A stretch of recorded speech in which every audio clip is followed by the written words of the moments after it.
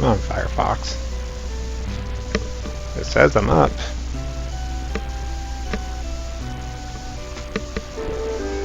Oh, goody. Sound was maxed out. Okay, so a lot of people have been waiting for this, and I've been getting pretty excited about it myself lately.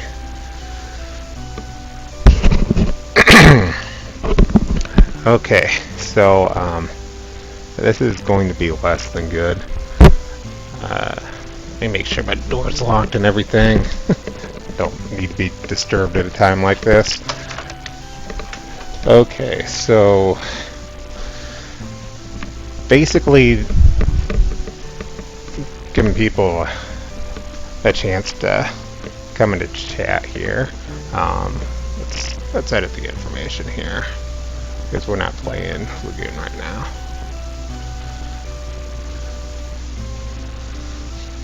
I'm very unorganized with this. Pretty tired too, so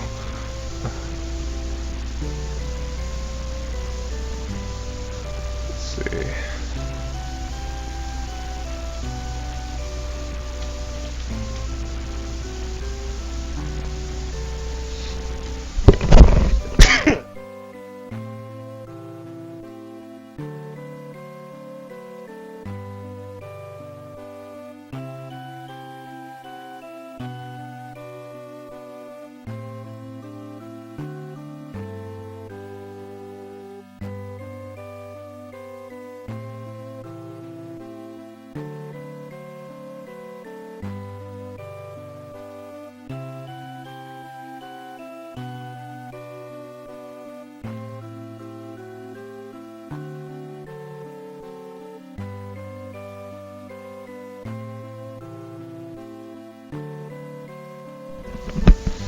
Okay, so back to where I was. So I've been having a lot of fun playing this game lately, which is good. It's kind of stressful. I've had a back injury. I'm running 100% Lagoon for SNES Superstars, and GDQ submissions are going to end in about. I need to actually get this. This is going to be a submission to GDQ, so I've got about 4 days to do that. Okay, so I'm sorry if I trail off again, or trail off in my speech. Like I said, I'm pretty tired. I'm pretty beat up. That's why the cam's off. Let's see. So let's get to the game. So I discovered a glitch in this game about a year and a half, 2 years ago or something, and then I kind of sat on it for a few months, and then I actually came back to it. So I'm actually going to. If you are watching this later on YouTube when I bring it up, you'll want to switch over to my Twitch account, which is twitch.tv /LightningLuke81. This way you can follow along with what I'm posting in chat. So there's a GameFAQs hacking guide that corresponds with what's going on with the glitch, and I just posted it in chat right now, and if you watch this on Twitch, you'll be able to see what I post in chat, because Twitch has this awesome chat replay now. Okay, so let me actually look at my notes here. That way I'm not going to be completely on the notes the whole time. But,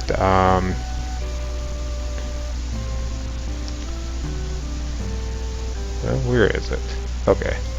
So I wrote down blackout slots for entering names. This is how the glitch is done. You basically enter in values in the names because you can keep going after the hero to name Milo and Pyra. We're going to leave their names blank. So the first letter that you enter in after Pyra's name, who's the last name that you enter in, that's either not read in the memory or it's a modifier for what items you'll get later on or whatever, if you keep doing the glitch. Because if you enter in just 8 characters after Pyra's name, the last 7 count towards the items that you'll actually get back. And this is important to know if you're doing this glitch. Also, I've gone as far as entering in an extra 208 characters after Pyra's name. I know it's a little bit excessive, but it was because I was trying to test out something.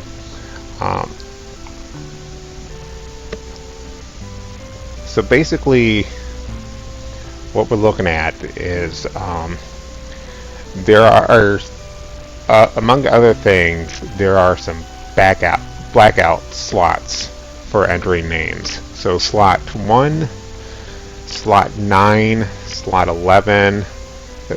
These are like the first letter, the 9th letter, the 11th letter, the 13th, 15th, 17th, 19th, 21st, 23rd, and 25th slots. Any character that you put in those slots, they will not count. You will not receive an item in the Trader's Tent. But as soon as you get the Trader's Tent open, any items that you enter in will be in there. Additionally, if you are doing it on an emulator instead of a console, you can go further than what you could on a console. I'm playing on a console now because I found out that, yeah, I found out that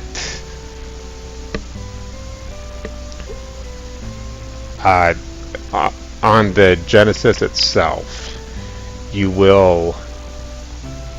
I'm very sorry here. I'm tired. On the Genesis itself, if you go too far, you start overflowing the values. I don't know how far it is yet, but if you start overflowing the values, when you go to, you have to reset the game first of all if you enter in too many values, because when you go into a battle, after pulling items out of the trader tent, your message speed slows down. So when you go to reload your game to reset the message speed, the old man will just give you a message like 67355 or whatever, and the game will freeze up on you, and you just won't be able to access that file anymore, and you'll have to delete it and start all over.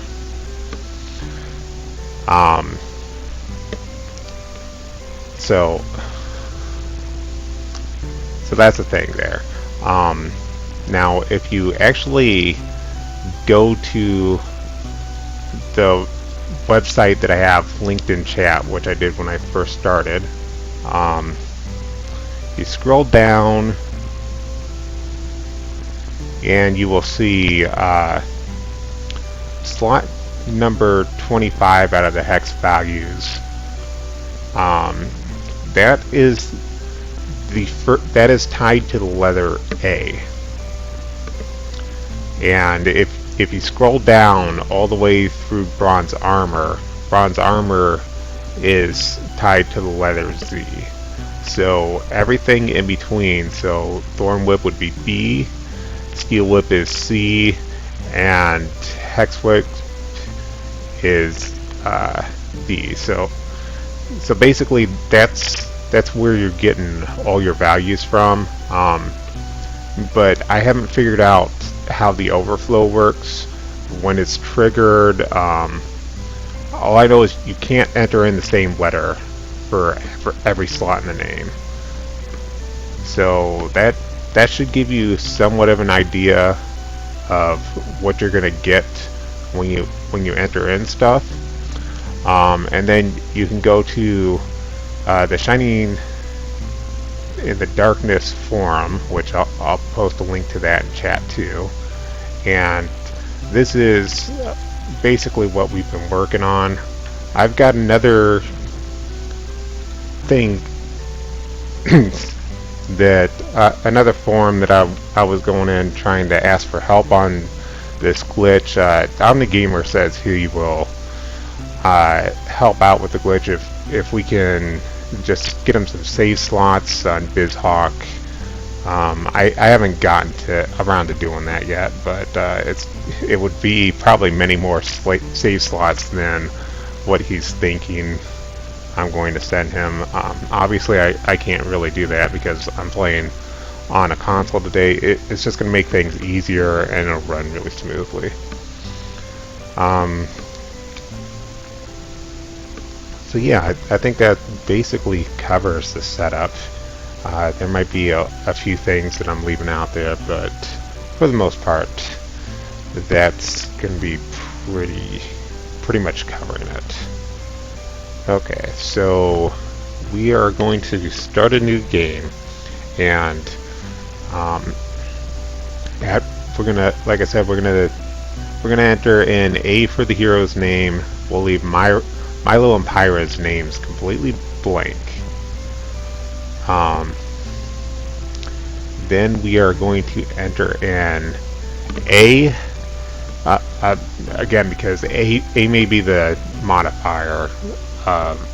If I change that to any other value, I may not get what I want.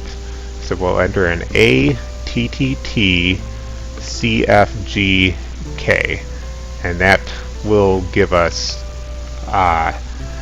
3 light robes. We'll get the steel whip, we'll get the super flail, we will get the doom blade, and we will get thunder armor.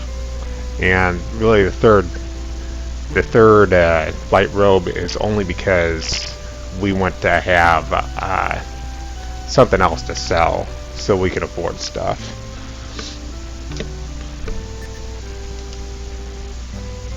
Okay, so let's get started. I want to kind of do this quickly, and I want to say now I'm going to be taking breaks. It'll probably be after certain trials or whatever. The stream is going to still be going. I'm going to take like half-hour breaks or something. You guys might want to take breaks when I'm taking breaks, but it's my best estimate. Even if I do this fast, it's going to be like 9.5 hours. So I need breaks. The longest I've ever gone is like 8 hours without having like a bathroom break or anything. Okay. And I'll kind of time this, and I will write down the times. We'll save and quit out. That way I can submit, if it ends up being good, I can submit this as a segmented run. So just like I said, 1, 2, 3, 4, and for Pyra, 1, 2, or Milo, 3, 4, 5. Pyra, 1, 2, 3, 4, 5. Enter an A, T, T, T, C, F, G, and K. And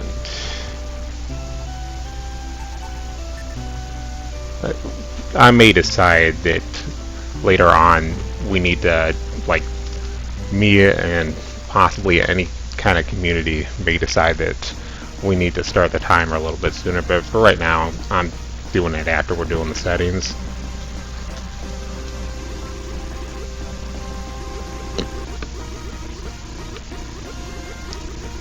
So not a whole lot of speed tech here. Well, there actually kind of is. I'm gonna just reload the castle right away before I get my items. This way I don't have to move my cursor over and select it again.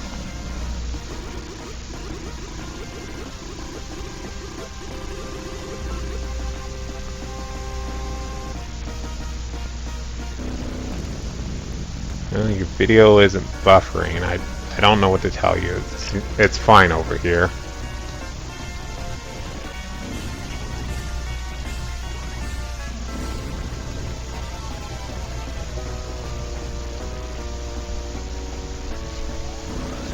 So I think I've got this first part pretty much optimized for the most part. Like I said, I'm really tired, so this isn't going to come out super great for today, but we'll get her done. Okay, so I want an angel feather, a depoison because I usually get poisoned, and we're going to buy 3 herbs.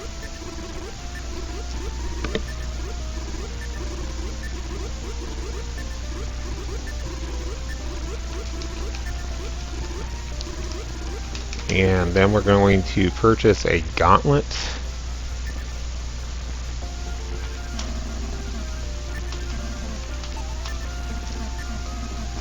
I may decide to just take that timer off just because I'm so tired. I mean, I may just not even want to have to deal with it.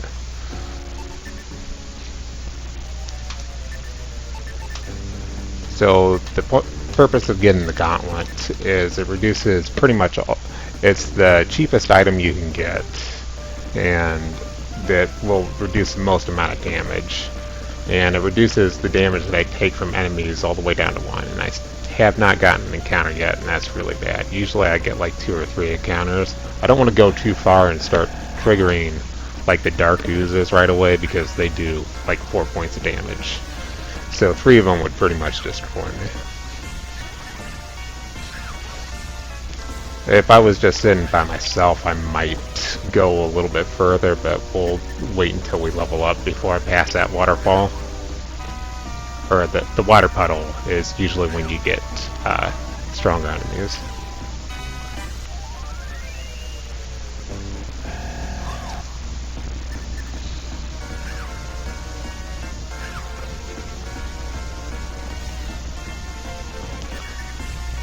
So yeah, if you like mindless grinding, we've pretty much got 3 segments in where I grind a lot.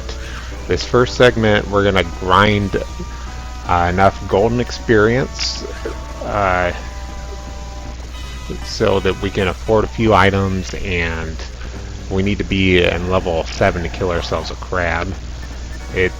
You can do it in like level 6 and whatever, and you can do it much later and make it a lot easier, but really I feel like level 7 is pretty optimal.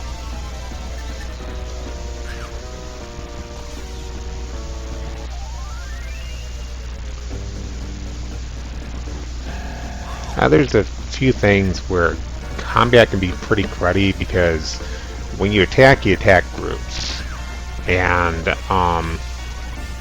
I usually like to stick Milo and Pyra in the same group, but sometimes Milo won't pick up Pyra's scraps where she damages it but doesn't kill it, and that can be particularly bad because he usually can't kill what he attacks on his own.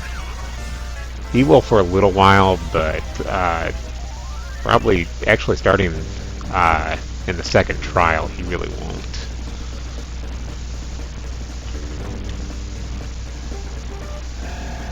Okay, I need 12 experience. I haven't been paying attention to how much I got. I usually don't pay attention to how much I get. We're probably pretty close though.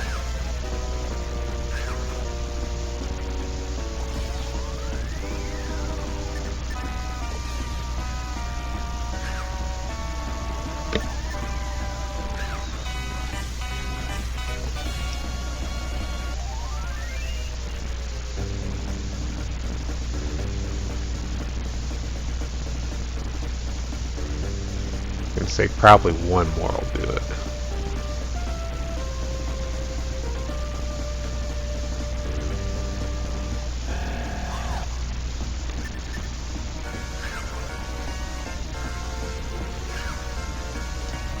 Luckily, the weak enemies, if they can only do 1 damage to you, I think they uh, need to make it as if like you're just not dealing it. You're attacking them, but not, or they're attacking you, but not dealing damage to you. But they just put it in as a miss altogether.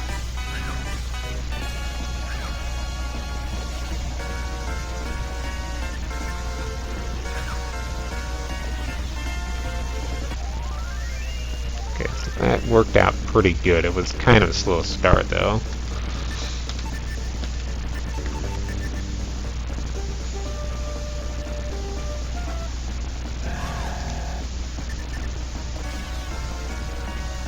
And again, so it's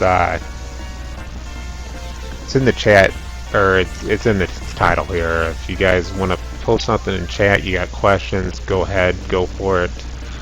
I will happily answer all of them. That's kind of the point of the tutorial. Especially me being as tired as I am, I will leave stuff out, not on purpose.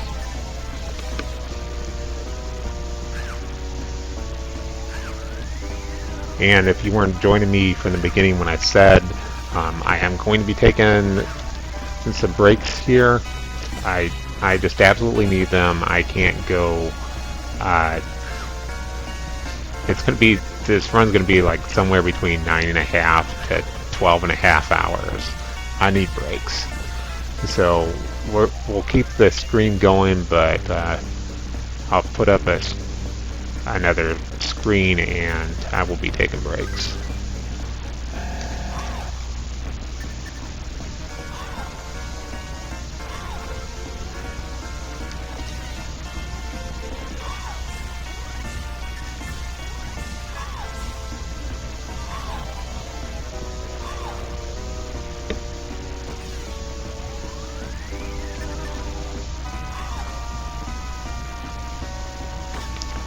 So my initial goal is I'll usually be in level 3 or level 4. I think level 4 works out best.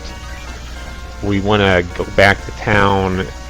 What we want to do is we want to be able to go back to town and grab a bronze saber.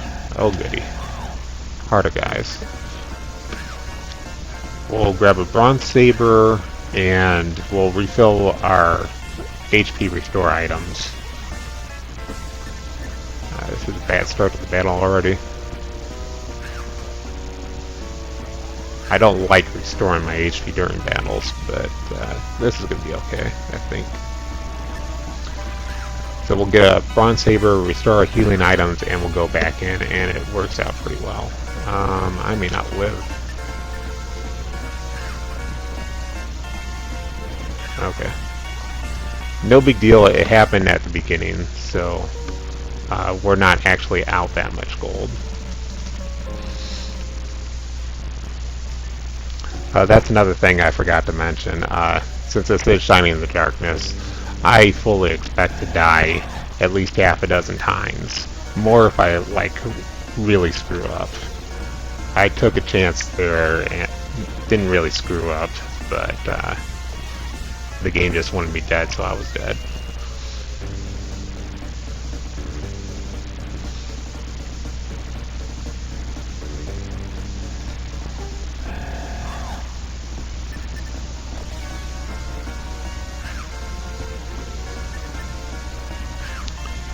And if you think that's kind of taking a chance, you'll see the stupid stuff that I do later. Yeah, Dark Soul is going to be an extremely scary fight because I'm going to fight him in about level 37, and normally you really should be in about level 50 to fight him.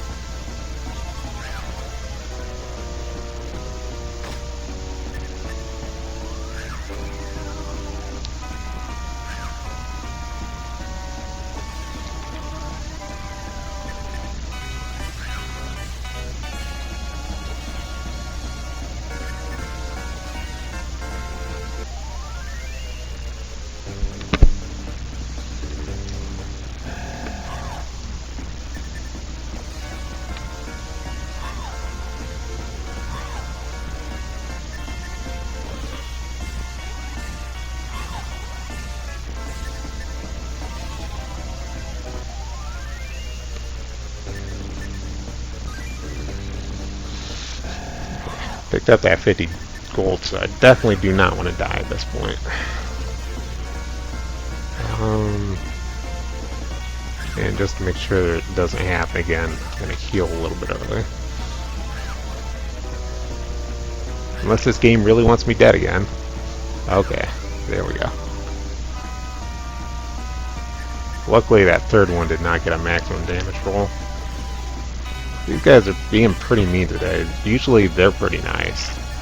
I'll usually only get like 1 or 2 points of damage from them.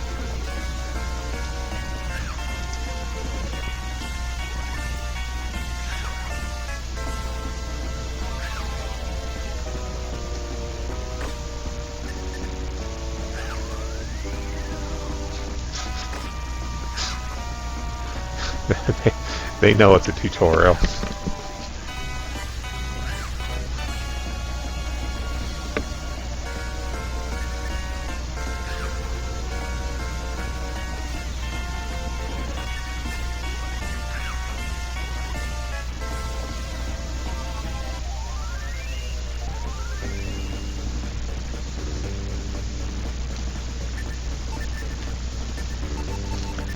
I mean, you can skip fighting those types of battles early on, but you're just not going to get enough gold and not enough experience, so you're best off just taking that chance.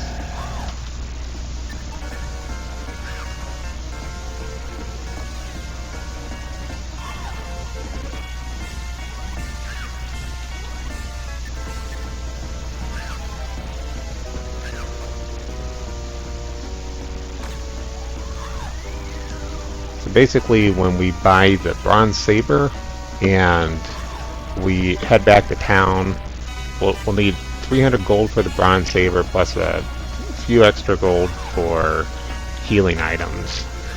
We'll be able to come back in and we will be able to one-shot every enemy in the dungeon. Killer bees may sometimes not get one-shot, and they like to dodge your attacks a lot. So that's actually pretty crappy. You get up to 3 of them and you missed your first shot, you're probably best off running or healing yourself.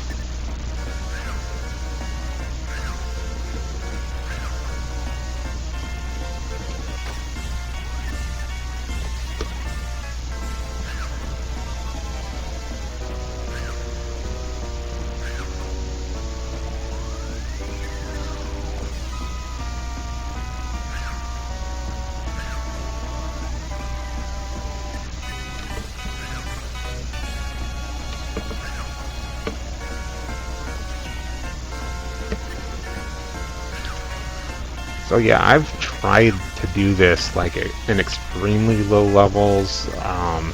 It just did not work out. I think I was like level 15 or something and getting into the labyrinth proper, and yeah, you just get destroyed by everything. You try and run away from everything, but you can't run, you can't sit and fight anything, so you're basically just dead, like I'm about to be.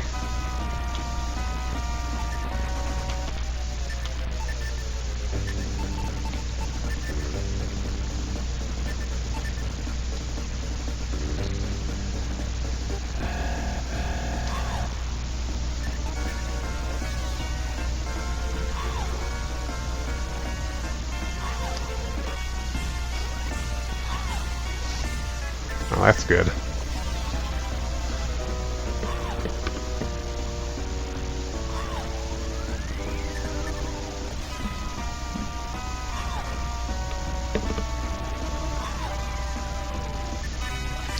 So yeah, as you can probably already tell, we're going to be cutting it pretty close money-wise here when I have to go back. So yeah, we got that to look forward to.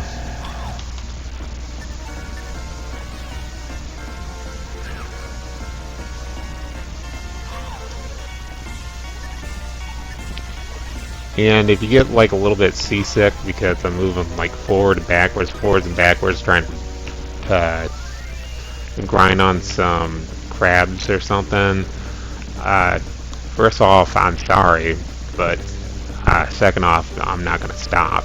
That's pretty much how the game goes. So I'll try and make it as not annoying as possible, but it's going to happen.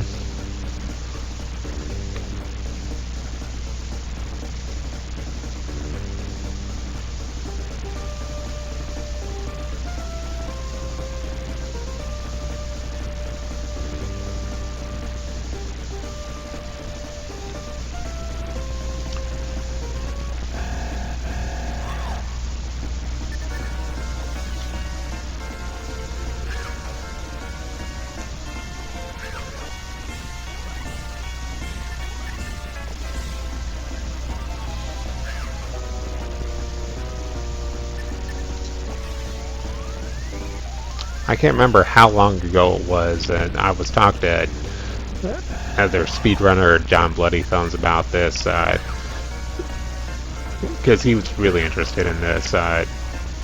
We don't actually have, I never posted I've done speedruns on my channel, but I never like posted a speedrun and had it out there for everyone to see, so that's one of the big reasons for this. I'm surprised I have not gotten... Ooh. Surprised I haven't gotten poisoned yet. Ah, crap. I may be losing half my gold again. Very easily may be losing half my gold. For some reason I still thought I had a healing item.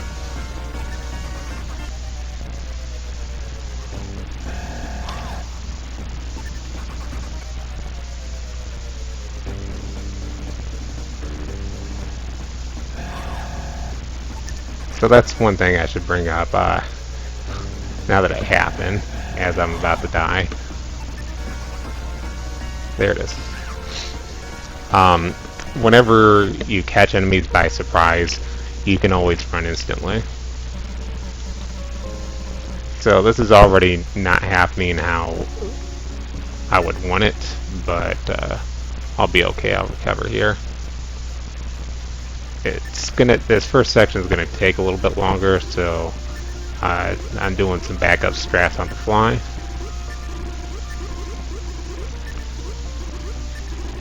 Don't think I have room for that. Yeah.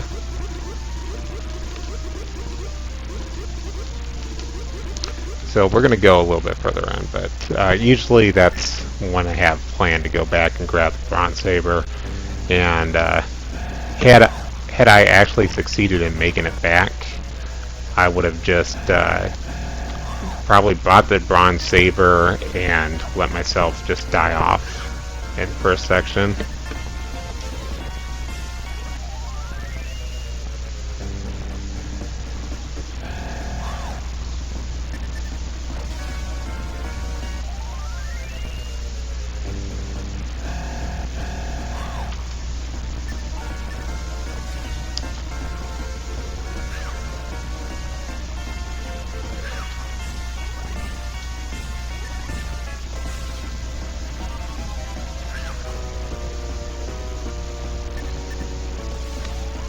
So I've got 2 bronze knights in my inventory.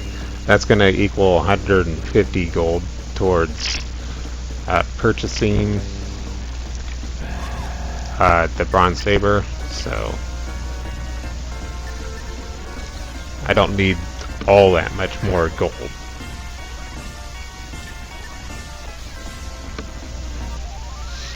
Again, like I said, my voice is going to be dying in and out, and it just happened.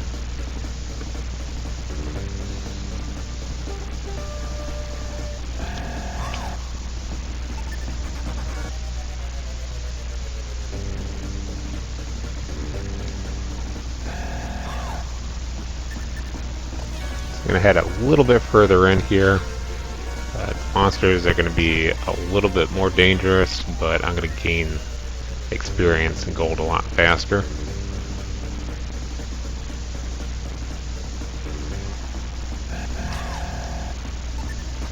One interesting thing, if you sit and watch the task, you'll know that battles are based on like frame numbers or whatever, and it can be manipulated by like which way you turn, how many frames you delay before you walk, and whatever. So basically, if you watch Dark Kobold doing his task, he'll like turn around like several times, and he'll get into 0 encounters for the entire run, except for the ones that he wants.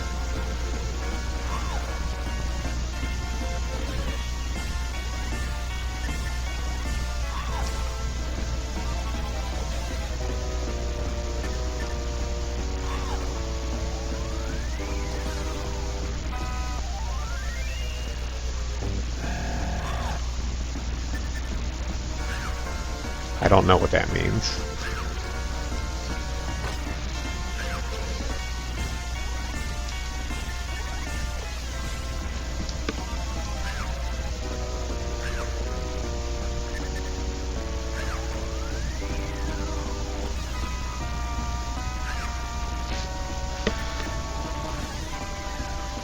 So now that I'm like dying a lot here, I'll tell you that's actually a strategy for the game.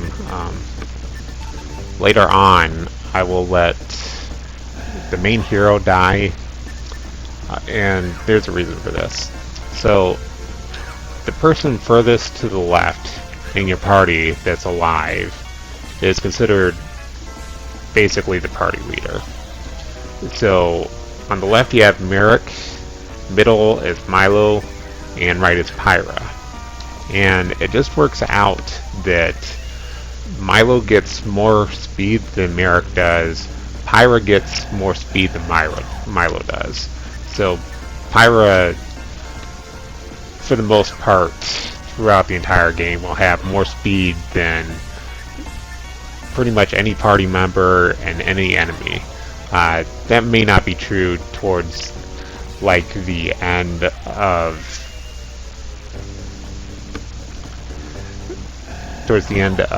the labyrinth proper, but it's true for most of the game.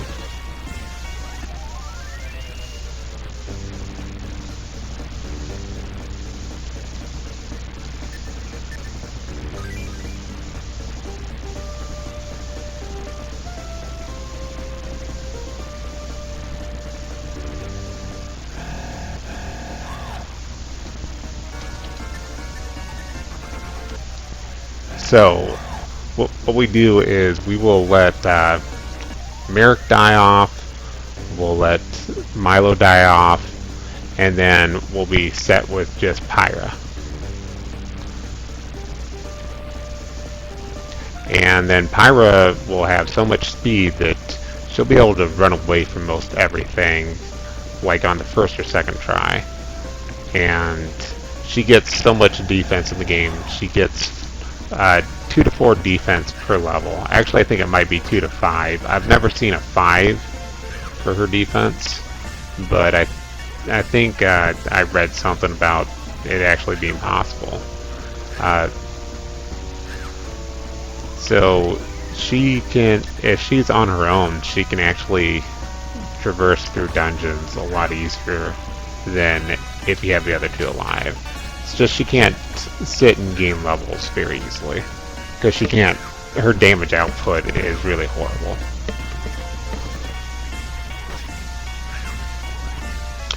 Like, you can get her the Hex Whip, and that boosts her power. If you're playing through casually, by the time you get up to the labyrinth proper, like first floor, that would boost her power to the point where she could just like one-shot everything.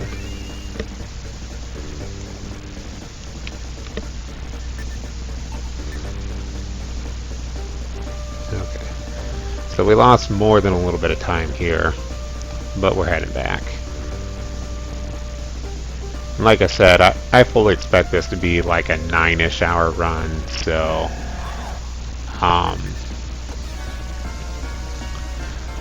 for the most part, like losing 10 minutes here, 10 minutes there, it wasn't going to be that big of a deal.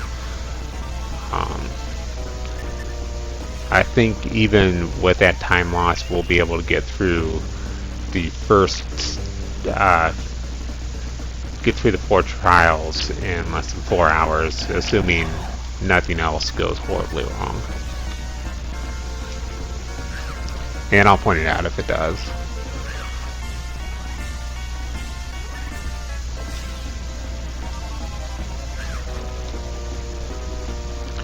So you notice, like, I think this controller is really bad to begin with, but it won't affect gameplay that much. I think it likes to push buttons that I'm not actually trying to push. But if you notice, I can get like a little bit lost here in this first section, but I've got to grind to level 7, so, you know, it's not that big of a deal. It actually doesn't cost all that much time if I start heading down the wrong hallway or something.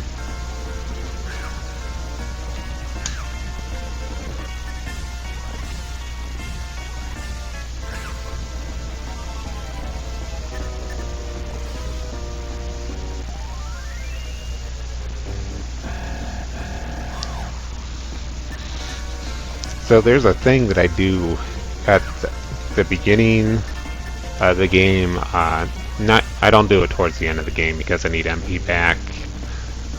It's basically just this section with just Merrick. I will use herbs to heal his HP back instead of going to an inn, and I think that ends up being a little bit faster.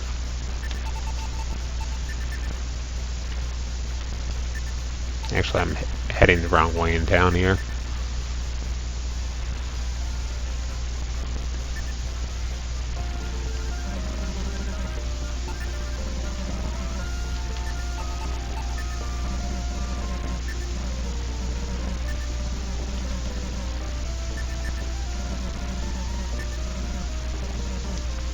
So if you do this optimally, it'll be like a 3 sweep. Like if I hadn't died at all, I'd have gotten the bronze saber right away, and then I'd go back in, grind the rest of what I needed to get a leather helmet, which is also 300, and then I would just go and kill myself a crab after that.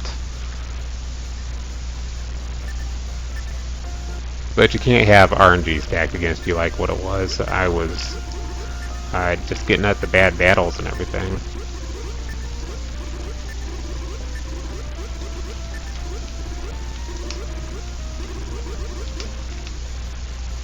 Also, I can't imagine that my concentration's that good either right now.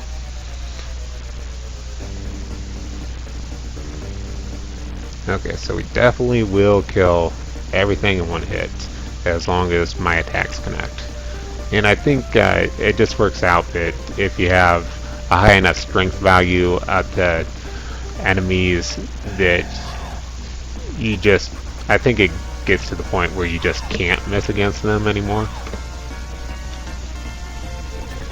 You'll start to notice that probably a little bit when I first get to proper, that enemies will just be shaking off my attacks left and right.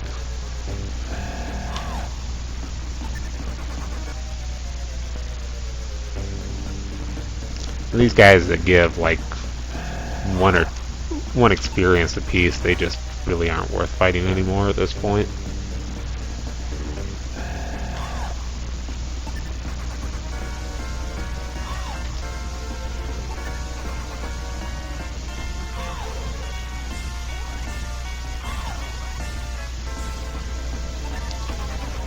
So I think a good grind here would be like 30 to 45 minutes, but obviously with the 2 deaths in there, we're not going to quite reach that. Especially with me getting poison off the bat, so we're going to be out of deep poison completely here. So the next time I get poisoned, that's going to stay on me until I exit and heal it up. Enemies can drop deep poisons and they can drop herbs. They can even drop smelling salts in this section, but I would rather not, just never want to rely on that. going to be very dangerous, I think.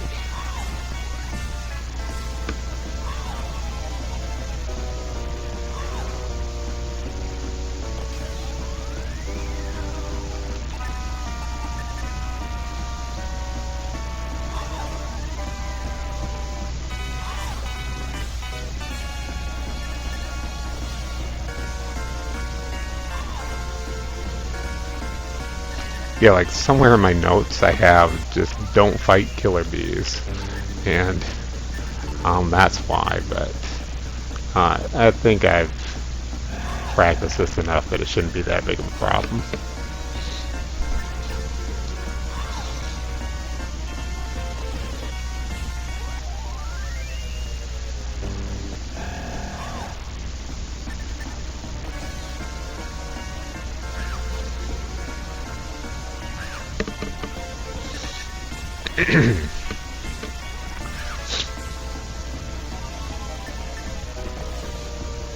So I think there's like a kind of minor glitch when enemies spawn. If they spawn fast, like really fast, and if you're used to it and you're paying attention, you'll be able to know. Sometimes it won't say that you got first strike, I think, but you can always tell by how fast they spawn. And you can use that to your advantage because you can fight enemies that you normally wouldn't. And let's see, 30 will probably be fine. And you can decide whether you need to try and run from them right away.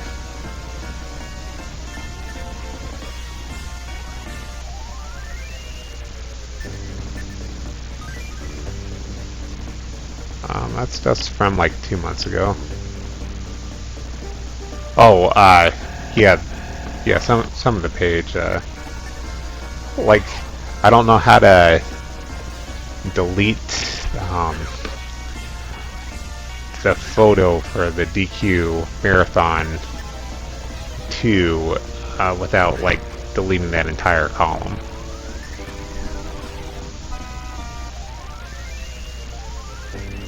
I did update that, I think, about 3 months ago, though. So if I left stuff on there, it's because I wanted it to stay on there.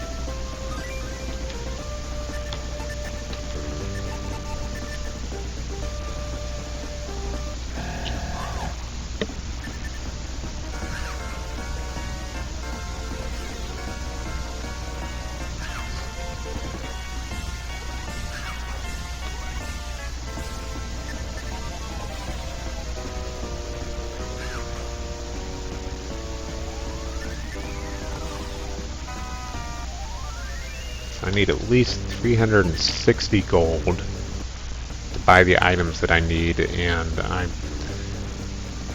I'll need at least 10 gold on top of that to heal myself. So that's our goal. And then when I come back in with the leather helmet, you'll see how much easier it is, because like every enemy that's actually doing damage to me won't do damage to me anymore. They'll deal 1.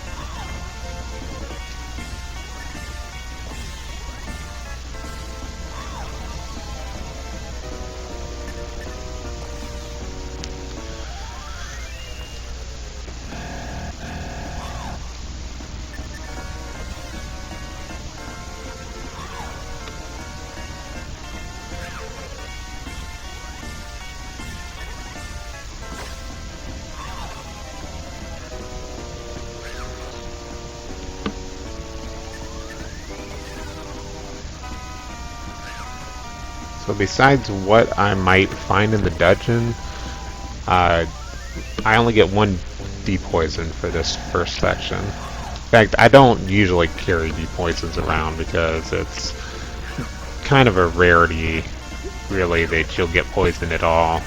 And it's like, okay, that's 3 MP, but you're gonna get hit. So I'd rather prepare for getting hit than for getting poisoned. But if you get poisoned like right at the beginning or midway through, especially when you're trying to fight the crab, that can be very, very annoying.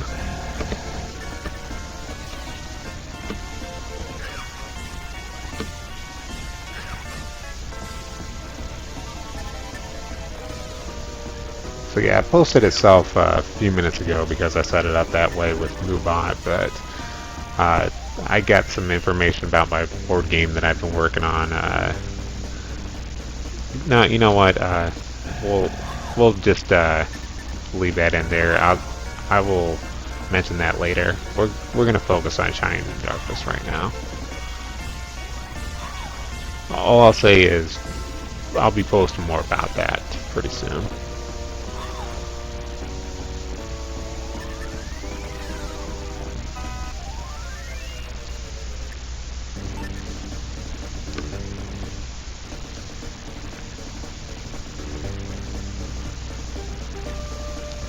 Okay, assuming I get good battles, only a few more. This is a pretty good battle right here.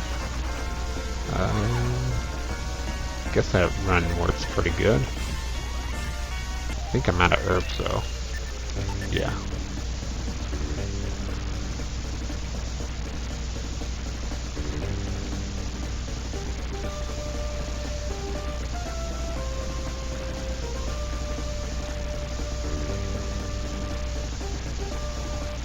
So if I fall like below 20 HP, I'll probably just exit out right away. Really no reason to kind of push it here. I pushed it twice in a row and it got me killed twice in a row.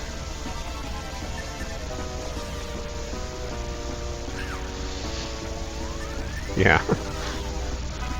You should download this game to test the theory. If you looked at, especially if you looked at all my information dealing with the hex chart.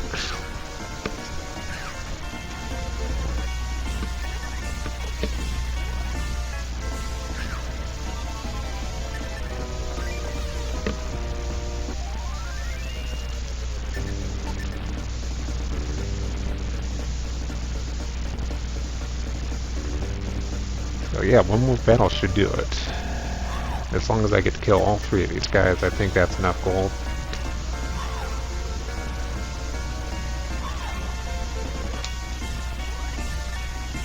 I think I'm just gonna break down and stay at the end once.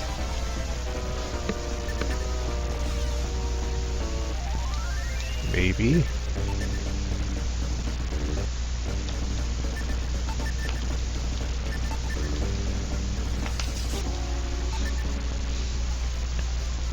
Usually when you're trying to like push it to get just a little bit more gold or a little bit more experience, that's when you die and you waste so much time, so I don't really want to chance that.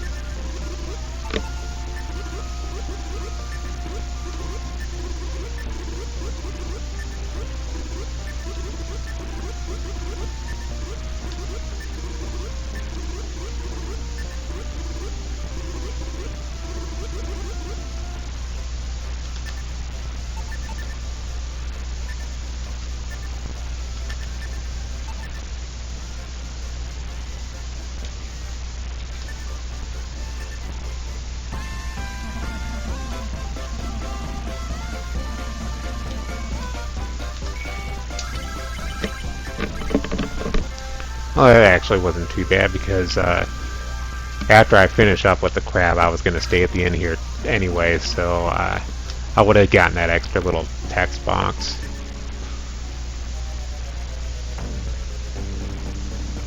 How are we doing? Oh, is that good HP? Yeah, that's actually decent.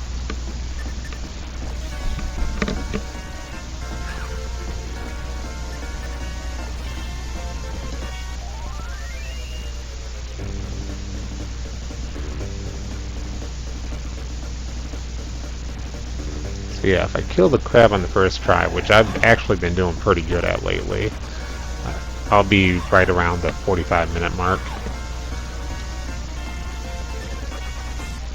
How much do I need to level up? Not that much. I think around 290 or 295 is when you level up. Because I know I had one less than 300 and I leveled up.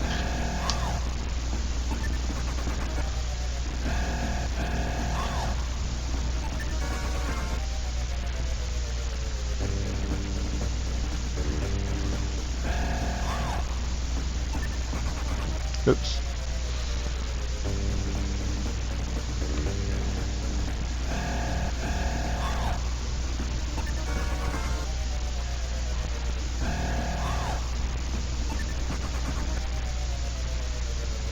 So yeah, I'm gonna like fight pretty much as many enemies as I can, but I'm not gonna fight the ones that only give me 1 experience and 2 gold. Even 3 gold's not really worth it.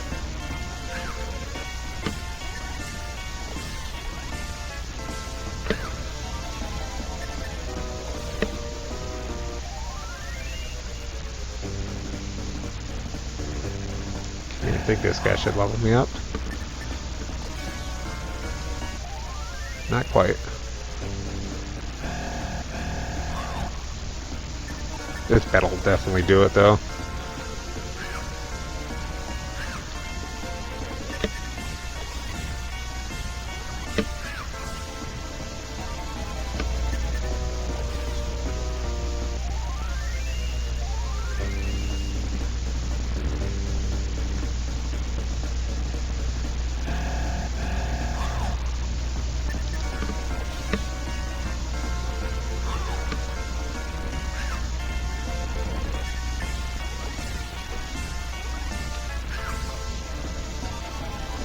So interesting thing I figured out about those dark bats just recently.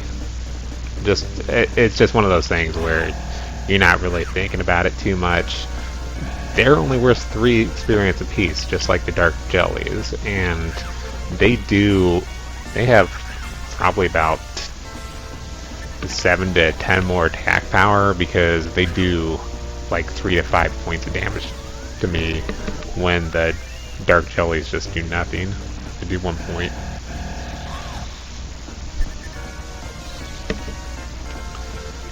I think they give 1 more gold apiece though. So, I mean, not necessarily a fair trade-off, but hey, it's not terrible.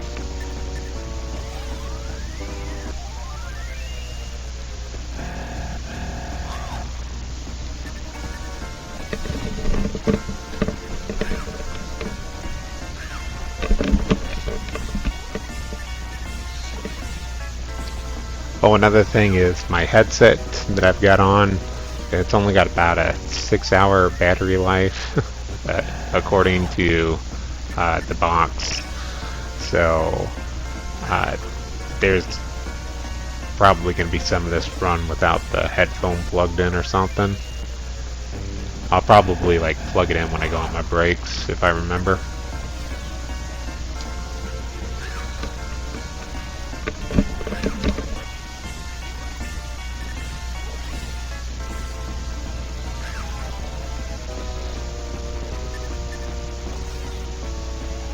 But it'll be one of those things where like I won't like leave you guys hanging. If there's something that I need to talk about like right now, you know, I'll plug it in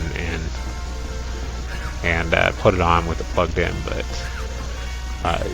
you guys are gonna get like the full extent of my knowledge on this game. So hopefully there's gonna be somebody out there who's interested in the game, takes a look at it and says, hey, I think I can do that. Because this is like a really fun game, and you know, I want to see it in a GDQ. I'll run it in a GDQ. I need to make it at least two separate segments, but yeah, it's, or I need to have somebody running it with me. So that's a big thing about this tutorial here. you know, I want somebody who's interested in doing that kind of stuff, because either what I'm doing today or what I do in the next 2 days, I'm gonna just hit the record button and go crazy, assuming this isn't a good run, which it didn't start off too well. I'm gonna probably want to have somebody to do commentary on it, whatever run I decide to submit.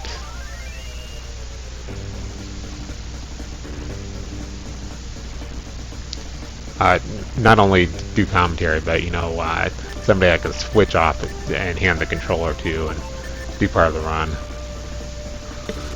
Okay, so I need to get 4 or 5 hits on him depending on my damage rolls. And he is a crit crazy crab. Say that 10 times fast.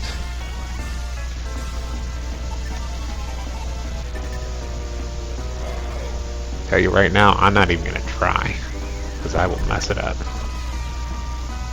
So that's 3 hits on him.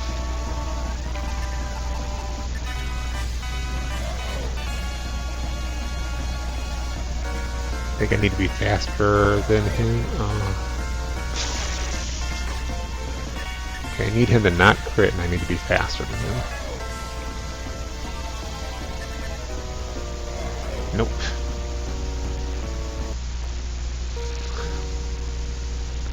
I have probably fought him like 12 times in the last, I don't know how many days, and I have not lost to him once. So we got tutorial luck going on here.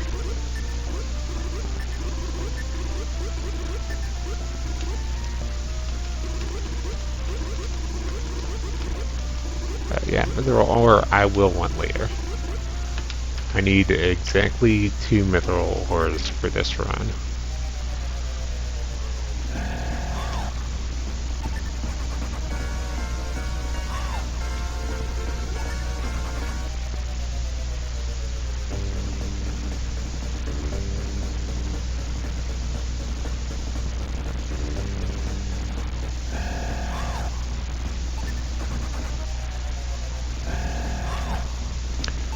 Like, there's, like, literally, like, I executed that as perfectly as I possibly could.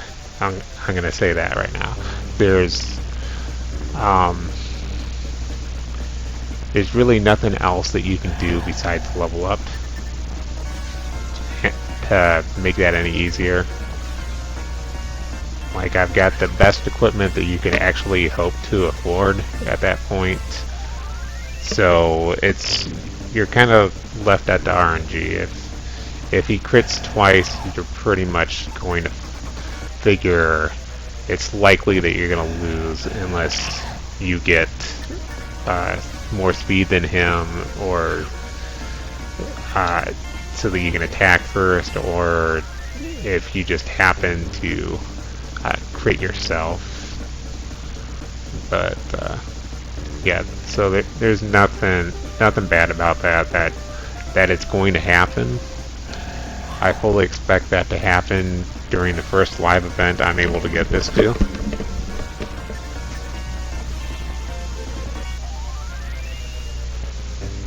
And I'm being calm about this now, but if I were actually practicing for this, I'd probably be swearing several times about what just happened. But yeah, trying to be nice here, trying to make it friendly for anyone to watch.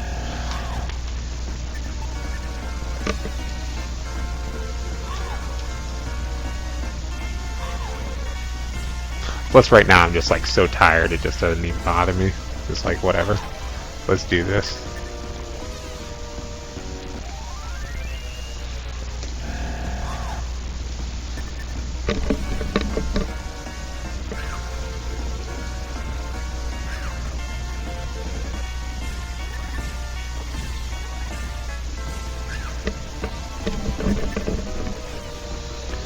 So after this, I'm going to get Milo and Pyra, and what we're going to do then is we're going to get them. Milo and Pyra will be level 9-ish when I'm done grinding. What we're going to do is we're going to get up to level 3 with Milo and level 3 with Pyra. And then we're going to start grinding on some of the Kaiser crabs. And yeah, we need, basically what I'm grinding for is equipment. And I expect that grind to not actually go too well either.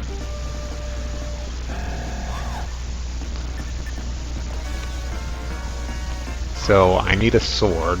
I'm going to give the sword to the main character. He's going to pass his bronze saber over to Pyra, so I'm recycling.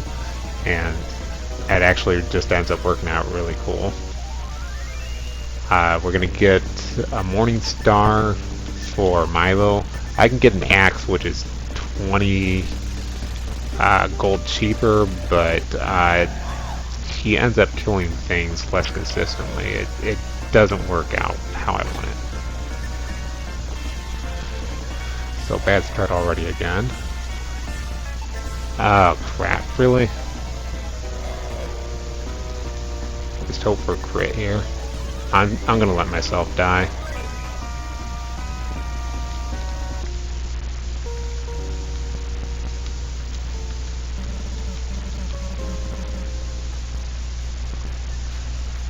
Gives me one more chance to level up here.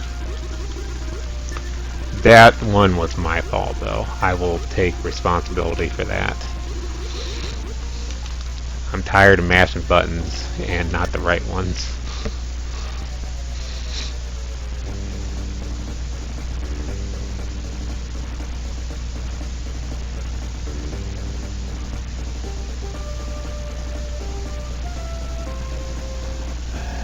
But don't worry too much. This is like legitimately like the hardest part of the run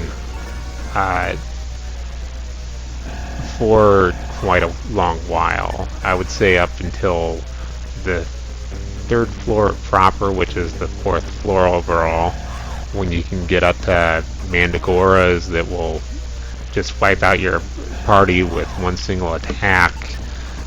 You can get up to Vipers, which will also kill your party with one single attack by paralyzing them.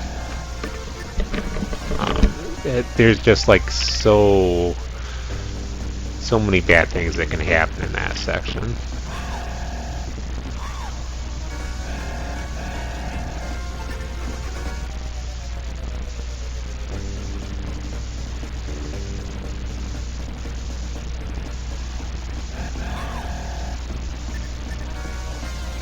And I haven't been paying attention to my level ups. I'm going to assume they were pretty standard. I don't think I saw a single 5 for attack. I might have seen 1, 2 for defense.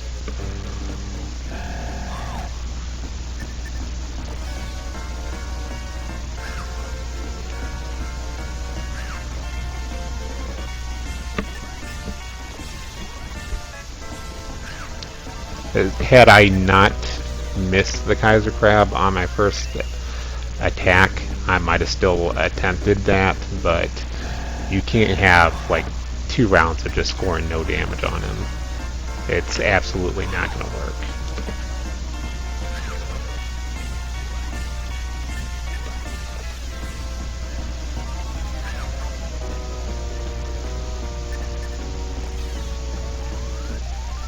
So since we're going to get such a late start on this, and this should definitely go, I should be able to get them now.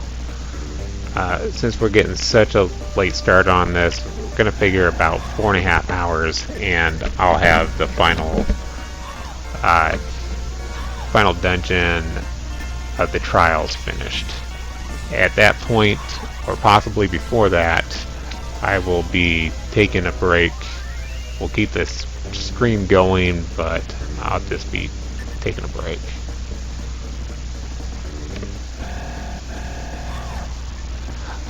Yes, I do.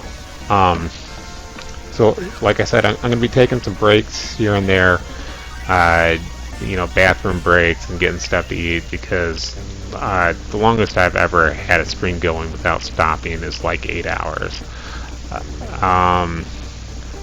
I would have estimated, had I done really good, maybe around 9.5 to 10.5 hours, but since I didn't do well from the start, we're gonna say probably 11.5 to 12.5 hours. I started this tutorial when I was really tired, so I expected bad things could happen. Okay, if I get a good damage roll, I can kill him in one more hit, but I want to be safe. Oh, he actually doesn't do too much damage anymore.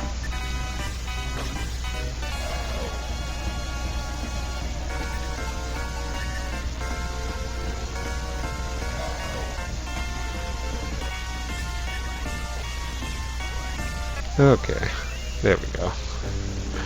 Real rough start. We're feeling pretty chafed right now, but it'll be okay.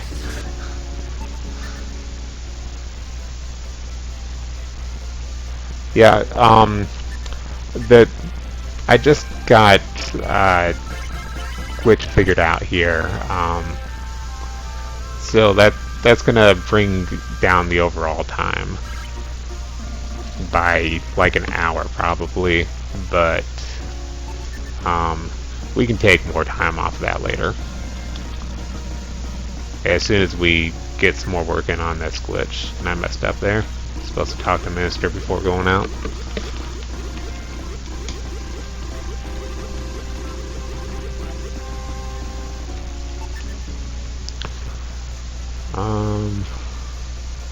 Okay. Almost got lost while talking.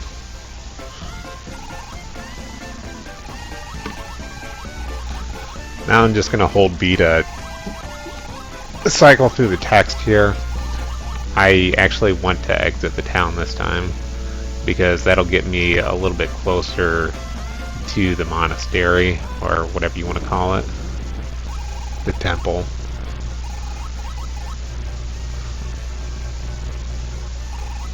Okay, so this is Gila here.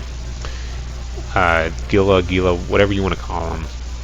The point is, he is a recruitable character. Since he's been slowed by Pyra, I think that's what the game's rationale is for him having such low speed, but he joins your party kind of like, I kind of think of him as being like in the back row. He can't ever get hit, but he can randomly hit enemies for like 50 to 70 damage, which is pretty cool.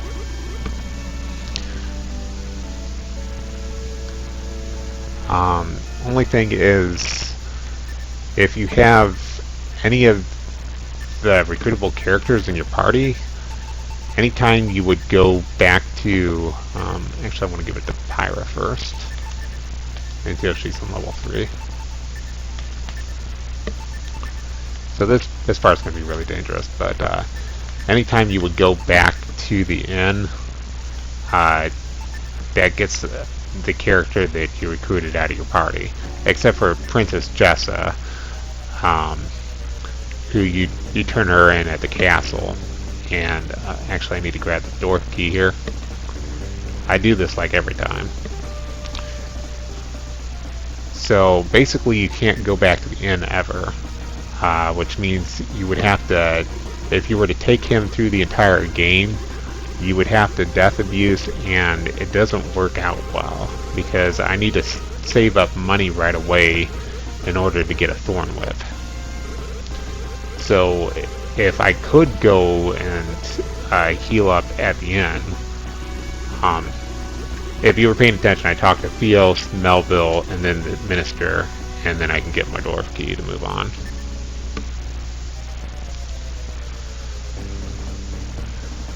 So basically, yeah, I just don't want to death abuse, and that's why we don't really end up going and grabbing any of the extra characters. Just making sure I remember to do that. So we could like do it like at the very end of the game, but I think it takes like 7 to 20 minutes to grab Gila, who would be the only character who really does any damage normally. And it just doesn't seem like it would save any time. But I will show you guys where he is at when I come across it.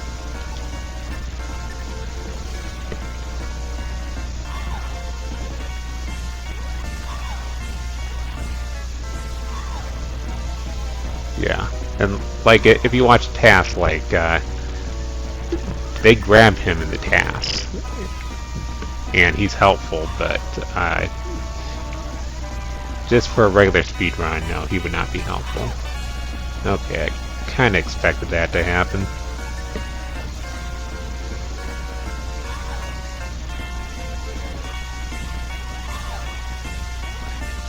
So this is kind of like a gamble either way. You can either sit here and try and attack the slightly easier guys than fighting the crabs to gain up your first couple levels, or you can go straight into the crab, or you can try and level up on the slimes. Either way, like, you're gonna waste a lot of time on fighting slimes and cave slugs, or you're just like you're just gonna die either way fighting anything else. So I still think it's better not fighting the crabs until level 3.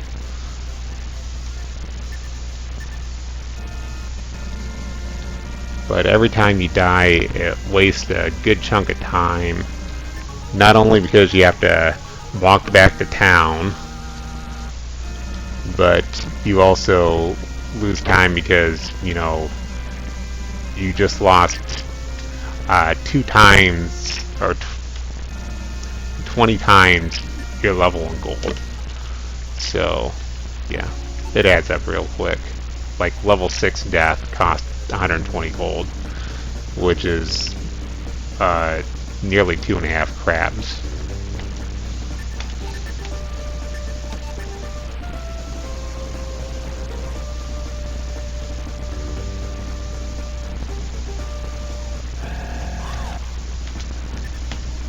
Okay, they'll survive this one.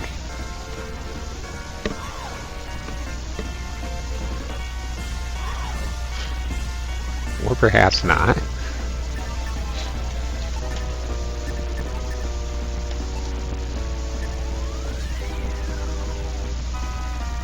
Wow. Okay.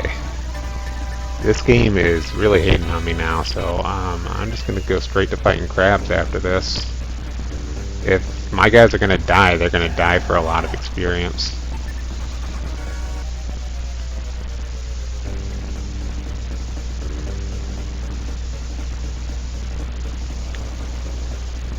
So we're going to make one quick change.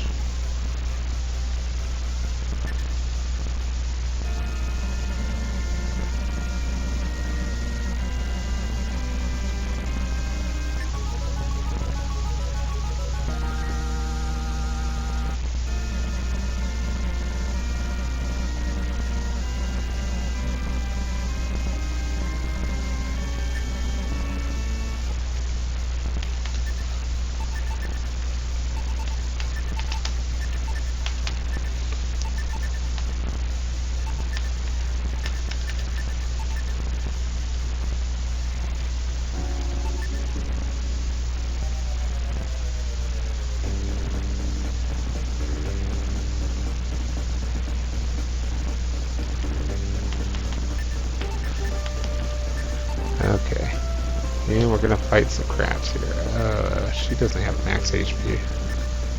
I kinda need her to have max HP here.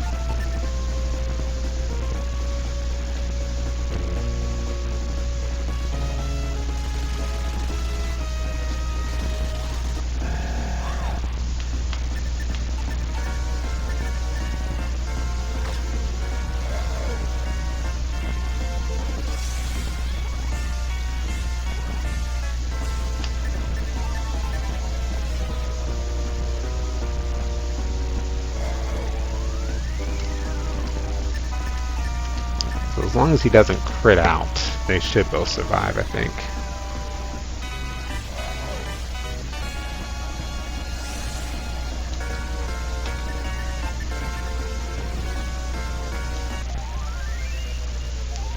And they automatically gain a level for the first couple levels every time I fight them.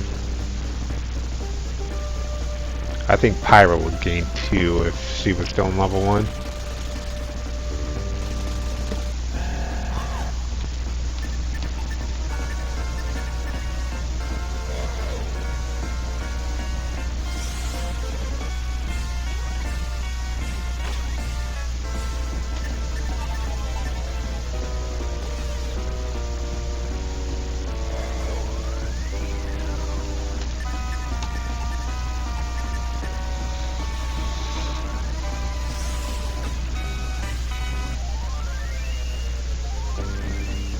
Okay, here we go.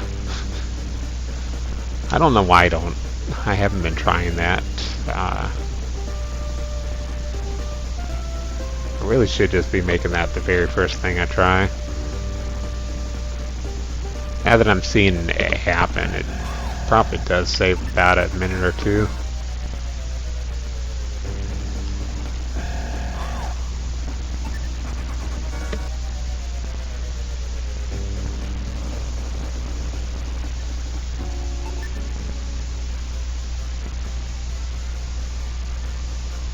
I don't think those first couple deaths cost that much time, but if I die from now on, I'm going to be losing an awful lot of gold, and I don't want to lose an awful lot of gold here.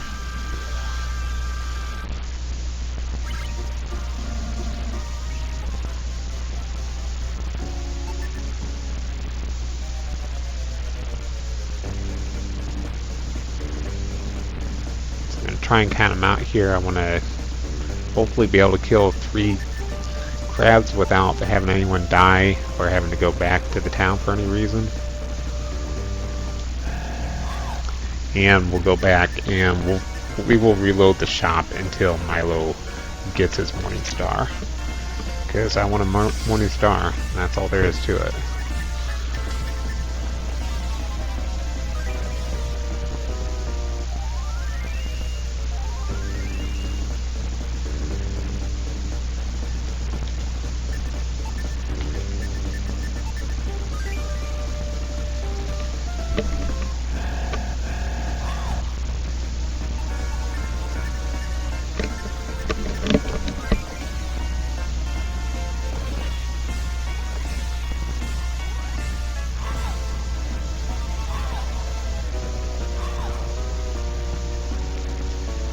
Actually, now all I need is 2 crabs.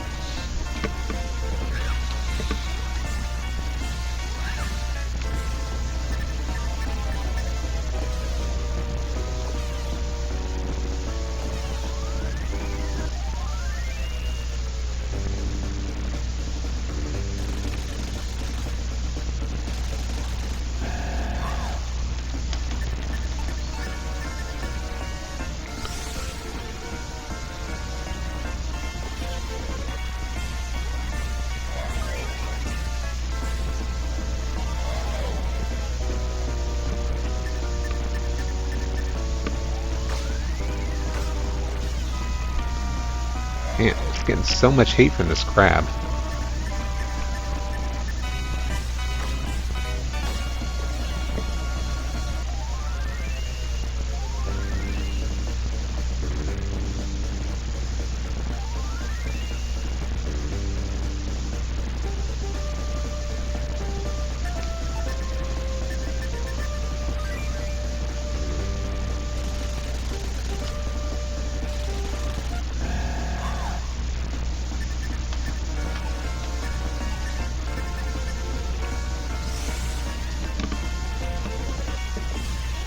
basically, since I kind of haven't like even really explained anything. Okay. I'll heal you up. Maybe. You can get an attack. Okay. So the reason why we're doing this is it's not only for safety, but it's also for speed, because when I get the levels that I'm going to get before entering in the first trial, what you're going to find out is, actually I have enough gold to go back and buy my Morning Star now. I just realized that. You're going to notice that Milo can kill everything in one hit. The main character can kill everything in one hit. Sometimes Pyra can kill guys in the dungeon in one hit. More often than not, she won't, though.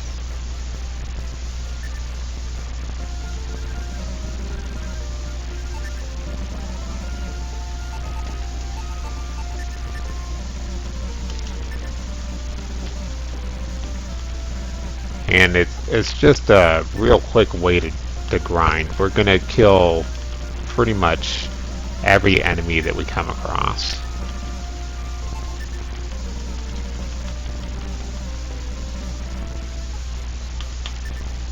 And outside of this first trial, like the sword is going to be able to kill everything for the first 3 trials in one hit, which is really good. And a lot of the guys in the final trial. You know, I am close enough to town. Let's go ahead and heal up again. This will give us a little bit more magic, and hopefully we'll be able to take this like all the way to the end of the grind.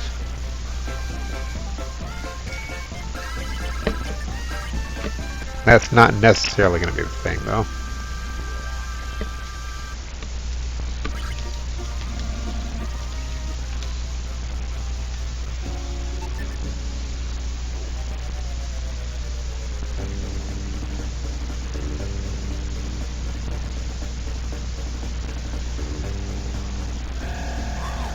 And again, if you're like just tuning in, or you missed some of what I was talking about, you can go ahead and rewind this video, or make sure if you're watching this on YouTube later that you go ahead and watch it on Twitch, and you'll find out more about the glitch that I'm going to do.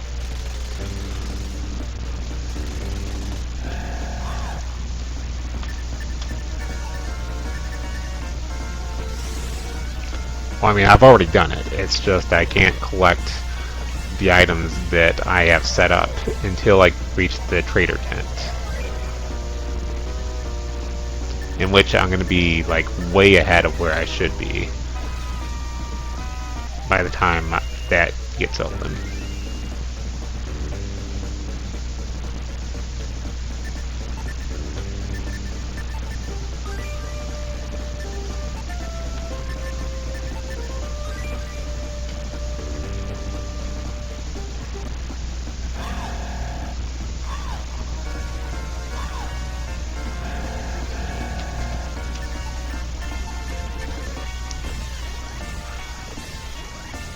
I guess, yeah, that's another thing that I haven't been talking about. I did talk about not wanting to be like too low of a level, because then you'll just completely screw yourself over at a point, because you can't run from enemies, you can't fight them, and you just have to go back to like an earlier trial to fight enemies and level up. So you don't want to do any of that. But what's going to help you most in this game is saving.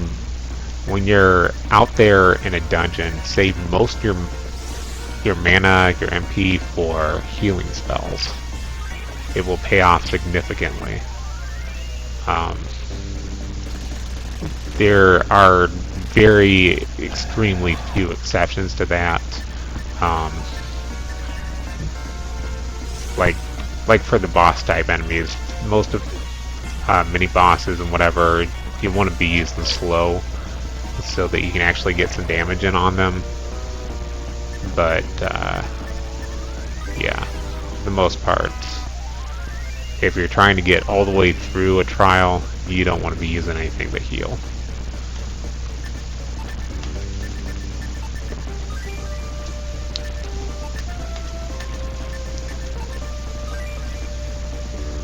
And I buy very few weapons and armor because I'm gonna pick up weapons and armor along the way, but kind of your best weapon is actually having a good defense on each of your characters and just getting that armor right away.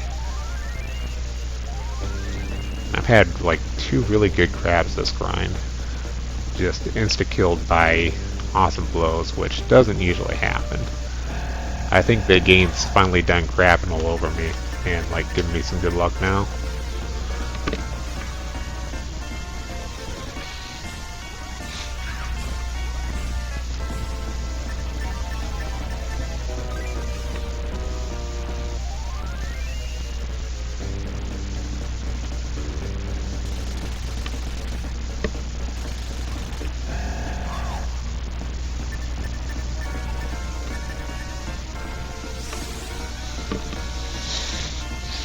It used to be I would go like right about now, regardless of what items I had in my inventory. I would just go like once I get my allies to level 7, and just trust me, that doesn't actually work out too well.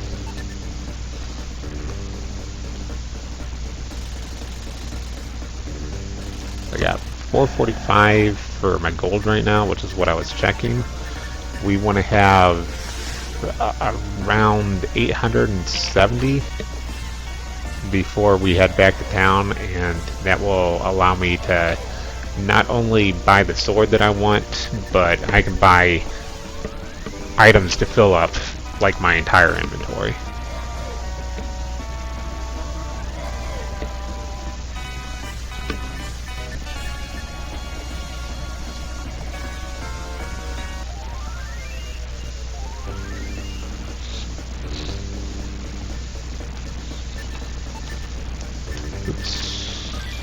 I don't think I wanted to use that much MP, but should be okay. Yeah, Pyra's about to gain up a level, so we'll be able to use her mana a little bit for her MP, a little bit for some heals.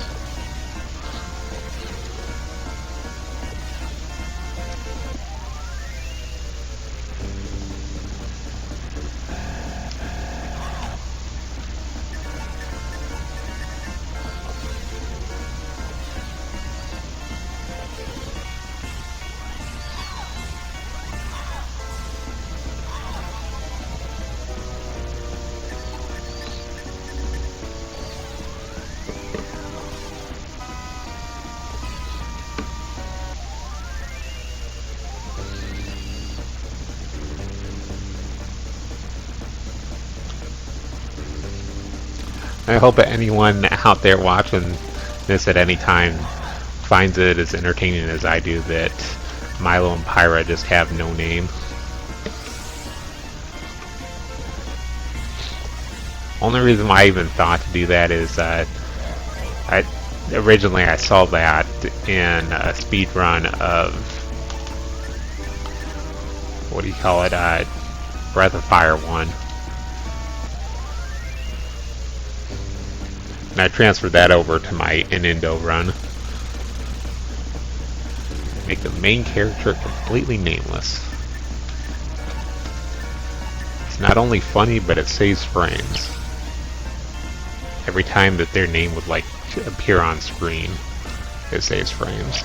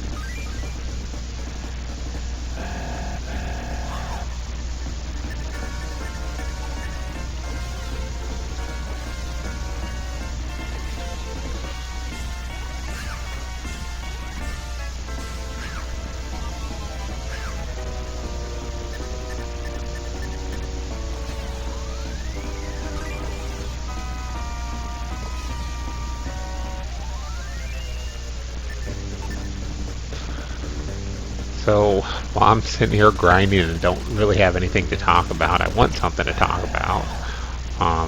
So I'm going to mention the second trial here. I take the left door instead of the right door. Now, if I went through the right door, it would have more treasures, but the treasures are across a really long pit, and I hadn't gotten them in a while, so I was kind of surprised to see like everything that I was passing up. But I did it like just yesterday, late last night, early morning, I guess you could say. I found out that there's like a morning star, there's a woven robe, which wouldn't really do anything. Like, these are both items that don't do anything but give you a little bit more gold. And then there's probably like 150 gold in altogether in treasure chest. It's just kind of a longer way to go, which isn't necessarily a bad thing because you get more guys to kill, but it seems like longer to go. It's more dangerous. You don't pick up the woven hood for Pyra going that direction, so there's just too much that just doesn't make sense going that way, even if you like die at any time.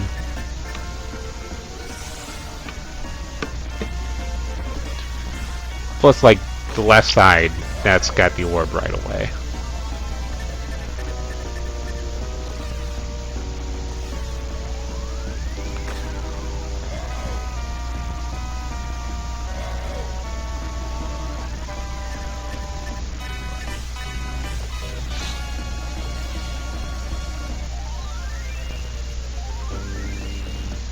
So I haven't decided how much longer I want to be a trooper here before I take my first break. Okay.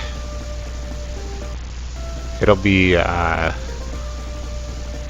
guess I can probably wait till after this first trial. Big thing is I'm gonna save, quit on my game, keep the stream going, take a quick break and come back.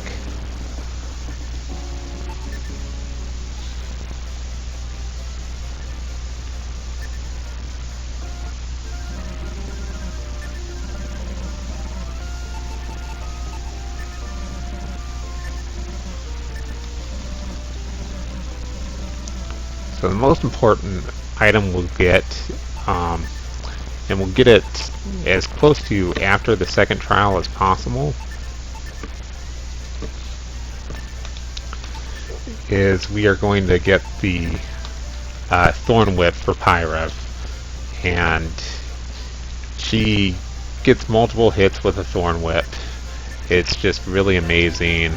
It makes it so that you can actually kill and deal the killing blow to enemies that she's already hit with Milo, so it's really, really important to get that item. I really can't stress that enough.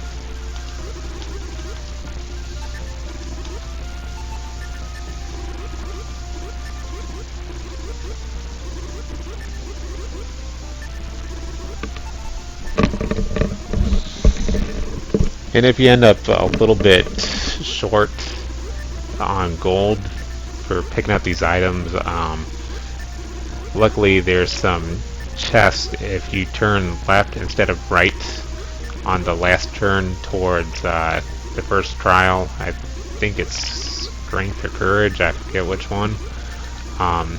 You can pick up from left to right.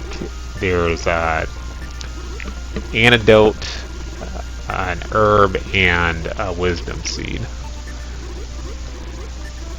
Obviously you do not want to pick up the wisdom seed if you are having that much trouble with getting lost in the game. The only thing I could tell you is you probably just want to practice and practice and practice it. It would not be worth using a wisdom seed to try and figure out where you are every 5 seconds.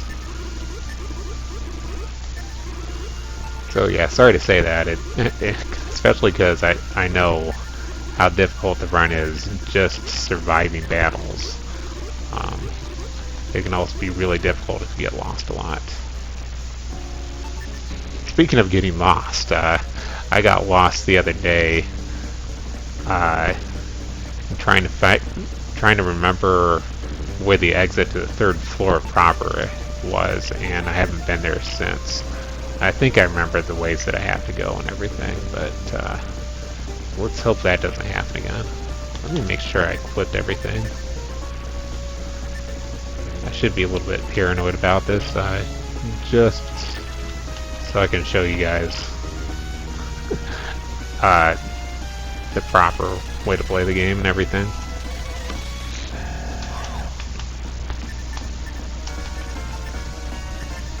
You actually want to walk backwards into this room, into this section, that way you don't spawn that crab like I did.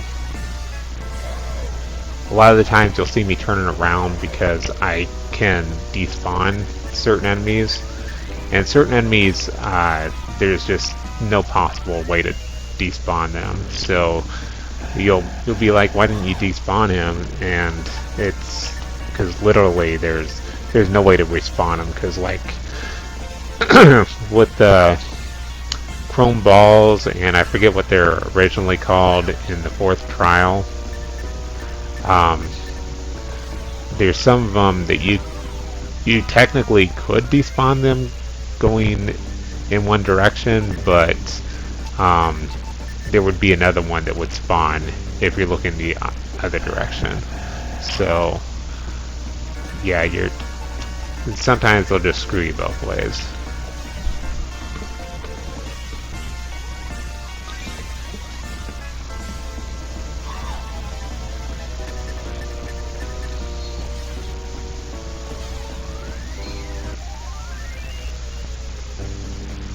Okay, I was kind of talking about it earlier. There's random, like I said, there was random drops of like herbs, depoison. Those Kaiser crabs can drop healer fruits, which is pretty good because those will recover 75 HP.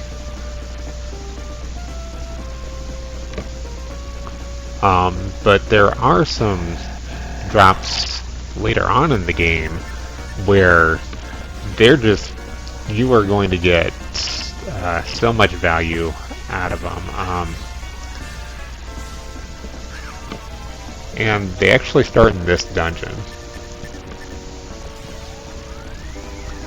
You will see me reloading these things called kill waves. I'm gonna fight 5 of them, hoping for a random drop, but they're pretty rare, so I usually don't get them.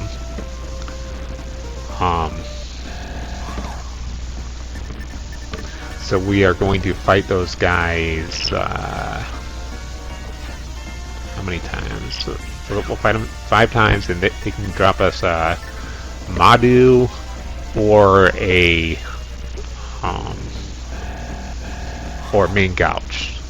Madhu is the attacking shield, and main gouge is also an attacking shield weapon. You put it in your shield hand. I'm not explaining it too well right now, but you equip it as if it were a shield, and it gives you a little bit of defense and some attack as well. So we would rather have a Madhu than main gouge, but either one's really good.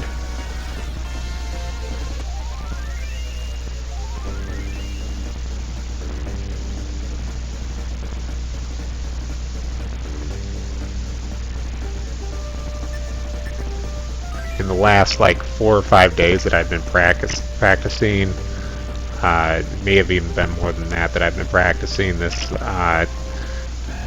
I had only gotten the main gouge once, and I probably fought close to 100 kill waves, and they're kind of a joke. You didn't see it while I was fighting because I don't know. I guess you usually have to fight about 100 of the Kaiser crabs before they show you their special move, just because it's that rare. But they can breathe icy breath from their jaws, and that just does like 14 damage per character.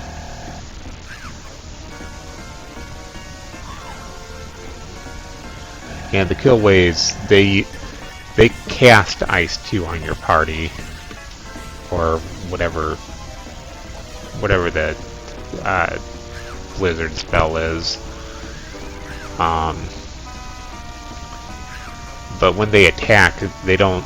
I haven't seen them crit out ever, and by the time I get up to them, I have so much defense. They only deal 1 damage to my characters. So overall, it's much safer fighting kill waves than it is fighting the crabs. It's just if I leveled up on kill waves instead of the crabs, I'd have to go a pretty significant way through this dungeon, and my guys just would not be ready enough that they could kill these guys quickly enough to make it even helpful at all.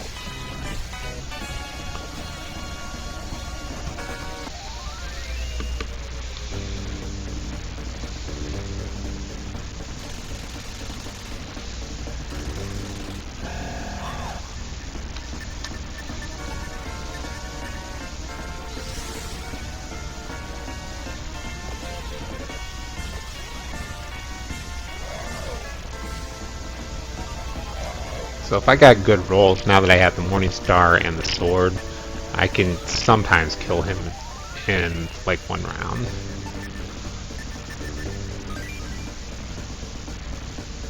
Again, the way those Kaiser crabs spawn, they're you're gonna get out to one of those battles if they want you to get out to one of those battles, just because of the way like the map is laid out and everything. Now, if you look at my items real quick, you'll notice that I'm leaving 1 spot free, and I'll go into. That's the wrong way. That's going to cost me another battle. No big deal, because we've got plenty of MP and HP to get through this dungeon. With we'll finish it with flying colors. So you'll see me leave an item slot open after I use my first herb to heal, and I want to basically be doing that at all times. The reason is, again, you get the random drops, and you don't want to waste an herb that you've got in your inventory. So you'll still get the random drop whether your inventory is full or not. It's just they'll ask you if you want to drop an item, and you don't get a chance to use it at that point.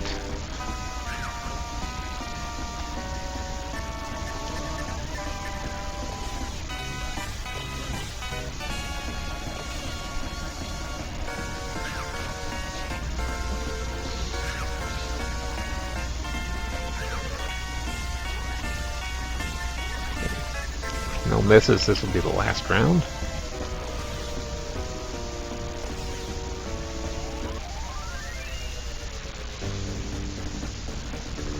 So it's not only a matter that was actually pretty bad because I could have despawned him, could have not fought him.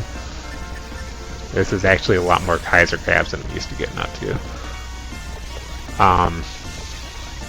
So you got to be kind of careful when you're fighting. This is like the first instance of where you want to start being careful when you're fighting, because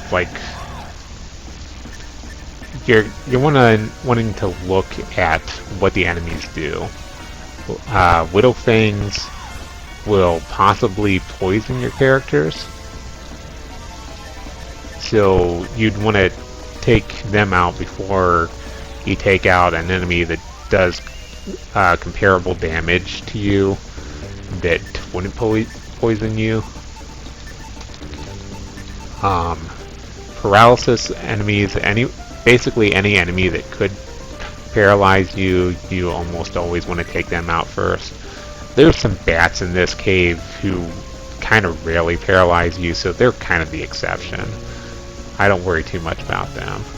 Um, when I'm getting at enemies like maze runners that you'll see, I think they're called maze runners in the first dungeon. They keep reusing so many sprites that it's almost impossible to keep track of them. They will kick out and do crit damage to you. These guys, you saw him just the Triclops using the shiny aura to steal Milo's MP. We want to take him out, take them out as soon as possible. I don't ever assume that Pyra can kill one of them, so if there's 3 or more in a battle, I will run from them because I don't want to lose MP. MP is too precious. I think these guys will do more. They both poison me.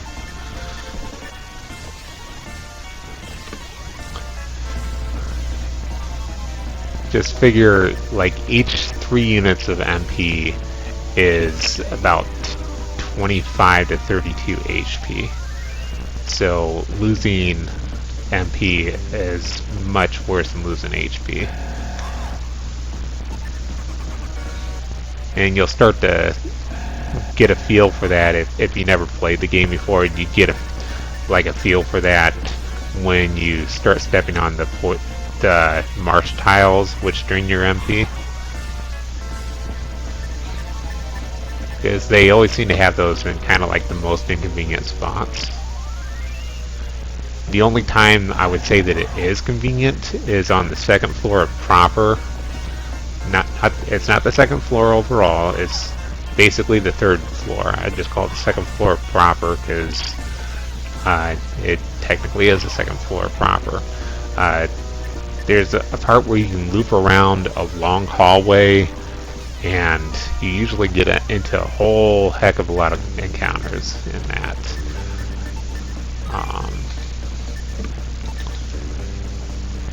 I forgot who got poisoned. That's not helpful. Luckily I have Detox as backup.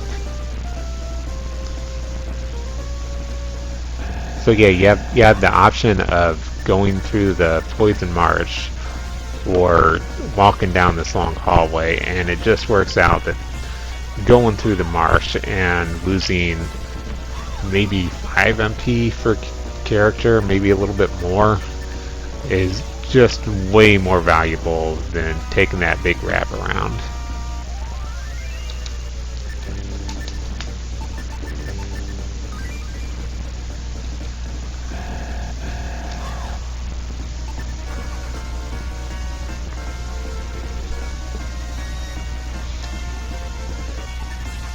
So here's another thing, how I was saying before, you want to pay attention to how fast enemies spawn. I didn't get the fast spawn. I definitely did not have priority. I didn't have the strike first on them. But if I had gotten the fast spawn, I'd know that I had the strike first, and I would have decided, hey, we can probably kill them before they even do anything.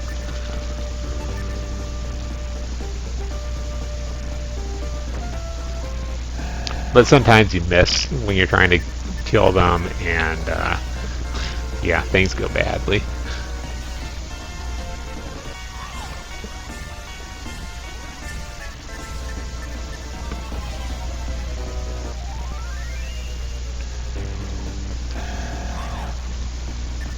So honestly, I don't know if I will get everything done today. I'm going to try and get through all the trials today.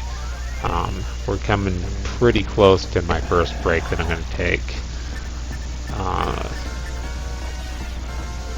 Yeah, I'm not going to like push myself. I'll go take a quick break after this trial, probably get something to eat. We'll just leave the stream going for about 15 or 20 minutes while I get something to eat and use the restroom. That way I can come back refreshed. Like I said, I'll save and quit, basically because I can't single segment this right now because it just takes too long. So I'm going to be submitting this as a segmented run. And bad things happened in this run already, so I may not even submit this run. I may just come back the next day and do another run.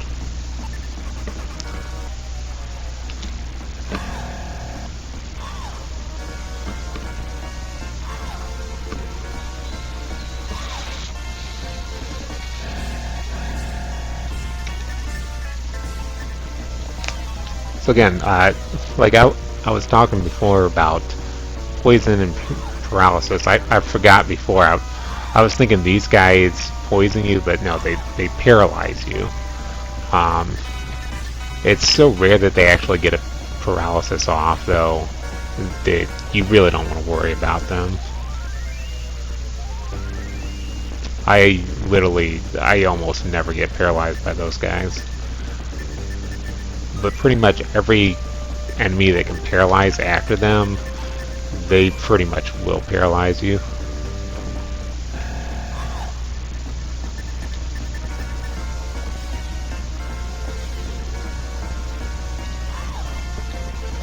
So I'm not going to be messing up too much with my navigation in these dungeons.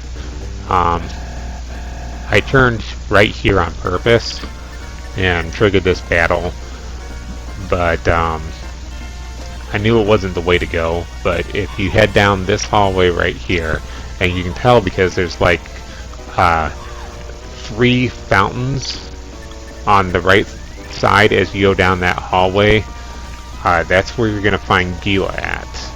And maybe if people want to see them, I think I probably will come back here like before I do the final grind before Dark Soul, and I'll come grab him. Really, I'm not going to go out of my way for Dai, and turning Princess Jessa in and getting a magic ring is way too useful, so we're not going to be keeping Jessa either.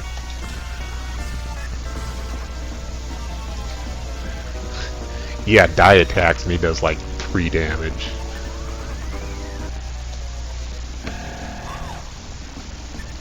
Every once in a while he'll crit, and every once in a while Jessa will crit, but they're not helpful.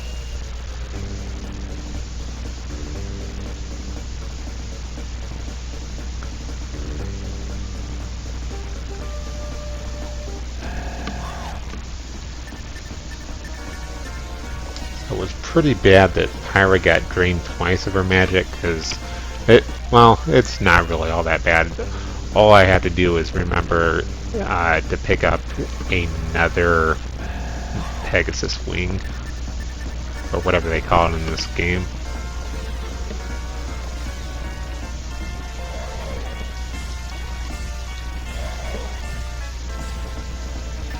So I'm not going to count him as my 5, but usually I take whatever puddles spawn on the way over. Then I go pick up this sword, this short sword over here.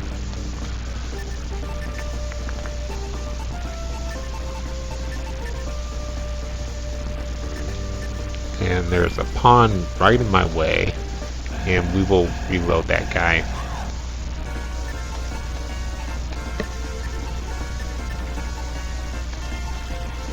We'll reload that guy 5 times, hoping for a random drop.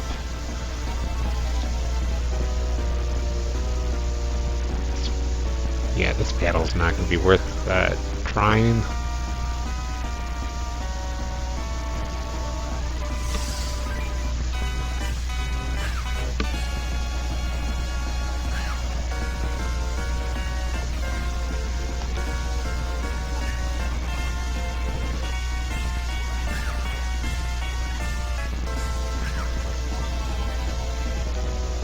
Looks like everybody wakes up here. Even then, that wouldn't be helpful.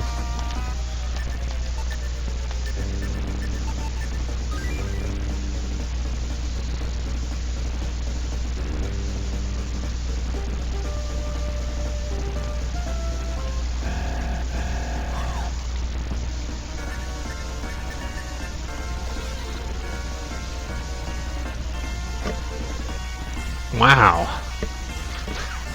This game hates me. I do promise you, though, this is like the worst luck that I've been getting.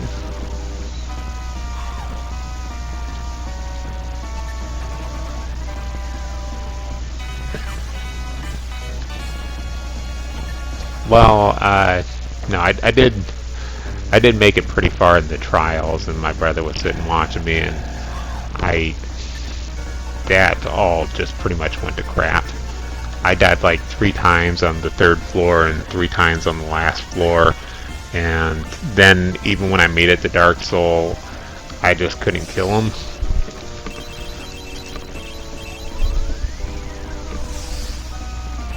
And I even like leveled up like a couple levels higher than I should have been. But I came back the next day and grabbed 2 of the miracle herbs and just destroyed them.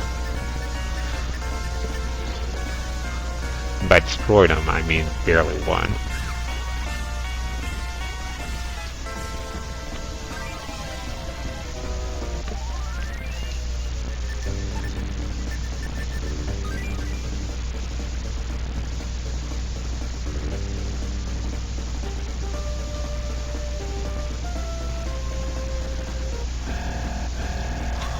You're not what I wanted. Okay, 1. I'm actually not happy with my levels right now. I really want Pyra to be up at least 1 more level, and Milo to be up at least 1 more level. And that's like bare minimum going into the next dungeon. I'd actually prefer them to be both be up. I'd like Pyra to be at least in 13 and Milo in 12, but that's just not going to happen, considering we're like at the end of this dungeon.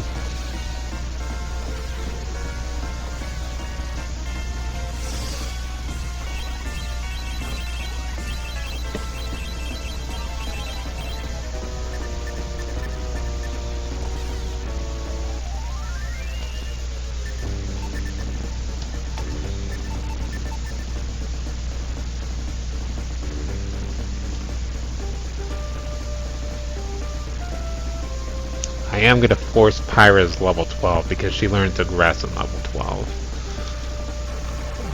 It's just it's helpful either way. I've got a mini boss to kill at the beginning of the next dungeon.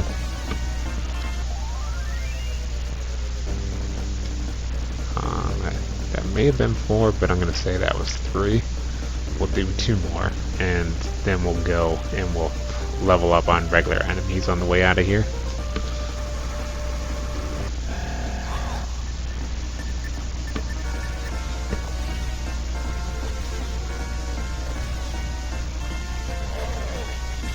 So I'm going to be honest, if you played this game before, you're probably going to be pretty ticked off at some of my strategies, but I promise you there's not too much better things that you can do. A lot of things that I avoid picking up in this run is because it saves so much time not to get them.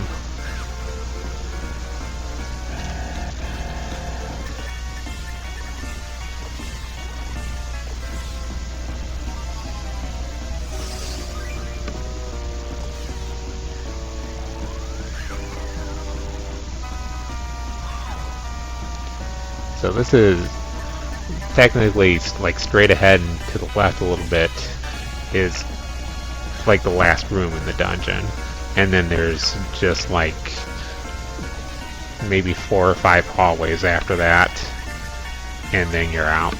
And the last hallway, and this works for like every dungeon in the game, the last hallway you cannot get into any encounters. Anytime you see like the candles lit on the wall, it'll be very obvious. They'll look like fire. You can never get into encounters when you're stepping on those squares. So that's pretty helpful. I think pretty much every dungeon, like the first square or two that you're standing on, I don't think you can get into battles on those either.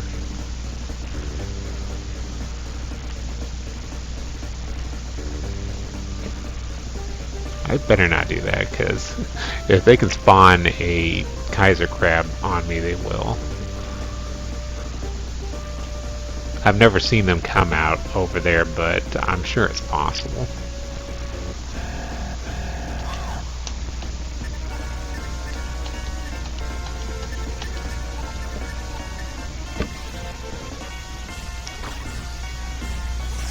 These pumpkin heads are more annoying than difficult.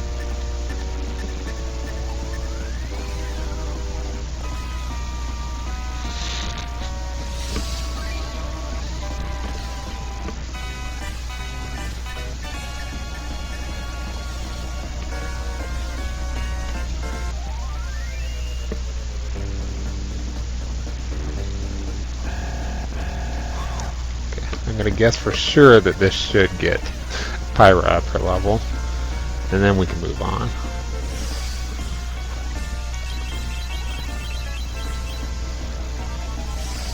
And I've never tried too hard, but usually I don't get hit, took as big a hit on my magic to this point, so I'll usually have a lot more than what I've got.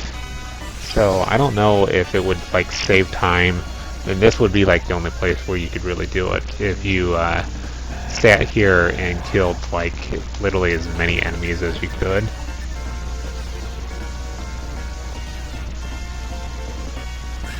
Probably should have started that out with the heal. Okay, we're good. I'm gonna go ahead and use her final heal after this battle. That way I don't have to worry about those Triclops. The Triclops will just be free from then on.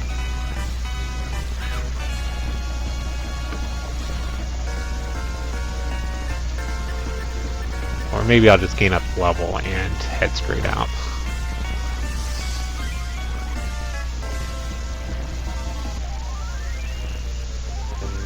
There we go.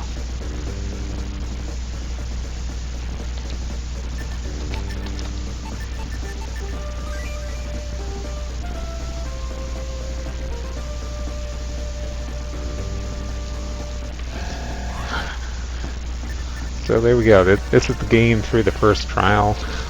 Honestly, I think it's probably pretty god-awful, because I think you can finish like the first or the second trial in like 2 hours and 15 minutes normally using this strategy.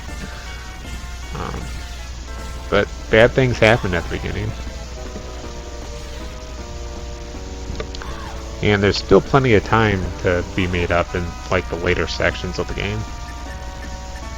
You will definitely see some time made up. If you've ever watched me run before, you'll see probably a lot of time made up.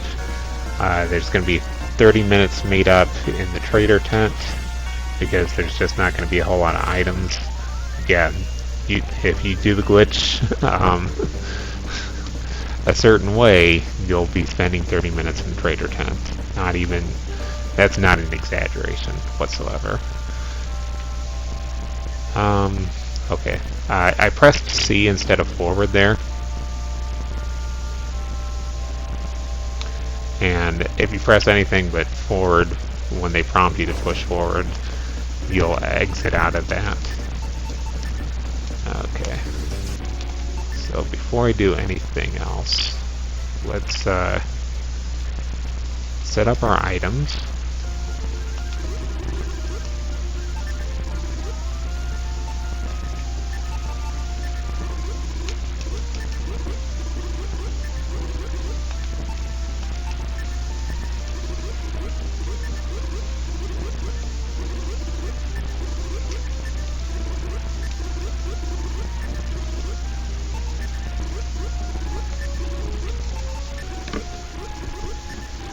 There's been a few times in practice where I just forgot to pick up the wings and in between dungeons, and things did not work out well.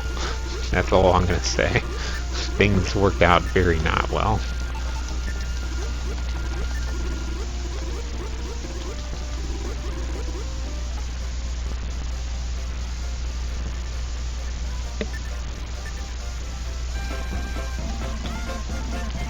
Okay. So I really hope the restroom's open for me, so I can kind of streamline this and come back to this as quickly as possible.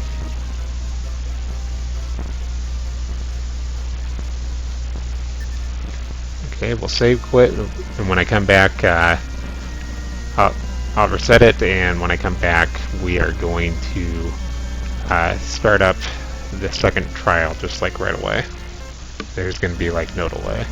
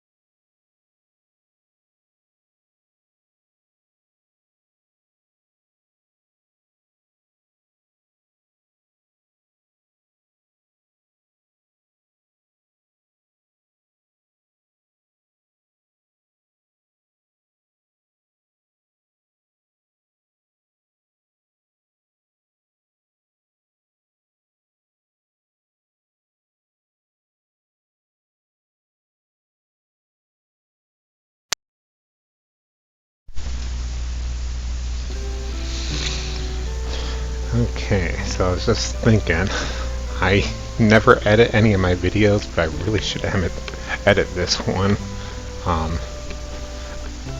when I gotta change things around. Okay, take a second just to get my breath back. Get myself mentally ready in just a bit.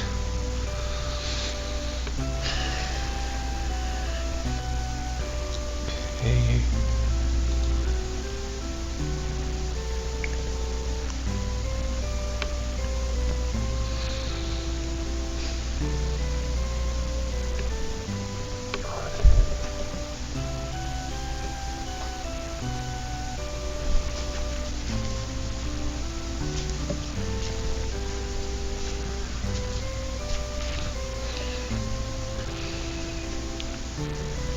And just because it may matter to somebody, I'll hit the reset button and go ahead and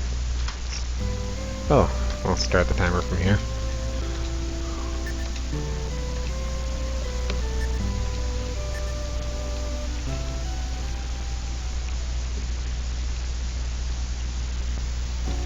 Didn't actually expect it to do that. I don't know why I went in there. There's nothing I need in there. The next time I need to go into the town, I'm going to be a little bit short of it, but the next thing I need to buy, absolute next thing I need to buy, is a thorn whip.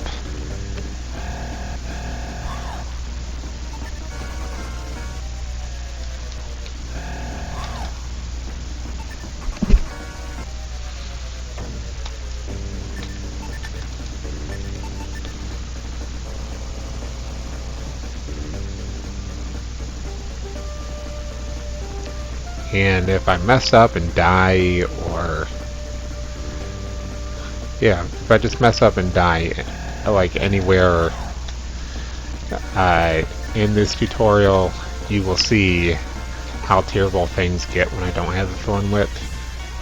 Like I said, its damage output is just amazing overall.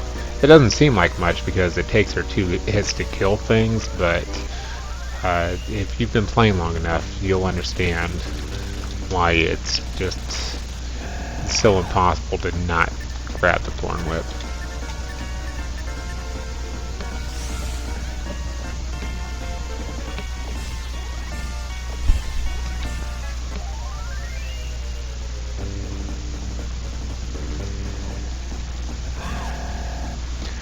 And you'll see, like, when I go to pick up the flail reduces Milo's attack damage,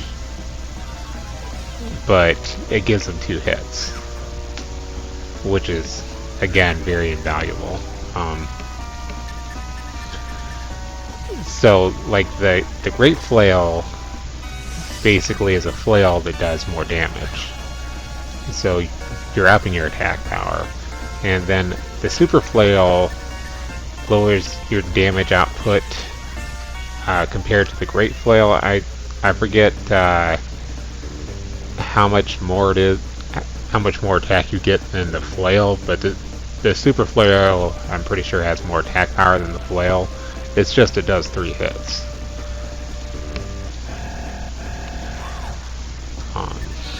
It's not something that you would normally see. Like, you could probably play the game like 50 times and never even know that a Super Flail exists.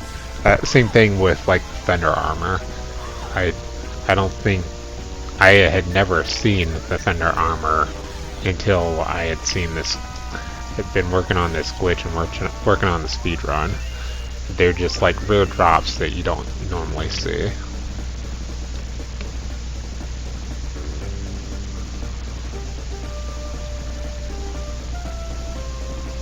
So yeah, if I went basically straight ahead instead of to the left here, that would be the other section of this cave that just is not worth going to. Cannot stress that enough, that it's not worth it.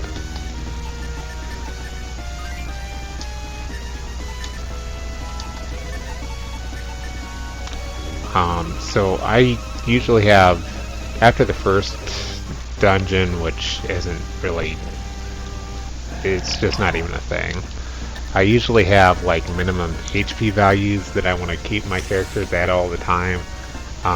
That will usually let me get through a battle without healing, which you don't want to heal because you don't want to waste a turn that you could be attacking and killing something. Yeah, it'll either allow you to do that, or it'll make it so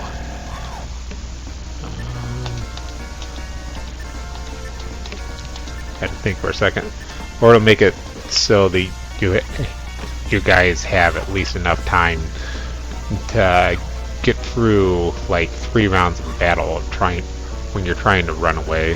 So I usually set it at a pretty important amount of HP.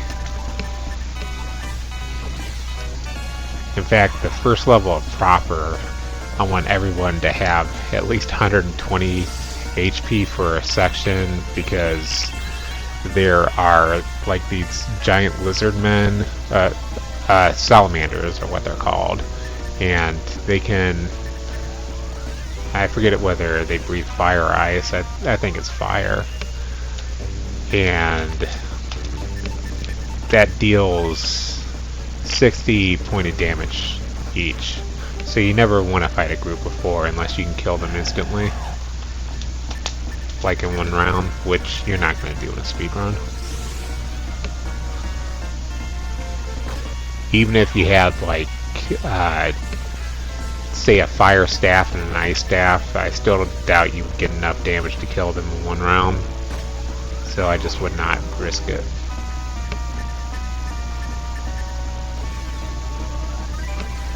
And I think I've been talking about them, and these side blocks drop the fire rods, fire staffs, and they cast Blaze 3 for, basically if you've ever played Shining Force 1 and Shining Force 2, they work exactly like the rings work, where you can use them to get effects, but if you use them too many times, they'll break. And it's RNG based whether they will get a crack in them, but that's your warning. You get 1 warning, and then if you use it 1 more time after it's already damaged, it'll break on you.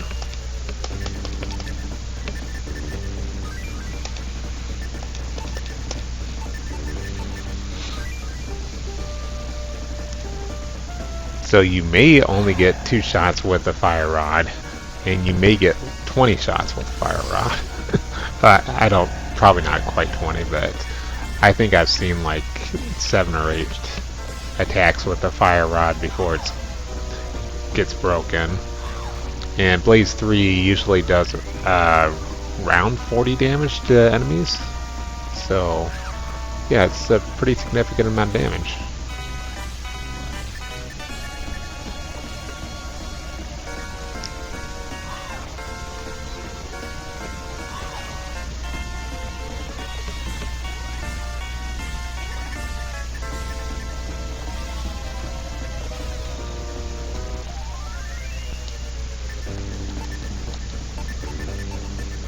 I don't know. 70 HP might be a little extreme for this area.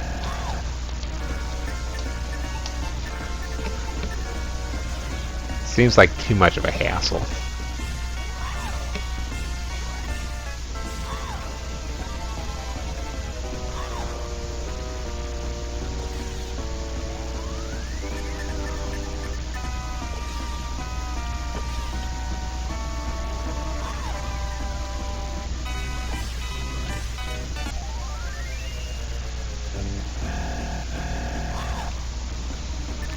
I should also make a note that if I do end up finishing the entire run today, which is kind of pretty likely to happen,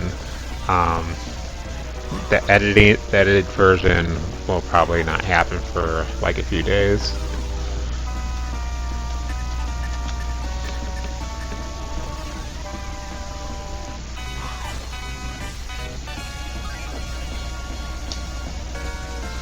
I've still got SNES Superstars coming up, which, you know, I need to be practicing for that too. I've got a 100% Lagoon run in that. It's not really a terribly difficult run, but I do need to have my wits about me a little bit.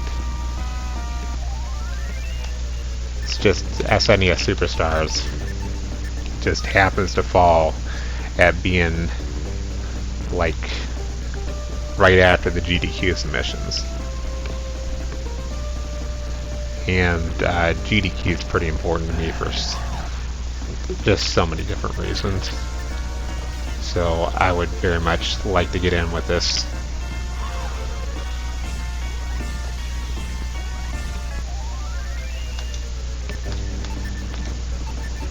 Okay. So again, we're doing pretty terrible here already. I hate to be saying that, but the RNG has just been really that bad so far. Like I don't have as much MP as I normally have in this section, and normally my MP is just completely drained by the time I get to the end of this dungeon. I will not be afraid to aggress out before finishing it. Not at all. In fact, I am going to do that. We will grab the orb, and then I'll aggress out. It's going to make things good. It may not even, like, really cost any time. Because, again, like I said, I need to get the Thorn Whip after this dungeon before I finish the next dungeon, the next trial.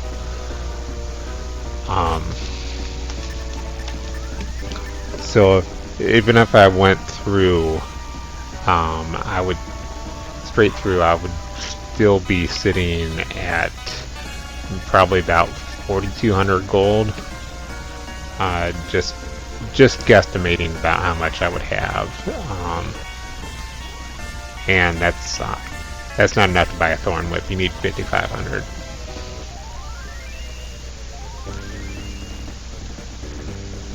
So if I take this early aggress, that'll get us a little bit closer.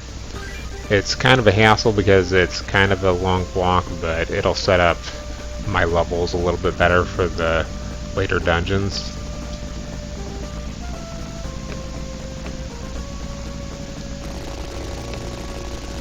By the end of the next trial, I want to be... this should be fine. I want to be... everyone's going to be at like right around level 15, and the final trial, everyone's going to be around level 17 or 18.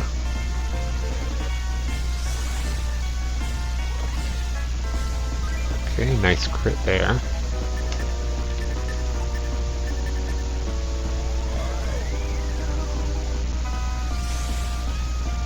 Okay, I was going to say that would be the last time I'd try slow, because I pretty much figured he would die in one more round.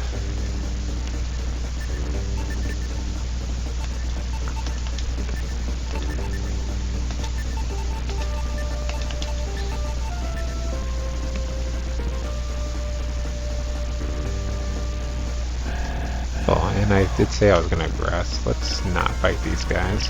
I just had this feeling they're going to try and paralyze my entire party.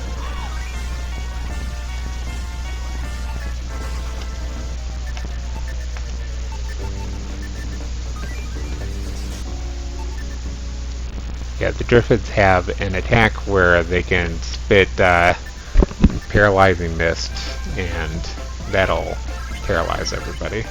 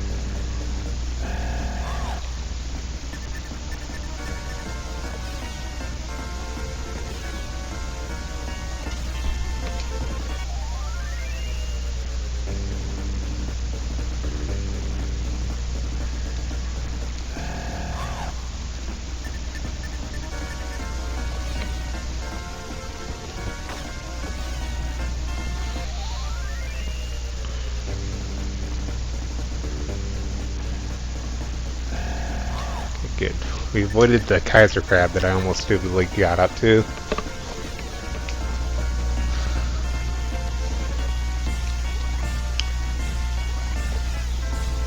Oh man, I can't wait for the final trial, which I think is wisdom.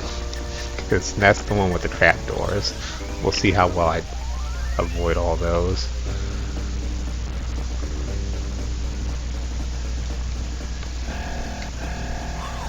I'm gonna move my notes.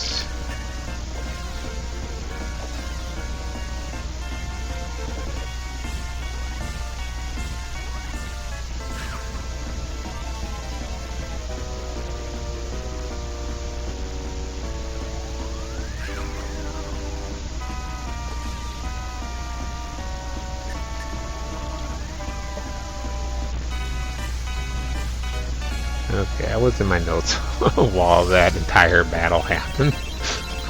Was not watching it one bit. So, if I had, I was gonna attack the death guides instead, but it wasn't too terribly dangerous of a battle.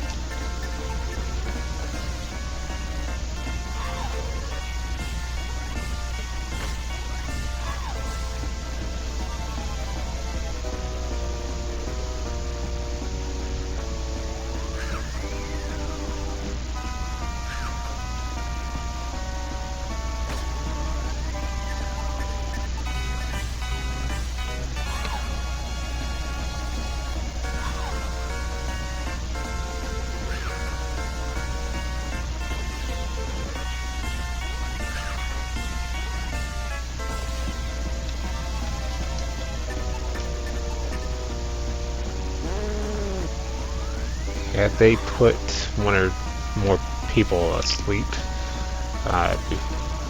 in that previous round, that would have quickly changed from being a battle that I was winning to a battle that I was just pretty much flat out losing. Really no other way to put that.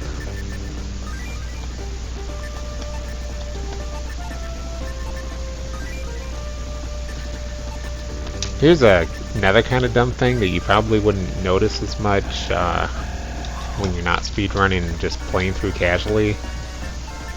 Pyra will not actually get heal 2 until you're in proper.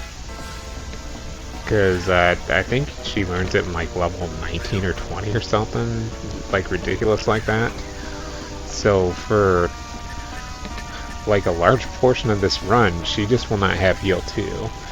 And that's a shame because it's pretty efficient. For only 2 more MP, it does twice, almost 3 times what heal 1 does. So, very efficient spell. And if I didn't say it already, like, Milo will have heal 3 before she has heal 2.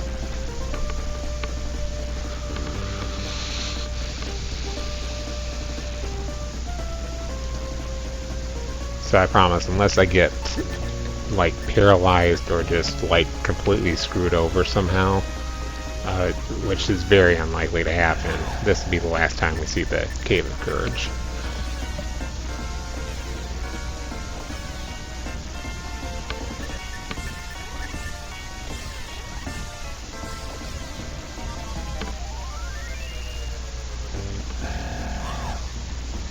Okay, these clodhoppers, they're the ones that like to kick out, and I swear they've got about a 30% chance of doing a critical. Pretty much the same chance that one of those Kaiser crabs has of doing a critical. So usually if an enemy shares a sprite with that, I'm pretty cautious to fight like 5 of them. If there's like 2 or 3 of them, usually I'll fight them. It really, everything depends on the situation. I'm constantly kind of looking at my MP and calculating about how much more MP do I need to finish this dungeon. Am I going to make it using my current strats, or do I need to start running more? So a lot of thought goes into the run while you're doing the run.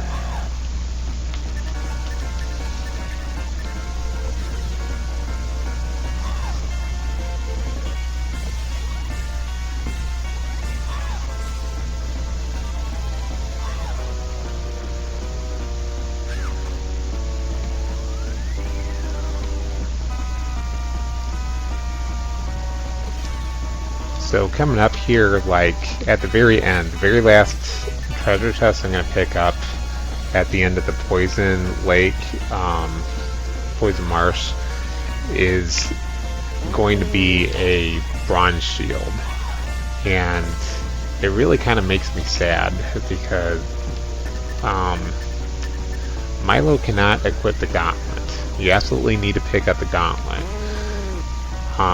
So even though Merrick kind of needs the bronze shield more than Milo does, it just works out better for overall defense if you just suck it up and give the bronze shield to Milo instead.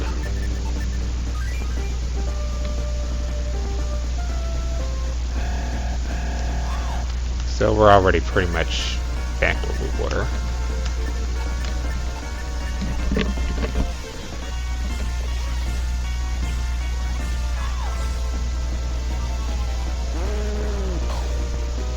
And I actually do want these guys to summon more guys. I'm okay with that. As long as there's not like already 5 of them out, I can usually keep ahead of them. And it's just a quick way for me to gain more experience and gold. This isn't quite as bad as in Indo with the battles, but you do have to waste a little bit of time with the battle message, so you really want it's kind of optimal to get as much experience as you can from one battle.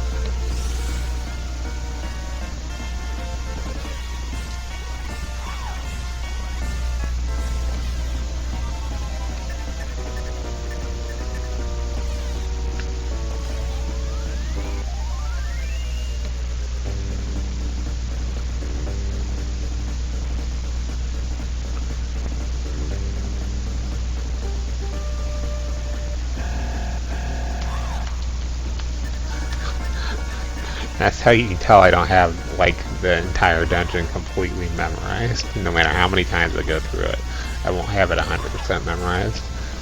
I gotta take a quick pause to think about which direction I had to go.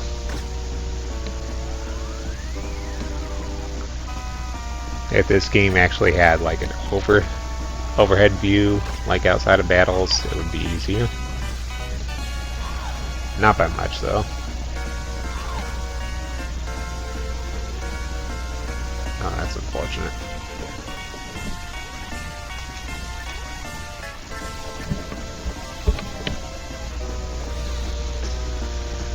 Okay, no more shenanigans.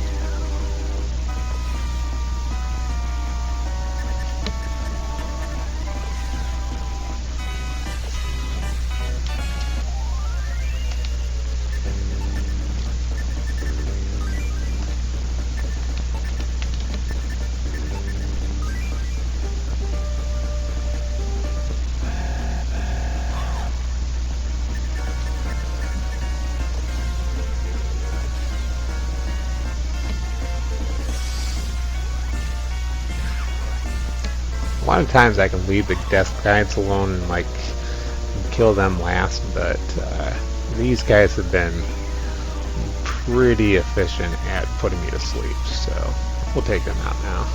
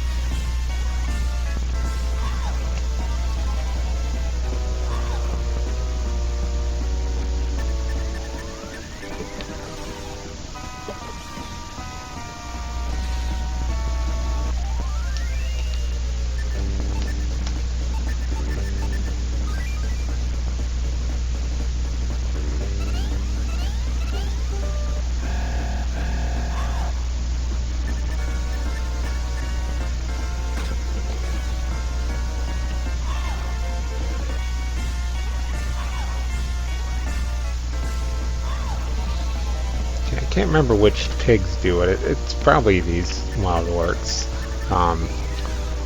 They will crit sometimes, not very often. And I think pretty much anyone who has that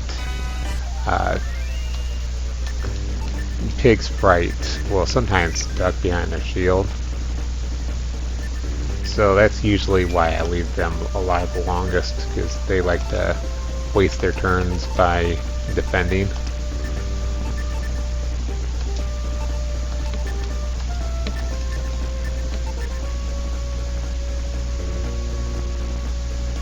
So that woven hood's pretty important because that is Pyra's first piece of equipment. Again, she gets 2 to 4 defense on level up. So if you were to play this game to max level, you could unequip all of her equipment and have the hero equipped with the Arms of Light, and she would still have more defense than the hero by probably like 100 or 200.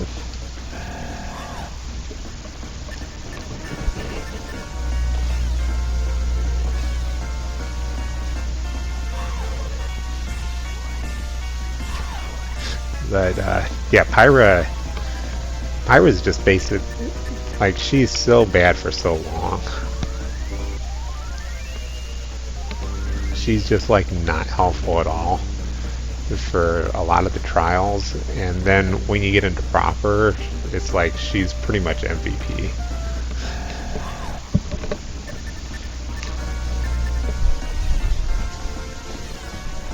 There's so much about having Pyra around. She's able to run from battles. She has enough defense that she doesn't get hurt for much. Just so many different little things about Pyra. She actually does decent damage because she has this fuel whip equipped.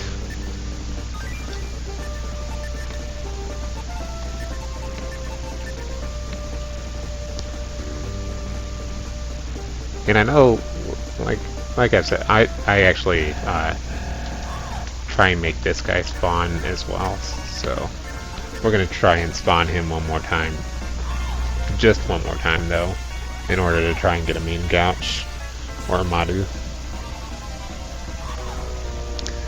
I know a lot of people might think, hey, this Hex Flip is really awesome, and yeah, for casual playthroughs it is, but like, even then, even in a casual playthrough, you just get up to the 3rd floor proper and you can't kill anything in one round, and then you find out that the Hex Flip pretty much is completely useless at that point.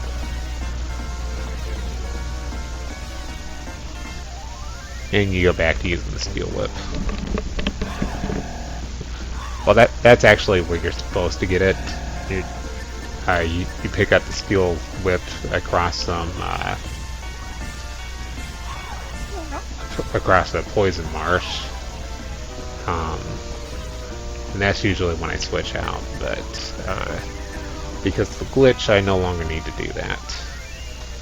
I don't just because of how long this game is, I don't think I will ever go glitchless again.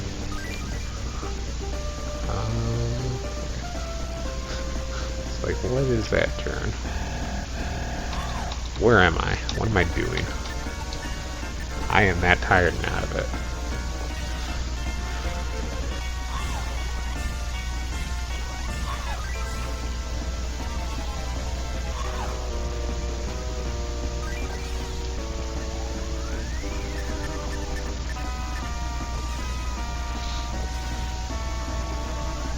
So yeah, I probably should have said this at the beginning of the run, but like, you know, if you weren't able to make the tutorial and you're watching this like any time later, just like any time, I don't care. Go ahead and drop me a message in my inbox. Doesn't matter what inbox it is. I'll get back to you as soon as I can. And if you had any questions about this game, you think you might want to run it or whatever, or if you have any ideas, you want to collaborate at all, go ahead and do that.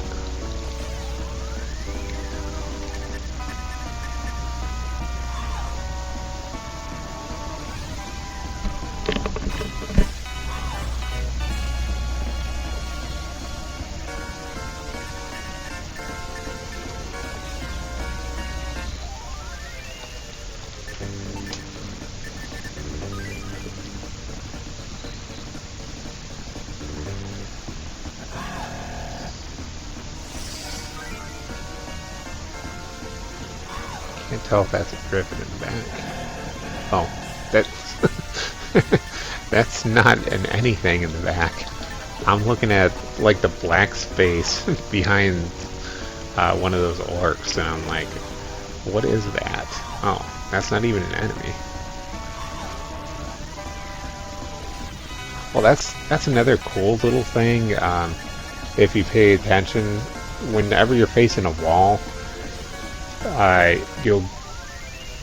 there's less of a chance for enemies to actually spawn. My levels are actually sitting really good now. I'm getting up to an awful lot of battles, but my levels are really good. So if you notice when enemies spawn, they can spawn with like 2 layers. I'm killing these guys first because they like to breathe out fire, which could do 60 damage altogether, 20 to each character. So if you're facing directly at a wall, the game can only spawn the front row of enemies. So it can essentially cut the enemies' numbers in half. I think the toadstool-looking enemies are the only ones that can spawn more than 3 in the front and more than 3 in the back. But other than that,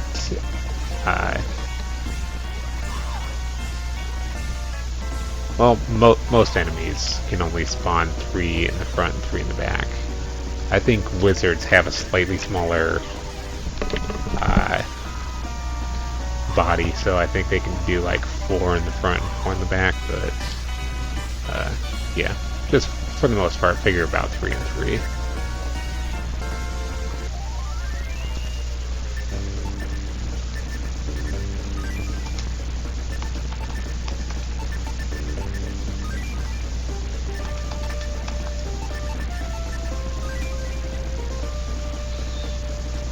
Yeah, let's grab the smelling salts. Probably won't use them, but that's some free monies.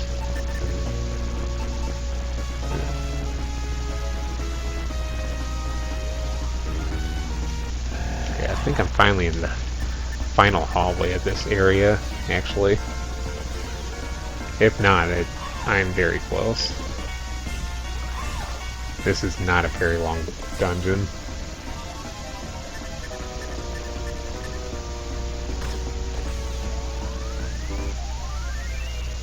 Yeah.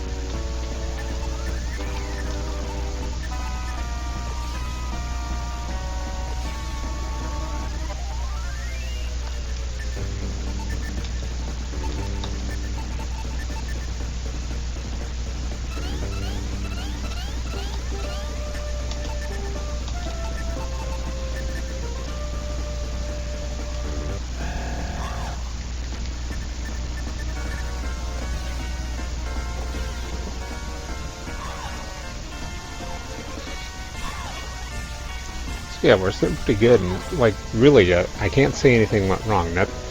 Honestly, nothing went wrong in that dungeon. I just got up to more battles than I normally do, and I just had to aggress out to be safe. So if I can, I want to, like, I'm going to just load up like one side block from here. We're not going to do any more than that. I shouldn't have actually been using her MP, because she'd be the one to actually have some MP after going through this marsh, but she won't anymore. And again, that's just like I was saying before, I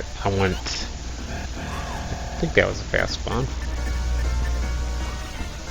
I want an extra chance at the fire staff, because Blaze 3 can be pretty helpful. Just depends on how many times I get to use it.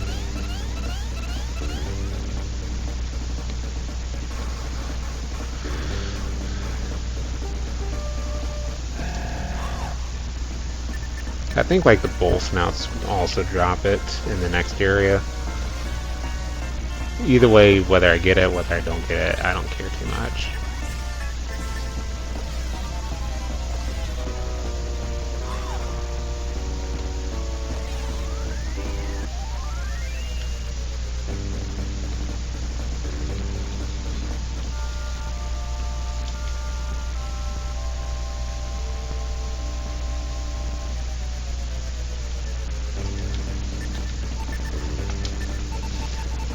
Okay, so I have messed this up way too many times.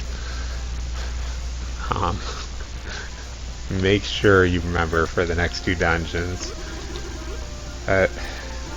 Yeah, just especially for the next two dungeons, always buy an angel feather before you do anything else.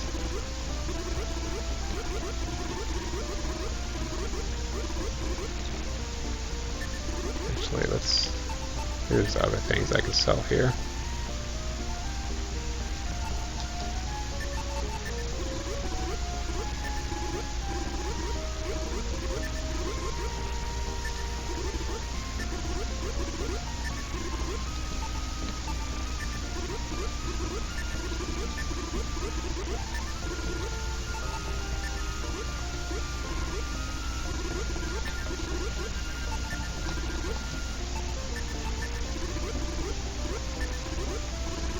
So even if it takes me like 2 to 3 minutes to get the whip to actually show up, I'm still going to keep reloading that shop until I get it. It's that important. I'm pretty sure I didn't get to show up yet, but instead of wasting time reloading, I'm going to actually check his heals before I just assume he doesn't have it. Yeah. I didn't think we got it. That's not it.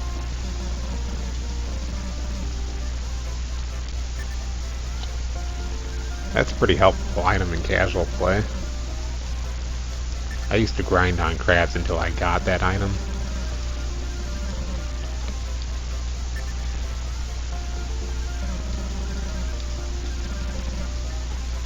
Which, yes, that does take as long as it sounds like it takes. There we go.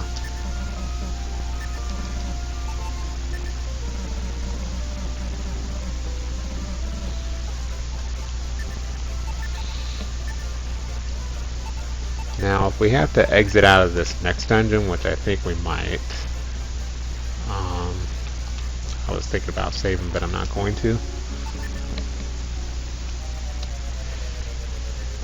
But yeah, if we have to exit out, we can pick up some more armor. So it won't be like a total loss. But honestly, okay, we just finished 2 trials. Assuming that you can afford the Thorn Whip at this point, this is really your first chance to start picking up some armor out of the shops. So you want to take that opportunity as soon as possible.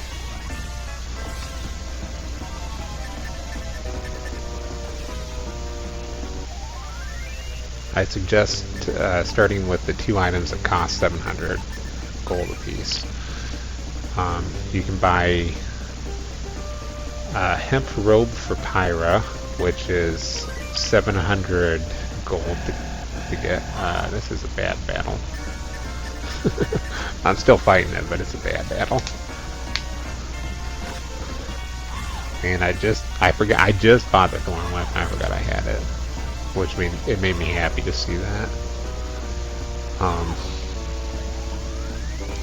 But yeah, get the hemp robe for Pyra. That'll be her first defensive thing that we're gonna buy for her. And you want to get bronze shield for Merrick. If you ever get confused when I say that, Merrick is the hero.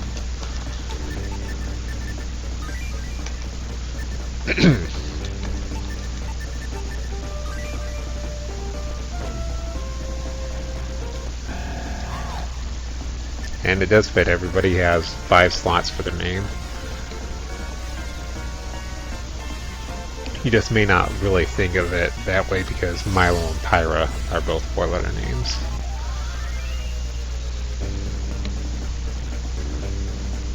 So I could actually go right here, and there's that poisonous marsh.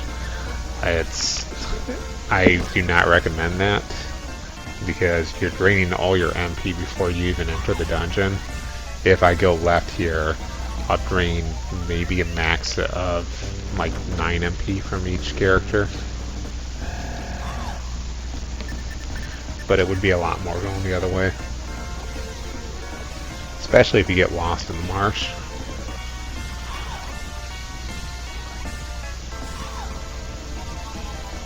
Okay, so he's double poison.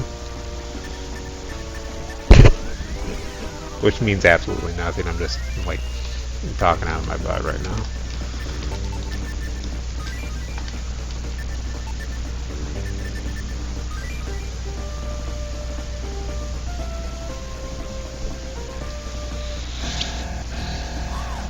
Normally I would not fight this battle, but I've got fun with it.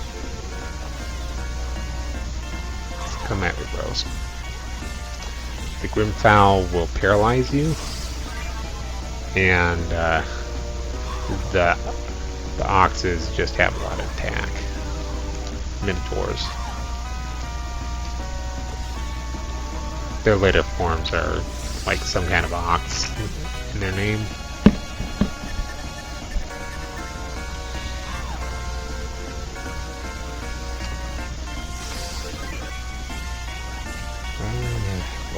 Turn my head slightly so I did not see who got paralyzed. Okay, it was the hero. I should be able to work around this.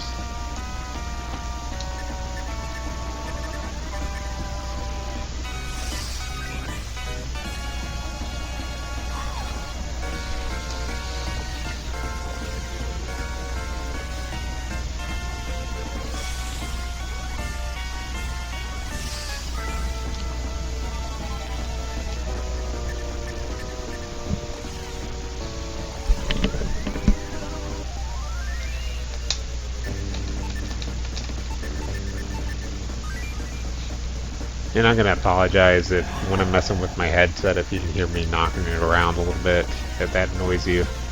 Hopefully it doesn't. I try not to do it too much.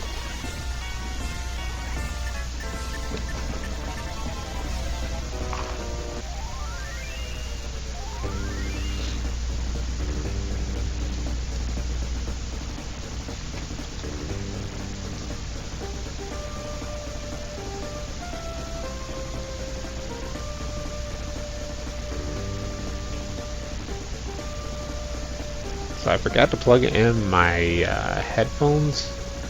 I don't want to take my hand off the controller to do it, but if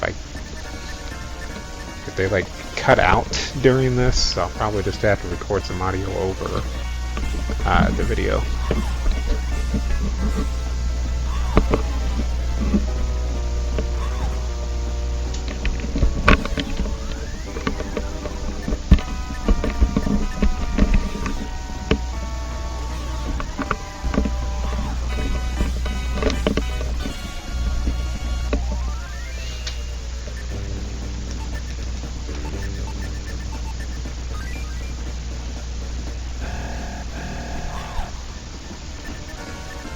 I'm actually trying to get them plugged in right now, but it's kind of tricky with one hand. Especially when you can't see what you're doing.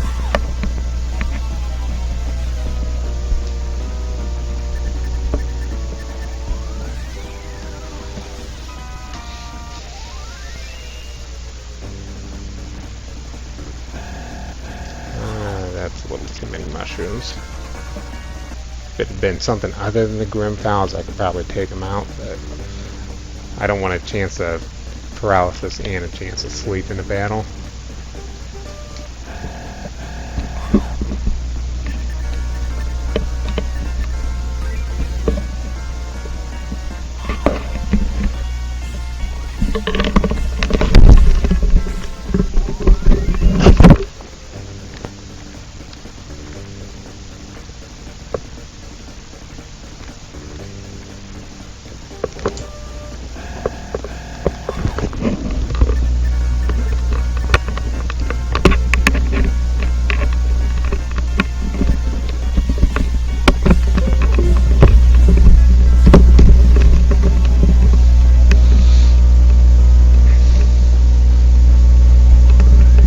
Okay, finally gave up on fumbling around. Plugged in my headphones here. So what I didn't get a chance to commentate on there was, you didn't see it, but I was stepping directly on one of those puddles. And that's basically what you have to do, is you have to back into the puddles, turn the party completely around, and then you can avoid running into the seahorses. The kill waves are really the only ones that are like safe to fight. The sirens are safer than the seahorses just because of like what level you're in when you actually get out to them. So you could actually probably take on the sirens, but I just wouldn't recommend trying to take on any of them. Yeah, you would have saw, unless I got perfect luck, which means I would have had to get slow off on the seahorse right away, and then I would have had to gone all out attack to kill him on the next turn. Now this is all assuming none of my party members die, and yeah, just it would just be far more likely that I just would die in there.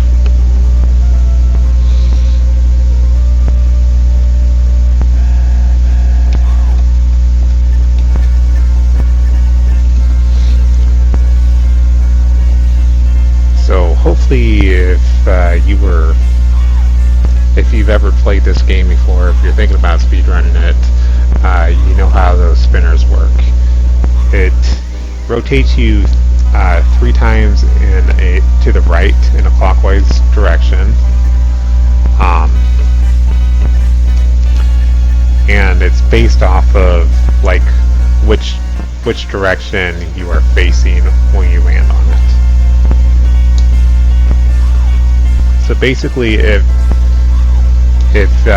you've never played it before, you may not know that you can do that, but once you get to the final floor, you actually have to do that. Otherwise, you can't progress. You keep landing on the spinner, and it keeps dropping you in a pit because the game wants you to rotate the spinner in another direction.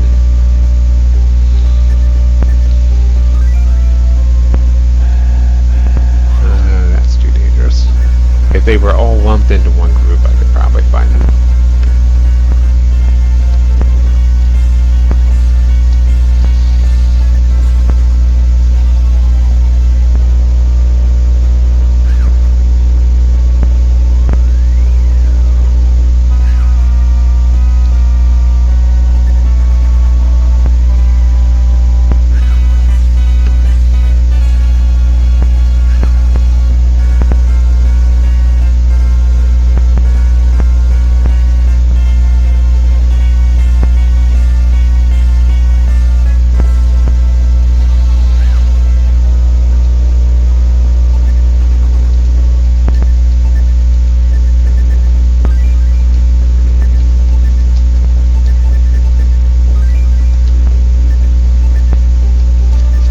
to see me exiting a lot of battles with like less than 20 HP, less than 10 HP, and you'll like probably be wondering like how did you get away or whatever. Again, like I said before, I'm setting my HP values at certain values.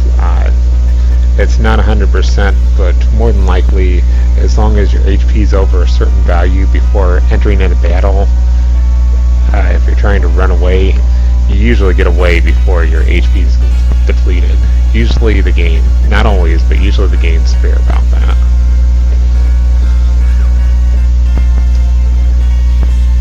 It's about the only thing the game's fair about, but it's fair about that.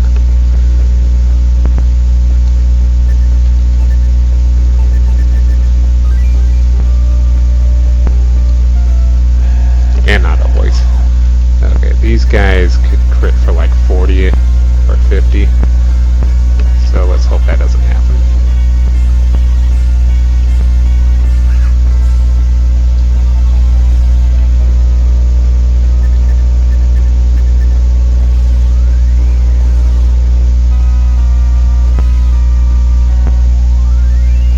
Actually, this is looking a little bit shaky here. My MP is really low. I don't want to stop attacking guys that I know I can clobber. But we may end up doing this dungeon one more time, but that'll be okay because then we won't... I'm going to have like a probably 90% chance of getting through the next dungeon on like the first try. Of course, if I went and grabbed all the treasure chests that I used to grab, then I could actually end up in trouble really quickly there. I don't know what that sells for, but I'm going to say that's better than having an herb.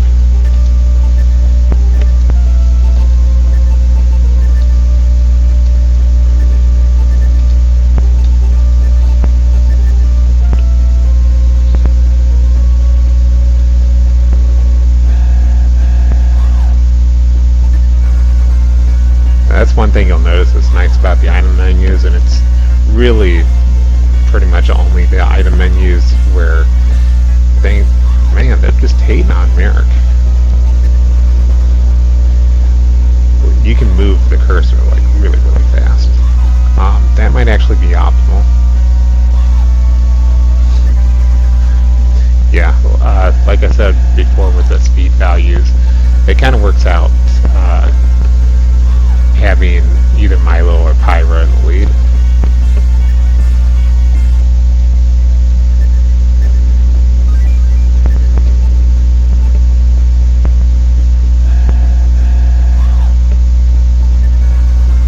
So we will no longer be fighting things.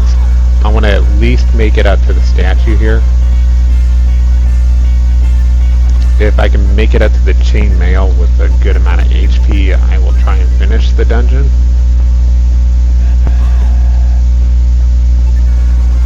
Oh, come on. I swear these aren't always the inputs I'm doing on the controller. I think it's just the Sega controller is just awful.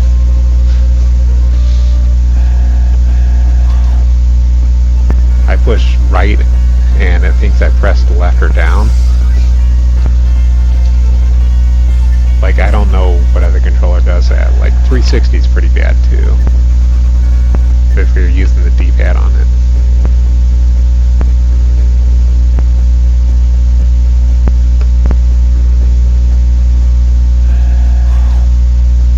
No, but just not gonna fight anything.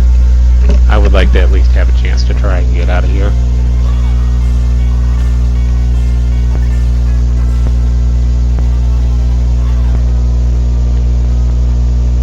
If they come one at a time, I'll fight one enemy. But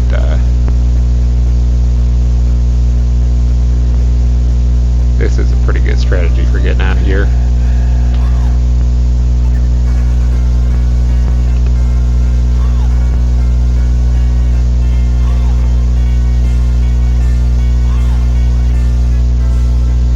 And again, we're like right at the levels we want to be. Like I said, about 15 is bare minimum for trying to get out of this dungeon. Of course, if I accidentally trigger one of the sea stallions, I won't have enough HP or MP to get out of here. Almost guarantee it.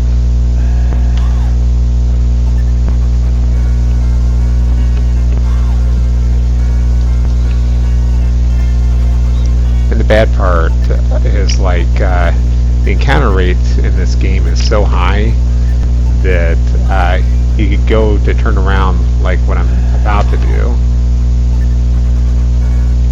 Move backward 2 steps, get into a battle, and forget that you were turning around to despawn one of those seahorses and just head in the total opposite direction and not even realize that you turned around until you get back to the beginning of the dungeon.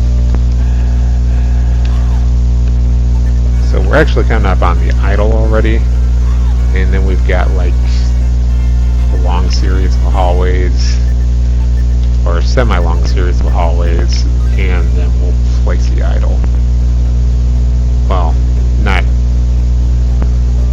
Well, we've got the invisible kind of trap room, visible wall room, and then the idol.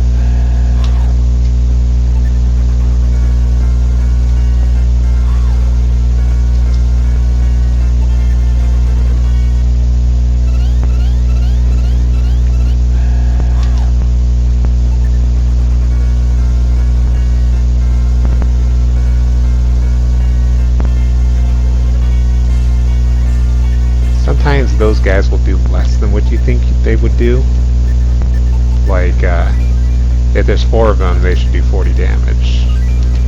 But sometimes they will do like 20. Who's got it? Yeah, she can have it. That's fine. I just want not nerf to have it.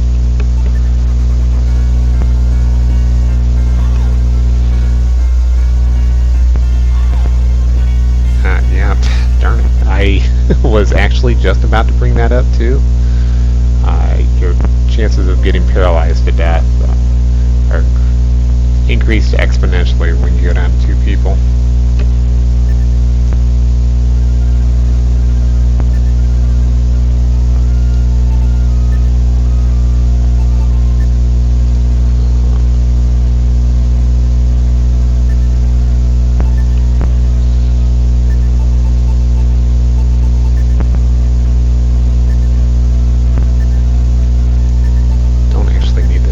Anymore.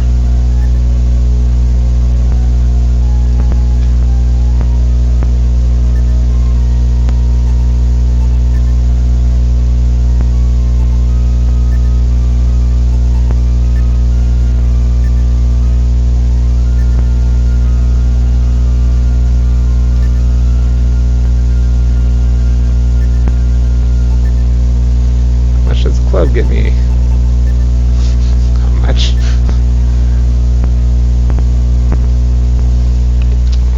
That's sad.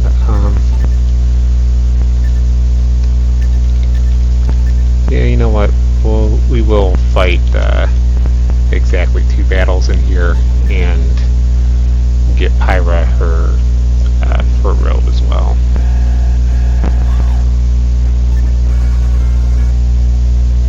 This will give me 100 experience up here,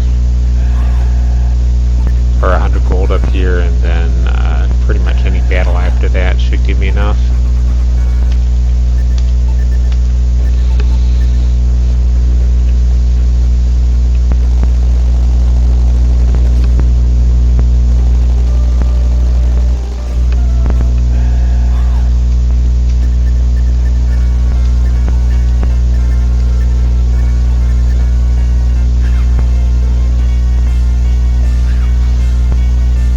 Still amazingly just under 3 hours.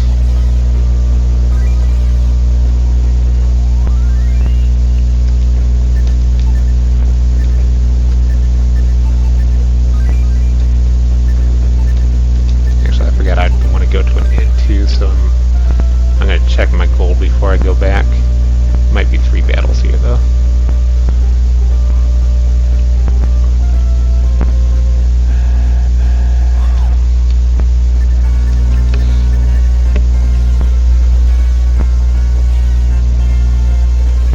definitely do not do this battle without the Thorn Whip.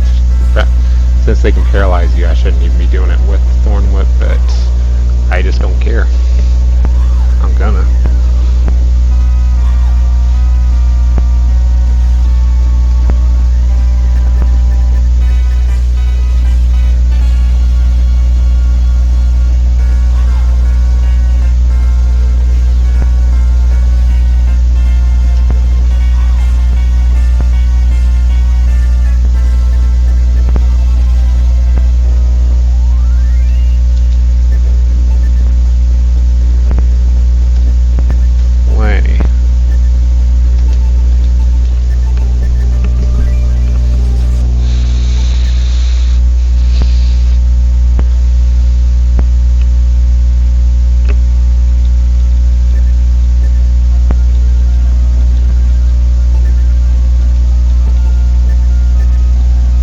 Oh gosh, I forget I had this. That's just called being dumb there.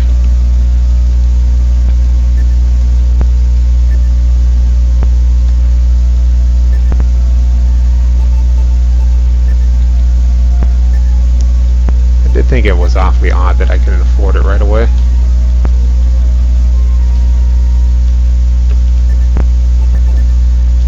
And unfortunately, that's the last piece of cheap equipment we get.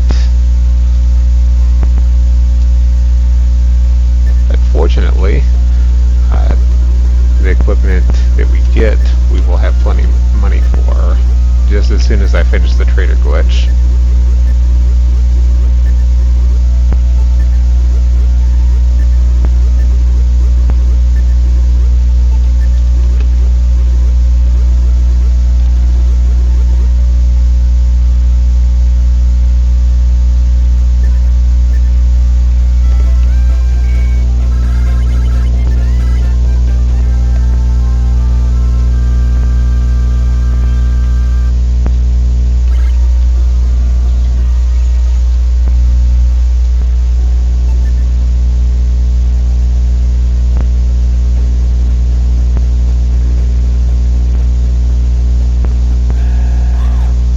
So there is literally no reason why I should fail this. We've got the defensive equipment we need. We're a little bit above the levels that we actually need.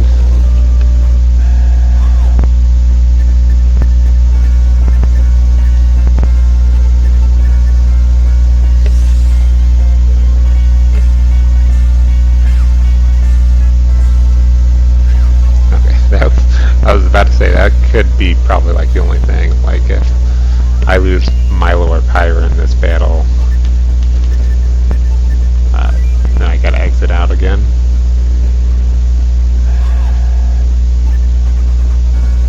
Oh, where am I going? I didn't beat this dungeon yet. I don't even have the room key.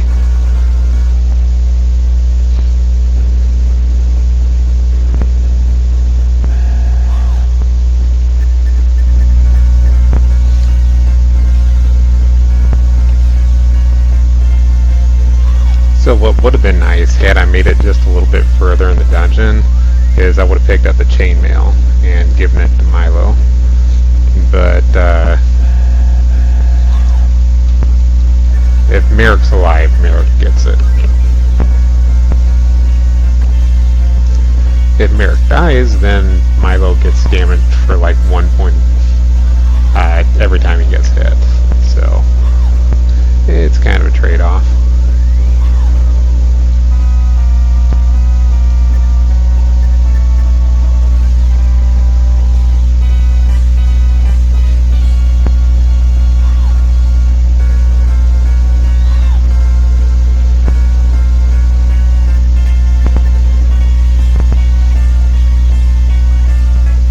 Now, if you haven't played in a while or just haven't played at all, you wouldn't know that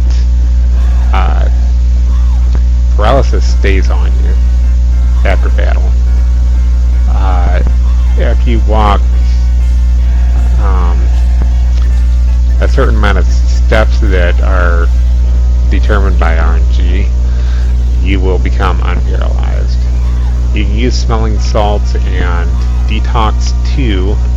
Detox 2 is not a useless spell. That gets rid of paralysis.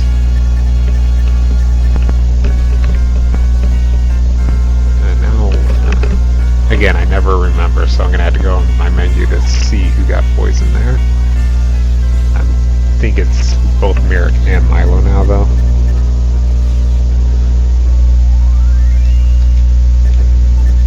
Oh, no, just Milo.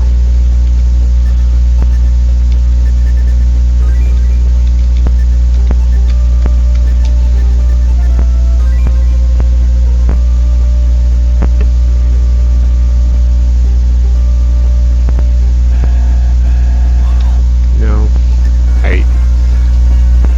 I don't like the Night Stalkers.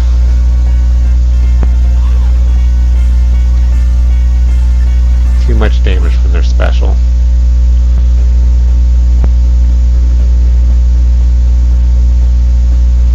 It's actually like 20 to 25 points of damage per hit. And it hits everybody.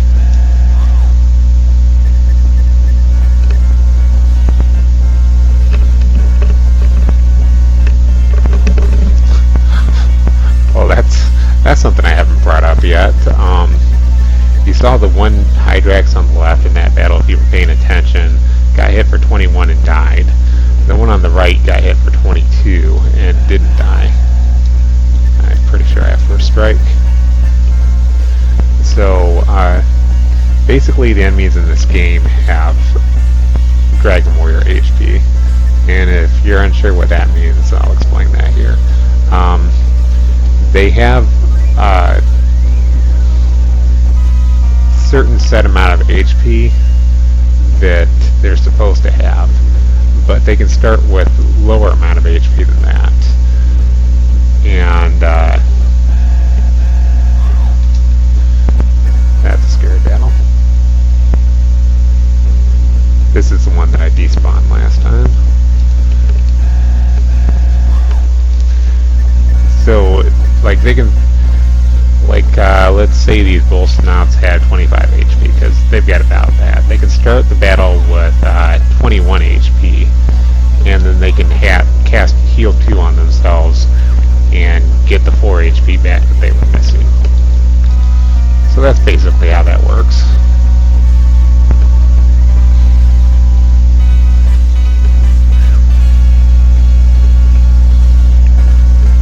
So it's nothing too big, but I think pretty much every enemy works like that. Possibly even Mordred and Dark Soul. I wouldn't count on that. I definitely would not count on that for Dark Soul.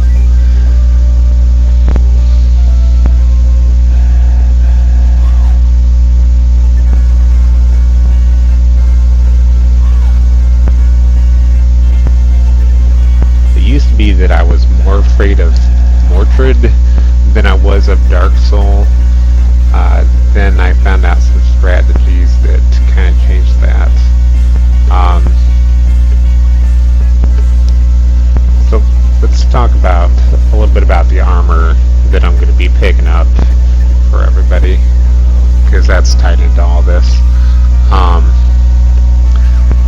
I got three light robes are going to show up in the tent once I get to it. And the way you trigger that is by talking to the king first after you've finished all the trials. So, the light robes will reduce magic damage, which is very important against Dark Soul, because once you get him into his final form, like, he technically dies, and then he starts over again. That wasn't right. That's fine. We'll fix it by doing this. So he starts out with like 35, 55 HP, and gosh, I hope I'm going the right way. It's somewhere around there, and once he gets at 1200 or less HP, he'll, I guess, kind of go into desperation mode. He drops his arms, and then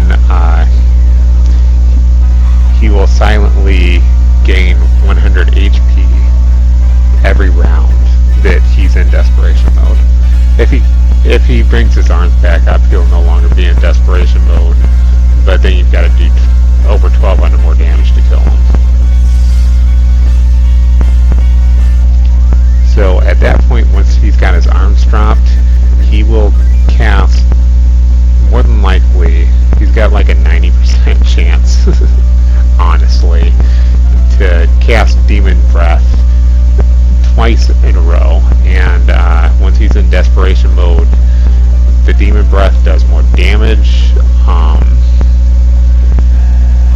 It's honestly like around 130 points of damage to Merrick and a little bit less to the others.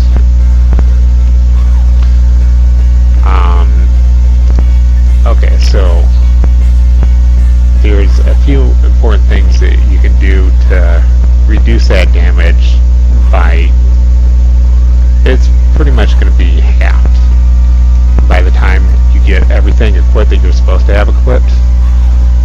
And this battle's really not going well. So the light robes reduce magic damage. The magical hoods that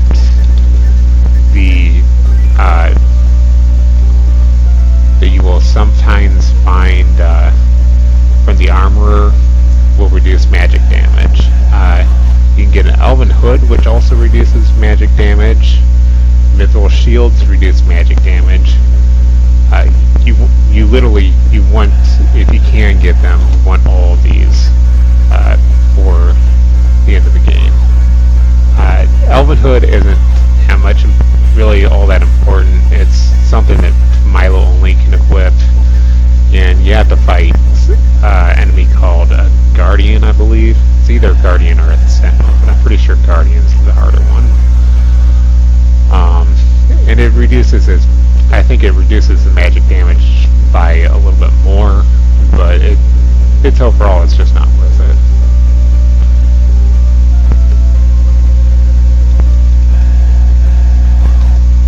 So we're getting close to the end of this dungeon. Let's see, I think I said Mithril shields already. The light shield reduces magic damage as well. And one item that I initially had thought was like broken or didn't do what it I didn't think it did what it was supposed to do, because GameFAQs has wrong descriptions. Surprise everybody. Herbal water. You want to have one of those in your inventory and sprinkle it like as soon as you start the battle.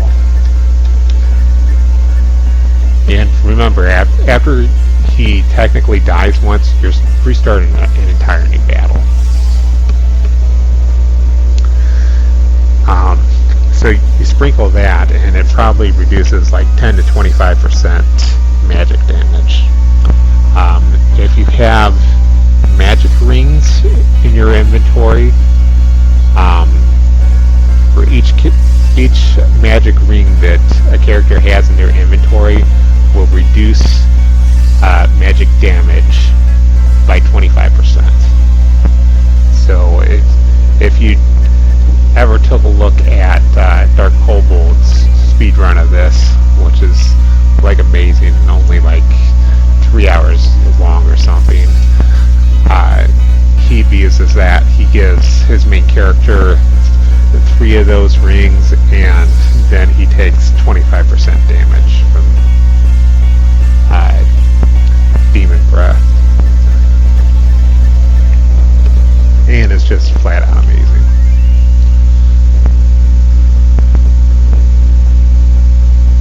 If you've never seen that task, I highly recommend it. It's one of the best tasks I've ever seen for like an RPG.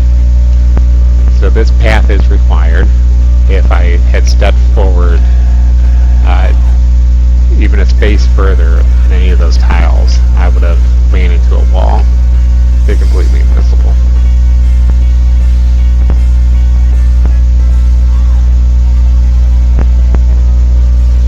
I'm giving away like the end of the game right now. I'm mostly doing this to keep myself awake though.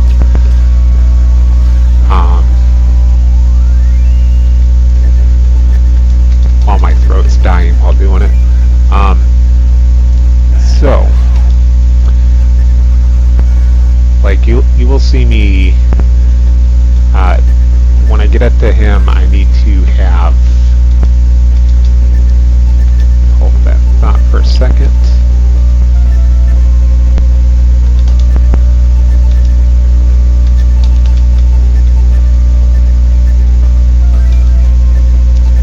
Okay, so like my equipment is going to be pretty much set and everything when I get up to him. I need a barrier ring and a heal ring for Pyra, and neither one of those can be cracked. Barrier ring doesn't matter so much because like that is literally the only, because I can't actually get the barrier ring before I get up to Mordred, because you need the jail key that he gives you in order to get it.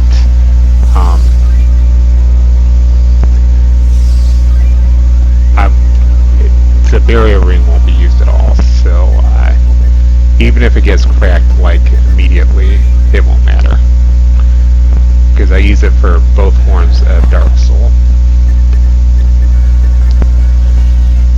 The healing ring, depending on how things go, which they probably will go this way to where I absolutely have to use it just to stay alive. I despawned another Sea Hydra there, in case you were wondering. Yeah, I could end up very much absolutely just needing to have that healing ring just to survive, so we're basically going to plan on that.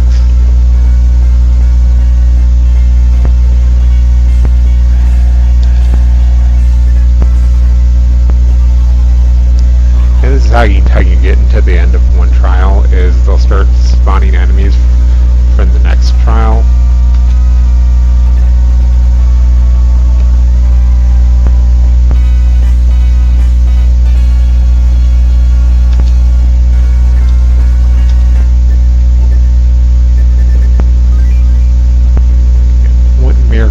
Alive for this one battle. And then if he dies after that, I don't care. It just turns this battle against Doppler from an easy battle to an extremely easy battle, depending on what happens.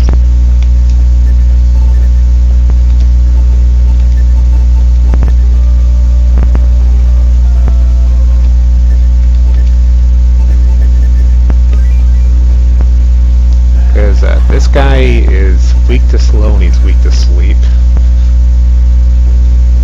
I don't know any other way to put it than that.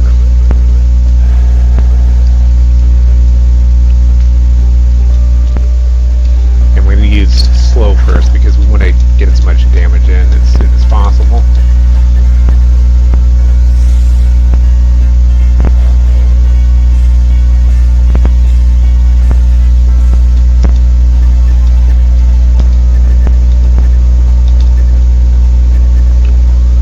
You want to use slow 1 over slow 2.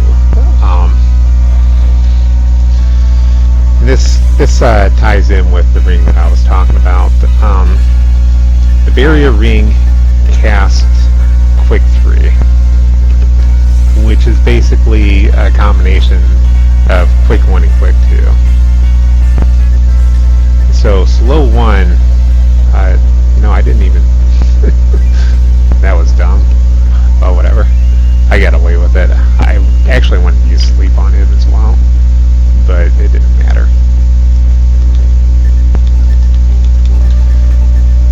So slow 1 makes enemies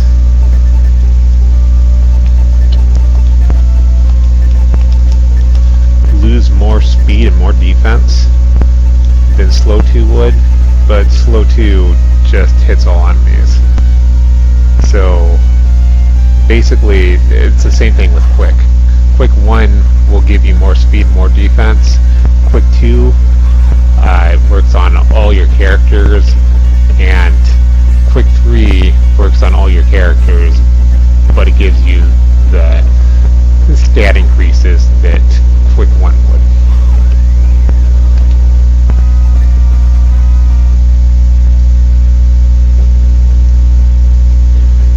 And again, that's just something you absolutely would not know about unless you had like a guide in front of you. Or, well, you probably would if you were like passing it and seeing how values changed.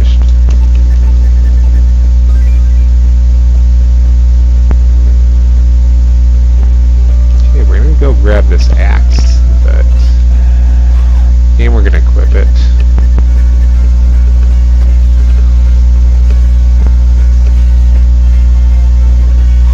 But you're gonna see me skipping a lot of valuable treasures in this next area, and you'll see me grabbing less valuable treasures just because they are literally right in my path.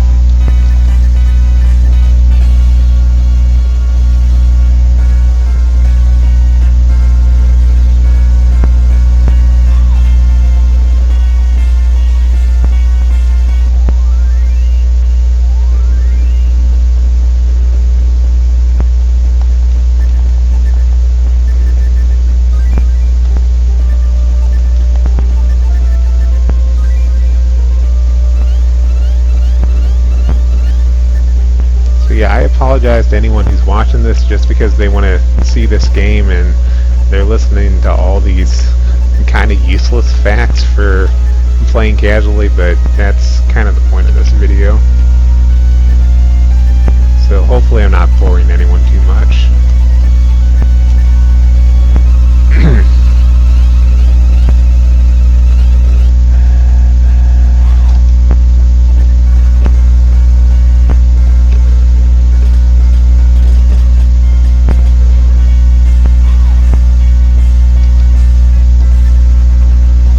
I kind of do have to finish this today because I don't think I'll be able to talk tomorrow when I would finish it.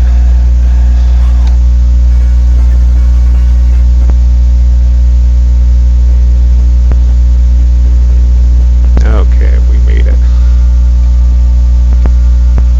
Truth is finished, all that's left is wisdom.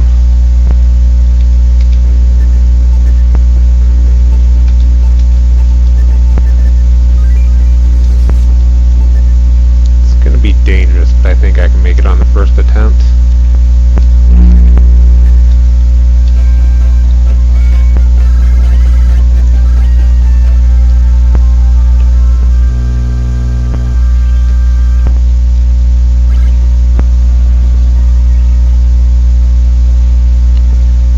I apologize if I forget Gila, because there's about a 90% chance I'm going to forget about Gila and we just won't grab him.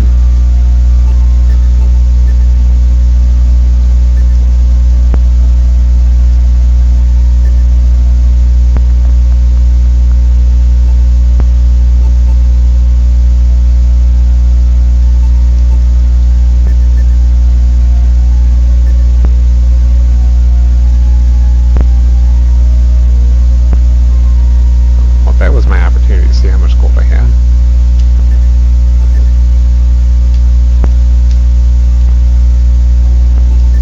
I don't know, we may not make it first time. I need 600 gold. Actually, about 450, and I could get my bronze armor, which would reduce damage by so much. And then I could pass my chainmail over.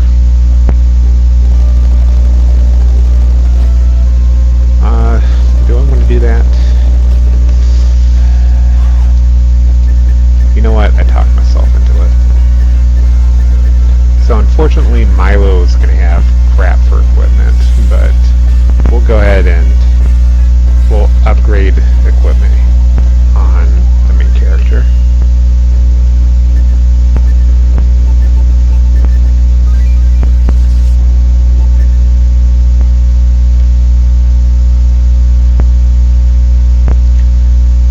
I'm basically doing this because it's kind of a waste of money, but there's a much better chance if I have this armor equipped that I'll make it through on the first try.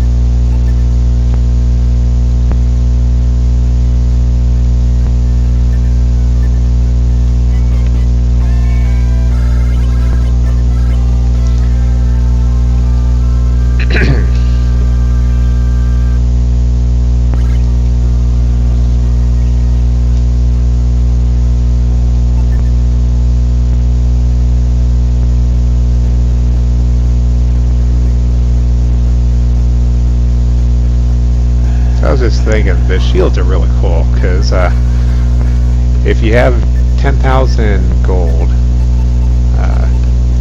and you have a piece of mithril ore, you can craft a mithril shield.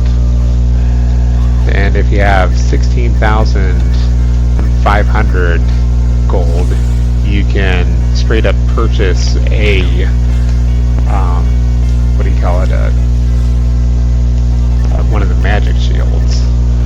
But I mean, I've already talked about how the mithril shields have more defense, or more magical defense, but they also have more defense than the magic shields. So even if you count the 4,000 that you have to buy for the mithril ore, it's still a much better deal having like one of the mithril shields instead of the magic shield.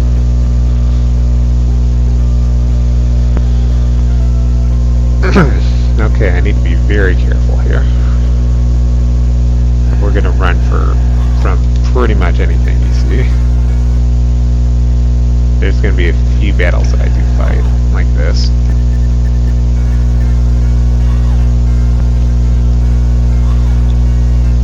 Actually, I pick up a fire sword, which has the same effect as the fire staff that I was talking about. So I'll try and take advantage of that and fight battles where I can more than likely win just as soon as Pyra uses this sword.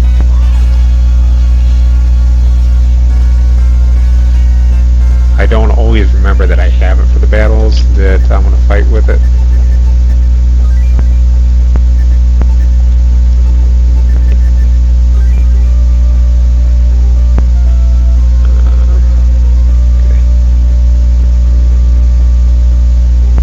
This one I just remember turn right on the first two intersections, and then on the second one move back one, then turn around, because there was a puddle that I avoided. Fast pawn.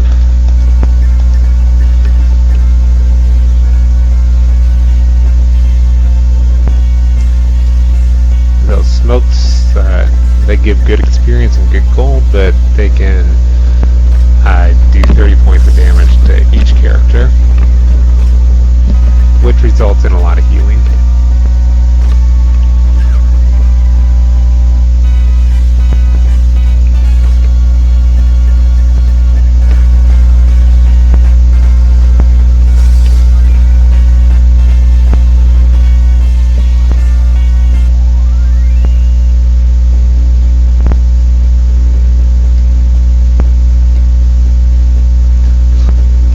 Not getting lost in these rooms. I am literally slowing down, because if I go forward too far, I will fall down a trapped hole, and then I have to spend a lot of time getting up from the trap hole, especially when I get lost. And it's especially like in this map 1 area that I get lost a lot if I fall.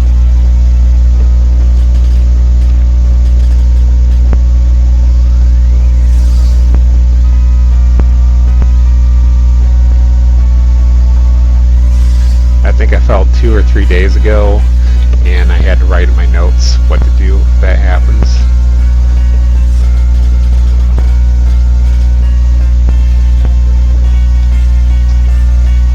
I mean, the game gives you maps, so you know what to do. But I just have the layout pretty much memorized. So the only reason you will see me... I don't want to do that. I want to use an item.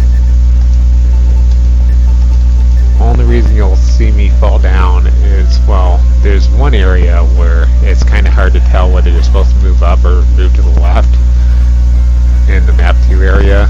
If you trigger a battle like on a certain tile, I'll usually forget and move forward instead of moving left. But more than likely, you're just not going to see me fall.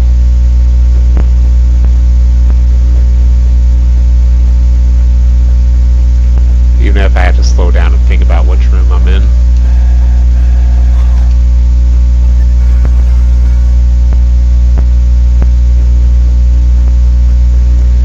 So it may be surprising to some people, but I think we're like literally at the halfway point right here with the strategies that I use. Okay, she's got it. It would give my main character more attack, but I don't plan on fighting too many enemies in here.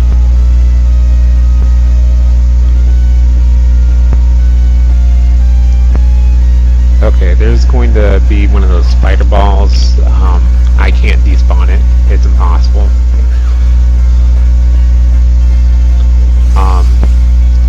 You can get like a random despawn, but no matter which way you turn, you're not going to definitely despawn it.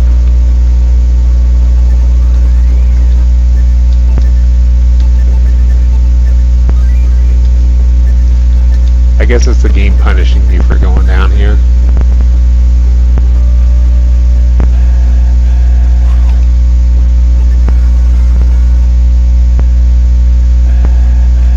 I think he'll spawn if I move one more space forward.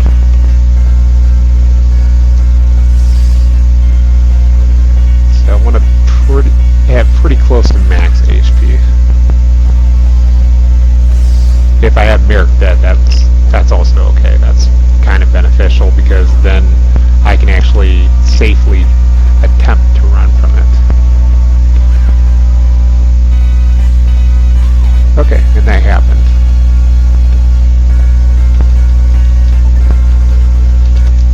So since he died,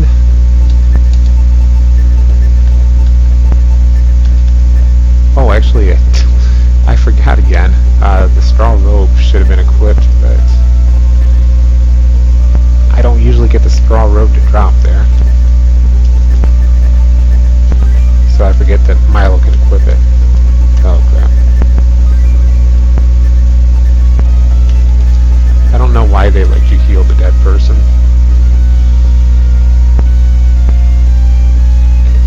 He shouldn't even be targetable. So at the end of the map for one area, it was like literally right before I fell down. See, I think this could be spawn.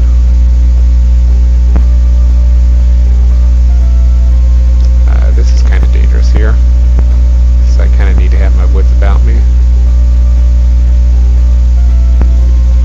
Oh, okay. There's only 2. At the end of the map 1 area, you can get an axe.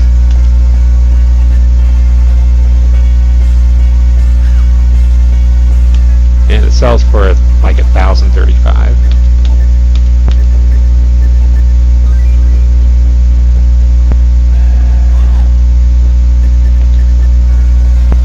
But again, I can almost guarantee you, I'm just like not going to need that.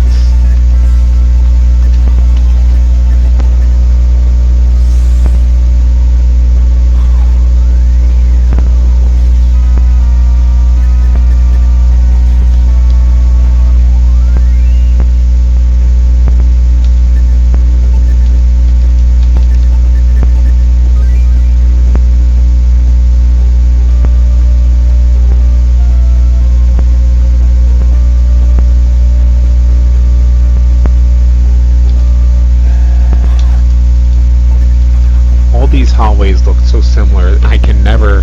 Oh yeah. I can never tell if it's going to be a hallway with a spider ball, so I will usually turn around, back up.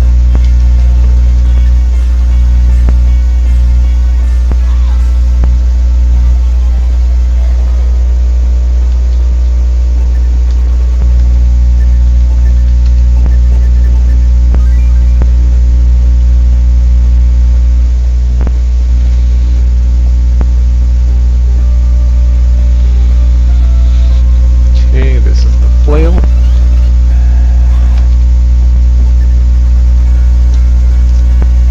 I had the flail equipped already, I'd probably fight these guys.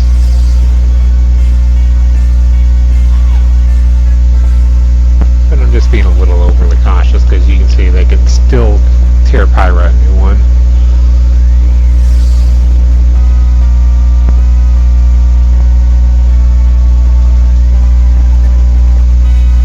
Although they really can't do anything to Milo.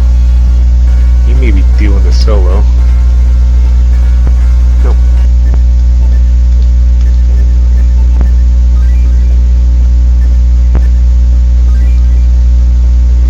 Nope, that's okay. We need a heal anyway.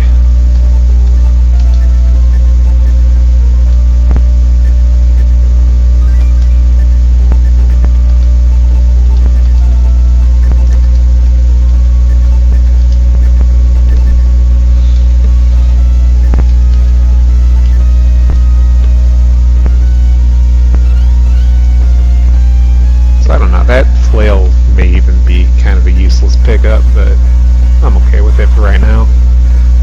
67 damage.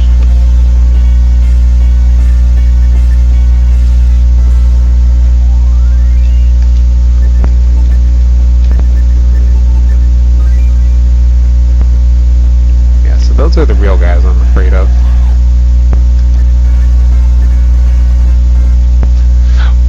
And I'm also afraid of that, and I never turn the right way for that. I don't know if one of those guys can spawn. Okay, so this is map 2 area. If you head further down that hallway and head to the right and open up a treasure chest, you get a ghost. I have triggered that probably once or twice since I started speedrunning. This one's usually the one where I get to battle and forget and go forward. But, yeah, I think I did that exactly once after trying to speedrun. I opened up that chest and I was like, oh, so my party just got completely wiped out. Because they cast Diesel and they have a lot of attack power. You've got about a 90% chance of not using slow on him. Again, this path is completely required for those who haven't played through this.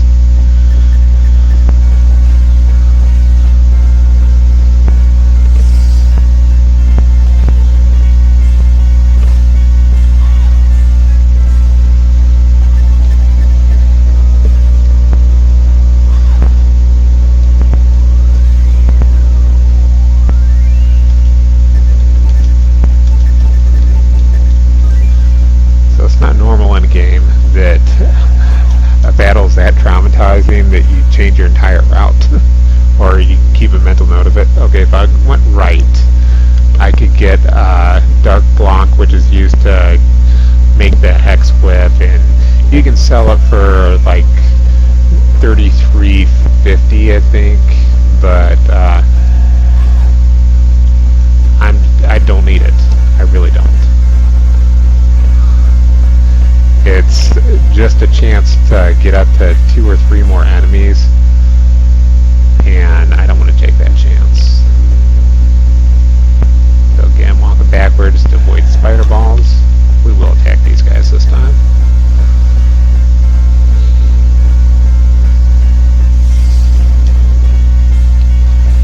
But yeah, it's really not normal in a speedrun that an enemy just a single enemy that you spawn traumatizes you so much that you never want to do it again until you remember the exact location of it.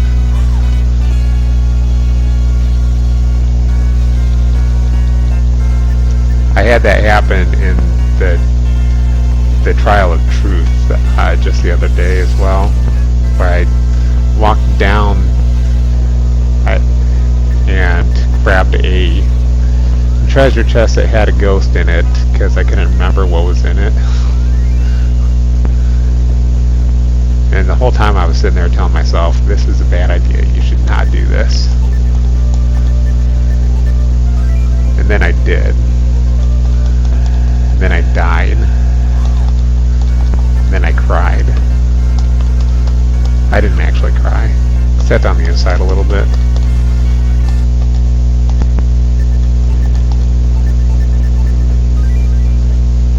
Okay, so there should be a possibility of one more chrome ball that I could get up to. And we'll despawn him. Now the exit's coming up really quick here. And if you were to pass up the exit and head to the right of where the exit is, and then make a left turn, if you go all the way down that hallway, which could also spawn you another one of the chrome ball type guys, one of the spider ball guys, you can get up to, you can grab another mithril. But again, the only thing we need to make with mithril is 2 mithril shields. There's a mithril waiting for me in the item shop, and you find a mithril as soon as you enter in the trials. So those are the only 2 mithrils that we need. Anything else would just be a waste of time trying to craft with mithril. It costs money for something that's inferior to everything else that we have. Because the thunder armor that I'm going to get from the glitch actually gives me more defense than anything besides the light armor would in the entire game.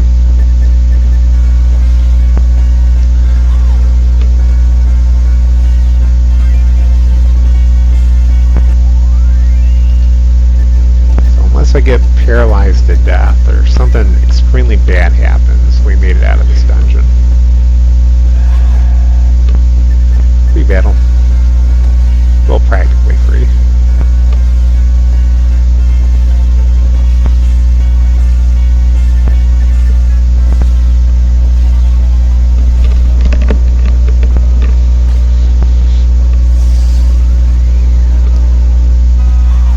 We'll be a little bit behind on levels, but we won't be behind at all on attack or defense.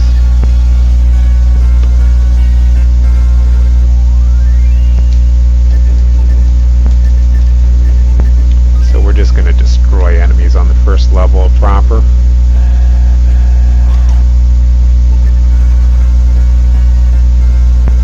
Like, now I'm not even running because they'll kill me, I'm just running because they'll waste time.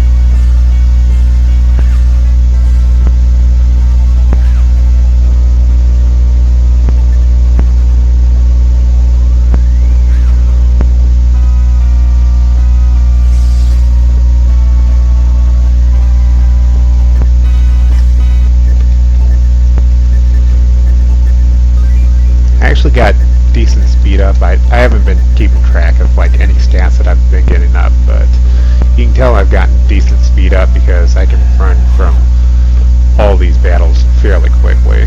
Like that last one was 3 rounds. If you get bad RNG on your speed stat, it can take 4 or 5 rounds to run sometimes. Yep, I knew that was going to happen. I'm okay with it, because I am literally like 2 or 3 steps away from freedom. Like, I think the enemies have, yeah, 1, 2, and then I'm safe.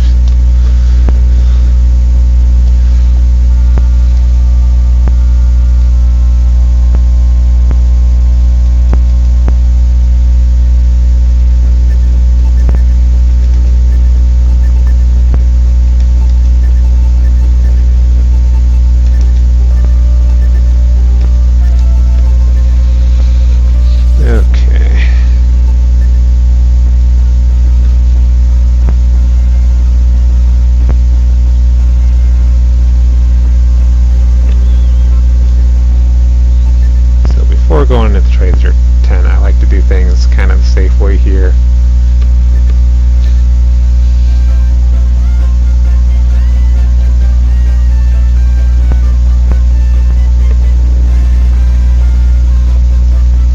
The max use out of these miracle herbs, he only does this the first time you walk in if somebody's dead.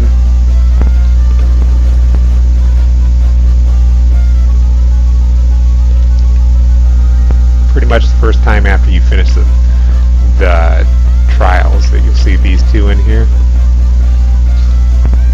And Miss is just in there, or Ms. I don't know. Is just in there to be annoying.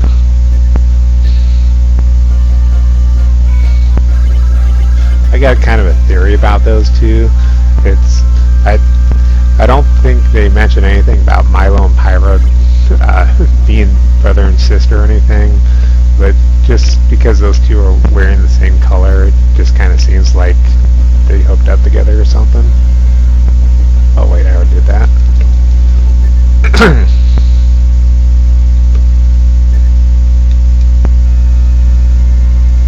So we'll make a save here.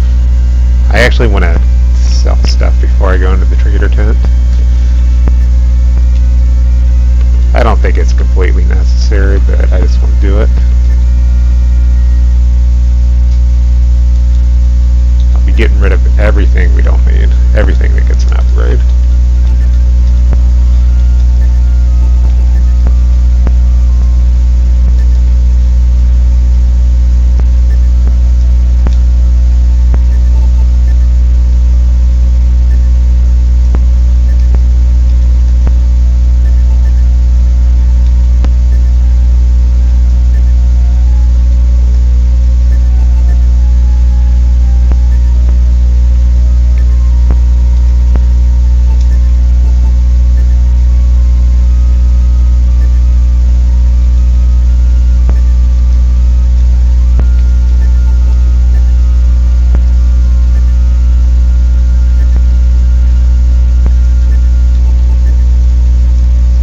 Shields are getting upgrades, but I'm not getting those like right away.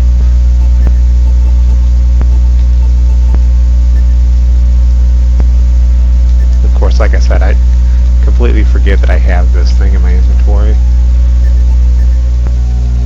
But I mean, it casts like Fire 3, so we'll hold on to it. Unless I absolutely need the gold.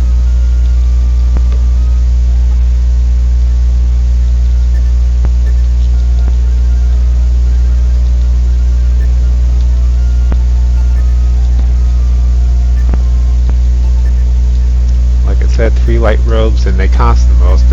I went through that kind of fast, but they cost 24,000, just like the Doom Blade.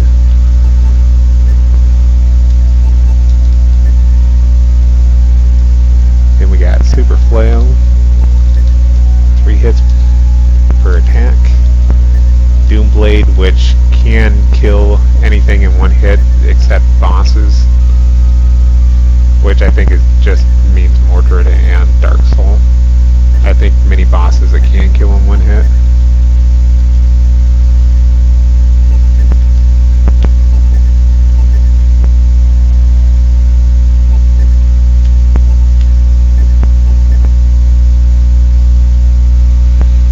Okay, let's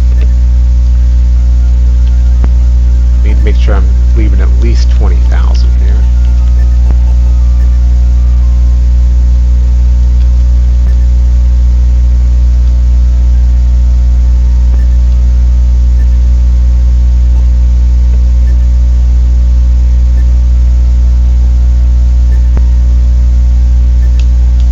Doesn't give me a whole lot of leeway.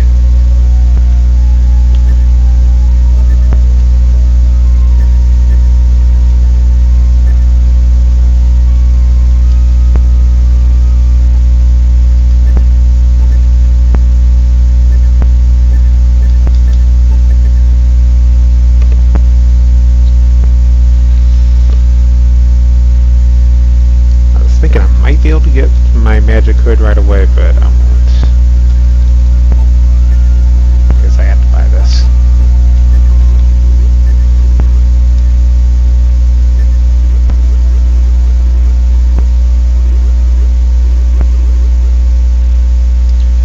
And because I didn't go too far with that glitch, it shouldn't affect the message speed at all. And again, that was like one of those things I was telling you about. Yeah, message speed is still at max. So we're playing it on a cart, and the cart did not get messed up.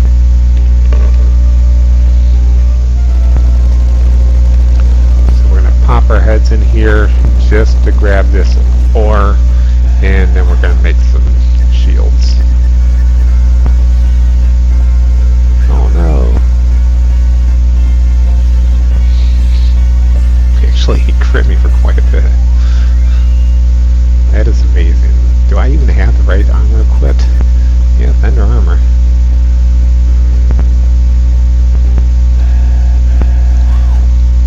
He must just have a pretty high crit power.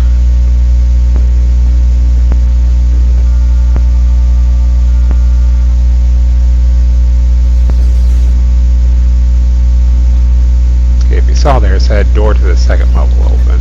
So this is the second level. And we absolutely want these shields before we go anywhere. Unfortunately, Pyra gets stiffed again. She doesn't get a shield.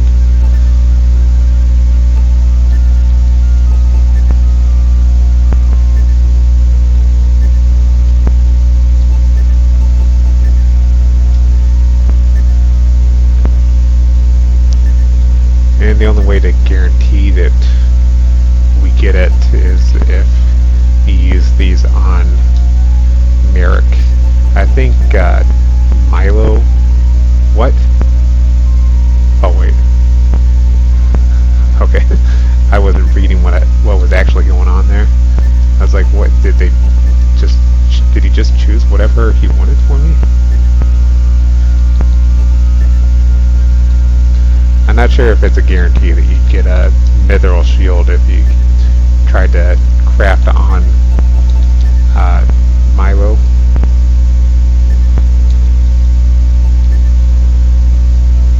Very important that I don't waste those, though.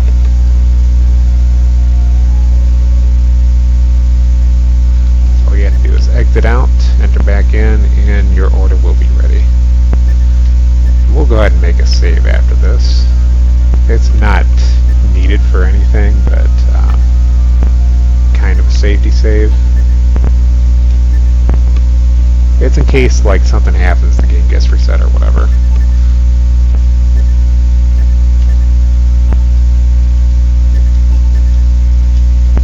Plus, you never know when an emergency is going to happen. House gets set on fire randomly.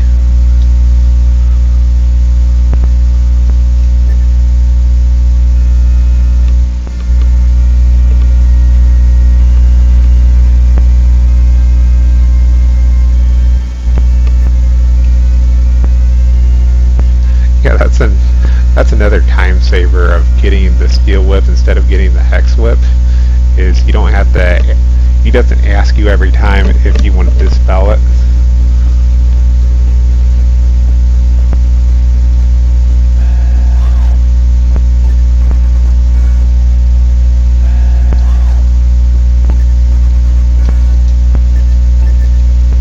So after we make it to the third floor, or the second floor proper, however you want to look at it, that's when the wizard Zern will appear just by stepping on that floor. That's when the wizard Zern appears in the castle, and he will give you the medallion, which you place in a gold fountain, and I think the description tells you that you have to place the other half in another fountain in order to warp back to it. But I don't know if it was an emulator glitch or if it was because I was doing the glitch, but I found out you could use it anywhere. So we'll see if that holds up as being true. And that fast warp is absolutely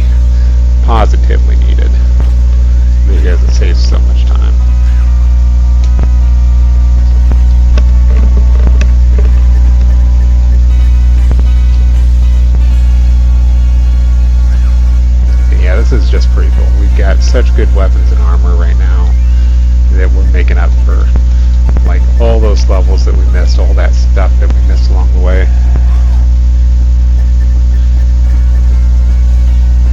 This first floor is going to be a breeze. The second floor will get a little bit harder, and then by the time we get up to the third floor, we're going to be way behind again. And that's how this game works. Sorry if you guys hear that. I am really terribly sorry if you guys hear that. I'm bumping the mic around while I'm trying to adjust the headset because it gets uncomfortable.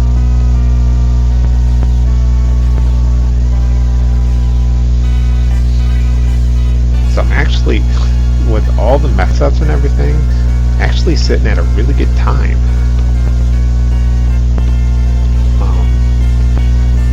It was 1:58 before I had to reset and take a break, and I mean we've doubled that, so it's been less than 4 hours, and we finished the trials. So anytime you can do that, that's pretty good. I mean, we can just chalk this up as to like a slow run, but not that slow of a run. And I saved a lot of time just by knowing what to do, even though I was being dealt crap.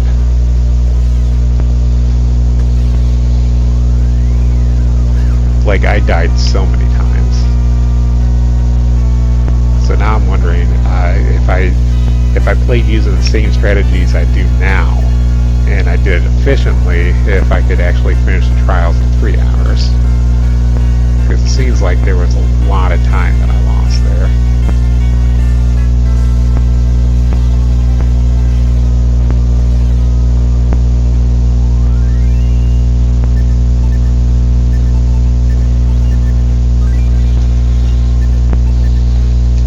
So from here on out, what is going to lose us the most time is that we've got to backtrack a little. Not a whole lot, but a little bit. Don't spawn that mini boss. What is over here? Is this gold? Yeah, I'll grab this. Don't really need it, but these enemies are pretty safe right now. All except for the Grim Reaper looking dudes. Those guys can cast diesel, so we don't want to fight them.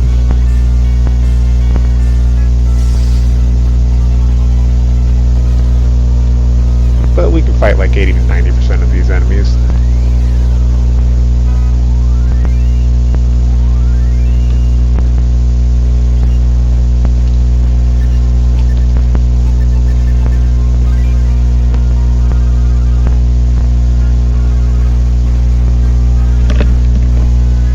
If I didn't have the weapons and armor I have right now, I would not be fighting these guys. Actually, this is a good time to use this. Because she's not going to do much damage with a whip in this level.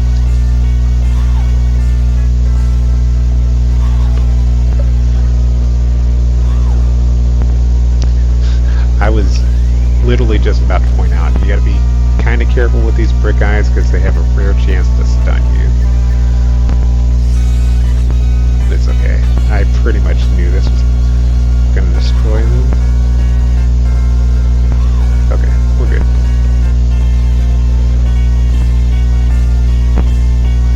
Oh, he's not dead?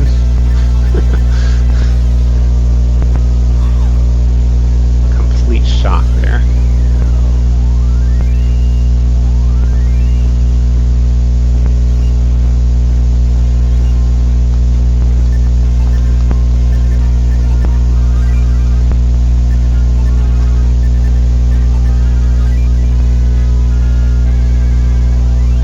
And I really want to bring up again, this has been a pretty bad run already in terms of RNG. And I still made it, like, we're just above 2 hours, or just above 4 hours right now.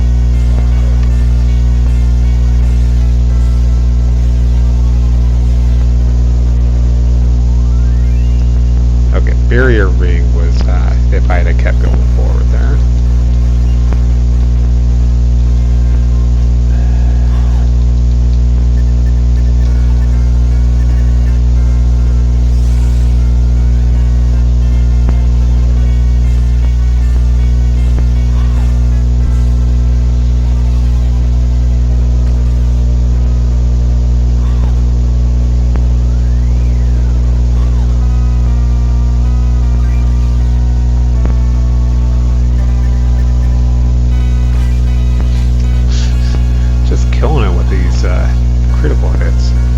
They're killing me with their paralysis, but I'm just killing them with the critical hits.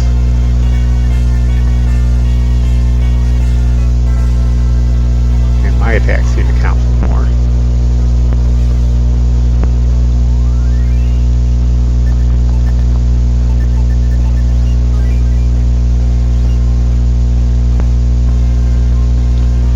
So normally, where I started talking there, I could go further. I would go further down that hallway and make a right and fight a sentinel in order to. I don't have revive yet. Pretty much guarantee that. Yeah. Okay.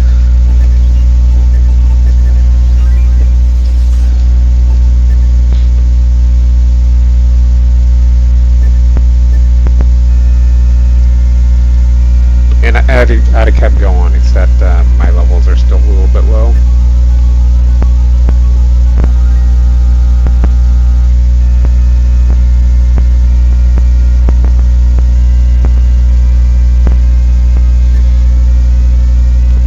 So yeah, there's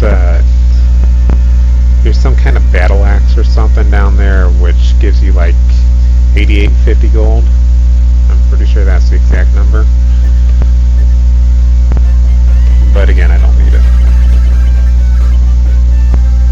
So I'm still 700 short of getting the hood that I need.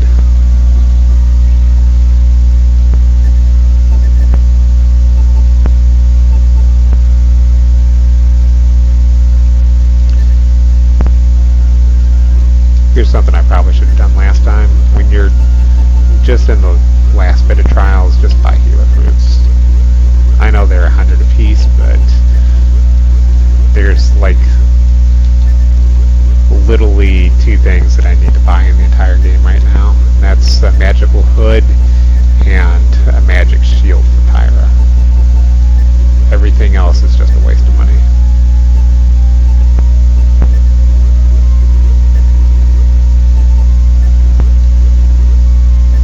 Well, besides the items that she gets in her tent.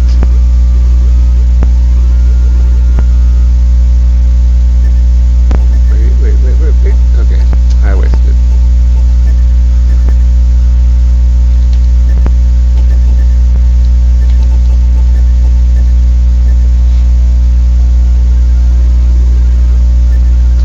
Wasted money, wasted time there. I didn't have an angel feather. Just always assume by the end of whatever dungeon you're going in that you are going to run out of magic.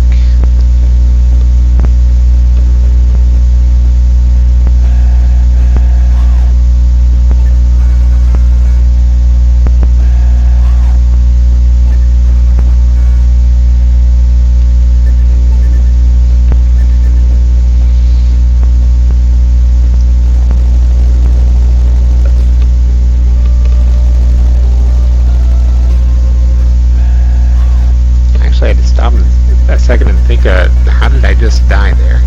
Oh yeah, D-Soul. Literally nothing you can do about it. So the only thing worse in the game than D-Soul is the Mandragoras.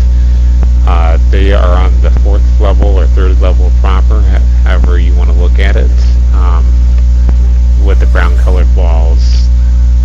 They howl in pain, and any of your characters that it affects instantly fall lifeless to the ground.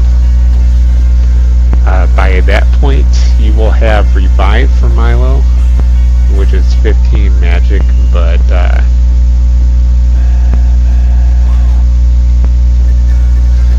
yeah, that's not really helpful because chances are that they could get Milo as well. Then if you don't have a miracle herb in your inventory, you're just completely boned.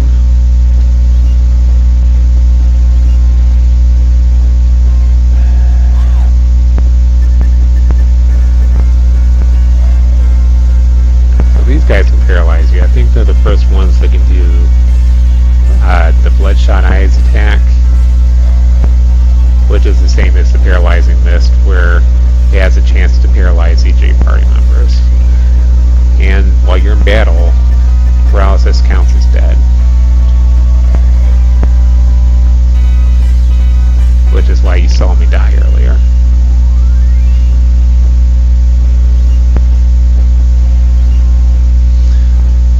Two attack and one defense. Bravo. Absolute worst level roll you can get. And only Milo can get a level roll that bad.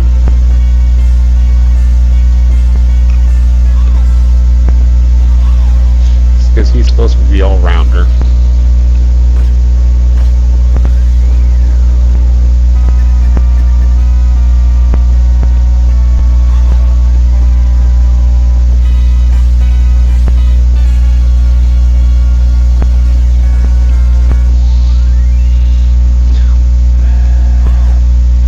So not that I'm not having fun, and not that I'm not enjoying this, because I'm really enjoying the crap out of doing this, even though I'm like tired and my voice is about dead. I'm going to be so relieved when this is done.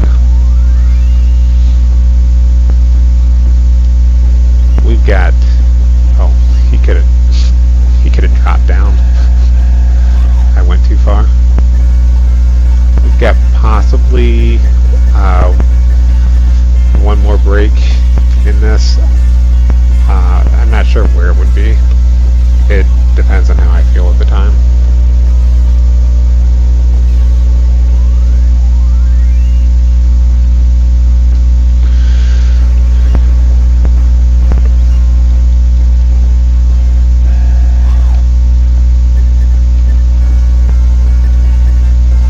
Oh, she can cast Blaze 3.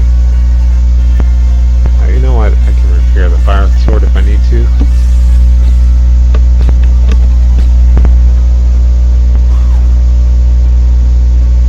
If she dies, I deserve that for not paying any attention to what her life was.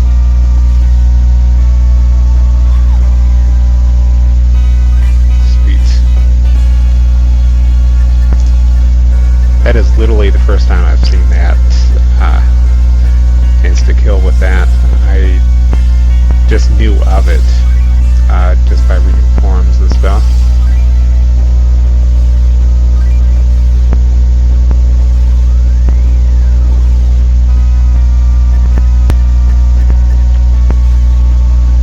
That's in that link that I posted at the beginning of the video.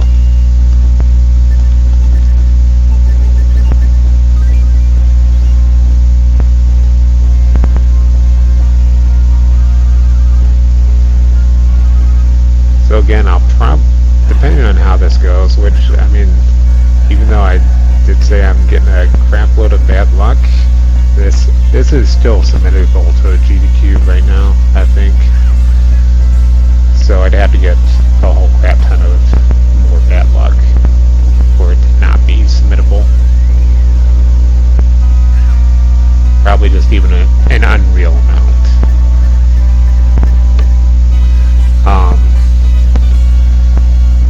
So I may or may not decide to do another attempt to add a recording for that, and I will very likely do like just a really long casual stream of this one day on this channel,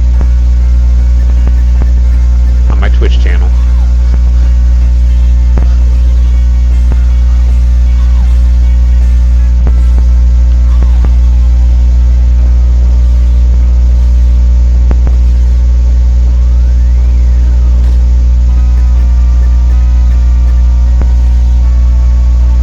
Say that because I know there's a lot of people who'd be interested in seeing this run who probably don't even know that I exist and may be catching this later.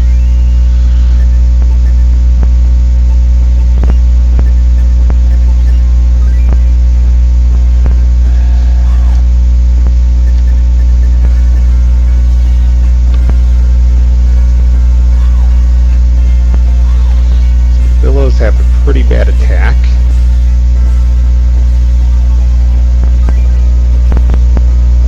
I forget how much death. It might actually actually only be like 20 points of damage. It might be like a fire breath thing. Usually an ice breath deals more damage than fire breath. Just depends on the enemy.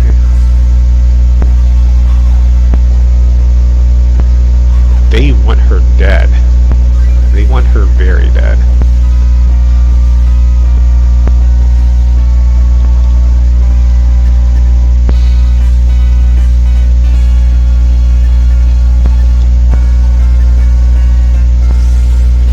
And I really need her to not die right now. Okay, it worked.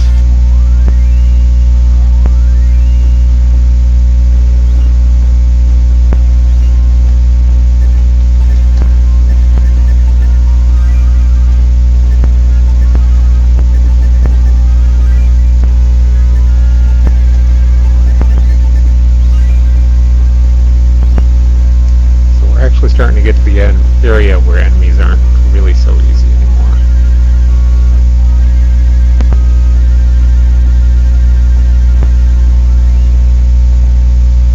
I probably should have sold that sword a while ago just to buy her her shield.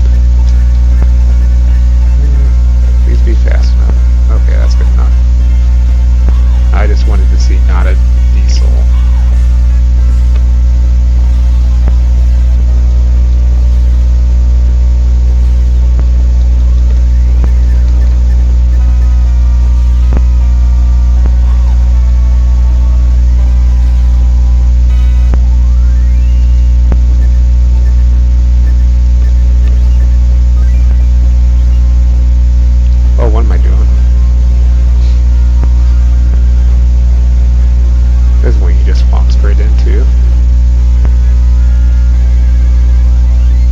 If I would have moved straight forward into that, I wouldn't have had to turn more than once.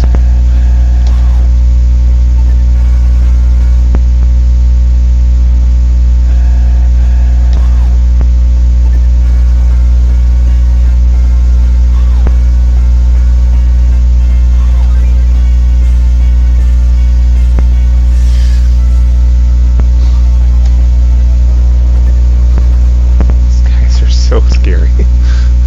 Like, I can't even tell you how scary that is. Like, I don't want to have to do this again for stupid reasons.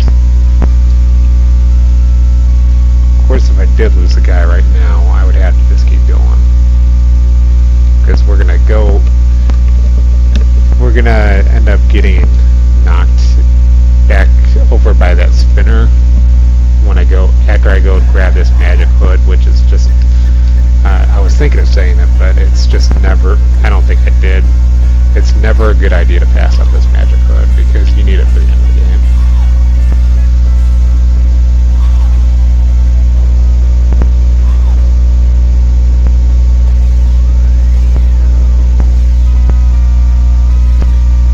It's either this or get a much harder to get Elven Hood later and leave yourself open to magic damage early on and blah blah blah.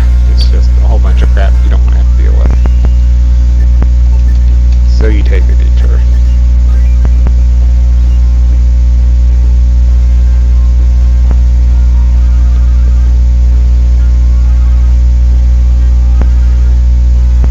And it's this first right.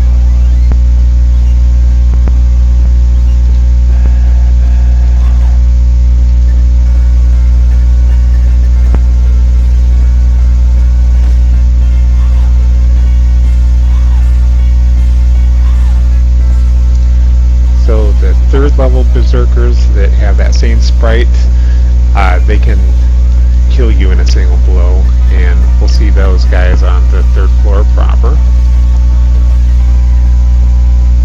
On our way to fight Mordred, hopefully none of them will connect.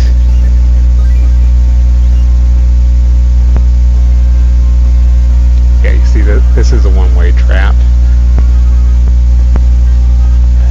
If you back through it right away, you can get back to the other side, but just assume once you go through that trap, you can't go back. These mandrakes are a little bit dangerous because they like to steal your MP.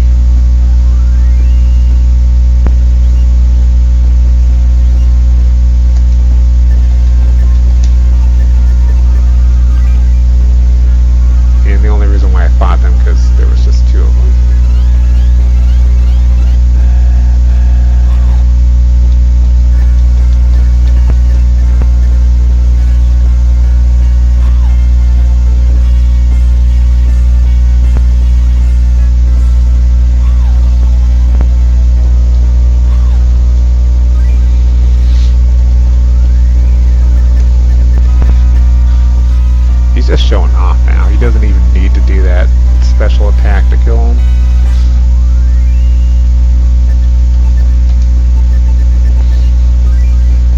And you think I'm being too cautious about the HP? Just wait. You'll see. In fact, if anything, I'm not being cautious enough.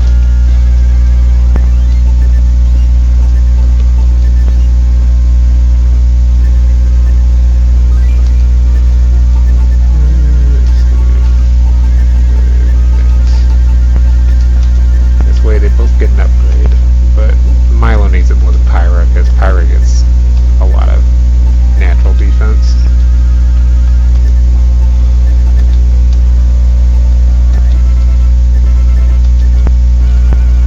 Plus she seems to have a little bit more natural magic defense. I don't know what that's about. It feels like Milo has like a 10% more higher magic defense than what Merrick does, and Pyra seems to have like 10% more than what Milo does.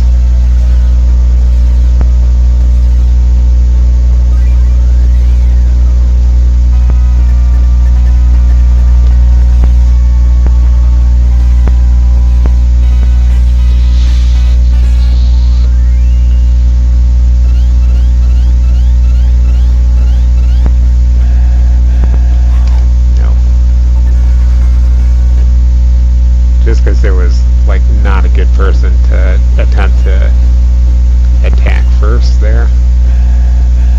I'm gonna go with no again. For the same reason.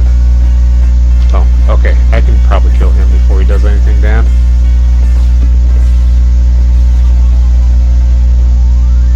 Kind of just dependent on Milo's speed right there.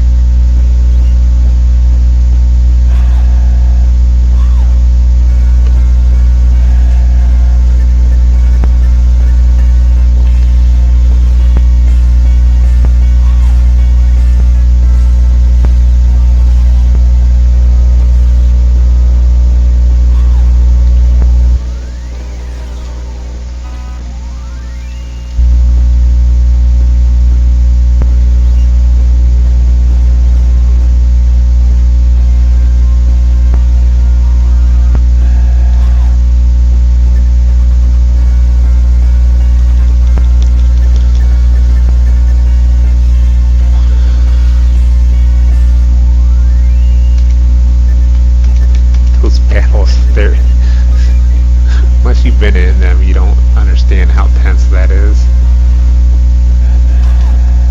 I think I have first strike, but I want these guys dead.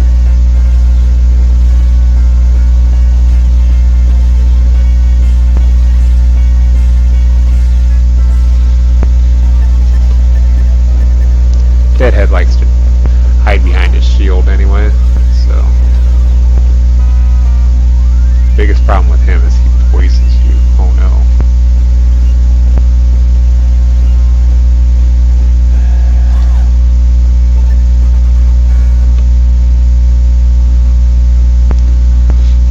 So the Reapers have 2 more levels.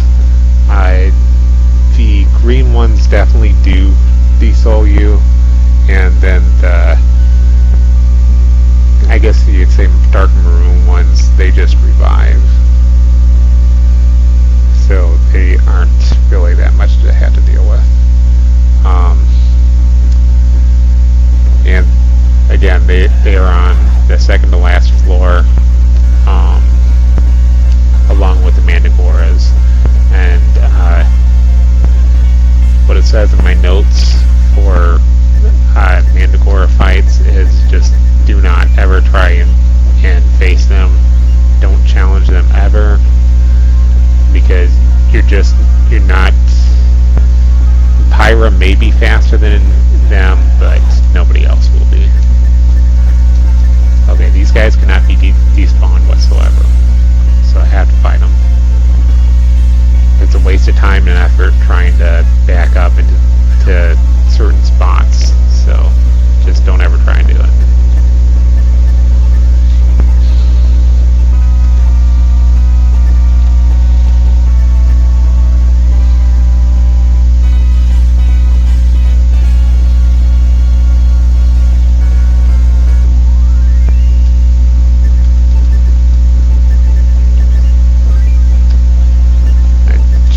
realize getting into that battle that I'm leaving everybody's HP a little bit lower than I should.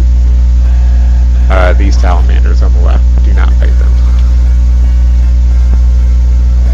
If they use their special, you'll see why.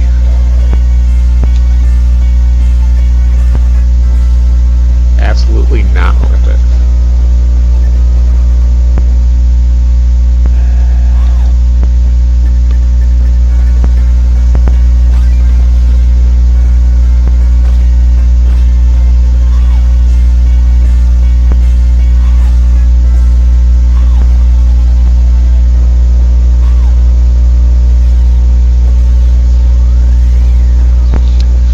I was just thinking about levels right now and how mine are pretty low still.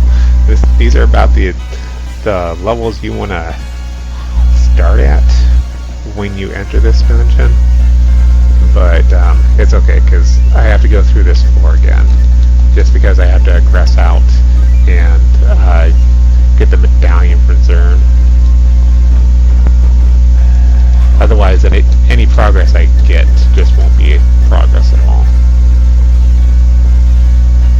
Why did you have to be faster than Pyro?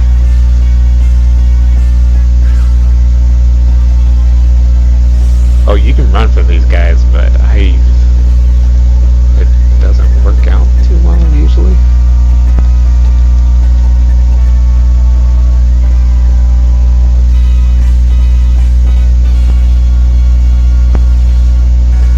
Oh goody. So if you get them low enough on HP but don't kill them, they can blow up like that.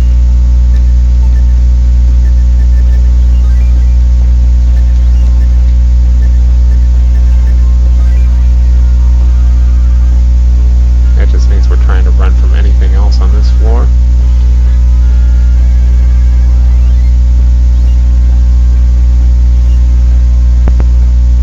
There's sun armor back there that I don't want, because it involves killing one of those sentinels that I was talking about.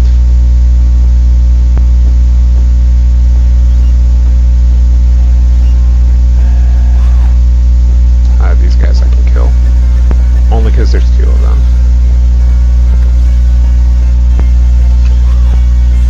I would really like to have the opportunity to get Milo up one more level, because I believe he lives revive in 20.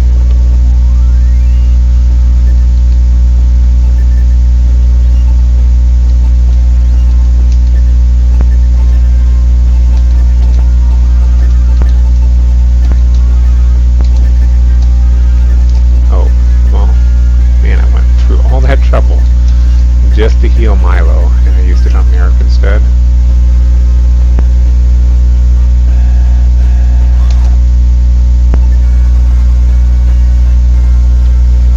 Oh yeah, I was thinking for a second that I could despawn this chrome ball coming up, but you can't. It's maybe sometimes more likely that you'll respawn him if you walk in backwards, but you know, we'll just walk head straight into it. And I want to back into the next one because there's another rope hole, and enemies can slide down that rope hole, and they've got big daggers to cut your throat with.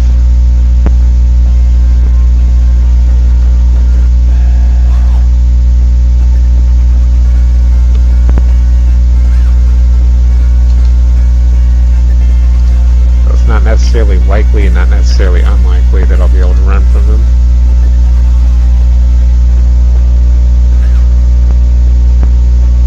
It's less likely because of my levels and because Merrick is in front.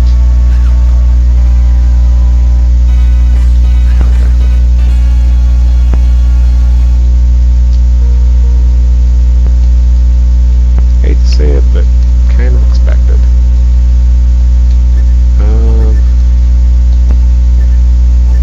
Okay, we've got enough for a hood, so that'll be helpful for the next time through.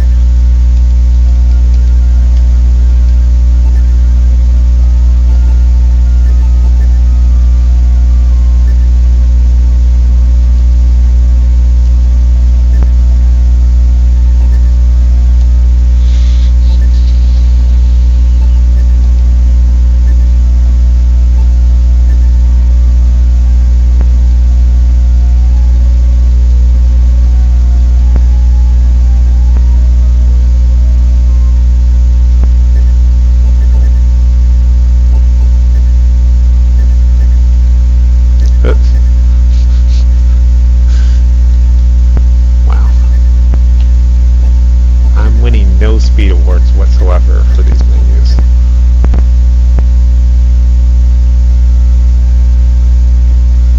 He's got a less crappy menu here. Also, I want to check on something.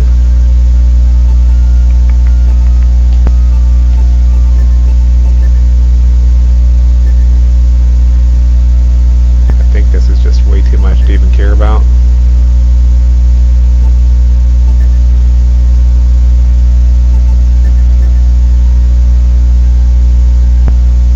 Well, it's too much to care about right now because I don't have the money.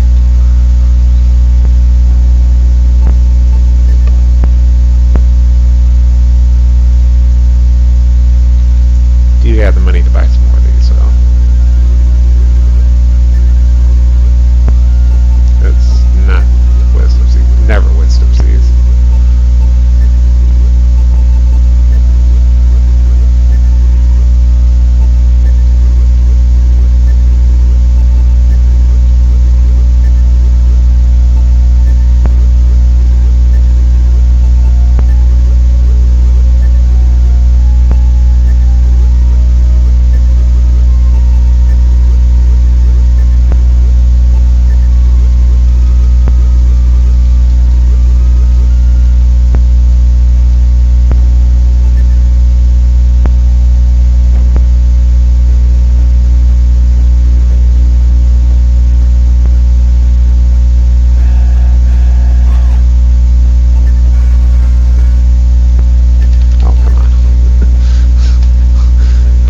This controller.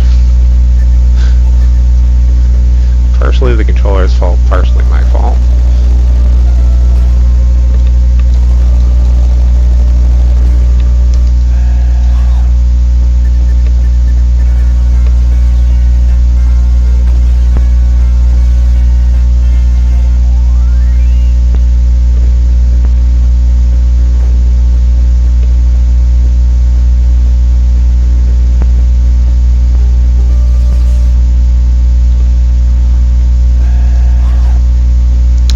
Sorcerers, they don't do damage. Not that much, anyway. Their magic is single targeting, and they don't have a whole lot of power compared to other enemies in their class. And once they use out their magic, that's it. They don't get to use it again. In fact, you can almost say the wizards that come before them are kind of harder.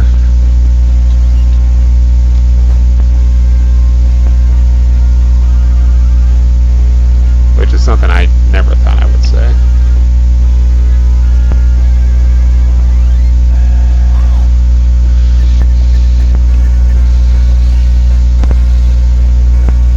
Okay, so with this pass through, well, we're going to have to do one more pass, like I said, because we absolutely have to get that medallion, because it saves so much time.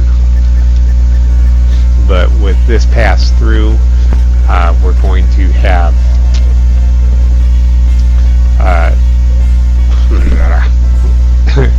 we're going to have our level is about where we want them. Sorry, I'm kind of spacing out here because, like I said, I'm so tired.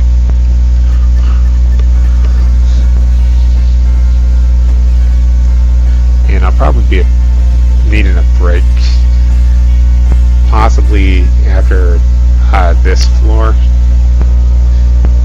Yeah, I'll probably just get a break after the next time I do this floor, because we'll get through to the staircase, and then after the next time I do this floor, I'll take a break because I'll need some water, if nothing else.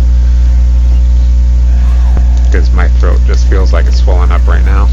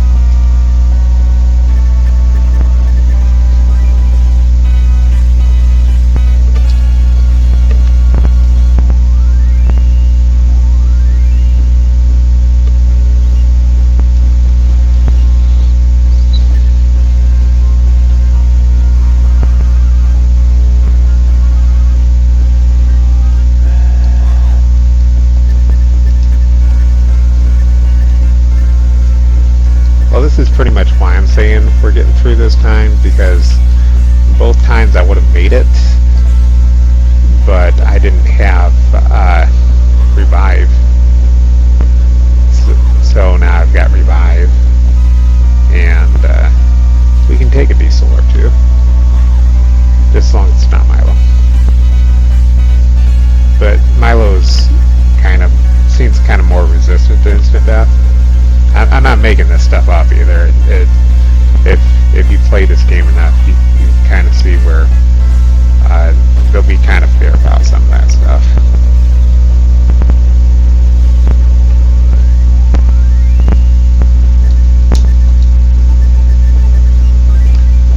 The game intentionally helps you in some areas, because I think the developers kind of know like how difficult of a run this is, or how difficult of a game it is. I don't think the developers even dreamt the speedrunning back in the Sega days.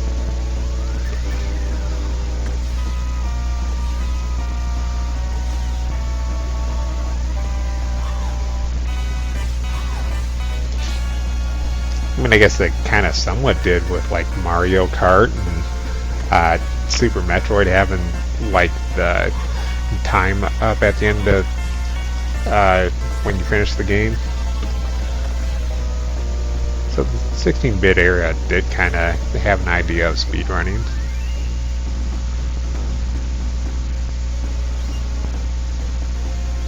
But it was nothing that anyone was really taking serious at the time.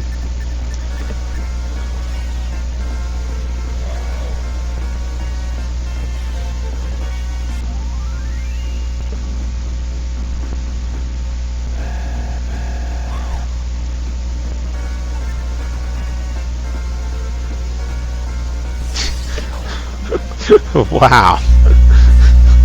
Thank you, game. Just kind of holding my breath on that one. Now, holding my breath did not work whatsoever. At least you can't cast Diesel again. Although he just completely screwed me over.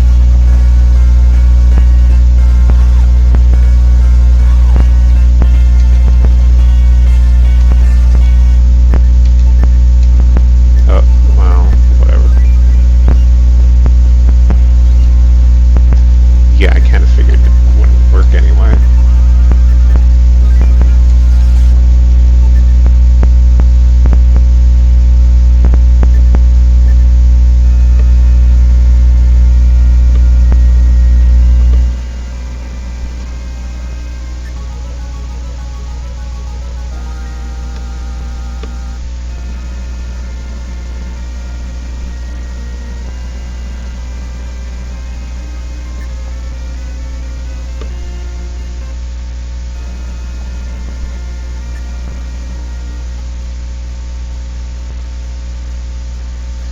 And so here's kind of the problem with it. Everything that I've been doing to this point has been okay. It's been good. It's been what I was supposed to be doing. But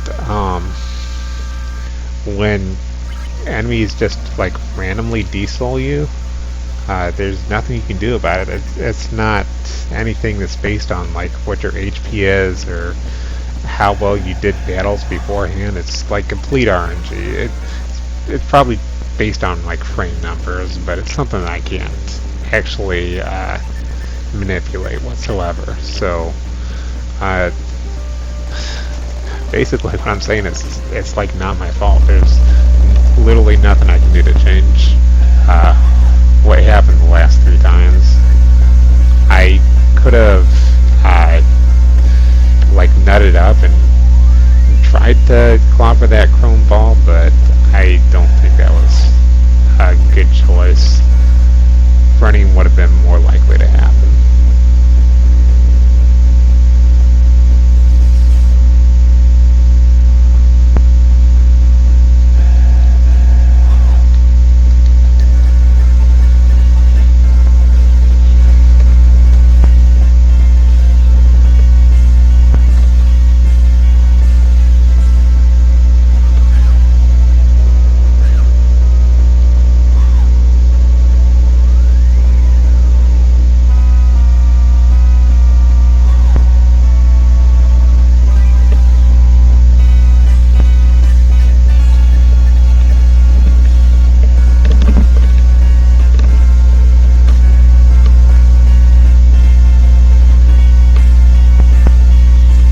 believe it or not, I just haven't made any major errors in this run. No big mistakes whatsoever. Just bad things happen. I'll make somewhat bad calls. On occasion, where I think I've got enough HP, I think it's good enough to try to survive, like especially at the beginning of the game where you've only got Merrick. But those aren't mistakes. Those are just kind of testing your luck to see if you can go a little bit faster.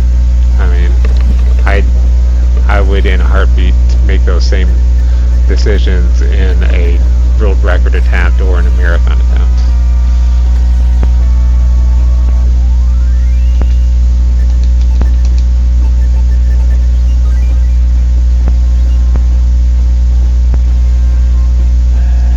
Oh good, my favorite guys.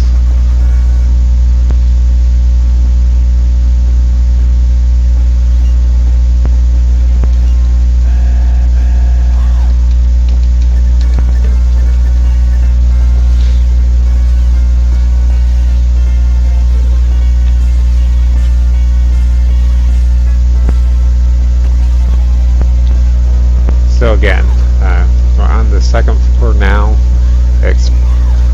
Expect to see that happening again on the fourth floor with the Mantiboras.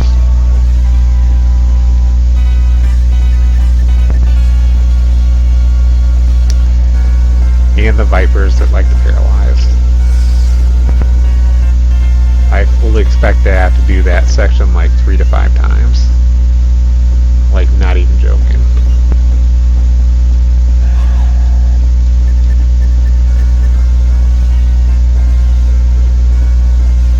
That's how you know you have a devastatingly hard game, is when players have to just be ready to die.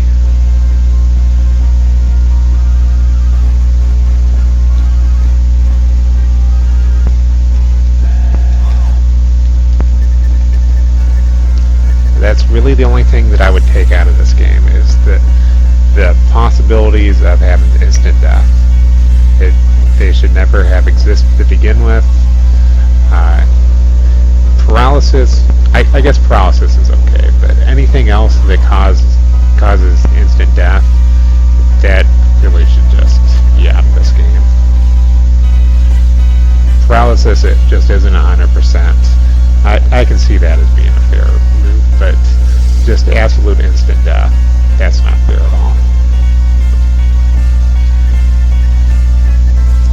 And you'll really only see that in like old NES, Sega, and Super Nintendo games.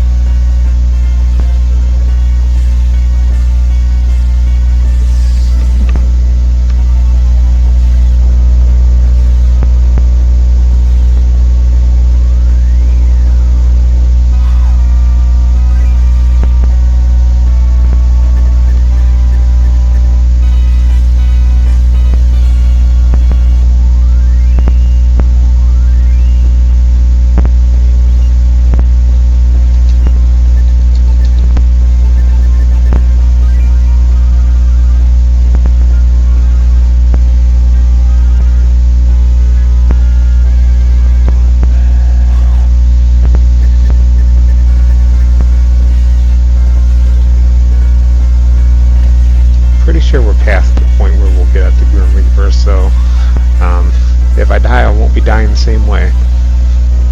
I'll be dying other ways, but not the Grim Reaper way.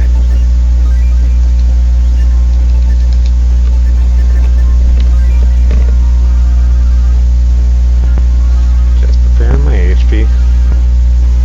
We've already seen that I can die by physical damage.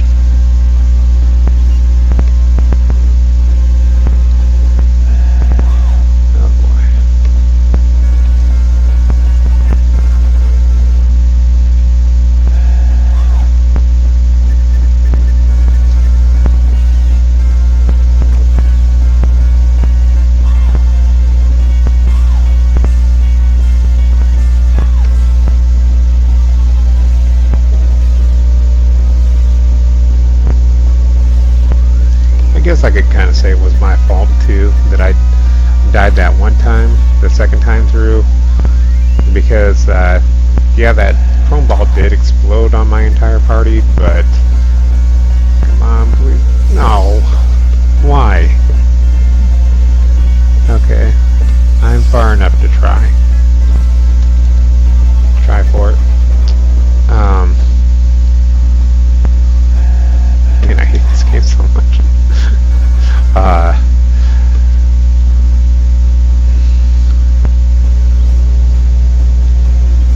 If I would have played more defensively and tried to heal with both Milo and Pyra, I probably could have done better, but I was more afraid of like a critical hit at that point, so I didn't think it was worth trying to save both of them.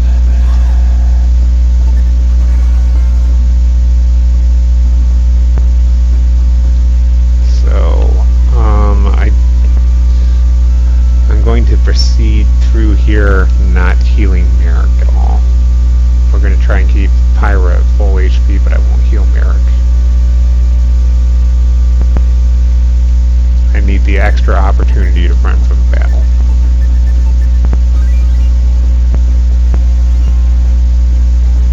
Especially when it comes to these chrome balls. Is there anything I can get her? I don't think so. She needs a shield. Oh, yeah, she can get this. Yeah, there's nothing I can give her. Only the best shield she can equip.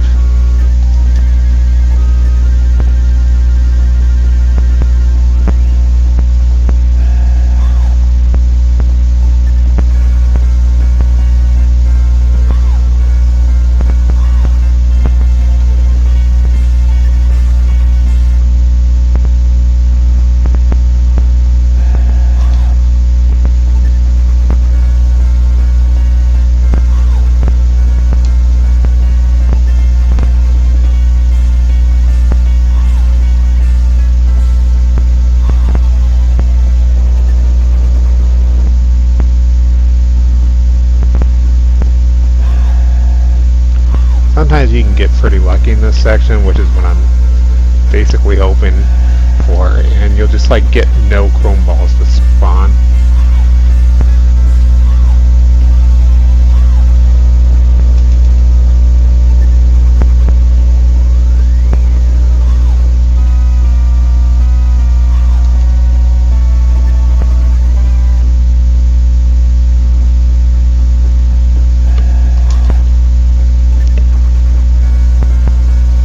And if Pyra had at least like heal 2, I would feel much more comfortable doing all of this.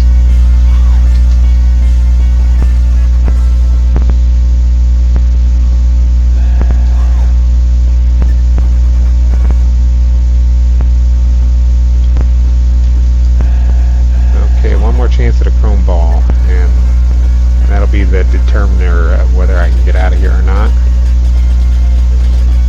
And then we get to do it all over again, one more time.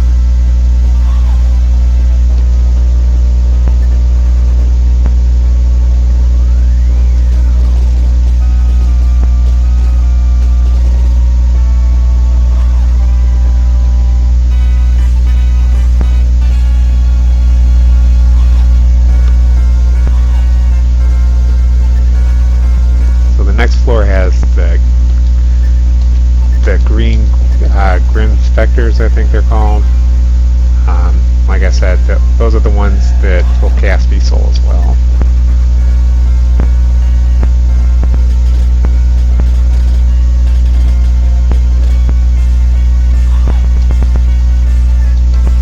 I think I'm going to change my mind on letting Merrick die.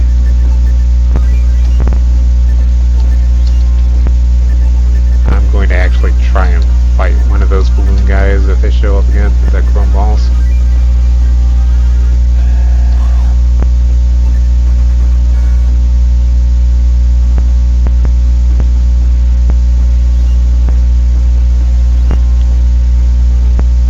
Back. You really can't be too careful with that. Gotta make sure you remember that you're backing up.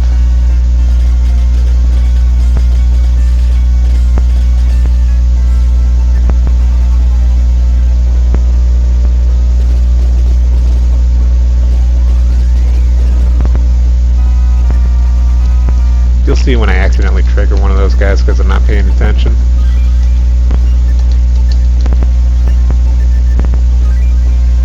I think they're in some ways worse than the chrome balls. For instance, the second level guys that look like them, they cast sleep, or yeah, I think they both cast sleep and they can use sleep attack on you. I think their attacks put you to sleep.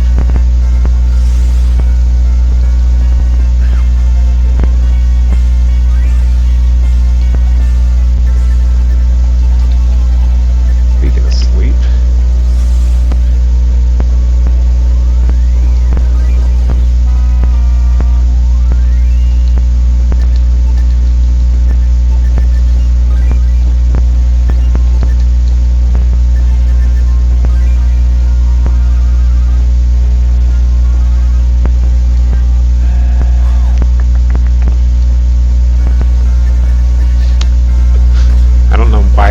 more than a second about, hey, do I want to kill this really easy enemy?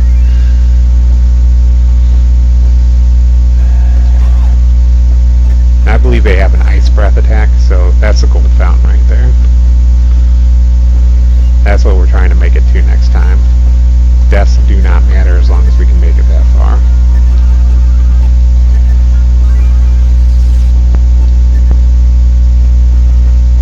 Actually, I think I need to talk to the king first. I can almost guarantee you have to talk to the king first.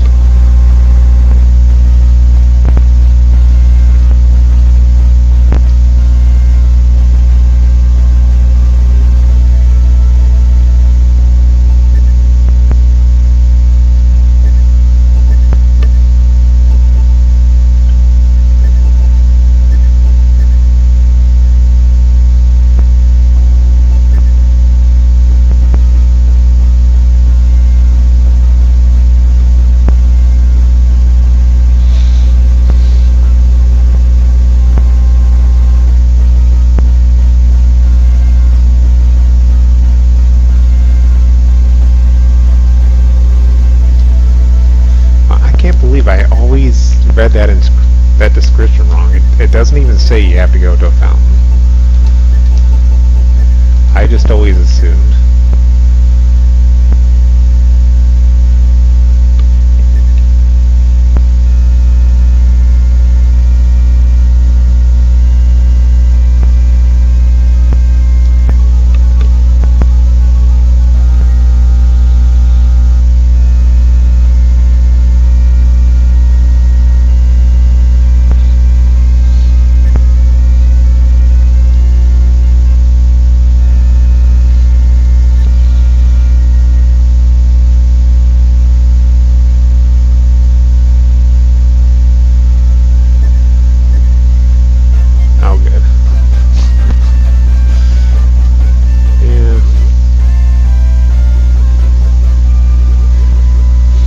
That's one of the bad things about this is you can't like skip this cutscene.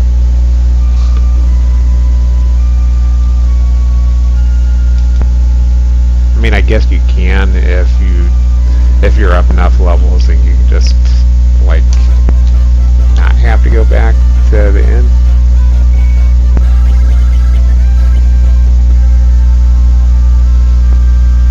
Okay. I believe I have just enough. Let me make sure I can count.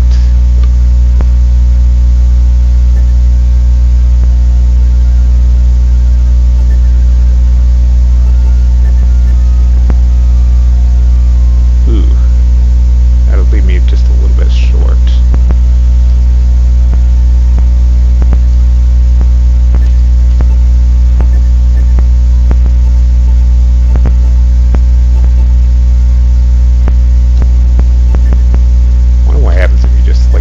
Right away.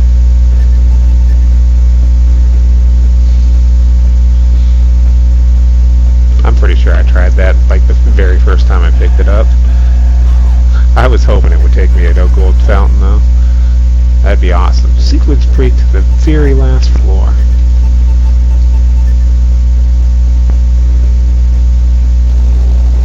I probably should have tried to sell the room key. I don't need it anymore. That probably would have given me enough.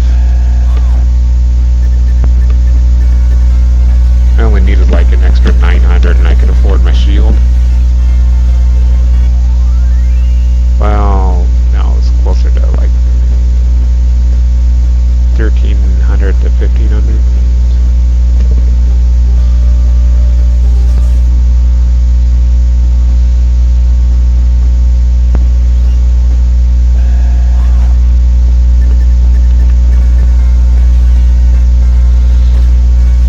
So if you're wondering why you haven't seen like a speedrun of this ever, or a tutorial for a speedrun for whatever, this is pretty much why. Like,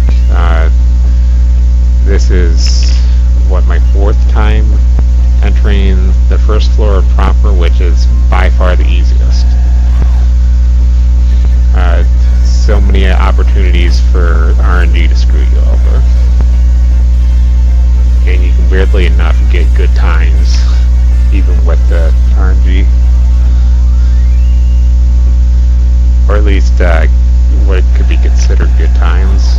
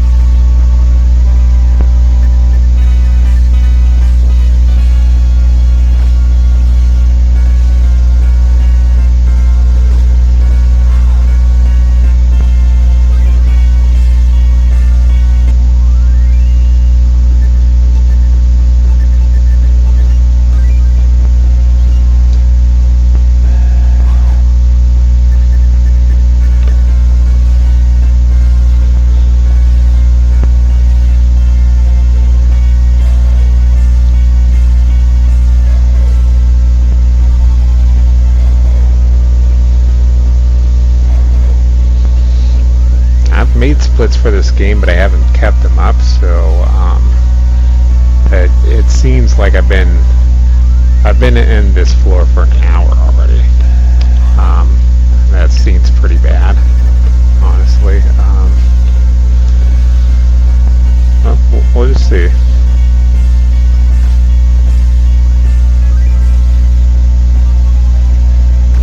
If you count the 2 hours from before, we're sitting at about 5 hours right now. And the last floor is really the longest, because on top of like struggling to survive, going through it twice, not once but twice, just to unlock the final fountain, which is different from the other gold fountains, but we'll get to that a little bit later. You still have to do, like, I think another half hour to 45-minute grind session. It may even be a little bit longer than that.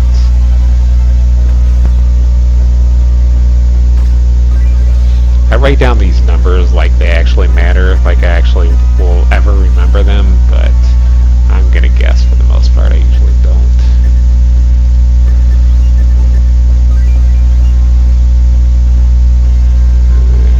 Whatever.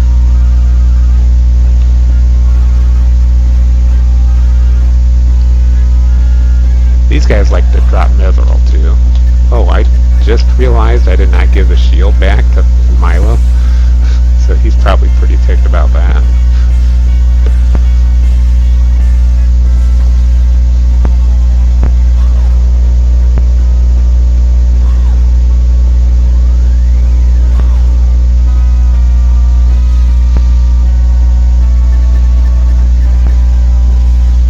That's actually why I had to heal him already.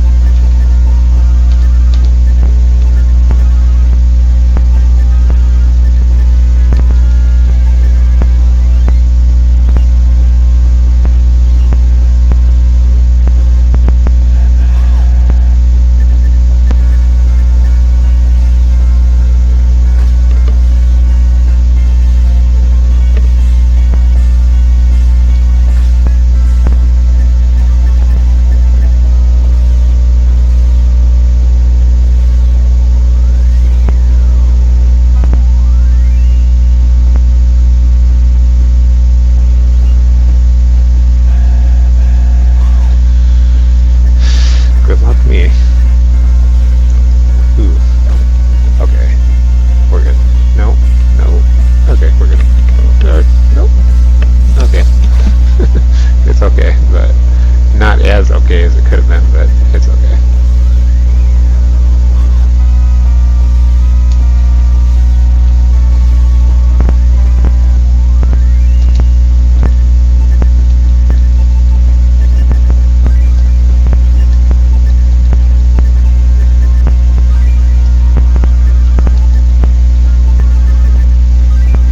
Need to be saving Milo's mana right now.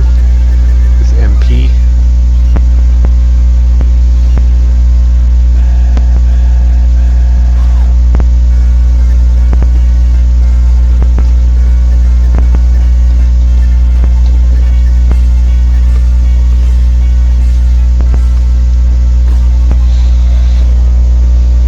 Okay, yeah, I guess I'll go over this now while I'm thinking about it. Since we got a little bit of downtime, and because I just don't want to be able to talk at all tomorrow.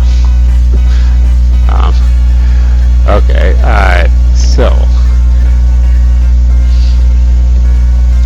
there's a fountain on the final floor, and in order to do anything with it, you need to get the tears from Jessica, and the only way to do that is both save her from Mordred and collect the entire Arms of Light. And the final piece is on the final floor, and that is the armor. Once you have all the Arms of Light, you get her tear, and you go to this fountain and use her tear. And it's a little over halfway through the final floor. Well, it's probably actually like 75% of the way through the final floor. And what it does is, as long as you have one of your allies alive and you look at this fountain, it will recover them from death with full HP and full MP. And you will use that spot to grind up to your maximum, or just whatever level you need in order to beat Dark Soul.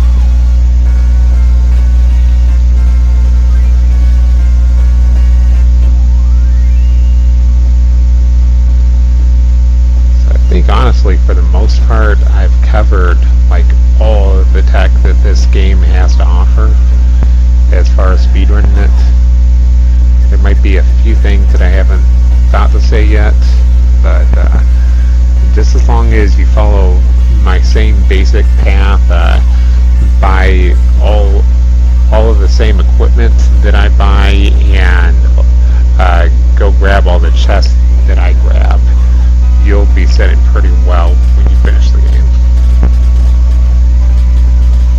Like, it'll be a scary Dark Soul battle, but you'll just be sitting so well, you like won't even care. You'll be like, okay, I've got 2 miracle herbs, you can take out Milo twice, and usually that's about all you'll need. I'm guessing.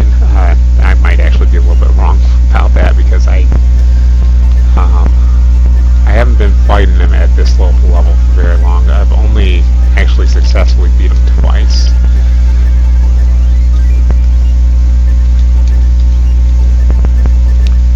So there might be a little bit of heartbreak at that point.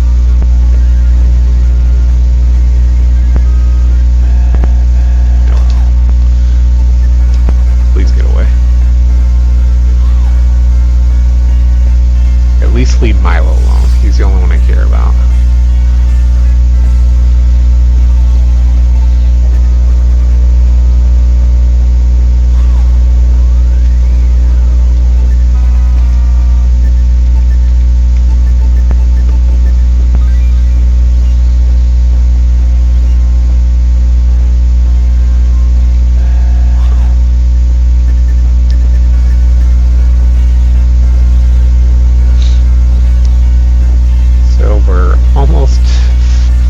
Almost at the end of floor 1. I will be aggressing, doing cleanup phase of healing and whatever I feel I need to do. I will save and quit again, and then I will probably take a less of a break than what I did last time, and we'll get right back to it.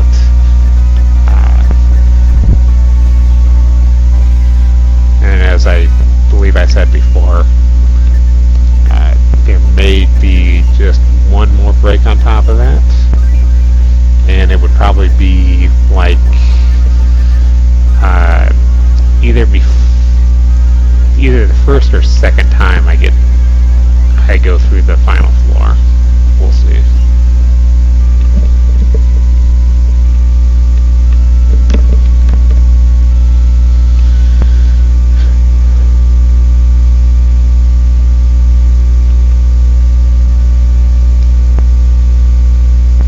Should be almost a guarantee now, though, because I'm going to say it again and the game will probably prove me wrong again, but I don't think I can get up to the Grim Specters or whatever they're called that de-soul me. I didn't think so before, but I'm pretty sure now, since I loaded a new area, that they just can't exist.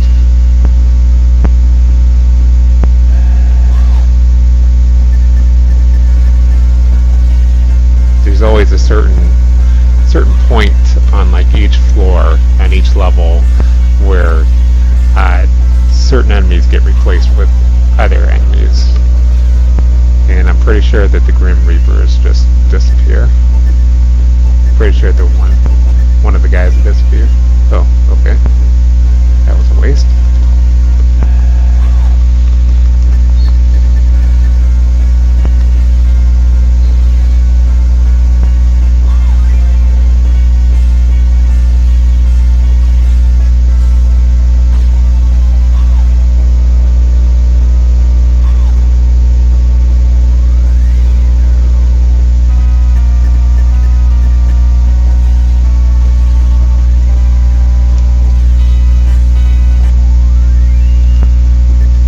Just like a little kind of FYI, wow, he's got a lot of HP now. I can't even get through his sentence without starting another sentence anymore. But kind of an FYI, with all the practice I've been putting up in, it's all been up through the trials. I haven't like practiced proper at all. Mostly because like I don't feel like I need to. Just because bad things are going to happen, and proper, as long as I know my way, as long as I don't get lost, those are like the only things that matter. So yeah, I could probably be doing just a little bit better. Actually, I could probably be doing a lot better overall, but like I said, I still don't think I've made any like big mistakes throughout this entire run, so not a whole lot to improve on that I can think of.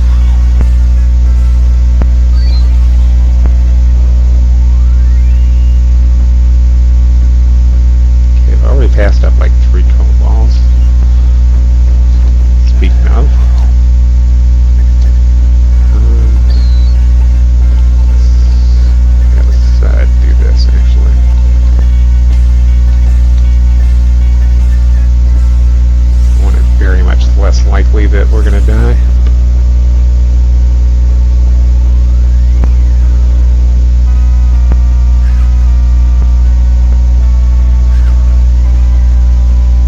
Sweet.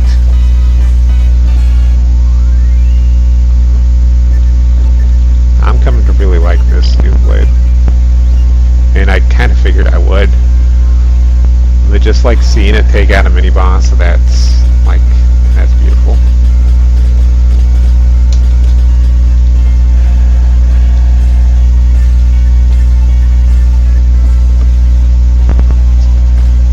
But yeah, I'm not gonna attempt to use that on Mortrid just because I don't think it's gonna work. If somebody tells me otherwise, if somebody has video proof otherwise, and can show me that they're playing on an actual console, then I will believe that Mordred can be taken out that way. Otherwise, I'm going to believe that that's not even possible. Oh, crap, he's got 3 already. Didn't mean to waste 5 MP. Good thing about heal 3 over heal 2 though is that it maxes out your HP.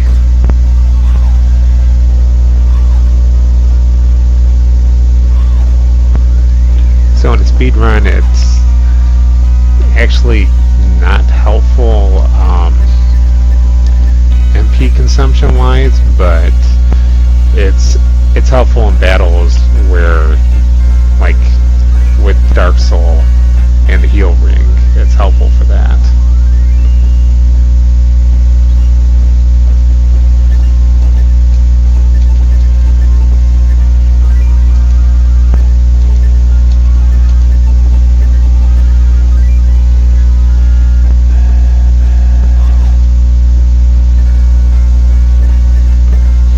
Like, you can think it's stupid of me getting my HP up that high until I get up to 2 salamanders that use their breath attack on me twice and do 120 damage on everybody.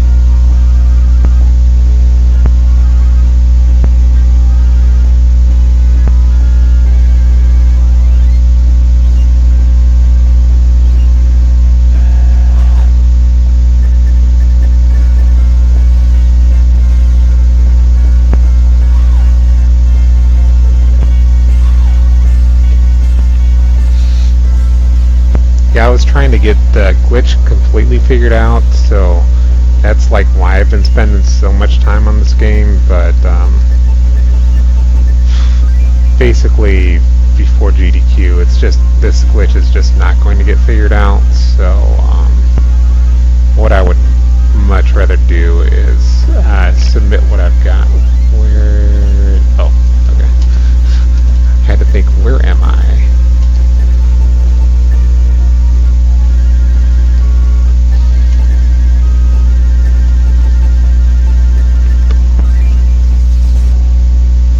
And just to kind of show it off here too, this is for me as well as for everybody else. You know, you just use the medallion like right away.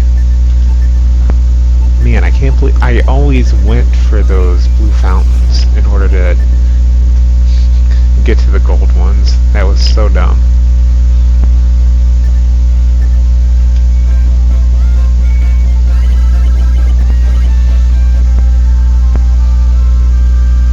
Again, I did the stupid thing of not looking at what my cash money was.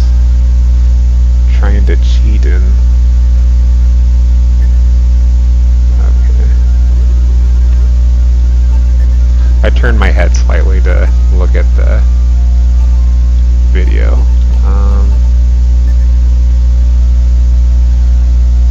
Fire sword. I don't want to sell the fire sword. I just want to hold on to it.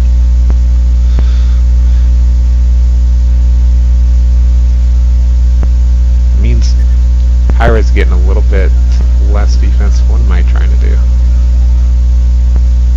For a little bit longer, Pyra's getting a little bit less defense.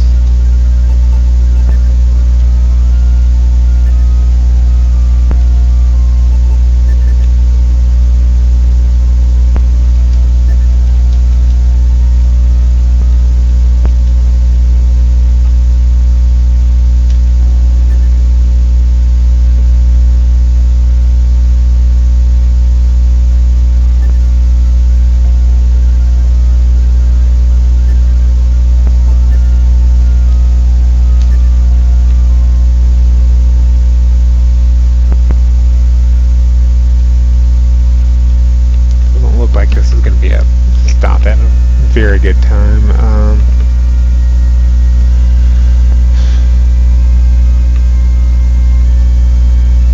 So we're sitting at about 518.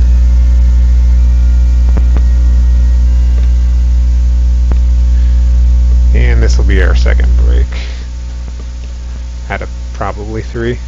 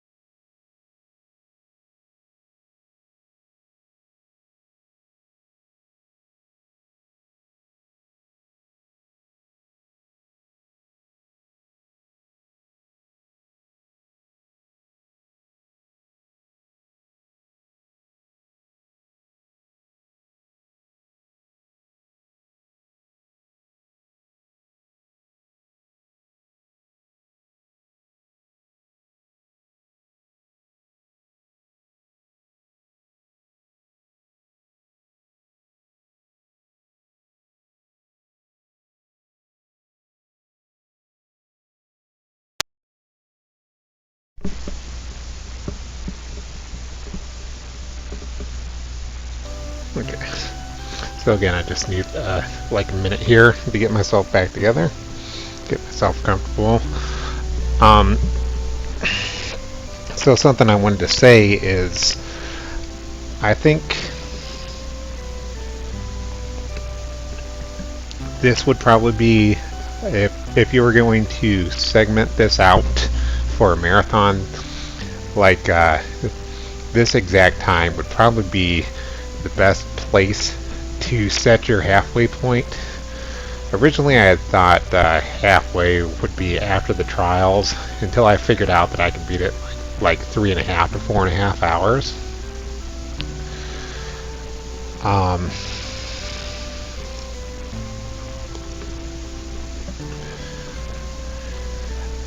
But yeah, I think this is.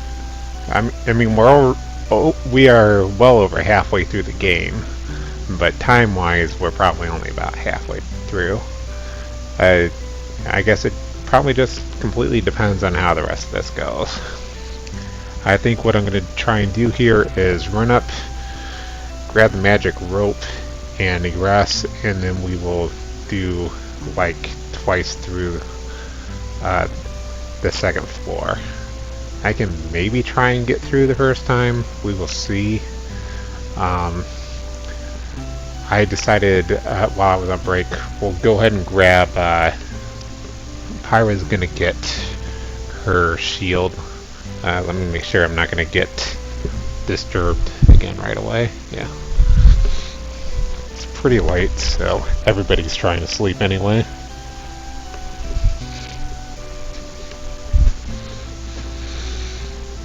Okay, so I guess that's it. Let's get started with the third segment of this, and there will probably be a fourth. I'll probably need another break, but this is basically single segment because I'm doing it all day today, but it's actually segmented the way I've been doing it.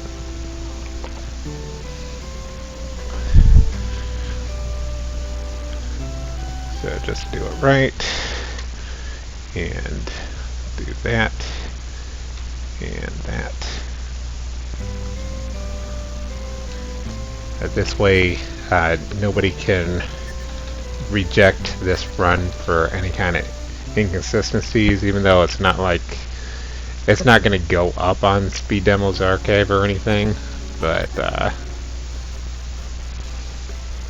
yeah, let's make it absolutely clear that I'm not cheating.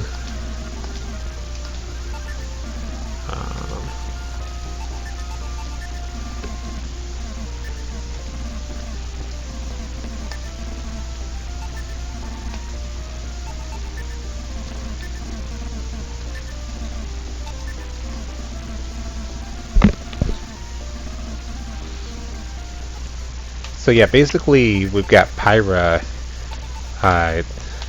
Because of her class, she's very limited on the shields that she can equip.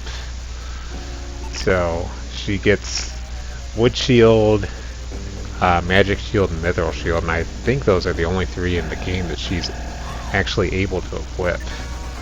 I can't really think of anything else. There might be 1 or 2 more shields that I just don't normally ever see that she can equip, but those are the only ones I can think of.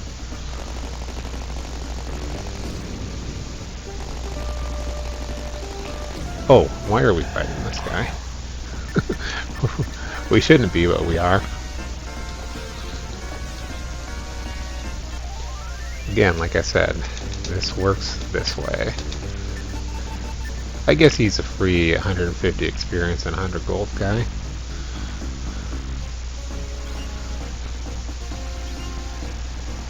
Yeah, Brimspeckers, don't fight him. Not in speedrun anyway. If you're up enough levels, you can outturn them with Milo and Pyra and just destroy them. Especially with the Hex Whip equipped.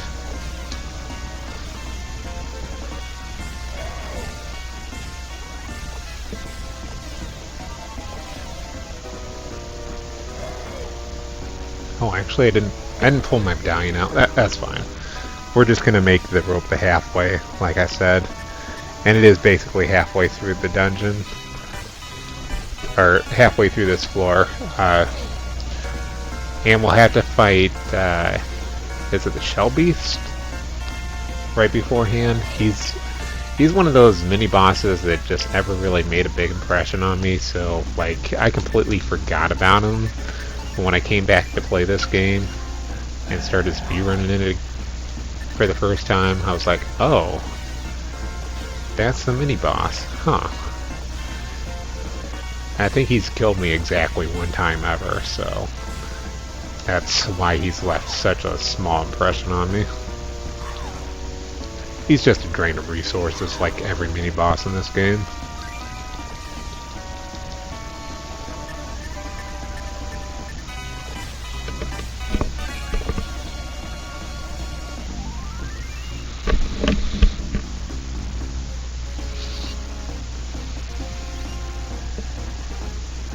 I think I can kill him, but only because there's only two. I actually probably shouldn't have because of Pyra's HP.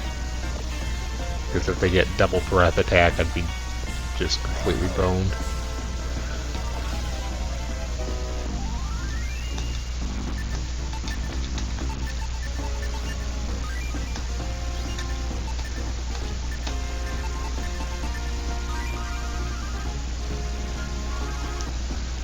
It's a little weird, but I think like towards the end of this floor, I can let my HP drop a little bit more than I normally would.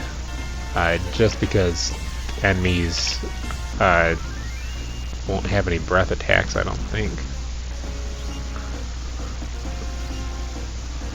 So if I went up around that corner over there, that's where I would find come on. That's where I would find that Elven Hood, which is resistant to magic, but pretty sure it's resistant to magic. I keep saying it is, but I'd never come back for it. And if I had taken the right back there, that would have been, that's to the jail cell that leads to the light helmet, I think. Because I'm pretty sure the first piece of equipment you find is the light shield, which is also on this floor. But you don't need a key or anything to get it. You just go pick it up.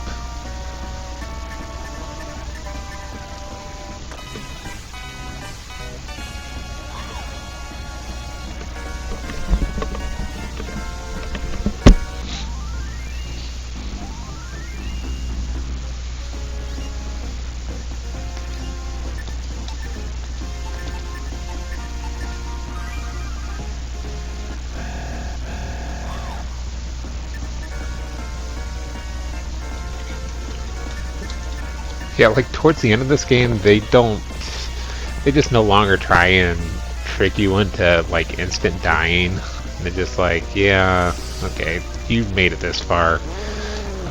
We don't need to be messing with you that much anymore. So instead of trying to do an instant death, they like to use attacks that will kill you in 2 hits, which is when you get up to the Ramuans. I think that's how you pronounce that. They're the blue chimeras. They like to breathe white hot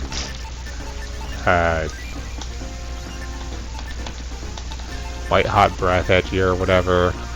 And oh crap, that was heal 3 instead of heal 2.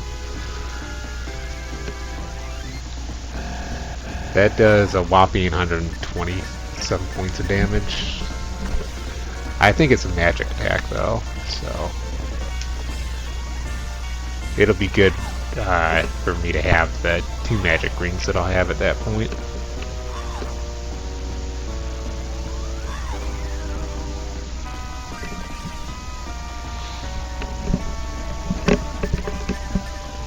So yeah, magic ring, pretty much the best thing in the game. Recovers around 20 points of magic every time you use it, and it's a multi-use item. And on top of that, I've talked about it earlier in this tutorial, that it raises your magic defense by 25%.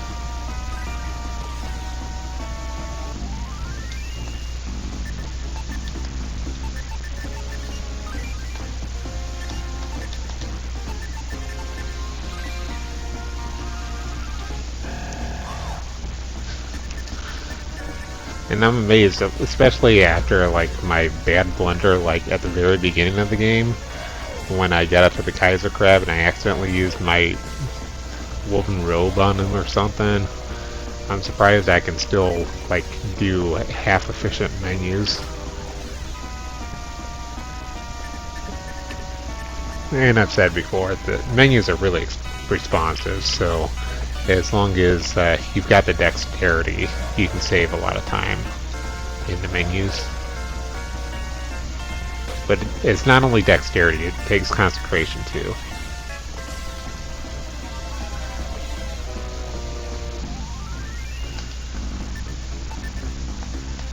There are kind of like many layers of speedruns that you may not be aware of by sitting and watching them, that they just exist as part of the speedrun, as part of what you need to know to do good, to do well.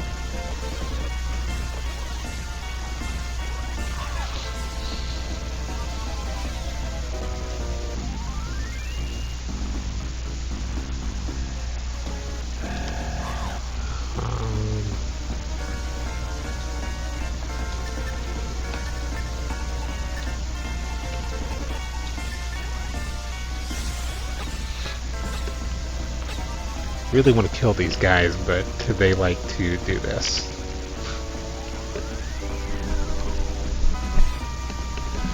And I knew how much damage that was going to do. That's why I said and hesitated a little bit with what I was going to do.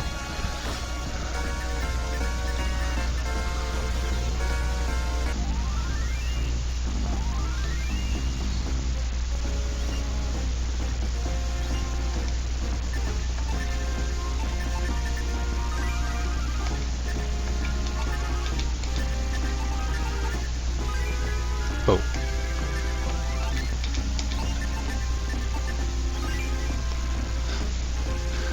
I am very much the not most graceful speedrunner ever.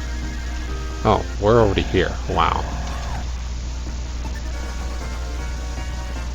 And I don't know why I just tried to run from these guys. They're nothing. Well, I do know why I tried to run. I make a mistake and then I panic because I made the mistake. It's only a small, slight panic.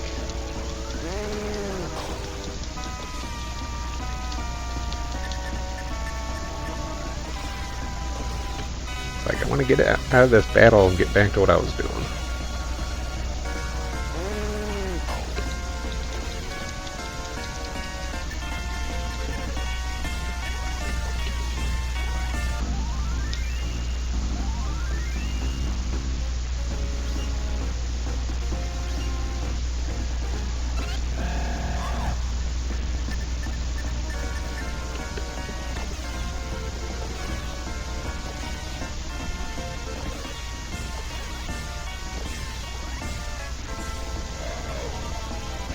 So one of the reasons why I didn't just try and teleport back to my medallion right away, just so I could get through this floor quicker, is I need bare minimum of level 29 or 27 for fighting Mortrid.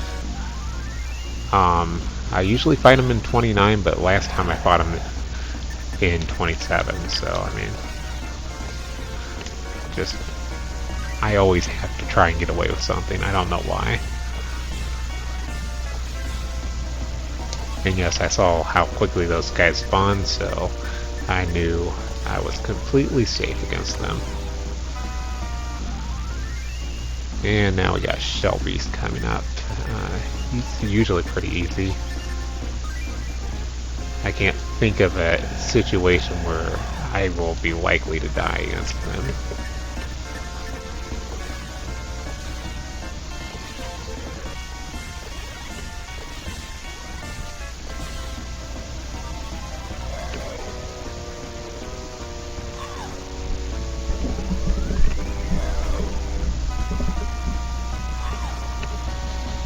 I'm gonna treat him pretty much like every other mini boss,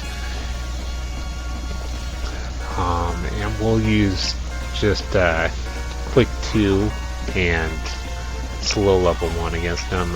I don't really expect slow 1 to work. Actually, I think I'm gonna assume that slow level 1 isn't gonna work, and I will probably try and use sleep the first round, and then from there on I will probably have her just trying to heal up, because I can't think of anything else that she can do that'll be useful.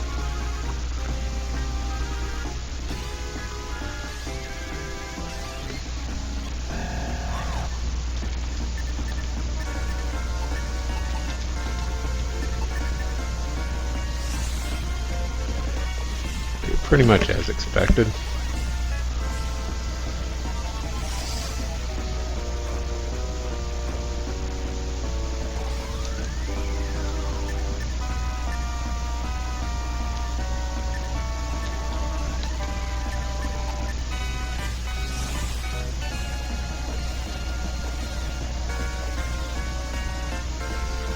Okay, so now I need to switch both Milo and Pyra to healing duty.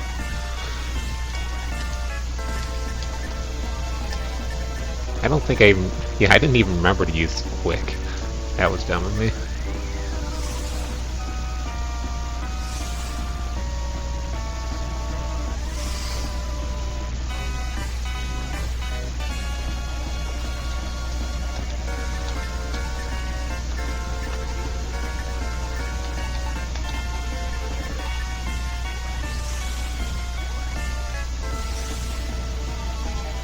This is basically his whole shtick right here.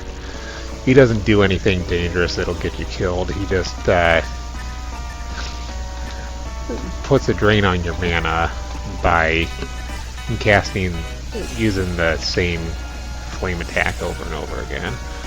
I guess it can kill you if you're low on magic, but it's not going to kill me.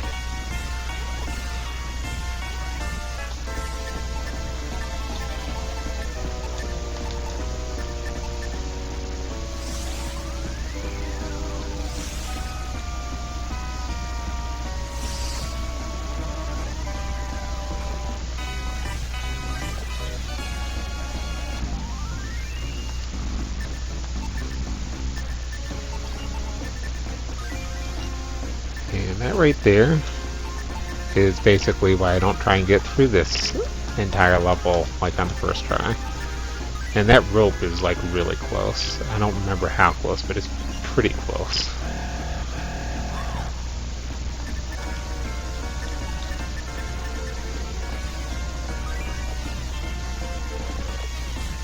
And I have no idea which one of these enemies are scarier right now.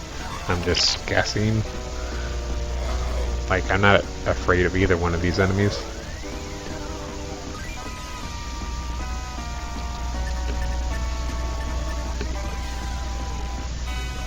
I believe the wing blades will drop you a steel whip occasionally.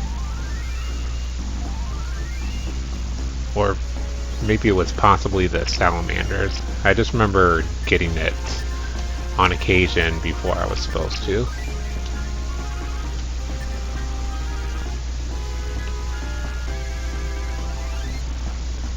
Oh, good. Of course, I did really good making it out to this point.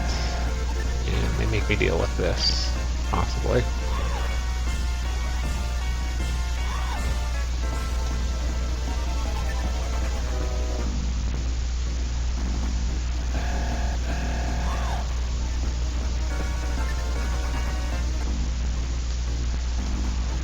I just don't trust more than one of those green specters at a time.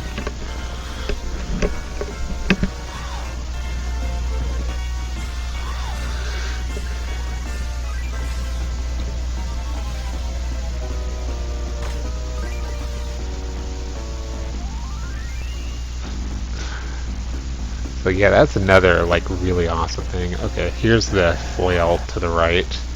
I'm gonna back my way into it because there's another rope hole in which the top level rope enemy guy can be in. I forget what he's called.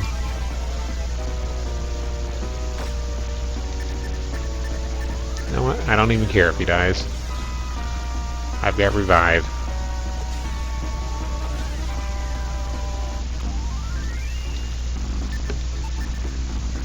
And it's not that I can't beat him. Like, I pretty much could. Well, wait.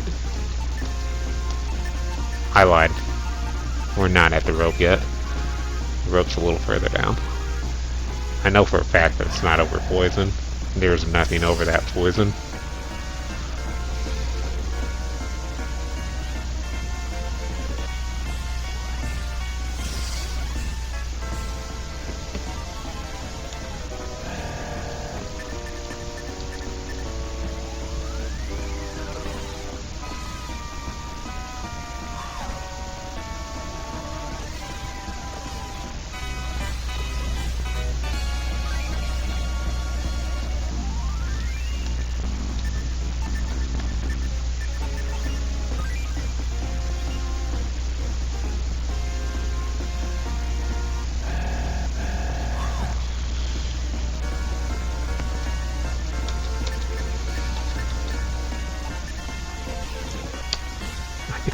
I should know by now those guys have a lot of defense.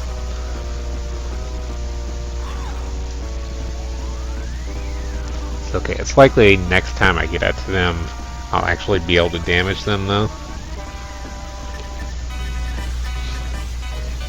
I used to just, like before the days of the glitch, I'd just like not fight them at all because there was like no way I could possibly do any kind of damage to them whatsoever. Except for like with the main character, and even he couldn't kill him in one attack. So it's like either have like Blaze 3 or Blaze 4 to them, or just don't even fight them.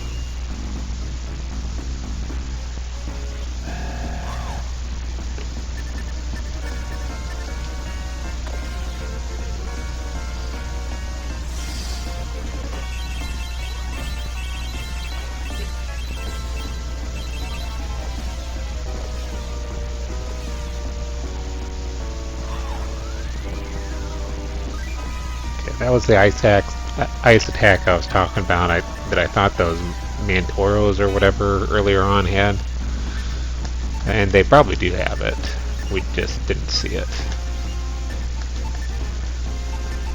Never assume an enemy doesn't have an attack just because you didn't see it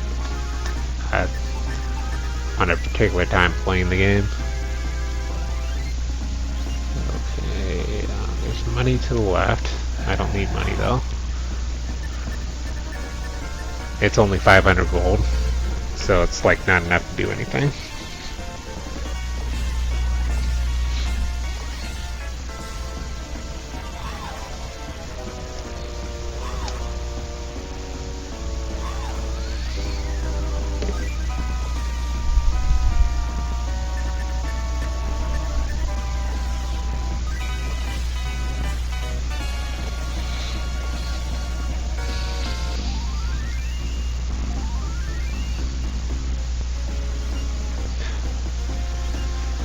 Lowest level up you can get. Oh good, my buddy Grinspector.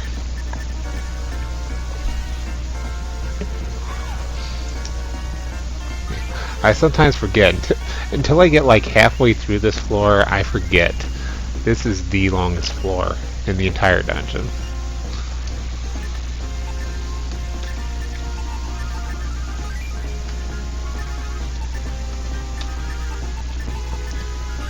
So we're going to do this, and we'll do this every time we remove a medallion.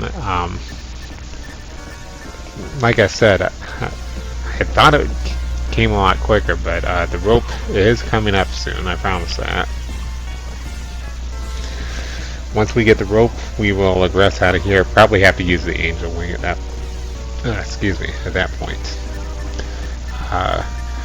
We will save the game, then we will remove the medallion. Very important that you do it in that order. And here's the rope. This time for real. I promise it is.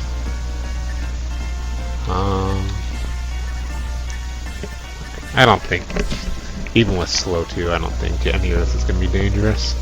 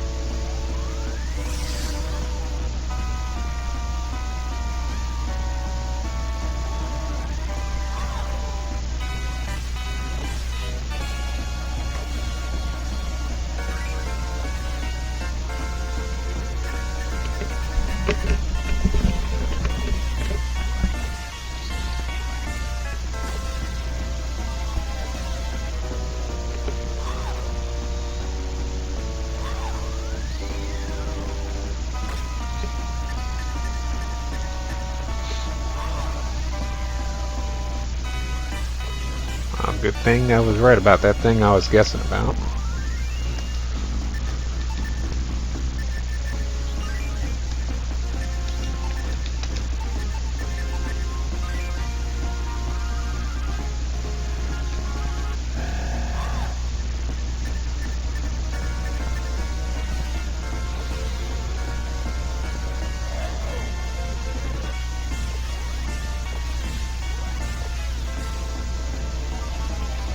Let me double check just to make sure I've got an angel feather here. And I do. I also need, yeah, I need to get rid of one of these. I was like, wait, I don't need to do that yet. Oh crap, that didn't help.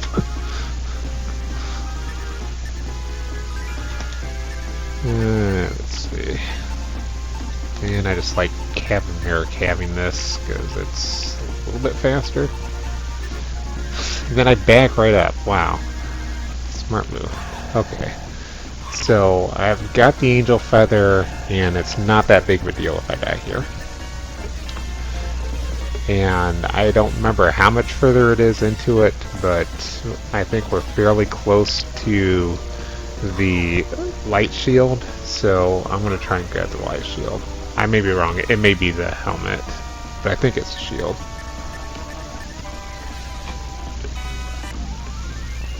I hope it's the shield because I would rather have the shield. Let's run from these guys actually.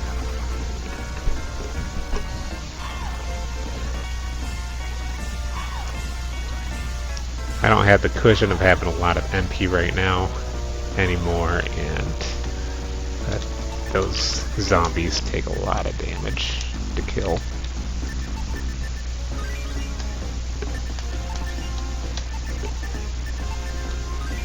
I should stop healing Merrick.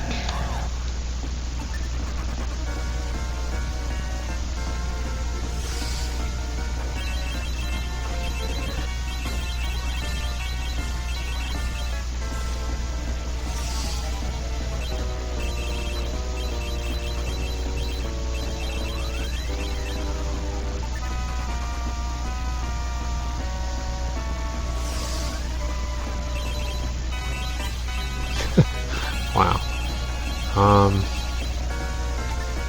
Okay. I wanted to see if I could get a little bit further, but not likely with who was alive. I needed at least like some kind of MP.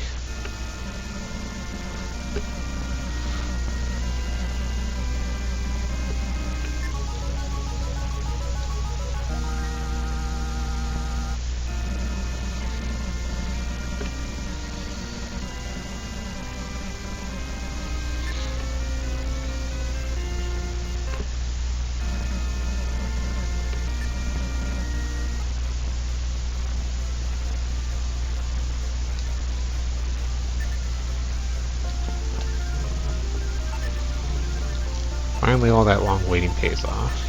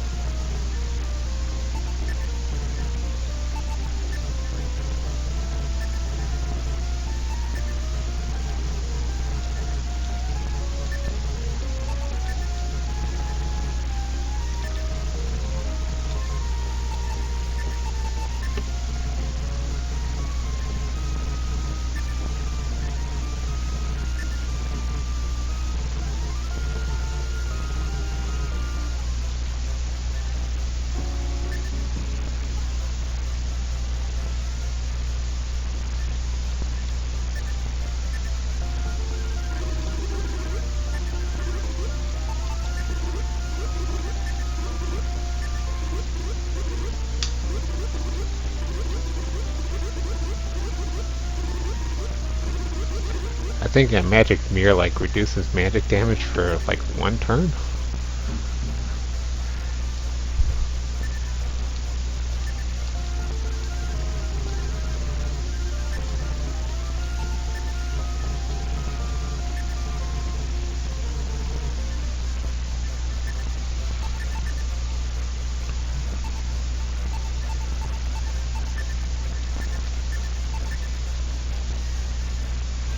It might actually be like 3 turns. I probably need to actually check the description of that, because if that does reduce magic damage, again, there's the whole Dark Soul thing. Let's actually save again. I know I just did, but I did a few things afterwards.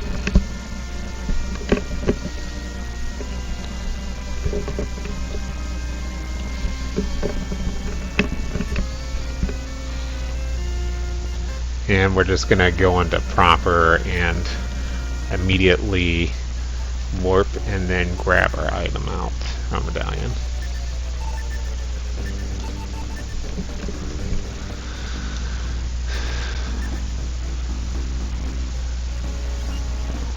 So all this will be very scary.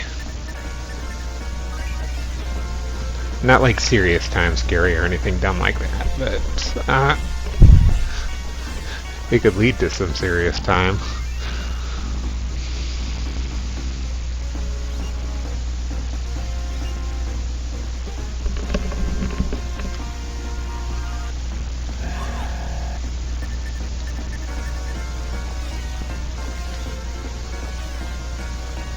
And I honestly, I mean, I hate to say this again, but I expect to die once or twice trying to make it to this next fountain.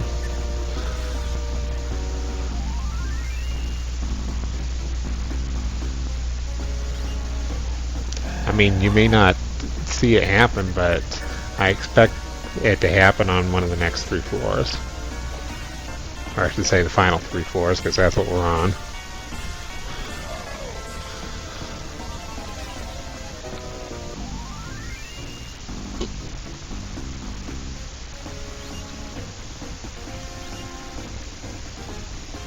What is this? Oh, that's not what I thought it was. There's like an ice rod, ice wand, or staff. There we go. I knew I'd get it eventually. There's an ice staff behind one of those grim wall guys. And I thought it was much later in the dungeon, which it actually is.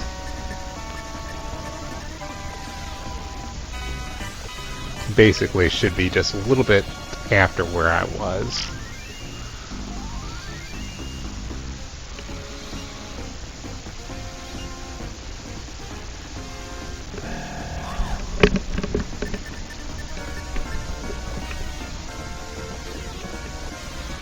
I think about midway through this dungeon, we are going to have to stop fighting enemies. Like, I don't know. We'll have to stop fighting like certain enemies. I probably shouldn't fight any of those like meat zombies or whatever they are. Here we go, Sea Stallion. The guys that would have killed me like 2 dungeons ago instantly had I fought them. And that one does a total of 10 damage.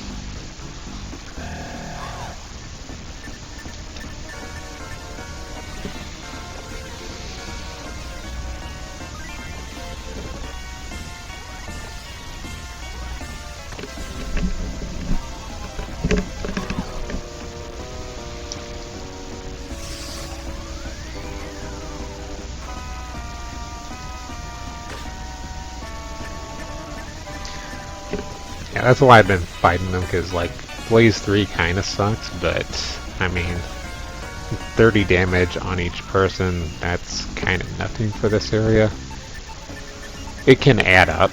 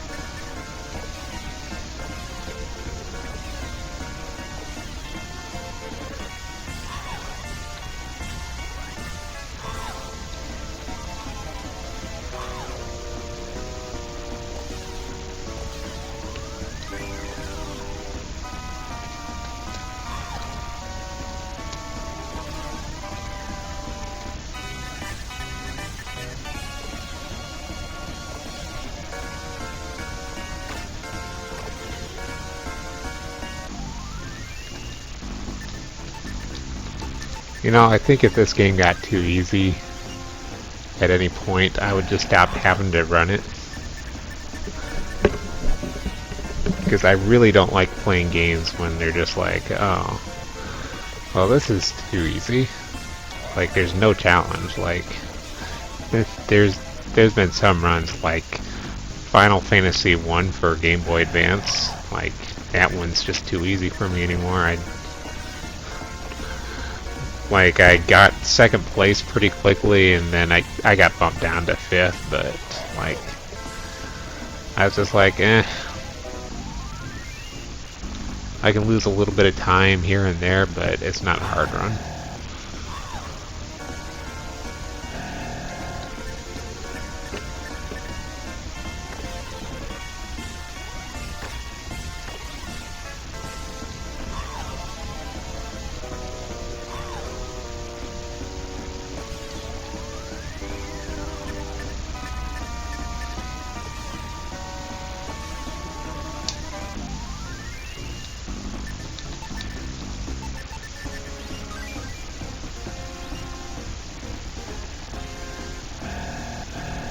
So I might be able to add a few characters to this glitch, and we may be able to pull out a few more items from the tent. Like, honestly, I think I'd only need to pull out like 1 or 2 more, and just for a little bit extra cash, just based off of what I know that I can pull out. Because I don't think I can pull out like anything like more game breaking than what I've already pulled out.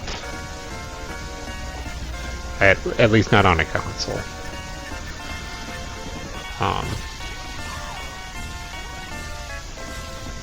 So yeah, we've got, I think, what I've entered in for this tutorial is the best of what you're going to get for a console. Minus maybe, there might be, like, you probably put like another page worth of items in before you have to worry about glitching it too much. But yeah, there will be more work that's done on like Virtual Console. I think might be able to handle the glitch, and definitely emulator can handle the glitch.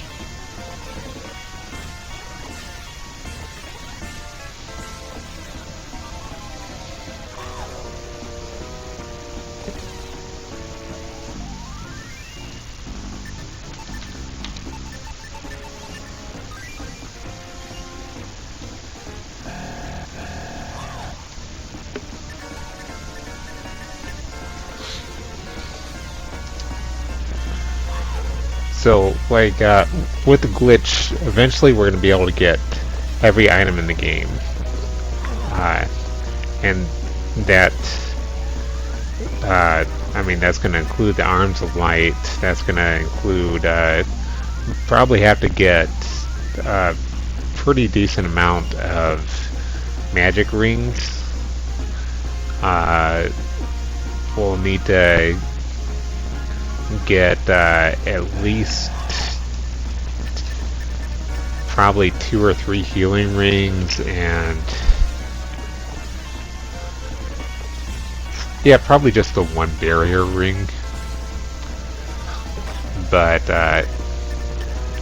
like, when I was reading through the glitch notes, and I think I started to talk about this, but I stopped myself for whatever reason.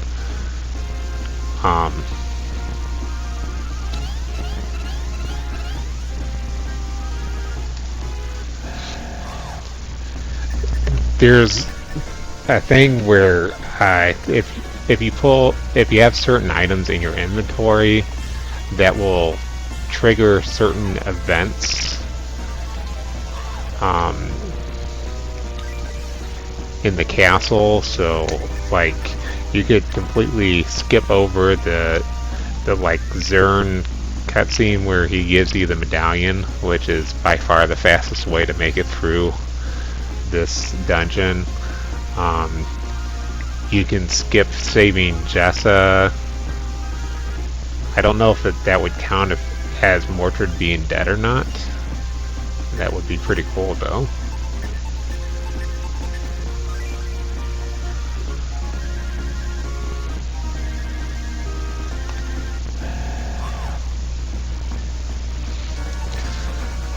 Almost went for it. No, come on.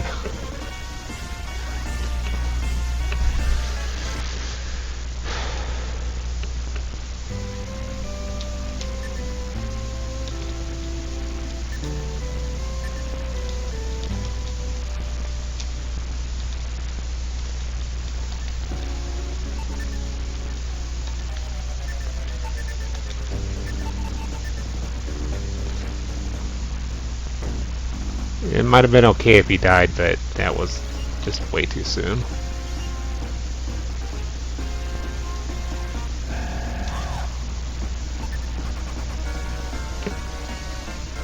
Again, like I said, this is pretty much... Oh man, I didn't even pull it out this time.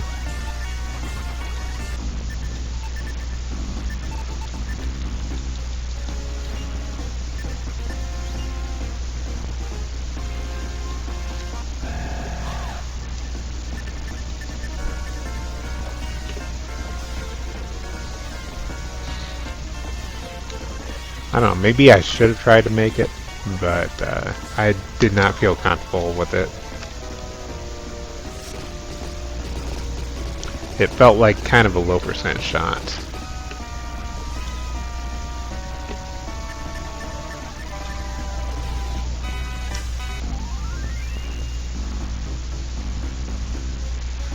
But this is what this game can do to you. I mean, we lost probably not quite the full...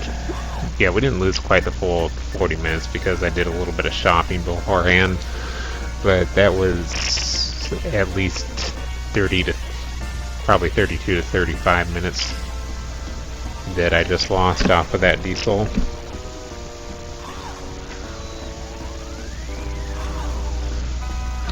And I was just thinking about fighting them. I wanted to attack them, but I wasn't sure that Milo would be able to kill them. I wasn't sure that he was going to get his turn soon enough, and I wasn't sure that if he had gotten his turn soon enough that he'd actually be able to kill him.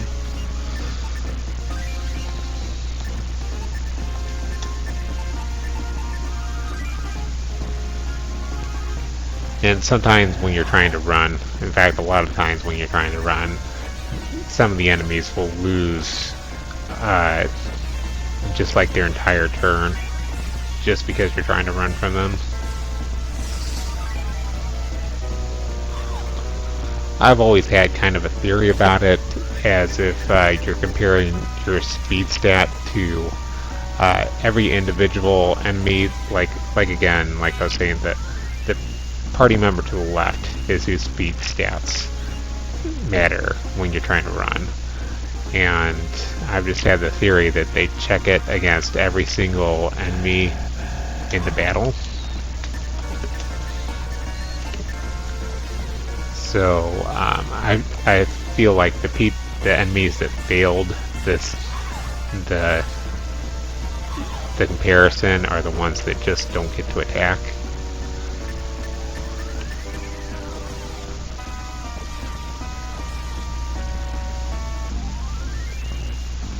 And if it's close enough, I think the game kind of leaves it at the RNG whether you run or not.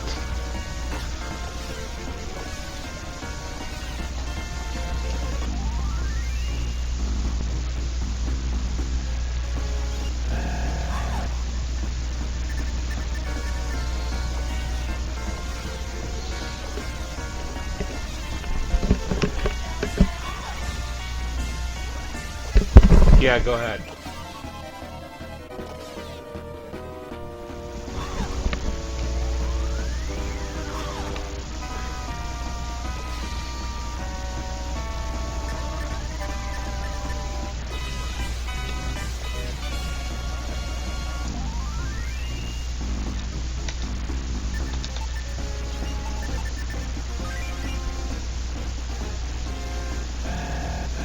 I mean, it's unfortunate, and it's not the first time something like that's happened, but it doesn't make it any less sad when it happens.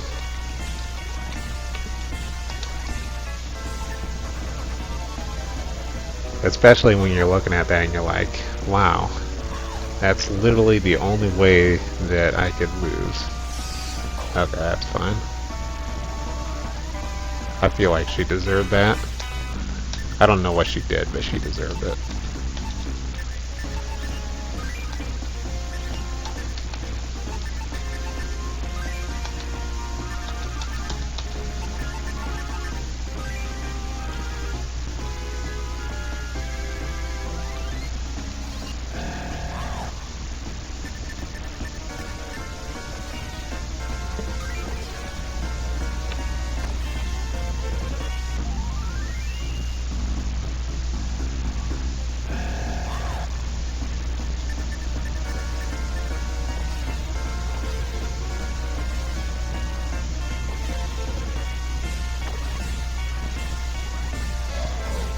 And I just want to bring up the point. I've been doing this entire commentary this whole time with very little sleep comparatively when you consider that I have sleep apnea. And I've done like all of this with my voice just like cracking and dying like the entire time. And if I were awake, it would be much easier to do all this. But I'm just being a trooper. Hey, I forgot you could spawn here. I'm gonna murder you.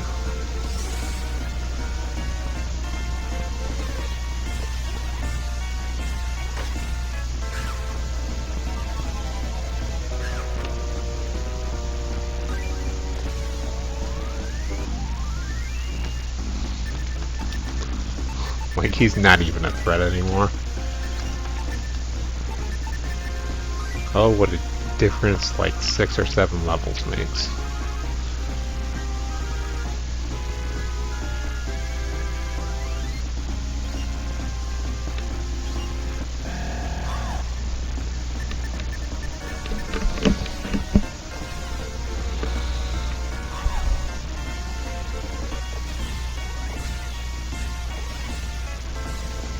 It'll make me sad to see it go, but as soon as I get the Sword of Light, I'm gonna have to just automatically ditch the Doomblade. It did its job. It's done really well, but come on. It's probably a difference of like 100 attack power.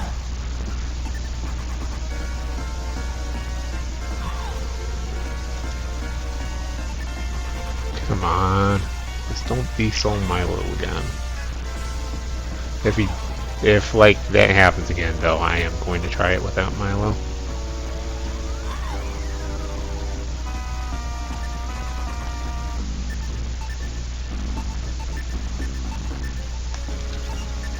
Because as far as like pretty much every floor goes, I've pulled off some pretty spectacular stuff just by having like 1 or 2 party members alive.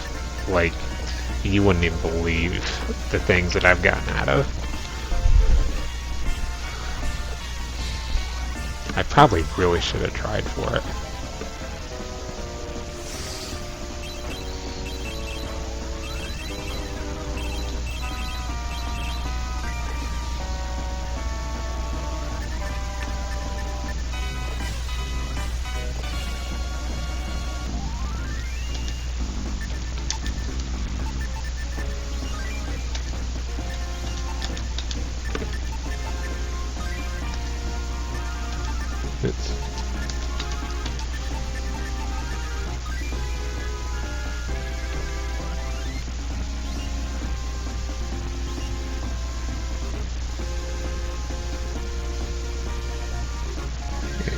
Good encounter RNG there. Oh yeah, that's something I wanted to talk about that I did earlier. Like, you can kind of hear how I'm getting like a little bit more awake with how I'm talking, but I just thought I'd bring that up. But when I think it was maybe even just yesterday, I got out to the map 2 area and the Trial of Wisdom, and I'm pretty sure I got like maybe one encounter that entire time, which was pretty spectacular. Well, it might have been 3, but still, it doesn't seem like that big of an area, but it kind of can seem like it, depending on what your encounter rate is, because it usually seems like a really big area. At least to me it does.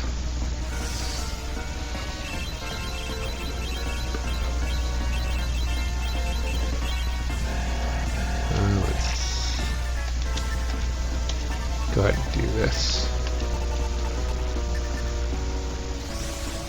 Okay, I was hoping it did at least that much damage.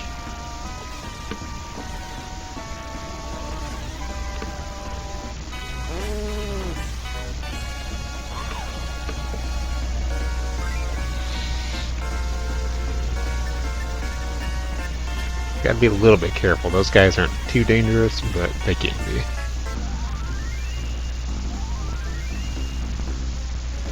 Get one too many ice breaths and you get pretty screwed over.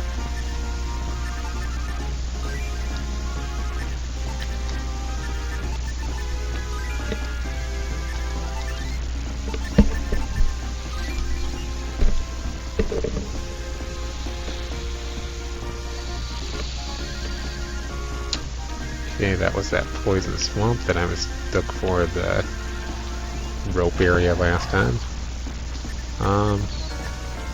Okay, if this is getting far enough, I need to conserve a little bit. I think this was a fast spawn though. I just don't even look for the words anymore. Sometimes I think they just glitch out.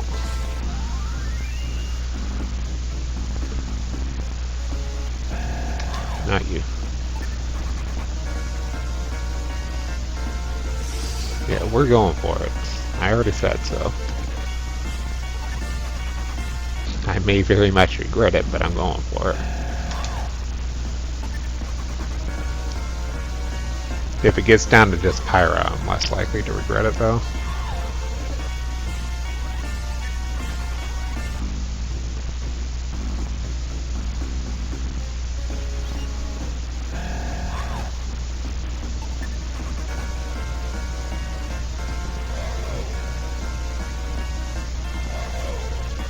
Oh, yeah.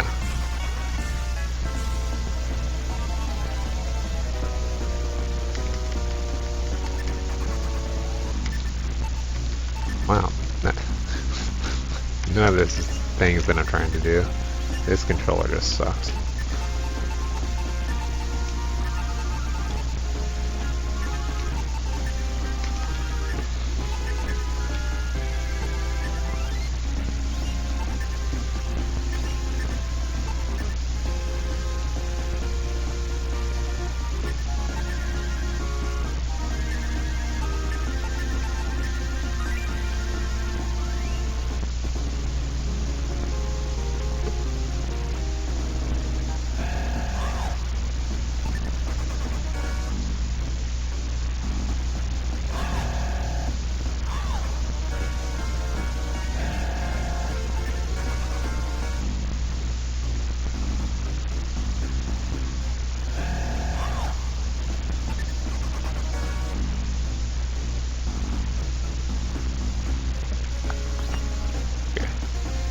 I had to think where I was.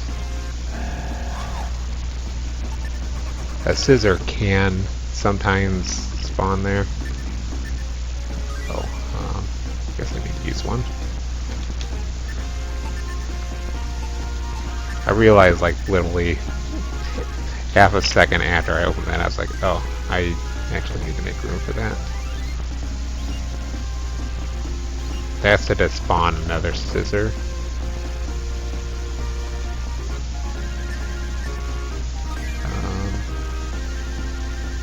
Absolutely need to make room for this one too. So yeah, I really... Oh, I can drop that. Oh, okay, I can't drop that. let's just drop something here.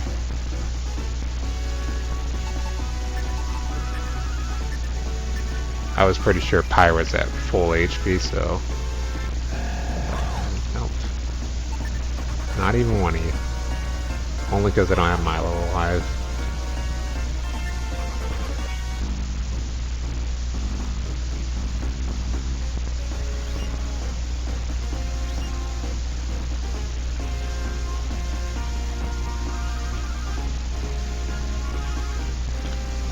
Again, trying to despawn potential scissors. Okay, no, I'm not where I thought I was. That's just showing you if you go up this rope hole, you can come down the other side and get whatever's in that treasure chest. I was thinking that was the treasure chest that held my light equipment.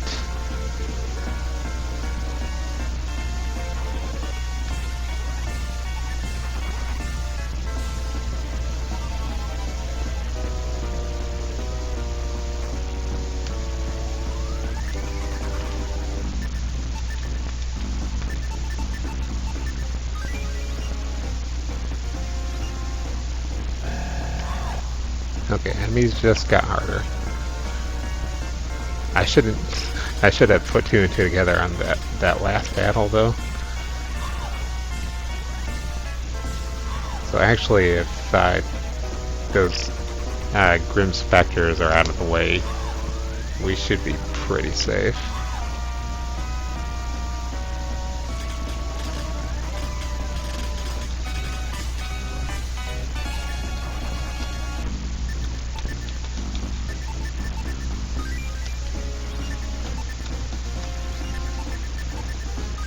Ooh. Oh, that was a waste. Let's go ahead and use one of those.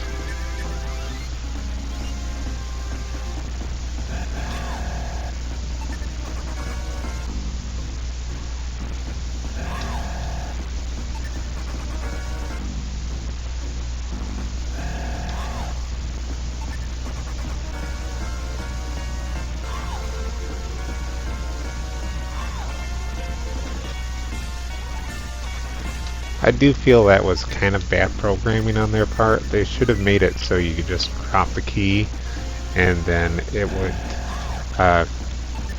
move over into the shop by itself. I mean, I understand why they did it. I just think they should have made it so you could drop it and then it would end up in the shop.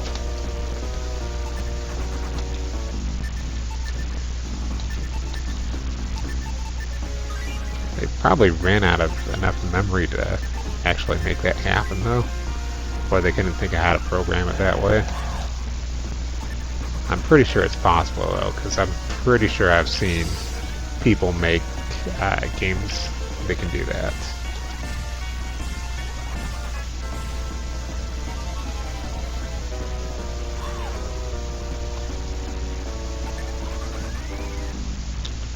Okay. This is our ice staff.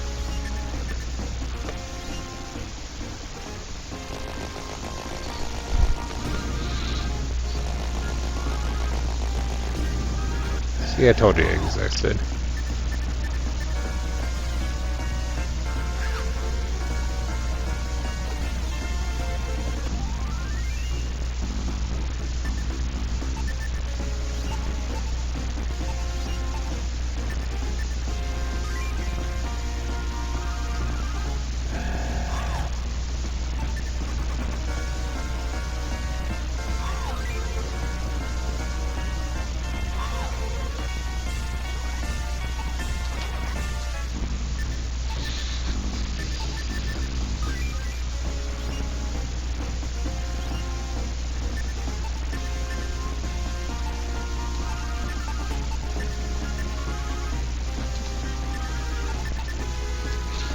I'm just doing like literally everything in my power to not die now.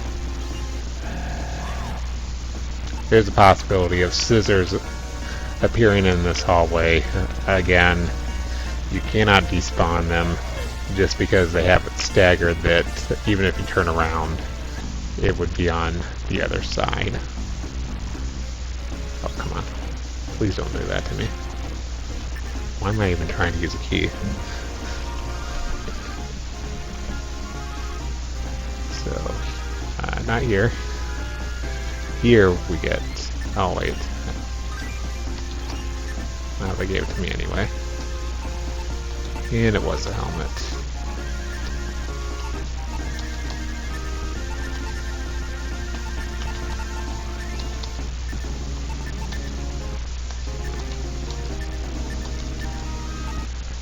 But that's okay, because he had a, like, really crappy helmet. It's just I don't... was there something over here?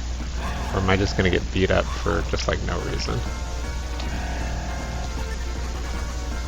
I think, like... probably both.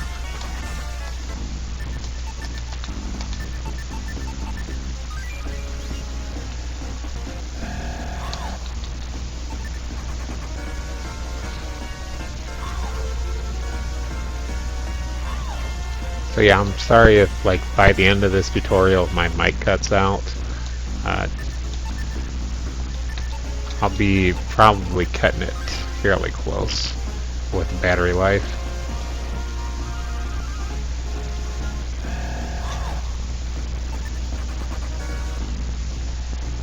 Okay, good. We did not spawn any scissors. Yes, I see how fast you're spawning. I still don't want to fight you. Do I have to... Okay.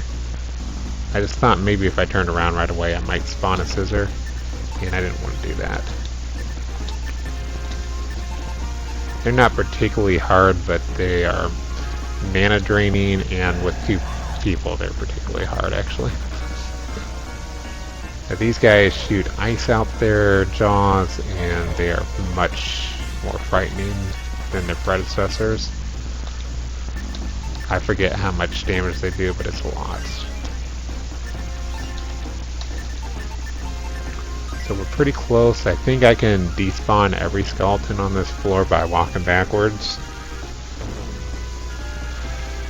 So we're going to walk backwards throughout pretty much this entire thing.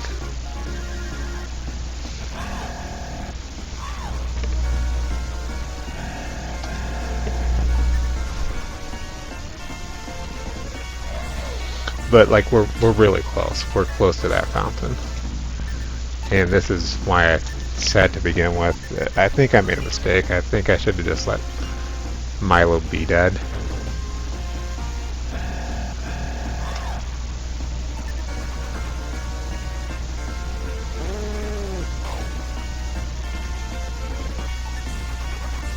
Believe it or not, my chances of dying here are actually pretty slim. Unless I spawn one of those skeletons that I'm so worried about.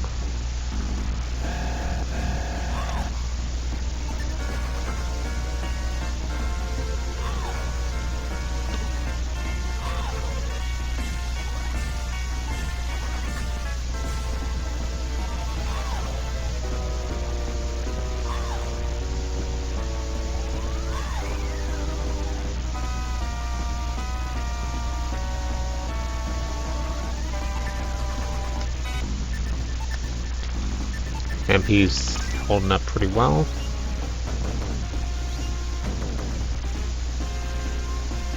I went back here. I think I do.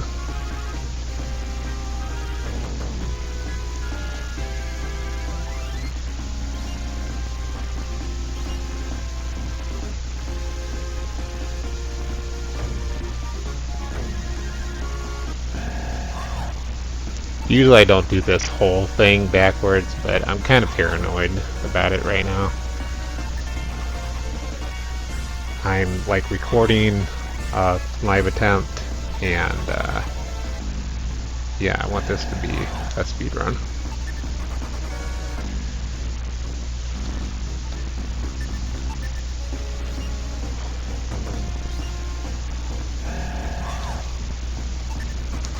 And you'll see me turning because I'll think I'm like at the end or pretty close.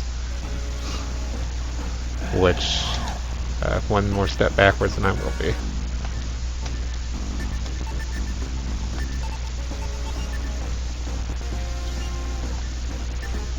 So there we go. I made it out to being harder than it was.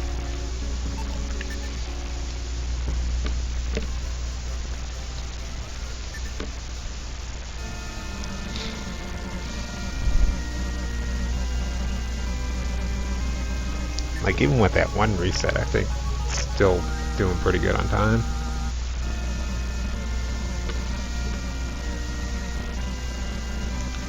Okay, so this one, this floor actually isn't really long at all. It's just really dangerous, and you've got to go out of your way to collect a couple items. It would be 3, except for I've already got far superior armor than the frost armor I could pick up on this next floor. And maybe even 5 if you don't like already have a steel whip like what I do. There we go. Now they both have one.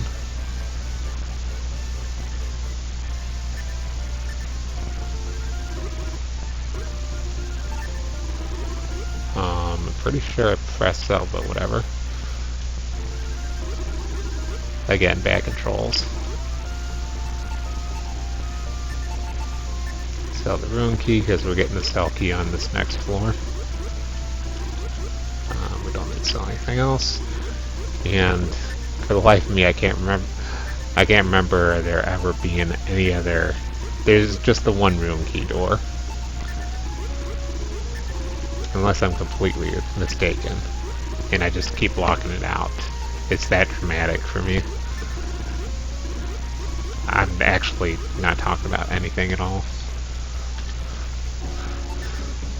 Let's see.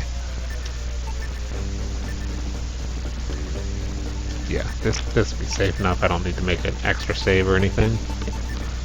Because again, we're not pulling out the medallion right away because we gotta pull out, or we gotta grab some more items.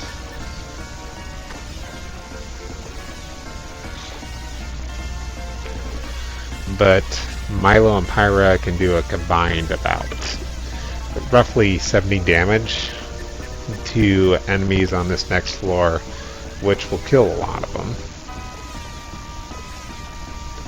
in one round.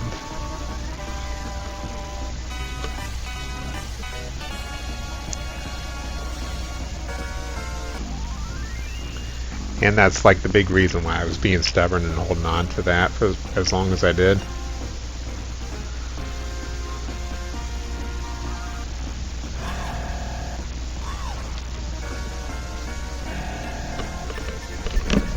No, I'm complaining about this having bad controls, but more than likely what the problem is I just like need to, like a good replacement for all the rubber stops in this.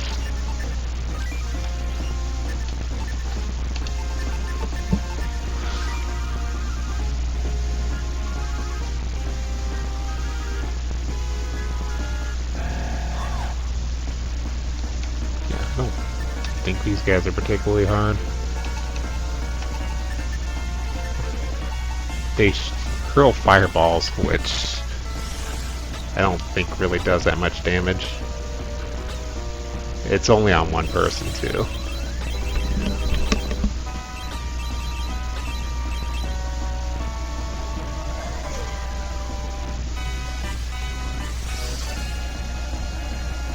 Well, I mean it's 65, but they're attacking for that much.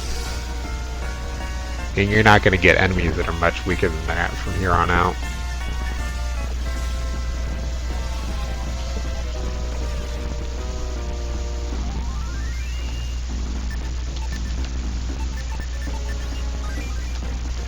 Like seriously, the next and final floor, like you'll be taking like minimum of like 60 damage from most of the enemies.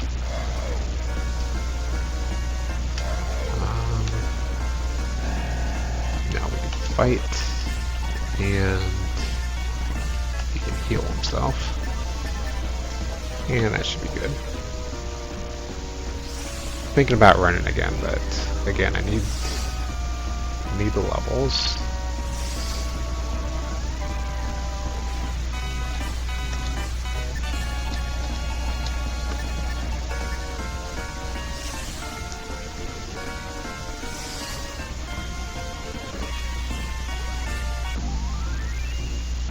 So I pretty much, any battle that I can beat, I have to beat right now.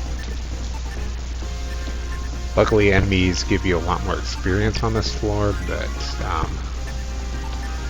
yeah, it's just a horrible floor overall. Like, I've been getting up to nice battles by a lot. What would be down there? There's nothing I can think of that's down there.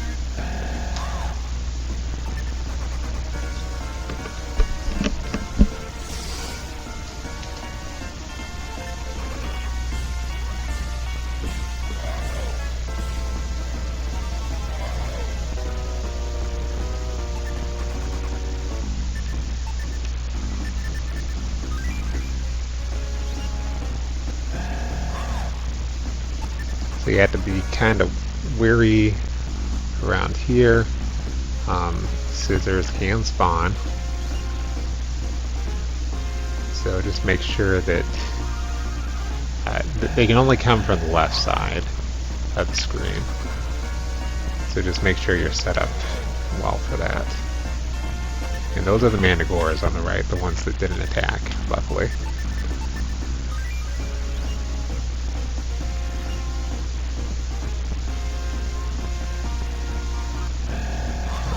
Fight these guys. No, I was thinking of using my staffs on them and whatever, but it's like, why? What is that for? They're gonna do maybe slightly above normal damage, and that's it. They'll revive each other, but no, there's not gonna be anything dangerous about this.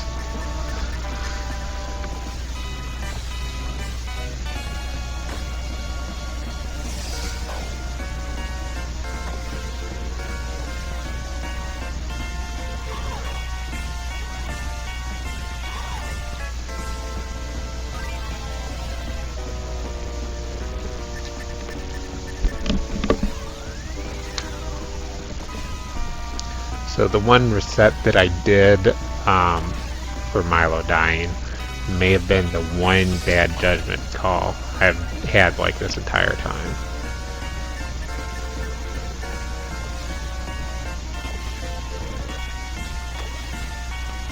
But sometimes it doesn't even work out the way that it did that last time.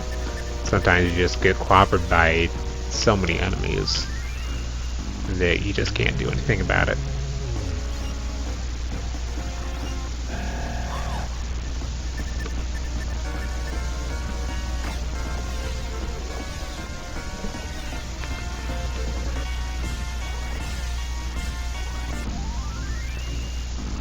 So if my notes aren't lying to me, which I don't expect them to be, if I go on this twice, so up from here should be the light blade, and to the left is where I will get my healing ring, and it'll be on the outside. I'll show you what I mean by the outside. I'll try and make it painfully obvious what I mean. Like, there is 4 places where you can turn to grab treasure chests.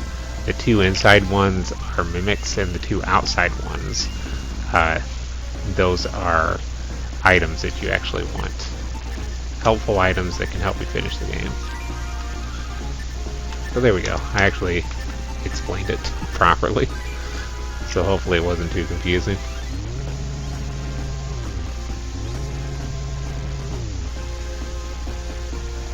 Oh yeah, this is definitely it. Because I remember there's always that hole. These guys can kill you in one hit. And they'll show you. Just give them a second. They're warming up.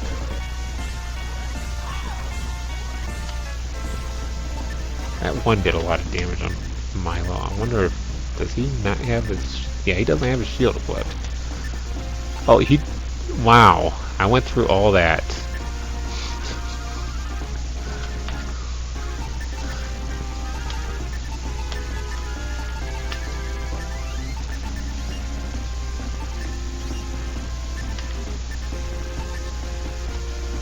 Don't mind me. I'm just faking being a speedrunner here.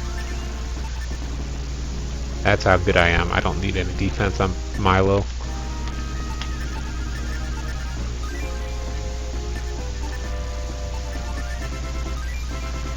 That makes sense now, because he was taking a whole heck of a lot of beating up to those guys that dragon spawns or whatever.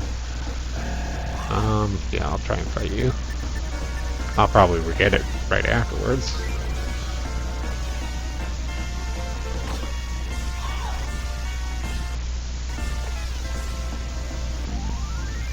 What tipped me off is the enemy did more on Merrick, or on Milo, than he did on Merrick.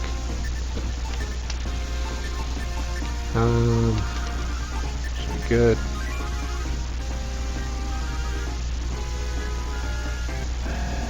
Oh, I forget about the poison swamp. So if you don't cheat to get it, these golems can actually drop you a super flail. I think I've had it happen once too, when I was actually like deliberately trying for it.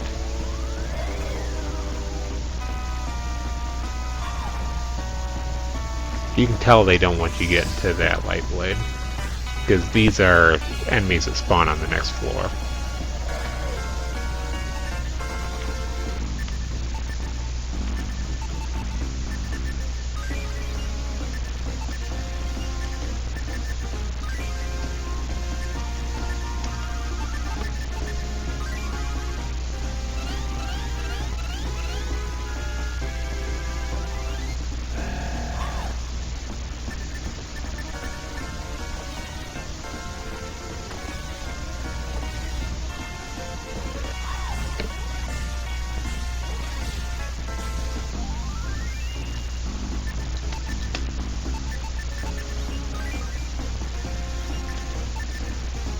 So I will be actually very ecstatic if I can make it through this floor on the very next attempt. Because that will actually, I'll be sitting at a pretty good time. Like, I'll be sitting at a really, really good time. And then all I have to do is keep it up to the end. Yep. Bye, Doomblade. Thank you. You helped very much.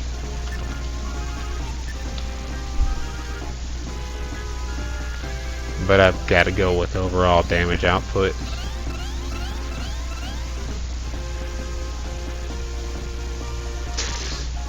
Okay. Lucked out. Maybe. These guys can kill me.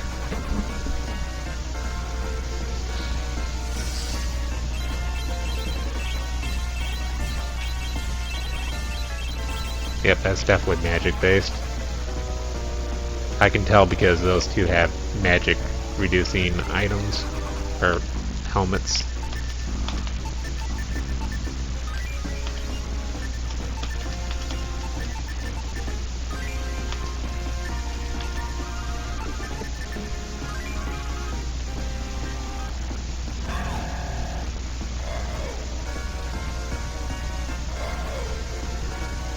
I gotta make it not too much farther. It's like just past this spinner that I was just on to get to the healing ring.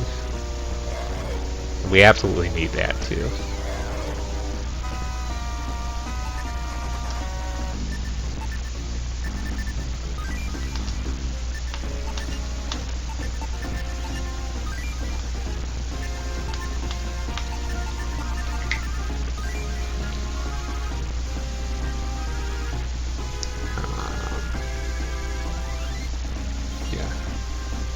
Oh, no, that's not it.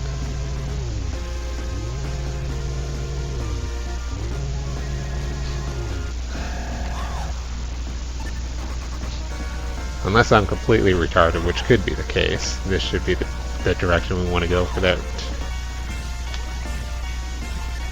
For the healing ring.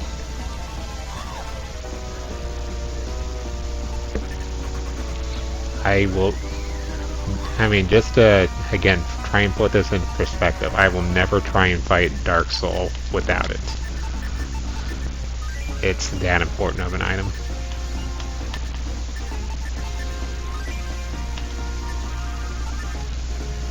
Milo Empire.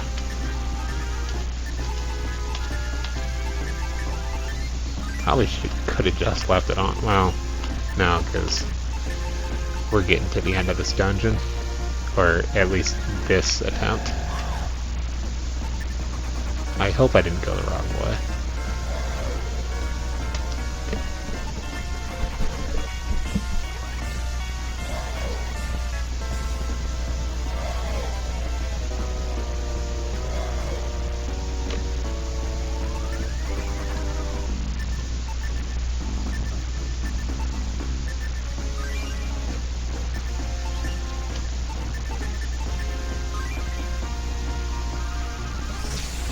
Interesting. This will be fun.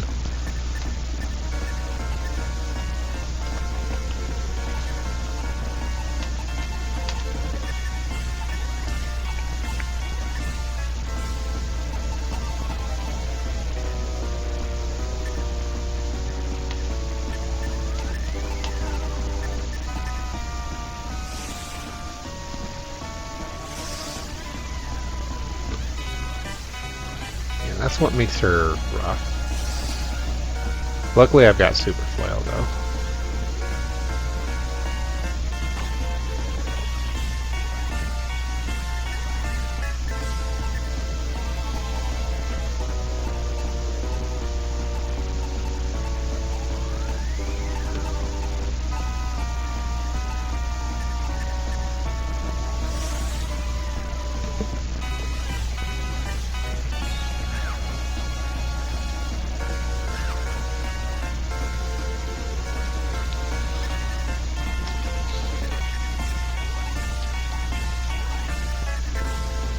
And again, I'm not running because I don't think I could run, which I might actually want to try now. No, we should be okay, I think. I just need to get in like 1 or 2 more good hits.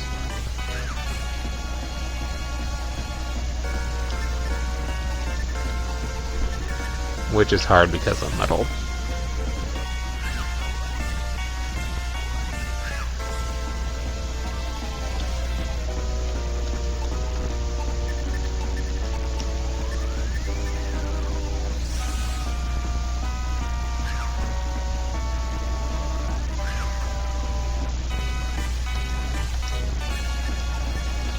And even if she does kill Merrick, Pyra should be able to run, hopefully.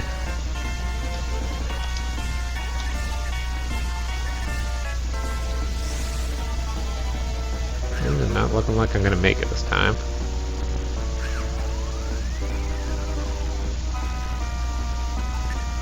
Oh! Nice.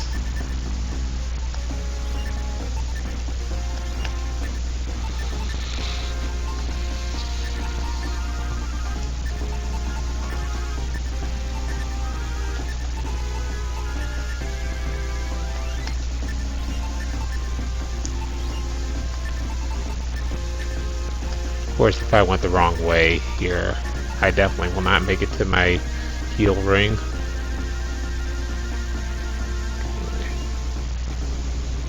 I think it's this one. I hope it's this one, because I may not make it to the other one.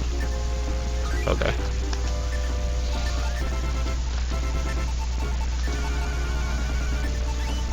It was rough, but I pulled it out.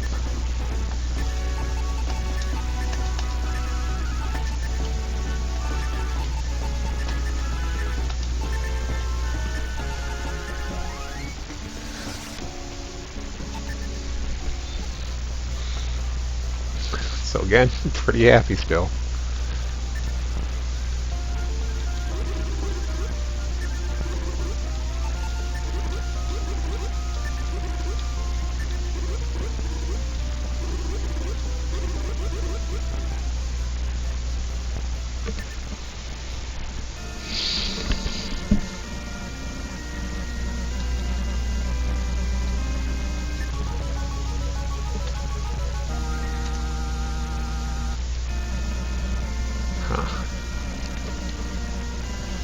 Okay,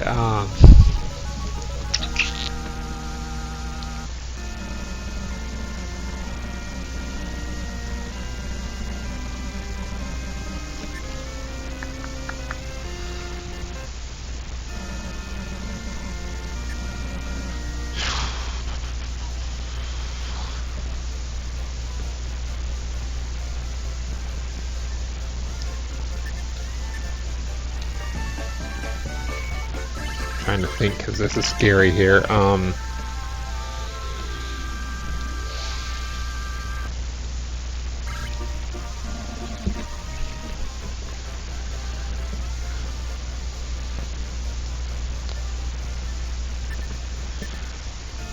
So we're gonna go for it.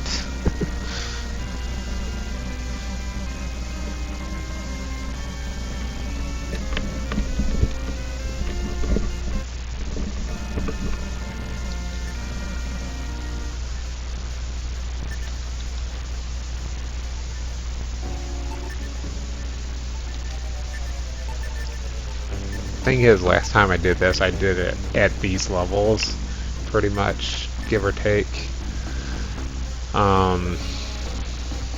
It's not recommended. At least level 29 is recommended for fighting Mordred, and that's only if you're like really good at the game. I'm thinking I can maybe gain up a level or two on the way, but more than likely I'm only going to see a maximum of 1 extra level up. That's about all I could possibly do, even semi-safely.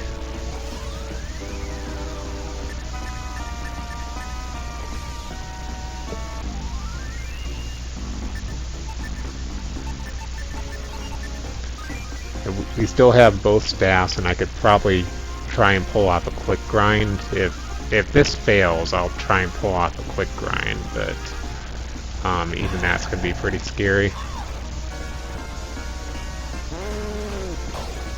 I was about to fight this battle, and then he summoned a zombie. And that made it much less likely that I was actually going to win, because, well, win with any kind of anything looking good here. Oh, I forgot to pull out. Let's see. Let's go ahead and reset it here real quick. There's a very important reason for that.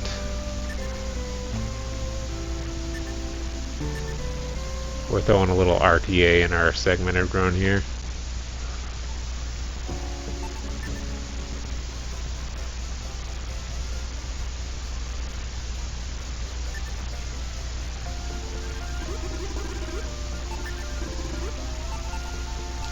I don't need to make room for it.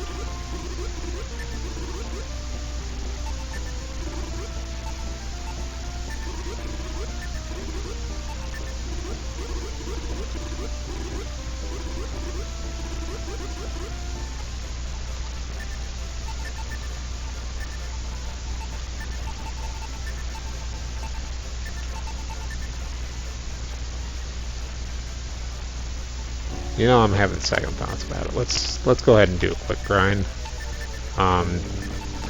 Just because of what happened last time, I don't want to grind right there because there's a skeleton there, and I could accidentally spawn him.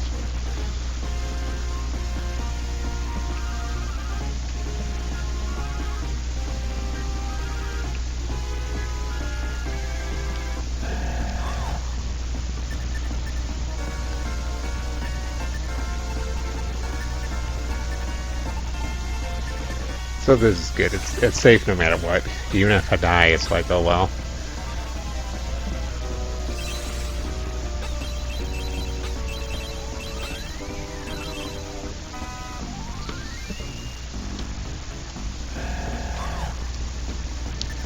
I just ended up being like a little bit low on levels for the final floor, and because of that, I think I had a little bit too much trouble running away from enemies. So that's why I want to go ahead and quick grind to level 29. Because that's pretty much all you do. Let's see. I think it was the flame that almost it warped. Oh, I don't even know what I'm doing. Why am I wasting my time with these? I've also got spells.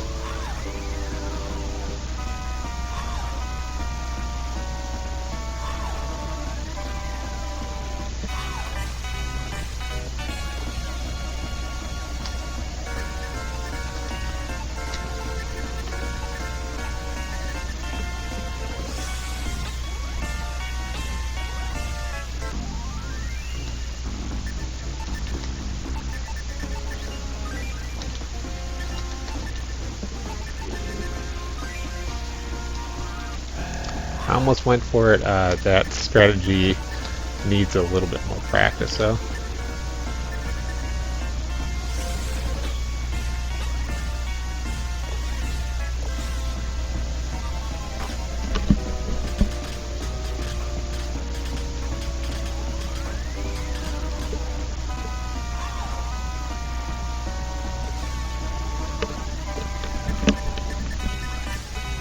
And so far, the grind's been going pretty quick.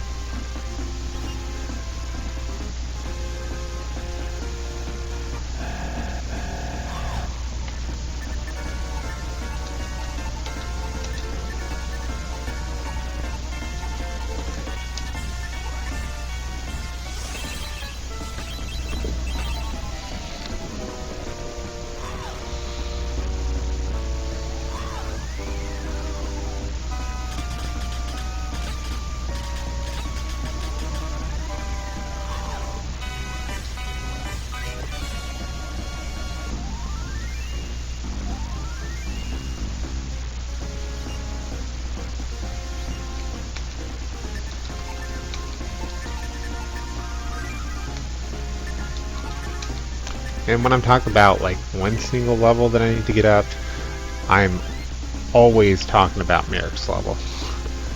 Unless I specify for like Milo or Pyra, I am always talking about Merrick.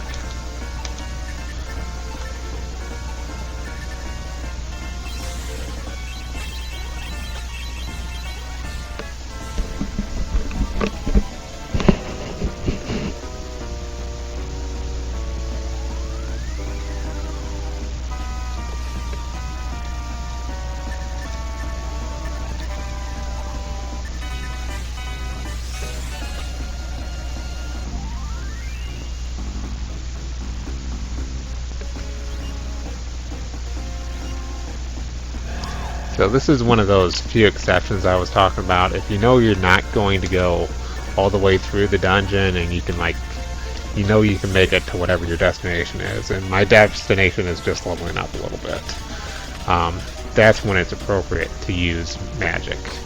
Never any other time though.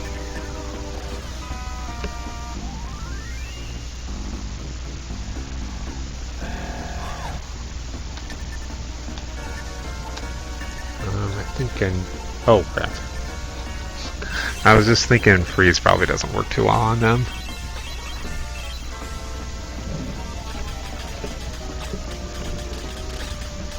Doesn't matter.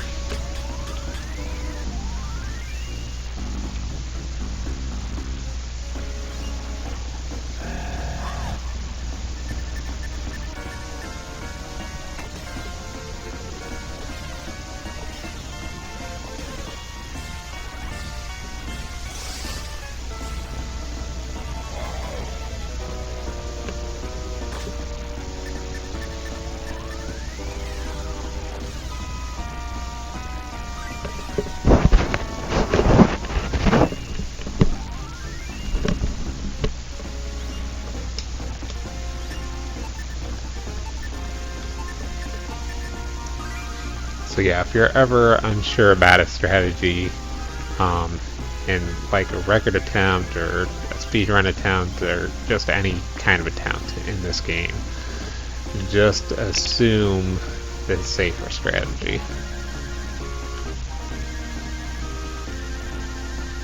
because I am not kidding. This is just like the worst to get through. Blaze work best. They look ice colored, so they probably pretty strong against ice.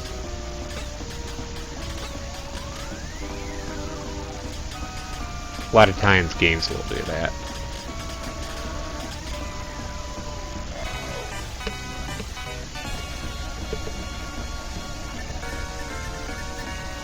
And we'll see a little bit of that kind of stuff in the final grind, which,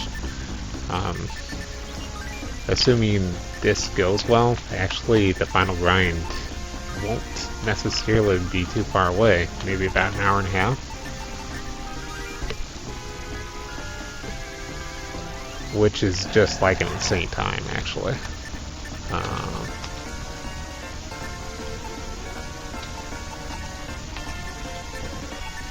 I think I got away with freeze last time on these guys. Yeah, they are definitely weak against freeze.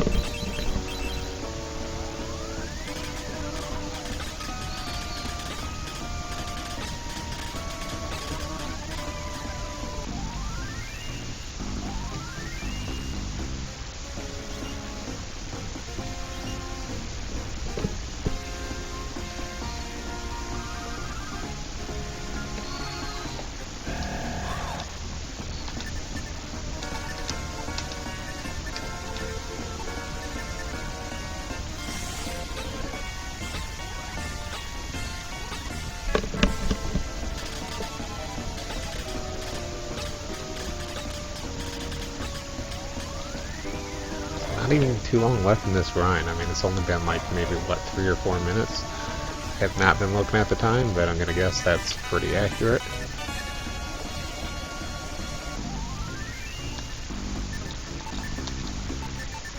Haven't been getting the best of enemies, but not the worst either, so I'm at least getting guys that I can beat.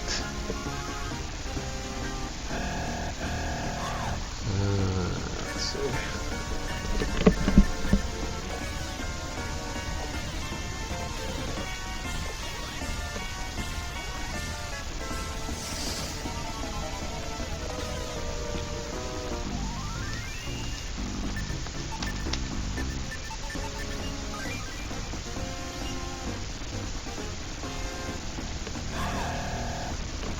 So actually, we're definitely close enough to level up.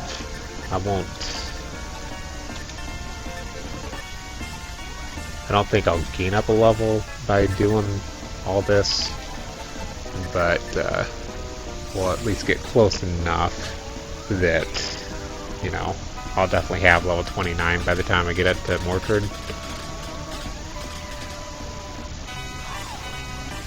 As long as I can fight like 1 or 2 more battles, so it'll work out really well.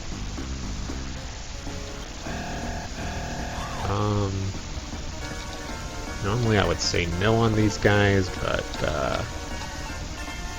wait, he's got burst 3, doesn't he? Yeah, and he's got a lot more magic.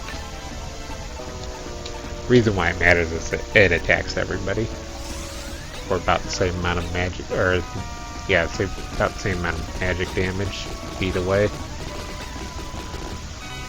And this is why I was not going to fight them, because I know they have a heck of a lot of defense.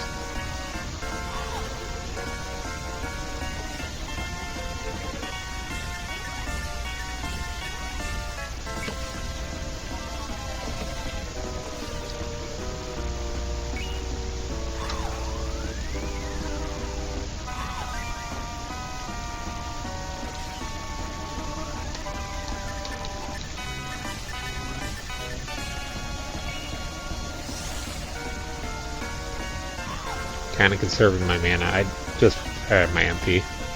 I'll call it whatever I want. But I want to try and do just one more battle of Blaze 3.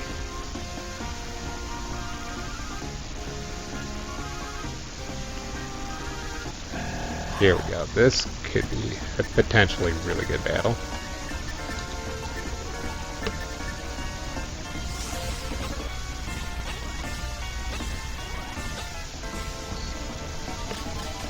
think that's about 3,000 experience there, so pretty good.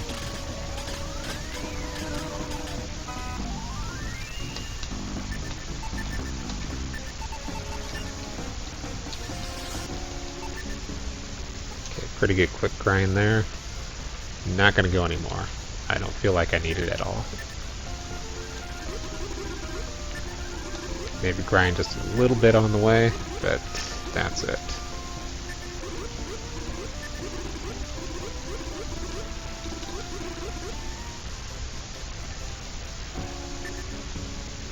I guess I will repair these because they can be very helpful.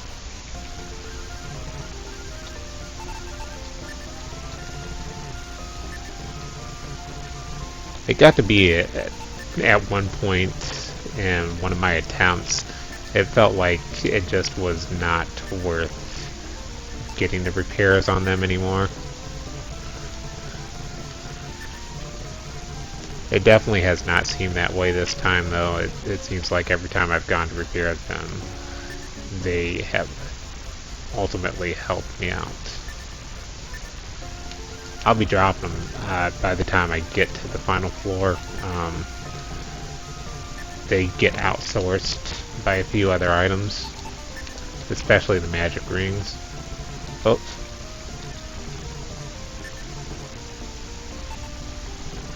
Gotta go back in now. For some reason, I canceled out of that.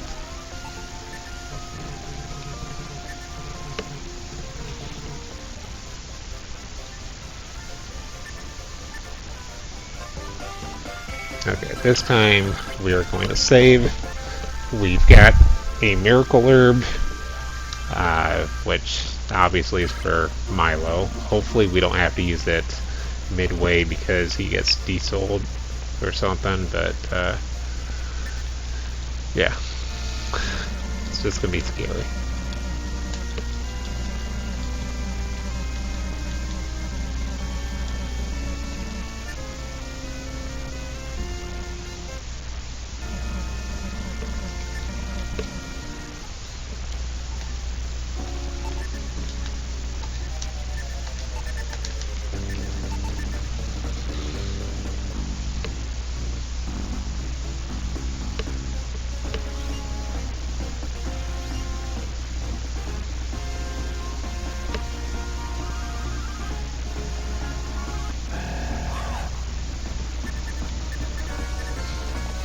And honestly, making it out to the spinners, that's like almost halfway through. Believe it or not. That is almost halfway through this floor. Not quite, but it's pretty close. It's really not that much further away like you might think it would be.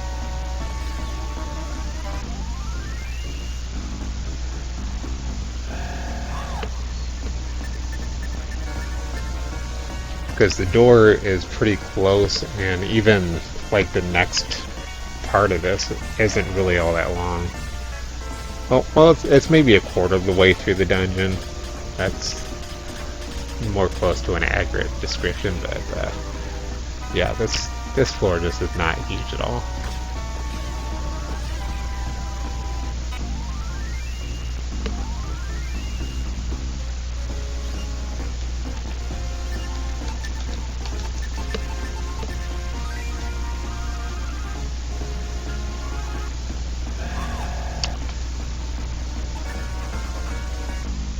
I think I had first strike there, but yeah.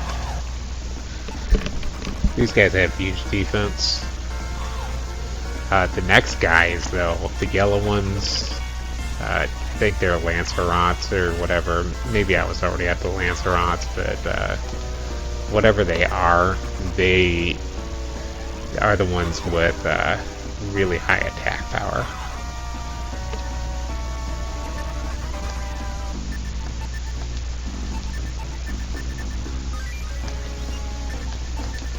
Like the first two sets of them have really high defense, and those ones just have high attack power as well, and crit quite often. I think they might be able to knock you out in a single blow as well. almost not going slow enough and almost triggering enemies I should.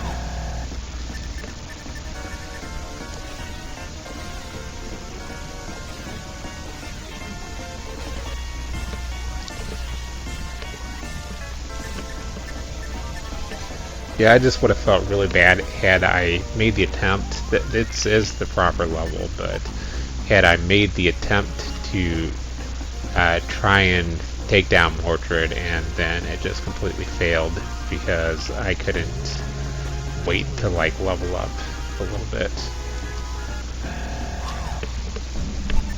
If it fails now, I mean, it's just because I got an unlucky critical hit done on me that I wasn't prepared for. No. Most of that I don't expect to work on him, so we're going to try and take him out as soon as possible.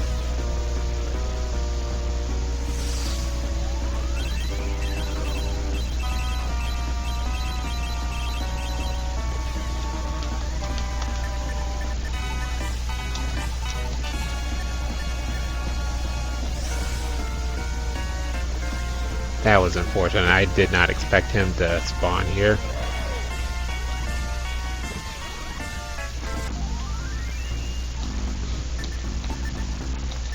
Like, she only cast heal 2 and not heal 3 though, so she should have plenty of magic to MP to cast whatever I want her to cast. I gotta be careful about doing the same with Milo though.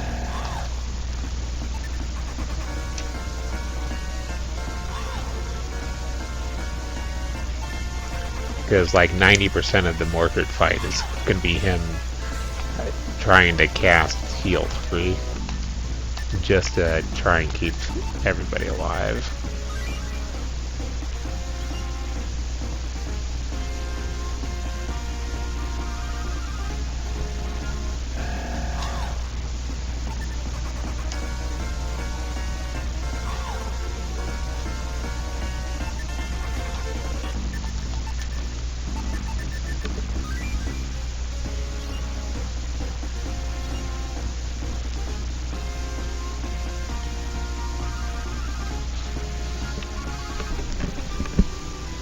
So I can't despawn these skeletons, but I like to walk backwards through a couple of their spawn points, and it seems less likely that they'll spawn, but if they want to spawn, they'll spawn. Yeah, like that.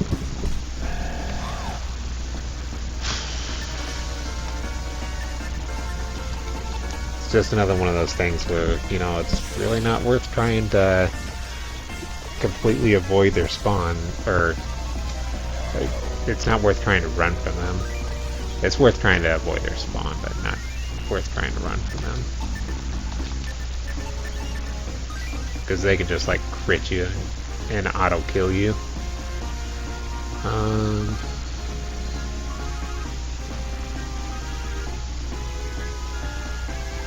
Actually, that was the one I was supposed to walk forward through, but whatever.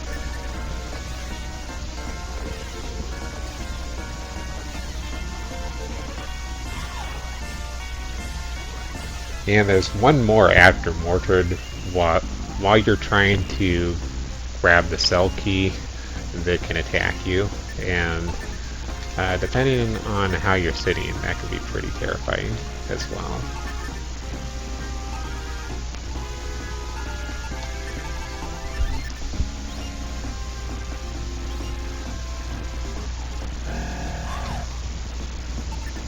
I hope I remembered to turn the right way. Doesn't seem like I should be going left right now, though.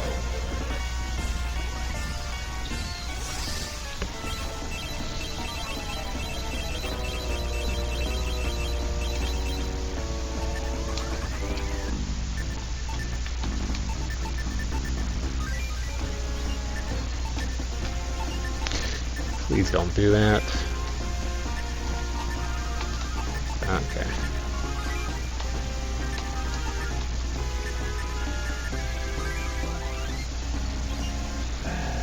I haven't even gotten there yet, and you can hear how stressed I am. Like, please stop, no.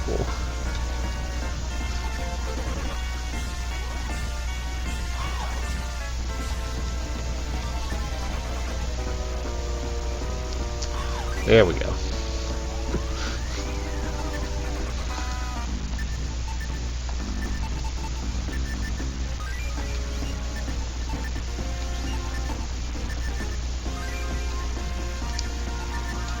They just had to show you that they could do that.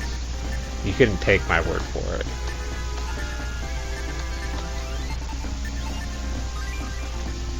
I'm actually pretty frightened about the low amount of HP I've got right now, or low amount of MP I've got.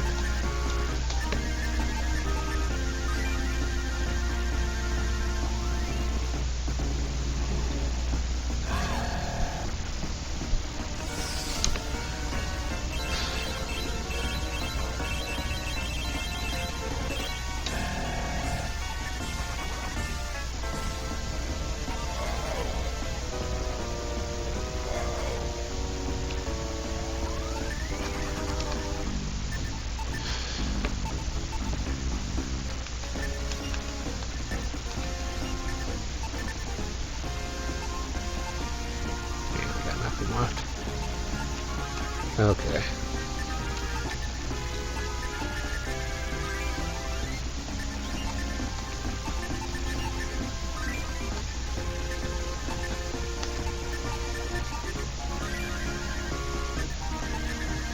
Please don't spawn. Good. Did not spawn. Yeah, I should have backed into this. I don't care. I didn't get my skeleton spawn, so I'm okay with it. Okay, here we go.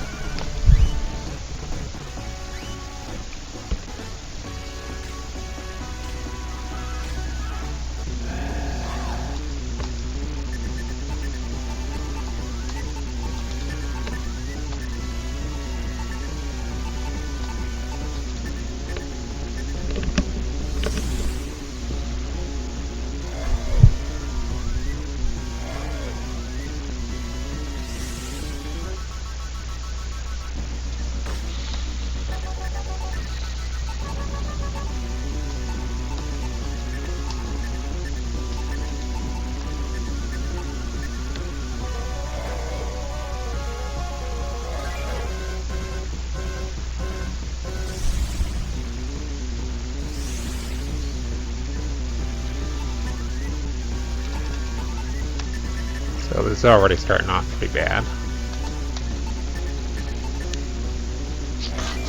Okay, I take that back. This is already starting out really bad.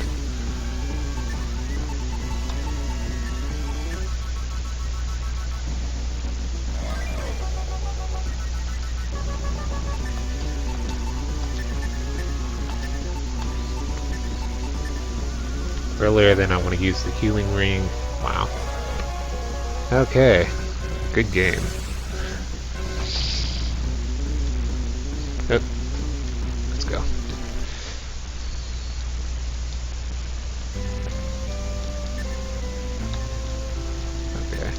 Okay. Had I been a little bit more prepared for that, I would not have done things that way.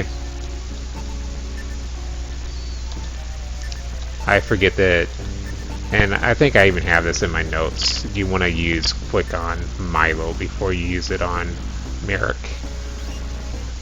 Simply because you need to be faster than Mordred is.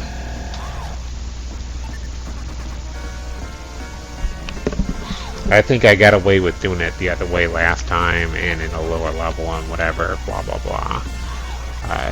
It's not worth risking though.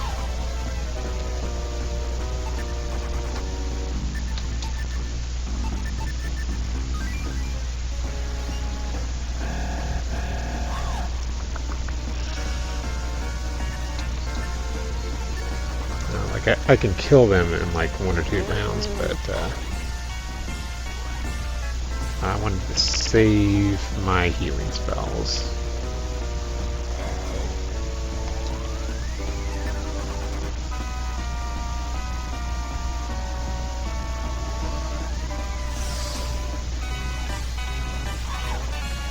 Had they just been like grouped up better, I would have went ahead and fought them.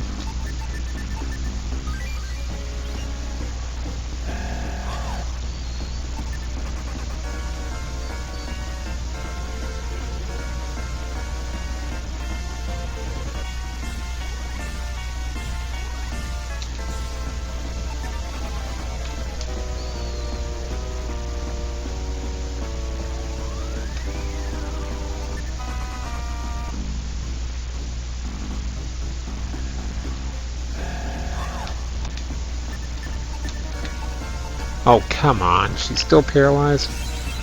Alright, that messed up my whole reasoning for even fighting this battle.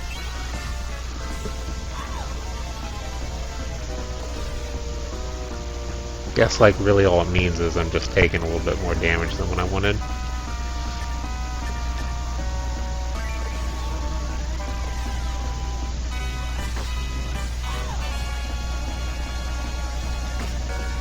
That was basically like going to destroy them in like one round. But whatever. Getting screwed over is good too.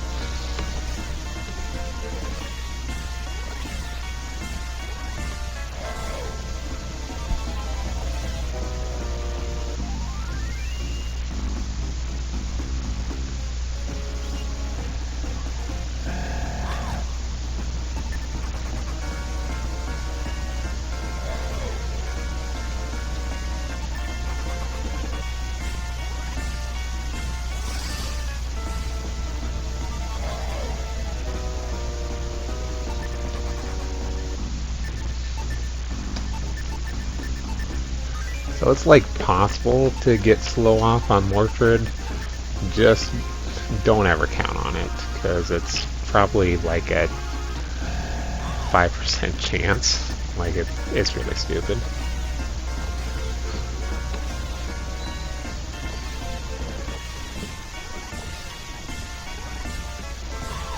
Like, because I know I've tried. I remember trying several times and it just does not work out.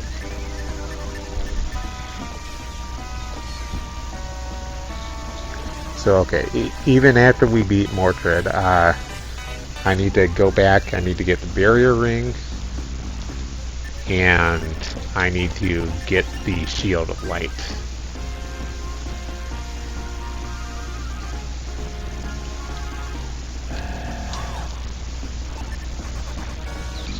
Pretty much both of those, I guarantee you, I absolutely need for the final battle.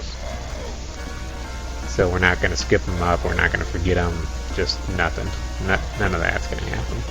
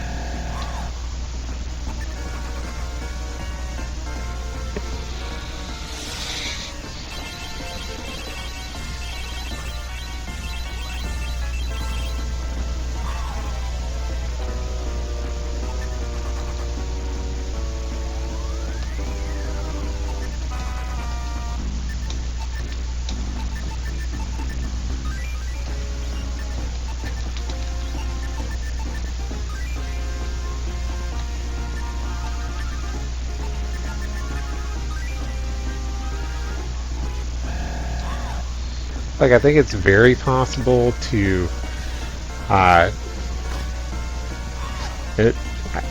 think I could very easily finish a run in less than 10 hours, but setting an estimate for a marathon below 11 hours would probably be nuts. We'll see. Let's kind of try and base it off of what this finishes at. This has some pretty good updated strategies.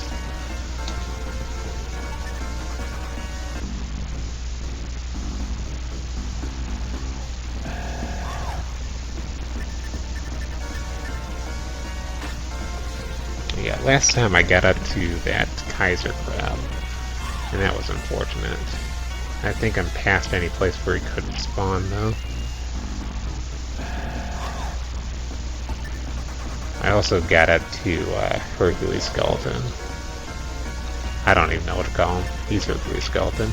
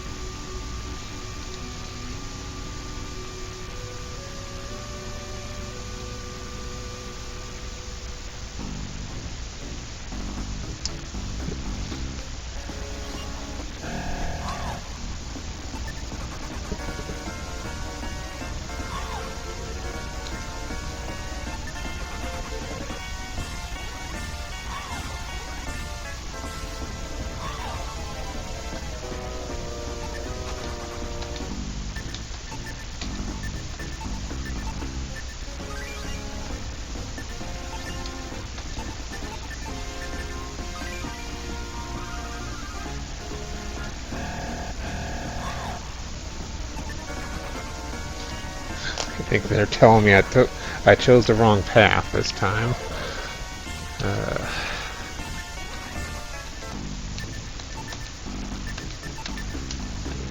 Really need to conserve as much magic as possible. I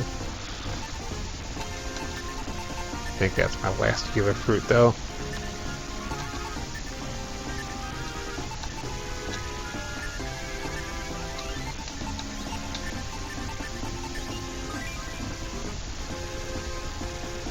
So yeah, I'm basically looking at Milo's MP as how many times I can cast heal 3 in the battle. Oh, good. I was hoping.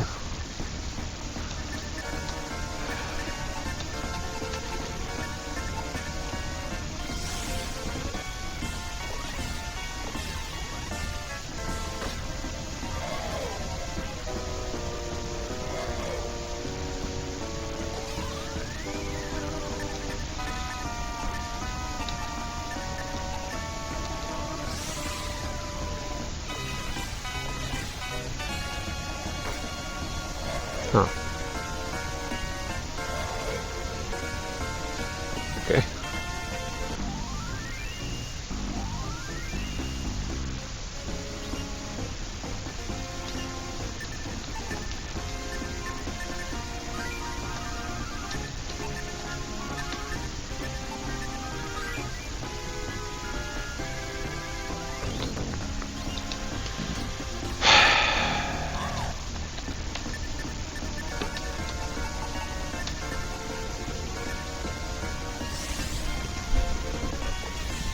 Every time I get up to one of these guys, my chances of beating Mordred goes down, like, by an infinite amount of...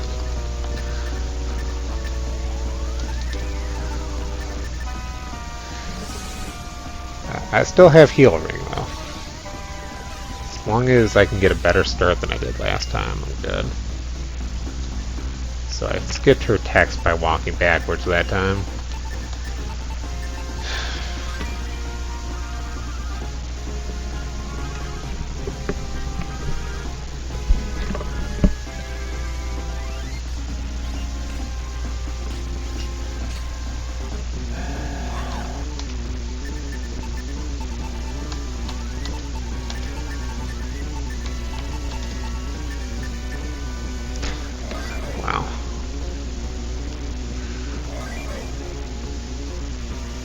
Oh, you're a jerk.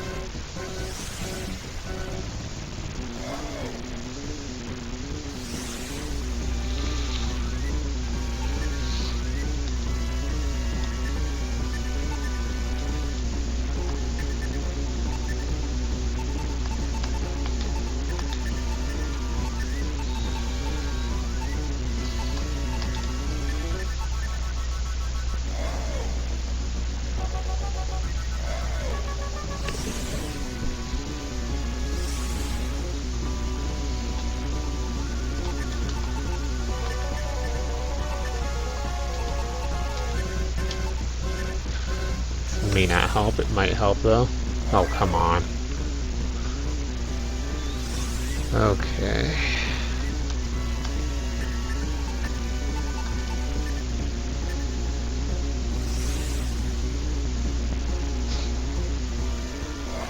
Wow, he doesn't care. Like...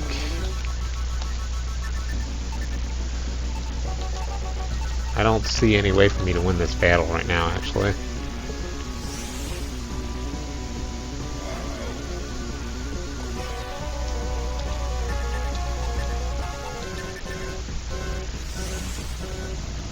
Like, had that heal ring survived, I might have had a shot, but I'm not seeing any situation. I would probably have to, like, crit for the next 3 turns, or next 2 turns, assuming I survive.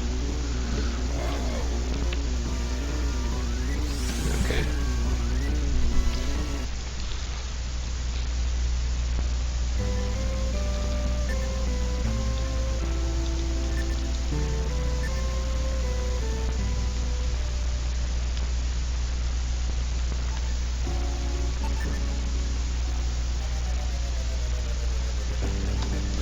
luckily these attempts, like I said, it's a pretty short level, so luckily these attempts aren't eating too much time away.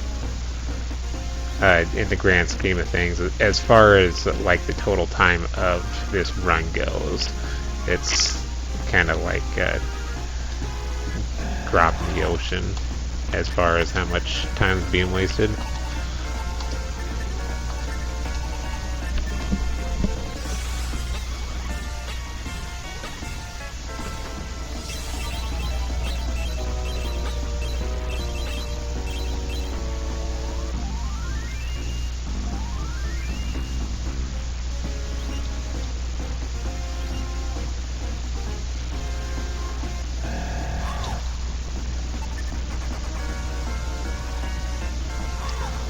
The first time I didn't come with a very good strategy. The second time he was just rude. He just went for Milo and straight up destroyed him.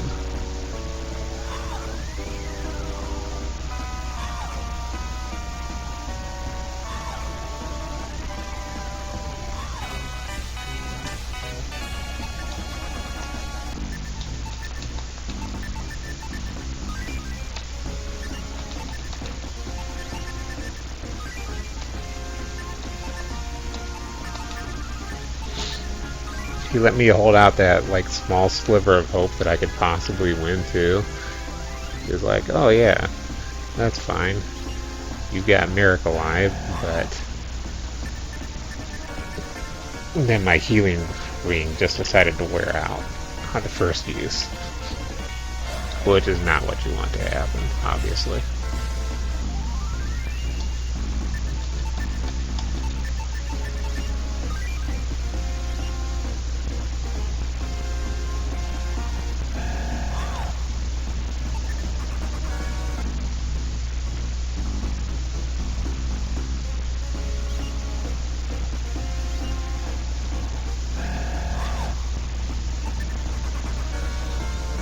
So we might be seeing like a huge difference. Like, this isn't even all, this is not the regular stuff that goes wrong. It's usually like Mandragoras killing me in a single round, and Vipers that want to stun me, that want to paralyze me.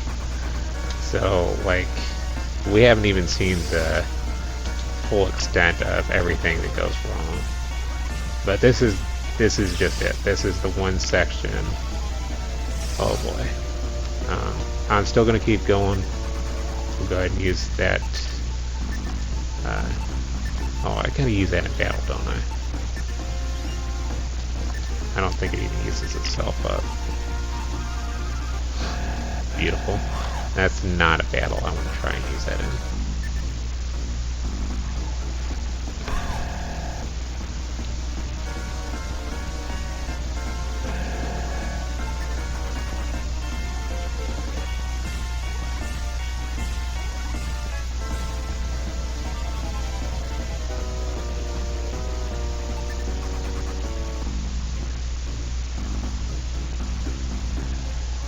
There we go. That's the battle I want to use. Oh, come on. No, please don't tell me. Please don't tell me that actually worked. Hopefully it's not used up. Okay. They actually program that well. They at least give you a chance if you mess up.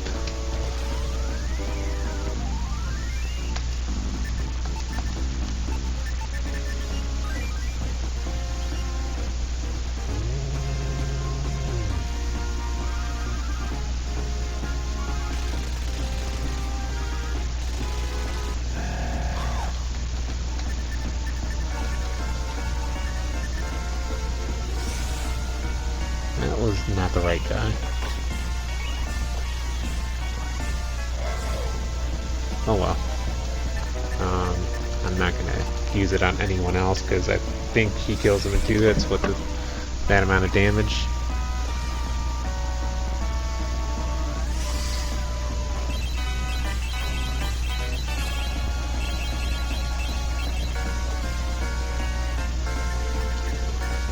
Absolutely not.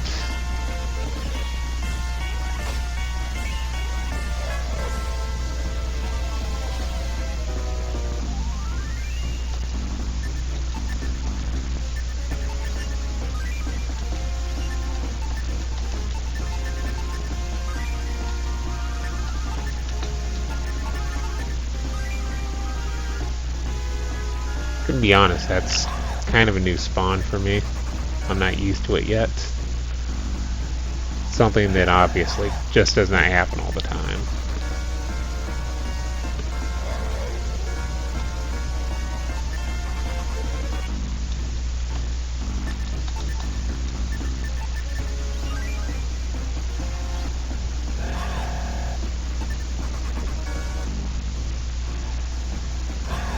Oh, hey, I got more viewers. Don't know how I got more viewers.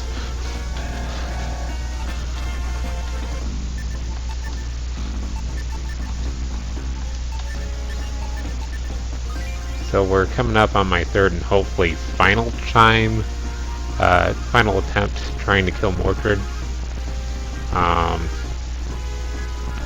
I took a couple breaks in between here, but just take this time that's running right now at about 5 hours to it, and that's about where we were sitting at. Oh, nope. Maybe I didn't gain that many viewers. Looks like everybody came in and just left.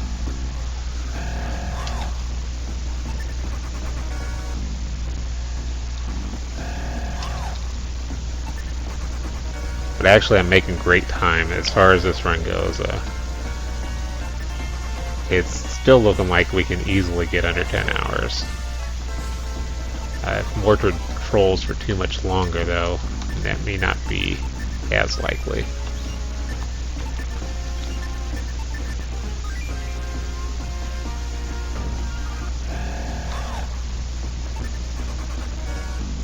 And I might even like up the level to like level 31 before I fight him.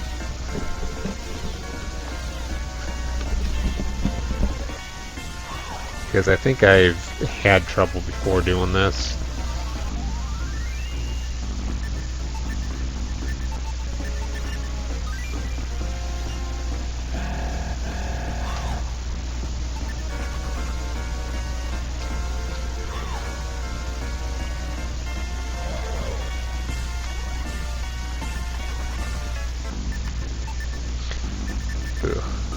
That was actually pretty bad. I didn't want to use heal 3, I wanted to use heal 2. But that's what I get for pressing buttons really fast.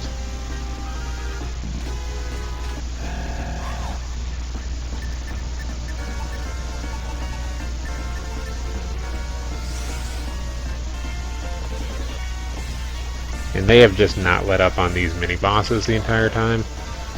So that's making it extra difficult to get there.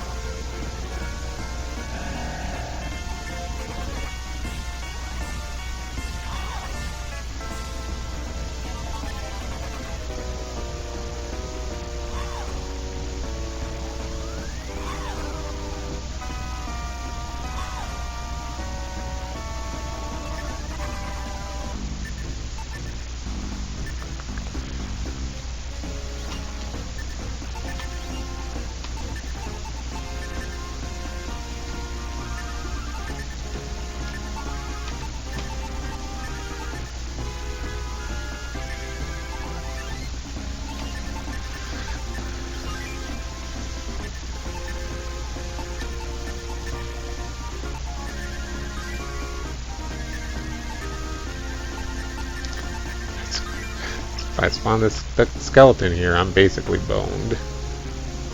Okay.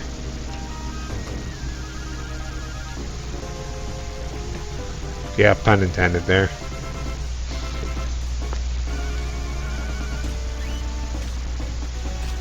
Okay, give me some happies in R&B this time, please.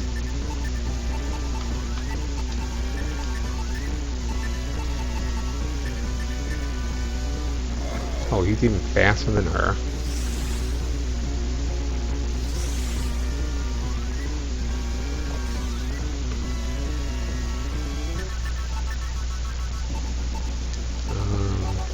safety, I'll do it this way.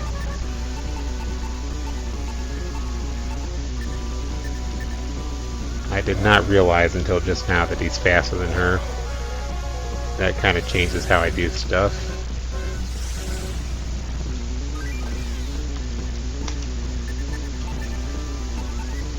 Let's see.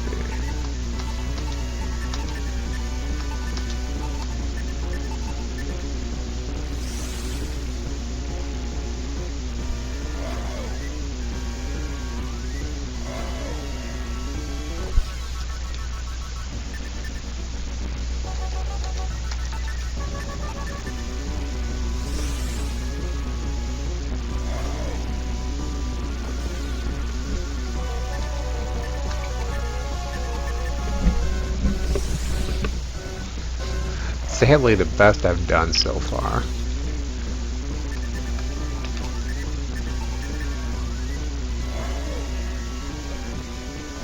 Oh, crap.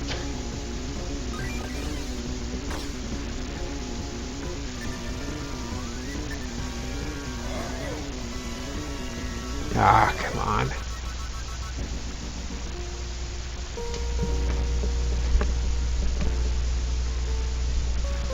Okay, he's just trolled one too many times.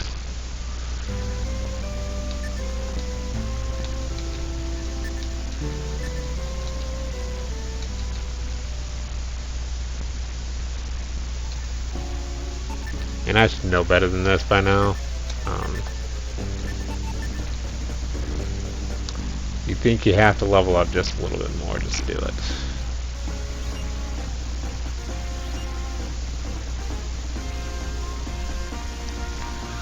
This is very, very unfortunate, because this was a really good paced run up until this point.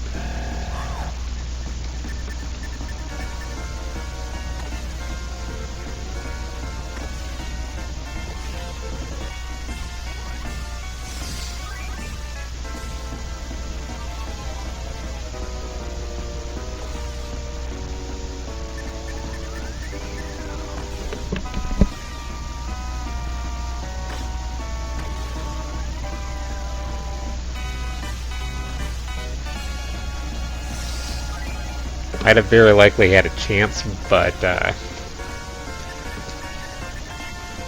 was the one thing that I was failing to notice. If he's faster than Pyra, that kind of messes some things up. I absolutely need to be able to heal before he damages me again.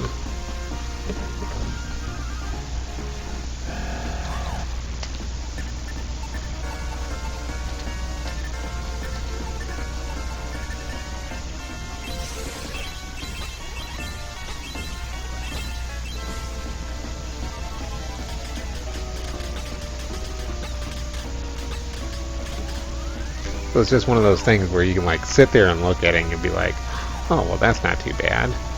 I'm not doing that bad on my level ups, but when you take a closer look at it, you see that you're a little bit slower than the enemy and you don't want to be slow.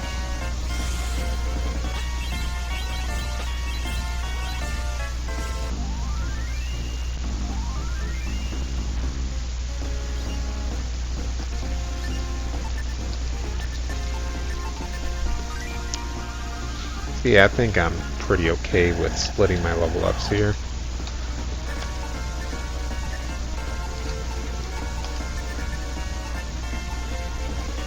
Blaze just takes them out pretty good too.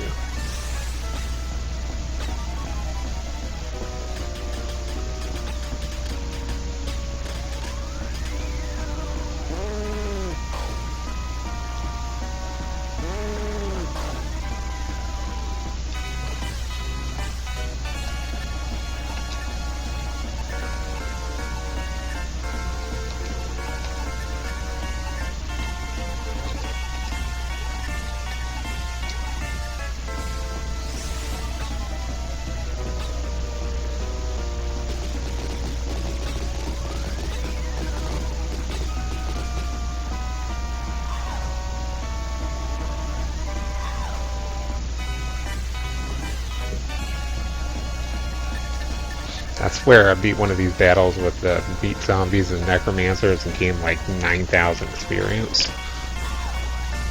I think it was like a pretty long battle too.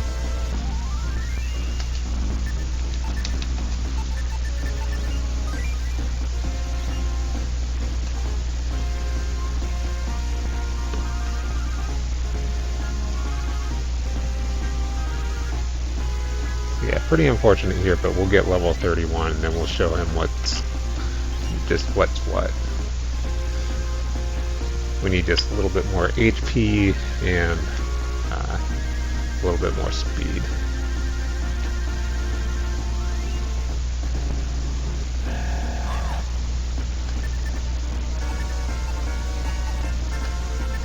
That last time through, I lost my miracle herb pretty early, so that's why you didn't see me use it, like in the battle.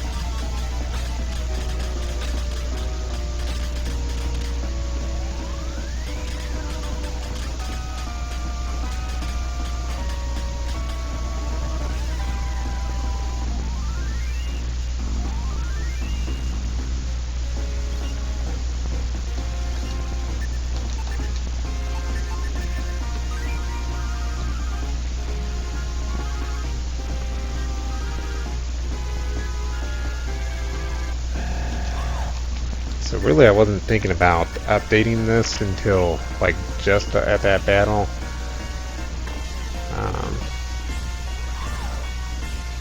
I could end up doing the same thing tomorrow, but like on my own time.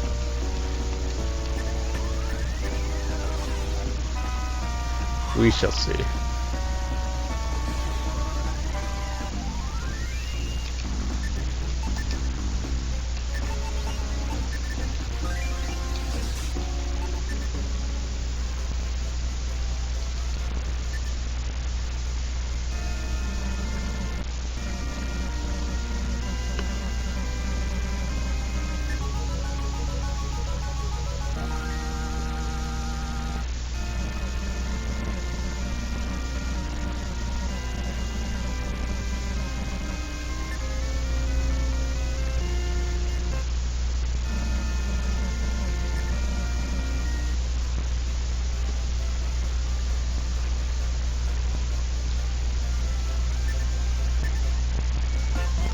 So like, really the only bad thing I feel about going and doing the grinding a little bit now is like the fountain is so much faster, because you get like 8,000 experience per battle, like just out of nowhere. And it's completely 100% safe, like as long as you can get away from either destroy the previous battle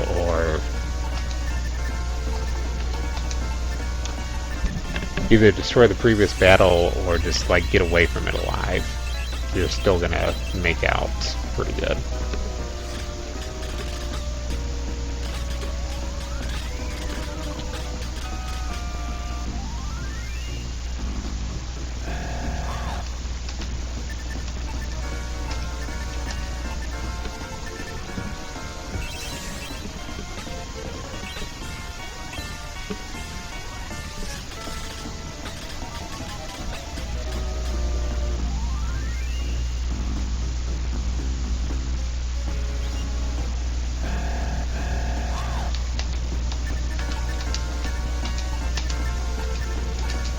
Oh, come on.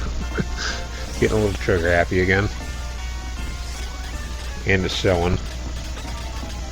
That's okay. If they can summon like a couple of meat zombies to improve on the experience a little bit. And we'll just take them out with burst.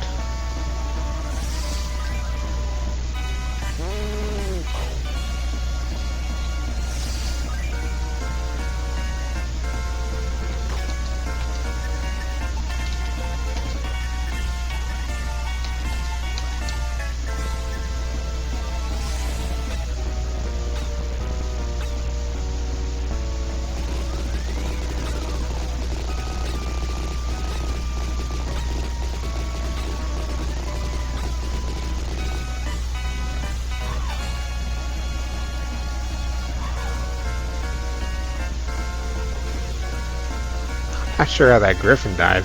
I swear I completely missed him last round. Oh no, he was the one who took the Blaze 3.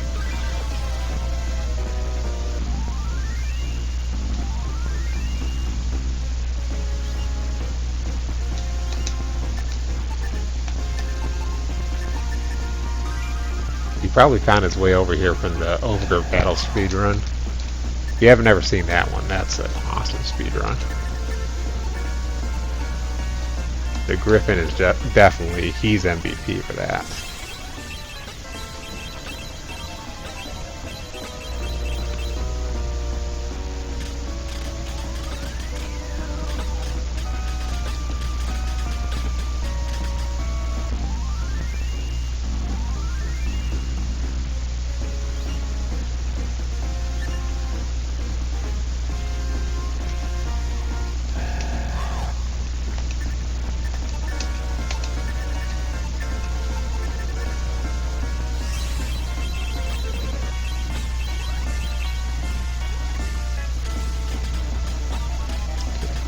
So Merrick's going to gain one more level. Merrick, or A, however you want to pronounce his name. And then we'll try it again. And this time it should be completely successful.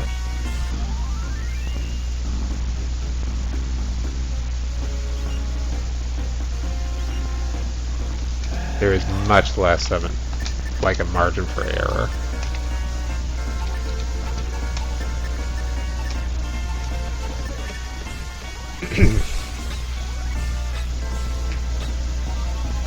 If you haven't been able to tell yet, my voice is already dying again. I swear I refilled my water cup both times I took a break, but it's done.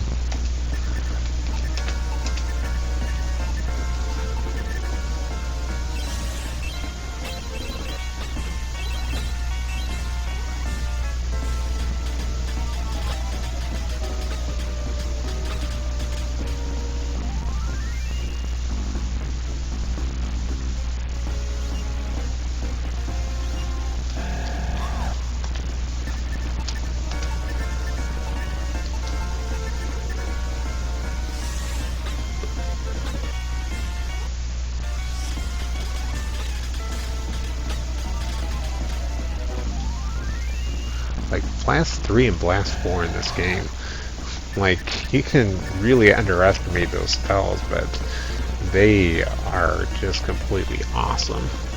Blast 4, if I remember correctly, just hits everything on screen, and they can deal up to like 70 points of damage. Actually, it might be like up to 90 points of damage. It's like really retarded good.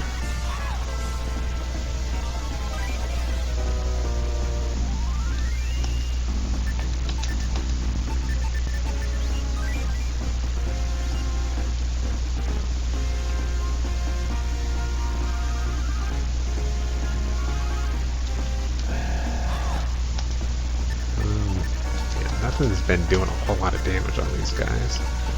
I don't remember if I tried Blaze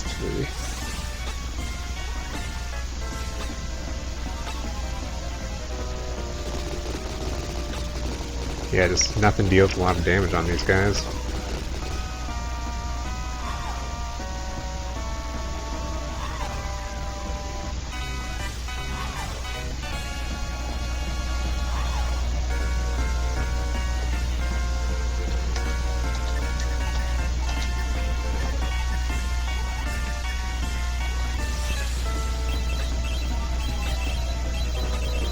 Maybe if I had like Bolt prepared for him, I would think it would need to at least be Bolt 3 to deal any decent amount of damage.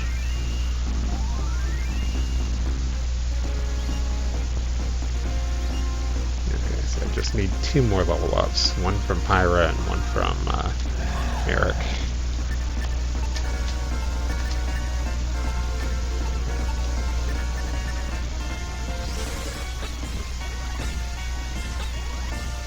If I know they're going to do about the same amount of damage, I will use Blaze 3 over Ice 3 or whatever the heck that spell's name actually is. Freeze 3.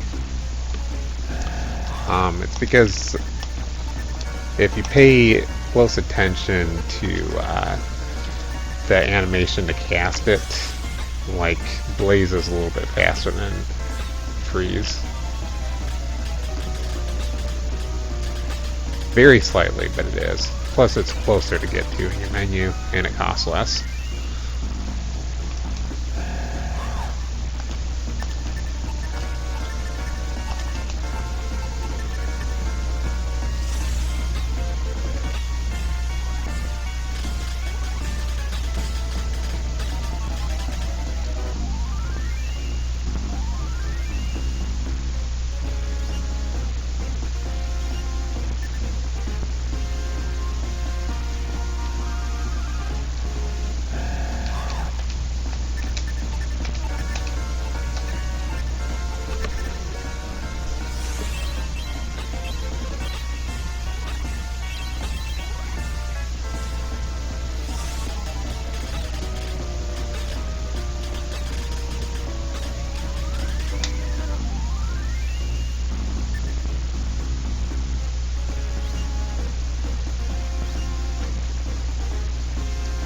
Next battle's gonna be good, regardless.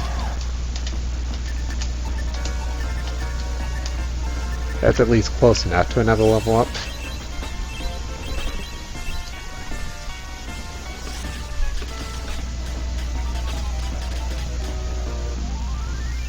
Okay, there was another level up. And just to make sure that that's in the right spot, yep.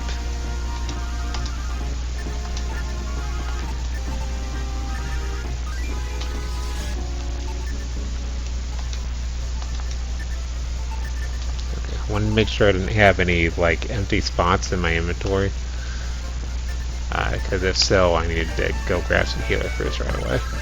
Alright, let's go destroy this Mortar guy, because yeah, he was very mean to us 3 times in a row. Like, I got to him all 3 times I attempted, and he just destroyed me. It's still not going to be easy. It's never actually easy because he has a high crit rate, probably like 30 or 40%. He just does tons and tons of damage. And he's going to outturn your hero up until the point where you have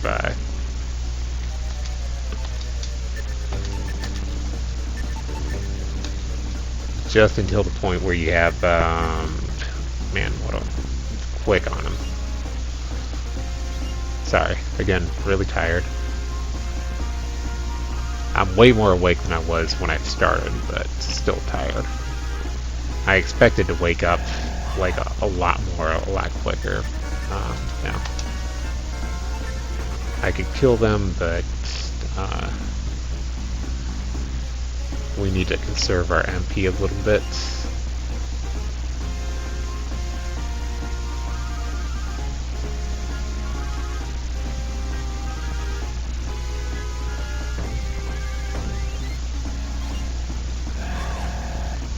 I think that was a fast spawn, which means they'll be close to free.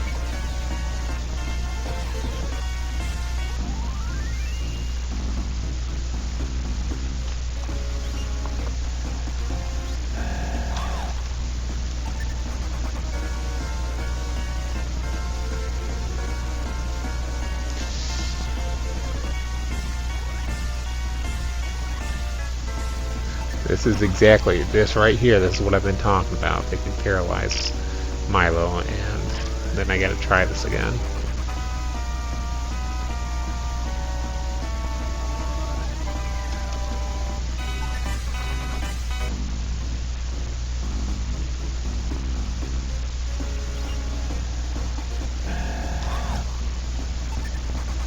There was no like other like really fast way out of that.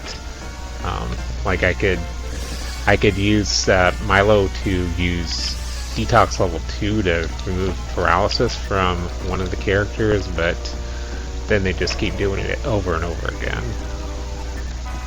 And for some reason with the Vipers, it just has a really good chance of working.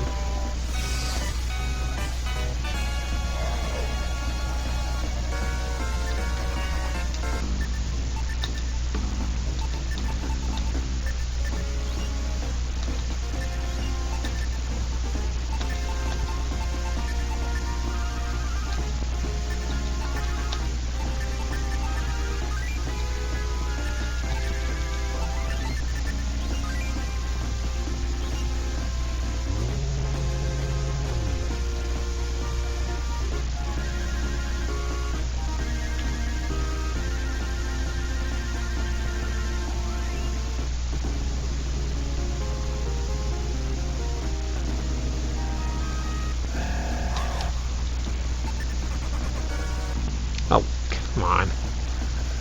I really, really hate this controller sometimes. And boom goes the dynamites.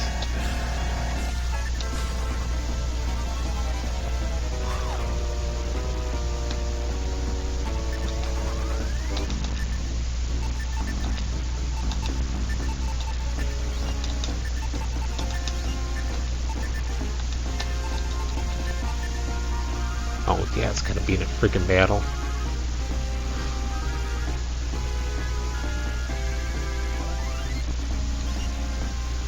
Man, I don't even know if this is worth it.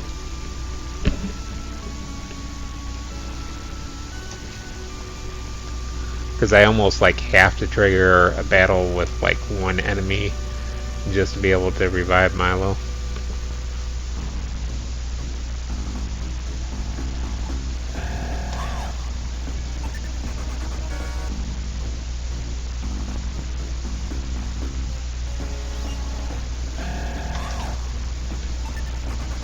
By one enemy, I don't mean like a mini boss enemy.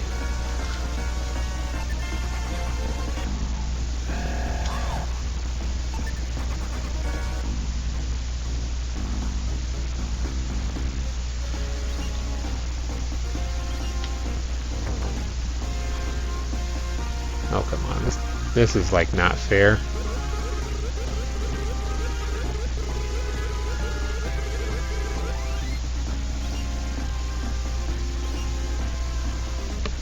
Alright, let's spin around until they give me an enemy. Or can they... I don't even know if I can get into an encounter. Okay. Oh, don't do that. Oh god. I love how this is overly sensitive when I don't want it to be.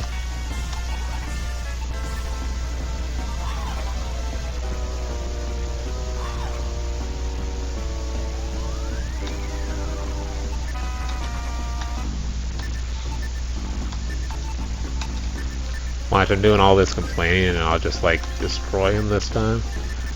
And by destroy him, I mean barely win. Oh crap. I forgot I unlocked heal 4. Okay. So, yeah, that happened. Wasted some magic right away.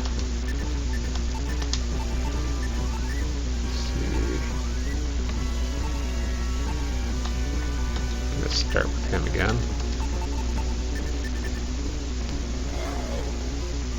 How is he even that fast?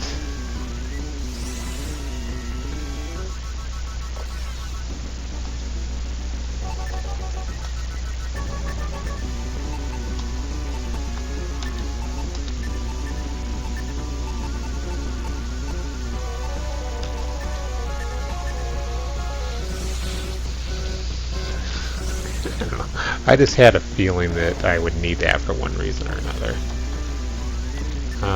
Let's see.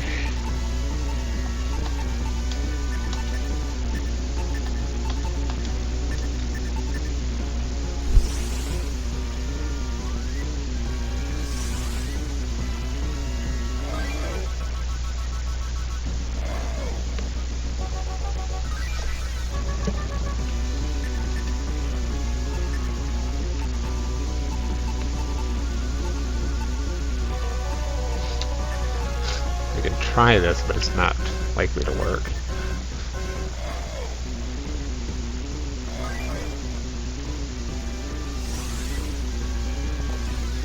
Yeah, I messed up. I should have just used the heal ring right away.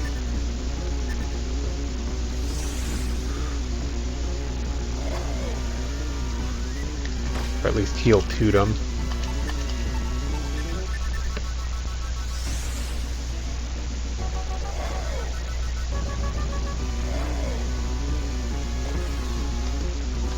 Again, I just want to say, if the heal ring gets cracks in it, the battle's over. Unless I, like, finish him on that round.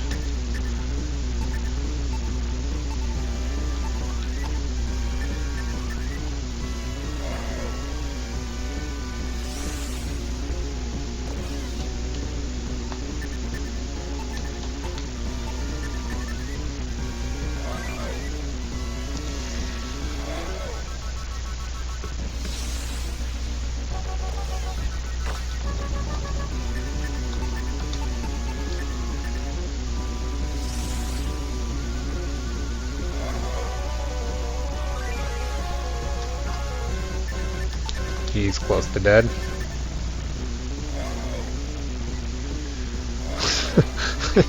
That's not exactly who I meant as close to dead, but yeah, thanks for being a jerk again.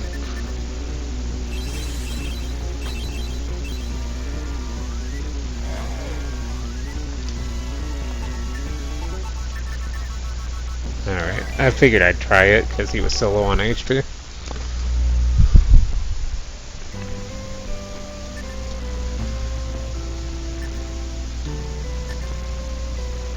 As you can see, I was much closer to having a good chance of beating him that time.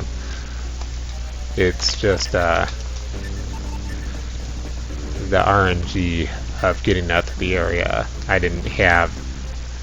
It made me waste my Miracle Herb a bit early, so I didn't have it for the fight.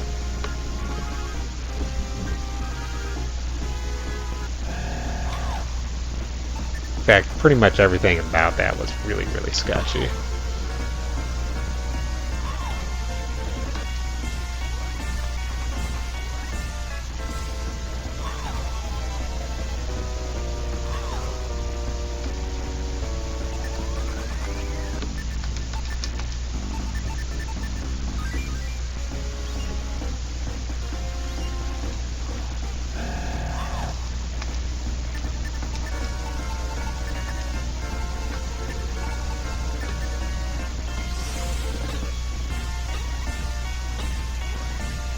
Literally the only reason why I feel comfortable fighting these guys is I can take them out in one round. Would not have done it otherwise. And without using up any of my actual magic.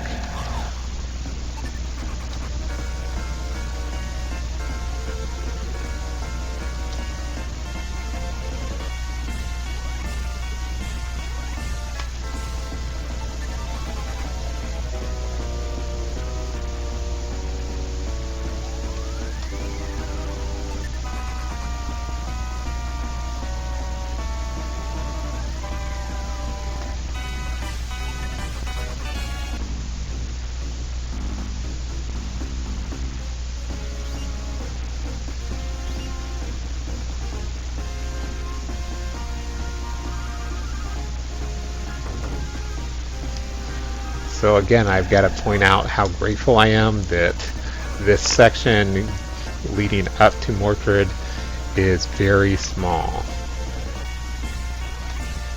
And I didn't think about it until just now, but that was the first time I despawned all the mini bosses. Like, I got the RNG luck despawns from... oh crap. Speaking of mini bosses, I got the luck despawns from the skeletons, and I got the despawns of the scissors, which I did not get this time.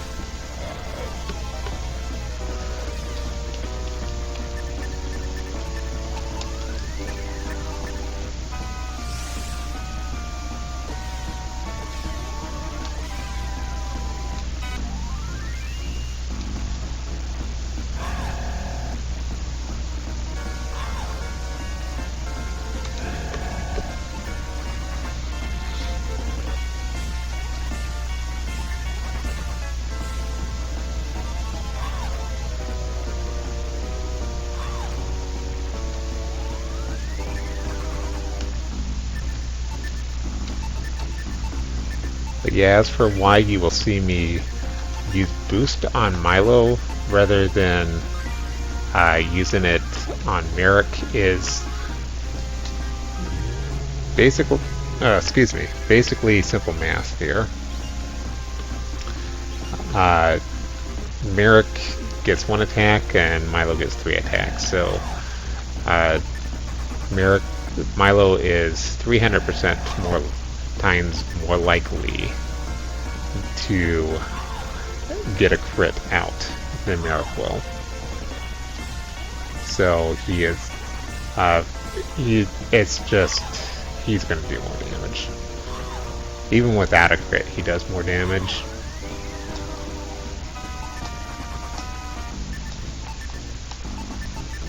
It's just in the Mordred fight, you kind of need to have everyone but Merrick healing.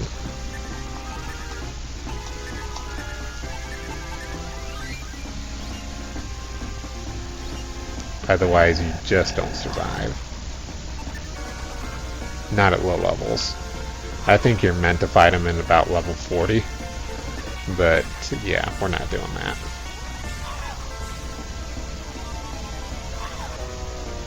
I would say the way the game developer is meant for you to do it, fight Mordred in at least 40 and fight Dark Soul in at least 50.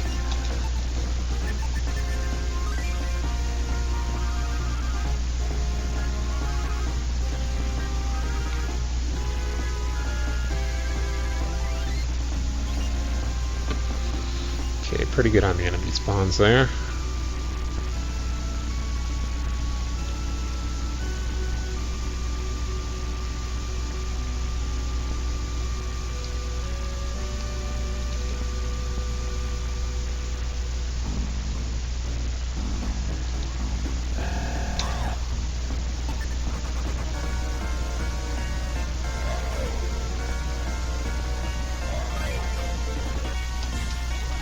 And if you're just joining me and you're interested in the speedrun in any way, go ahead. Oh, good. I was hoping this would be a lot harder than it had to be. Go ahead and go back to the beginning of this video. Like, you can even head back to the beginning of this video, like right now, and check out that there's a lot of information about what's been going on with this speedrun.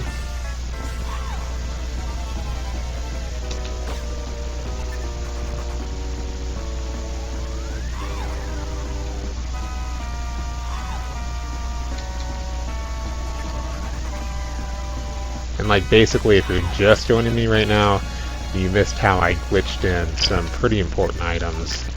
Oh boy. There we go. I go to talking again and I forget I got teal floors. And it's just a big waste of magic.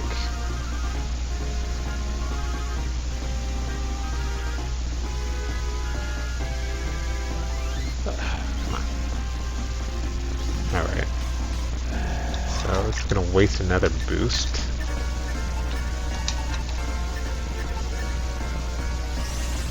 But yeah, we're doing it on console this time. This time we got the glitch to work on console, which isn't something that you're normally able to do because there's a limitation on it. But if you enter in a small enough amount of characters in the naming spree, then it makes it actually possible to do what I did.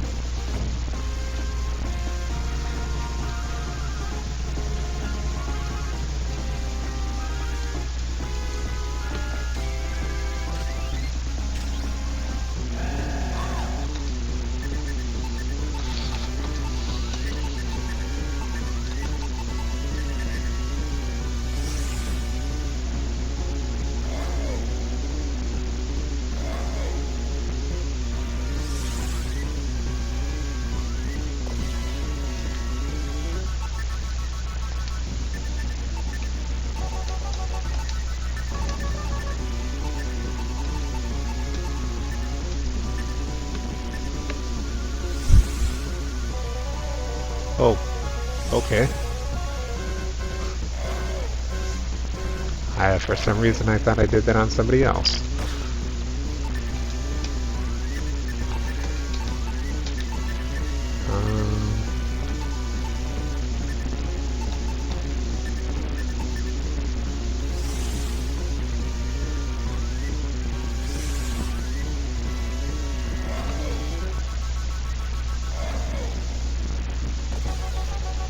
Okay, so we're sitting kind of okay here, but this is really scary.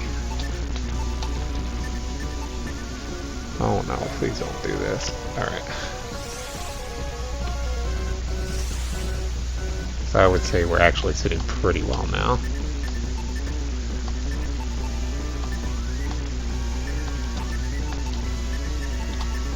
But that can change in like a heartbeat.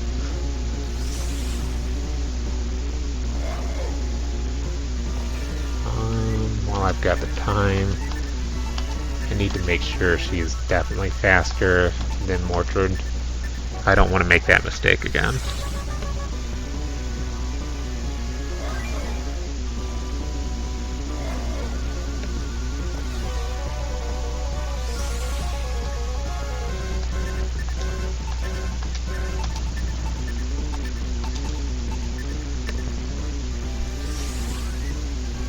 Done.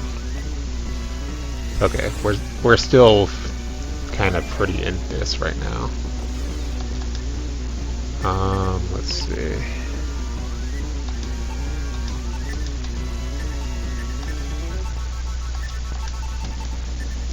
I'm gonna head pretty much all out here.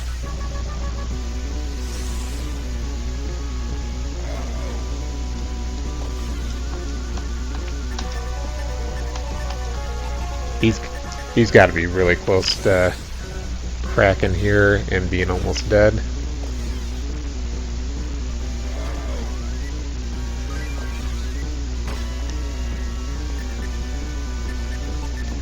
Okay, yeah, this was just so much wildly different. So wildly different from the other attempts because I just had the good start. And good levels to start it off with. So even with the heal 4, that all went pretty well. We can still get screwed over here by dying, but don't really expect that to happen.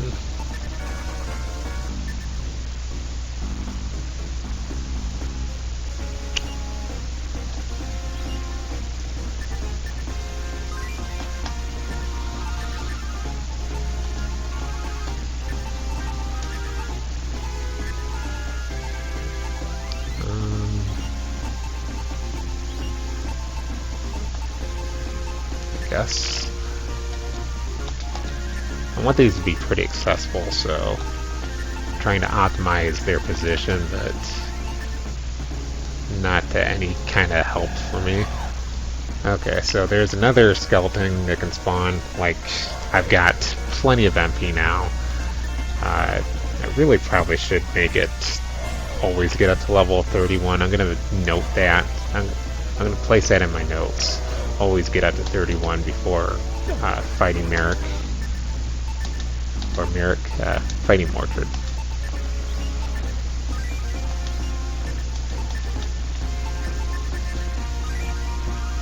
Okay, good. No skeleton.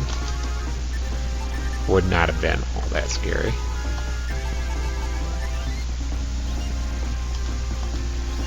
But it would have been kind of scary.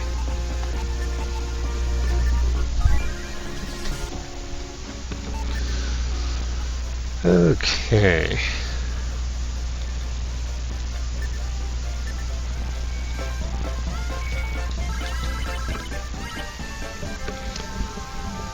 So now that we got the Sulky, we've got a couple items to go pick up. And we've got one item that absolutely needs to be repaired right now.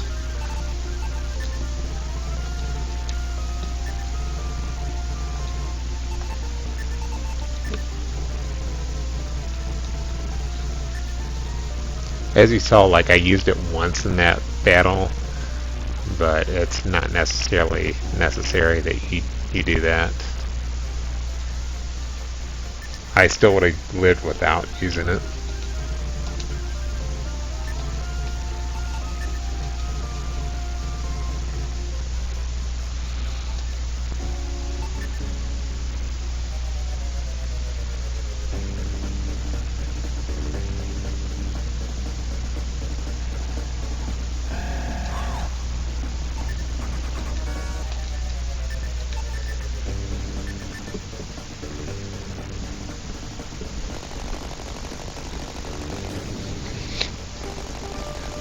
So assuming I don't get clobbered here, which I really shouldn't, and that'll be the last time you see that animation.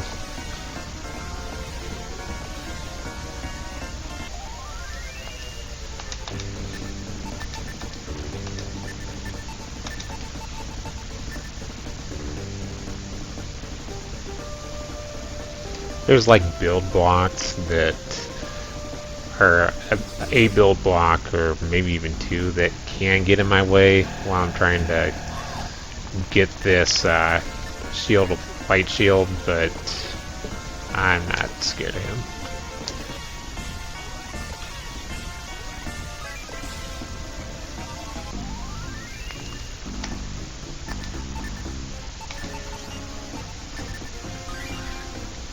So yeah, actually, what very much should be my biggest fear here is casting aggress instead of casting peace. That's like the biggest thing that can go wrong here.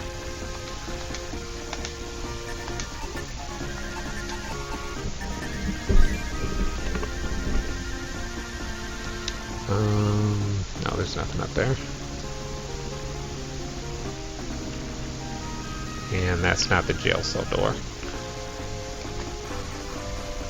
It's the next area with these brick eyes, who we're going to actually run from now, because we can actually do that now.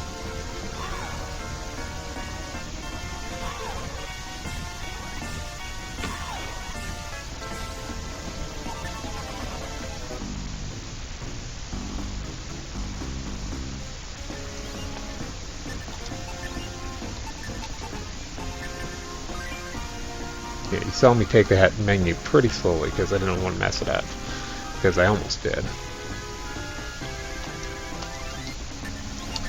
So, item number 1 of what we absolutely, positively need to get. I don't know, whatever.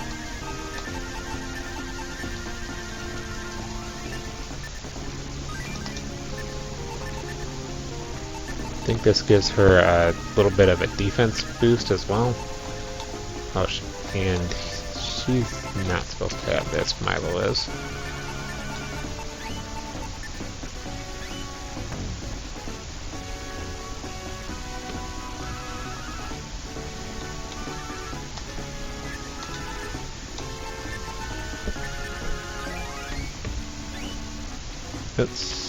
That's not the right one.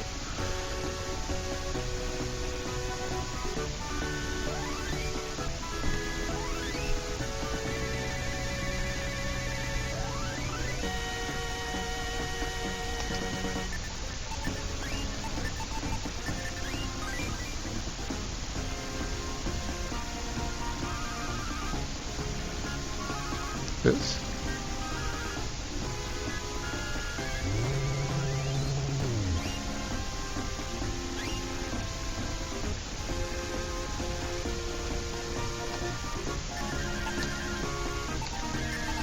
And I can like choose to do this at any time. It just seems most beneficial doing it like right here, right now.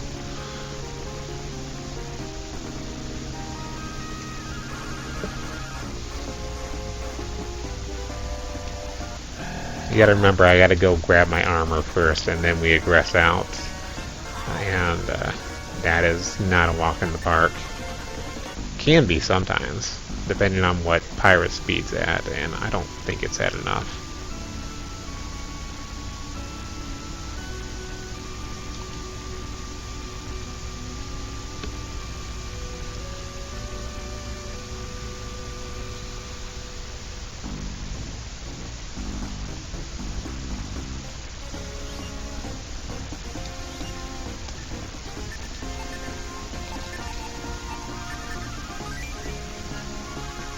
think those monsters are going to start being on the prowl again pretty soon without being able to...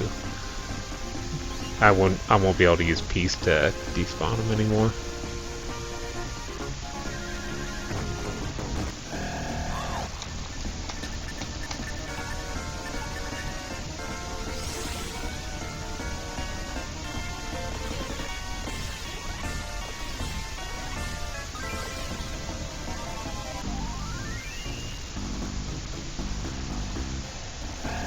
Boy.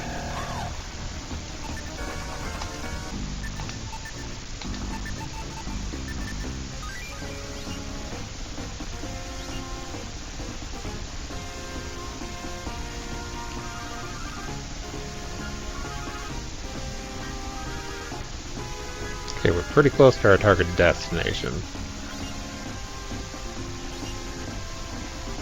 Yeah, I don't care. It's a headhunter. I'm pretty sure I'll live. They would have been kind of a big deal before, but, like, not now. Goodbye.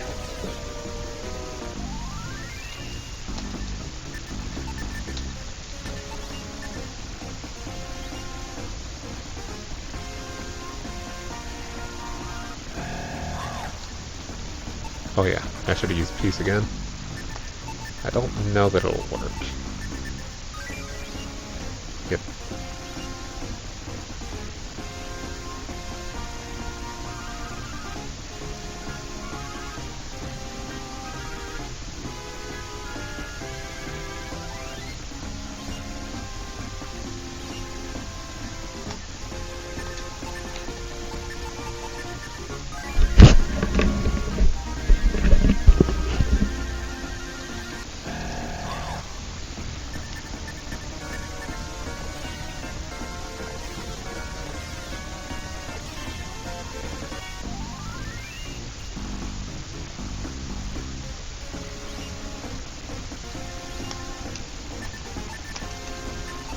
I don't think I can despawn any of these build blocks. I'm just going to go straight into it.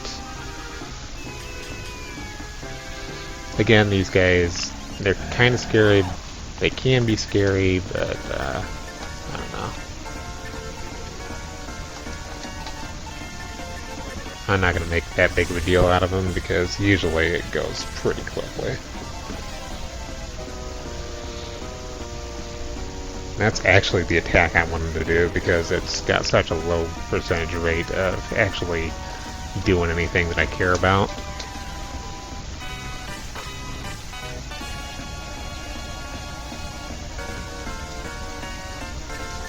Goodbye.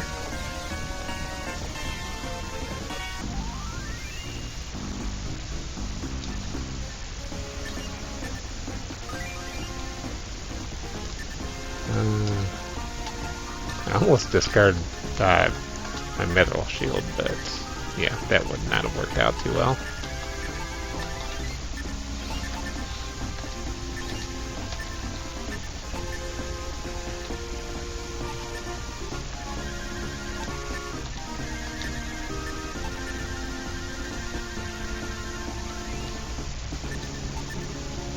So, really, from here on out, there's no reason to save. Well, I guess before I go and fight Dark Soul, I'll save. That's just for like ring preservation.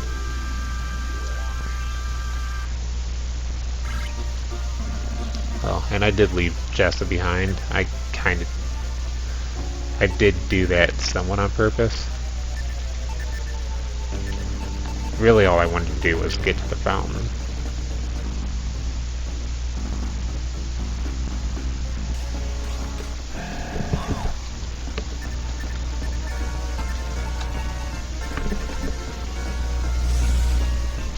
So now it's like I'm starting right here. I need absolutely no gold for anything. Don't even need to pick up the mithril for the first time ever in here. I've already got like the maximum amount of equipment that I could possibly get.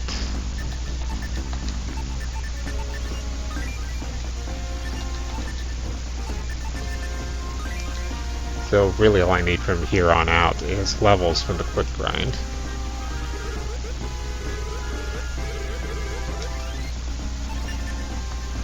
If you screw up that menu, she yells at you, and she's like, hurry up and use the cell key. And I'm like, yeah, shut up.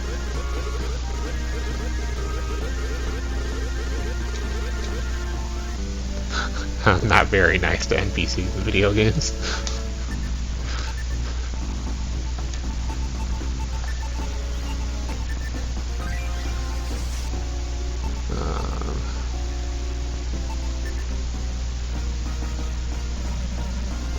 Oh crap. I forgot I need to drop an item.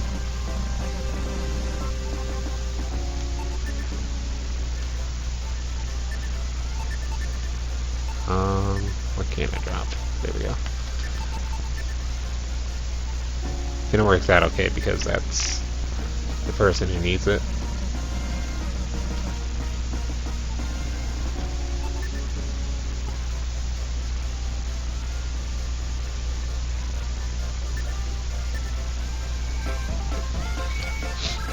So again, we gotta traverse this twice, and both times it's pretty scary.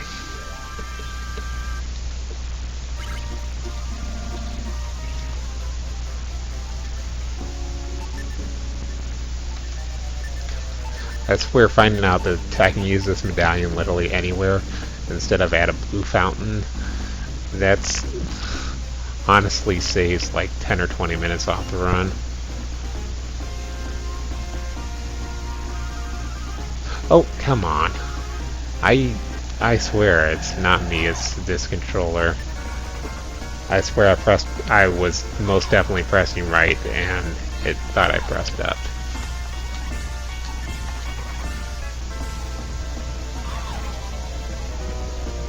And again, my theory on that is that it's an old controller. Or maybe Sega's just like that bad at making controllers.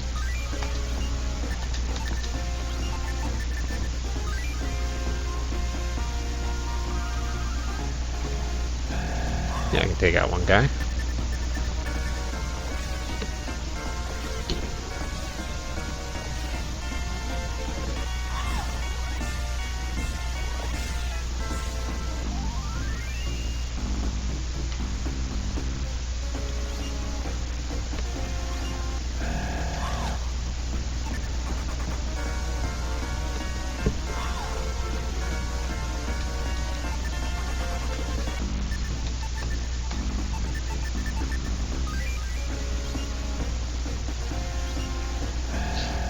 Yeah, this was like the section I was going through where my brother was like all paranoid about like my hero dying. I was like, no, that's actually good. Because I have a much better chance at running, but well, I should have had a much better chance at running, but it just worked out that I didn't. Yeah, he is paralyzed.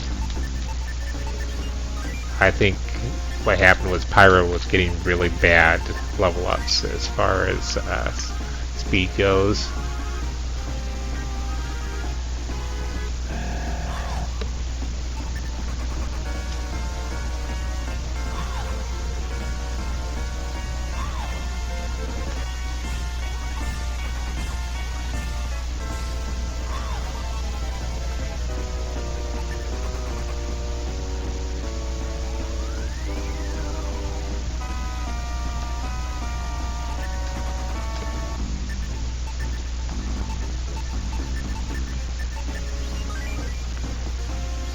Honestly, I'm not even going to pretend that Merrick's actually important right now.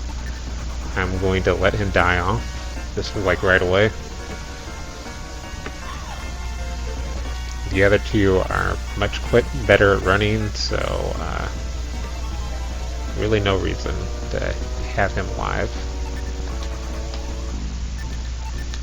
It's backfired on me a couple times, but really it's the best strategy I've got.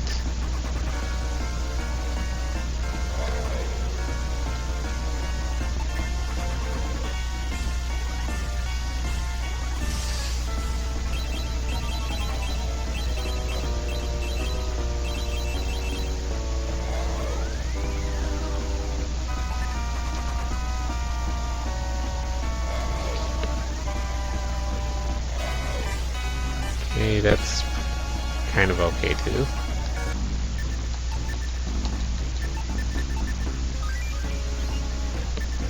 I'm trying to think of what, there was something really important that I was trying to think of, and I can't think of what it was.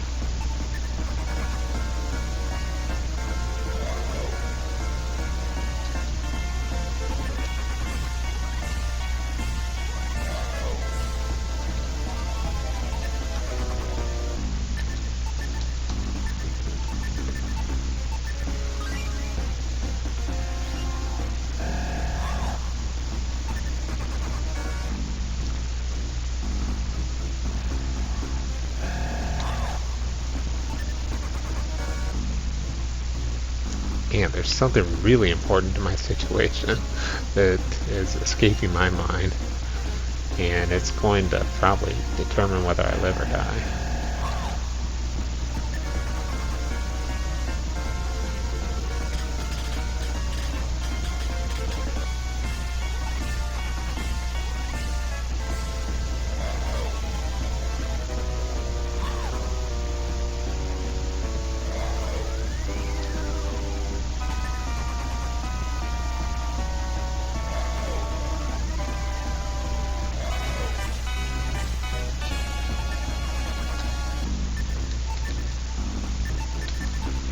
So yeah, there's...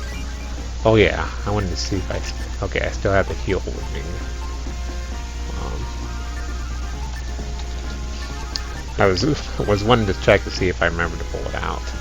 And that's literally all that was. Yes, what do I want to discard? Fire sword, actually. So now she takes 50% damage from magic attacks. And she's already got really good defense.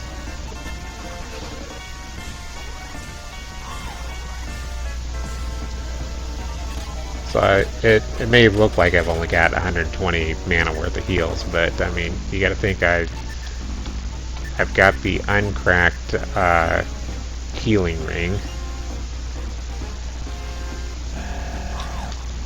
Pretty sure I repaired it. I really hope I did. We're gonna say I did because I'm pretty sure I did. And I've got 2 magic rings which I can use to recover my magic at any time.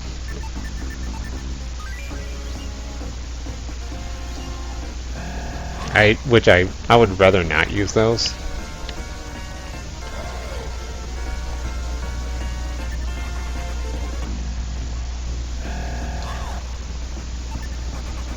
Just because the more I use them, the more chances I have to crack them, and I still need to recover my MP, like at the end, at the very end, right before Dark Soul.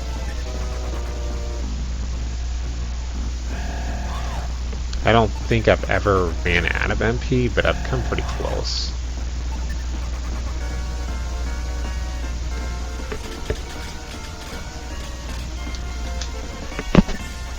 I think the worst it's been is I got so low on MP that I couldn't cast heal 4 when I needed it.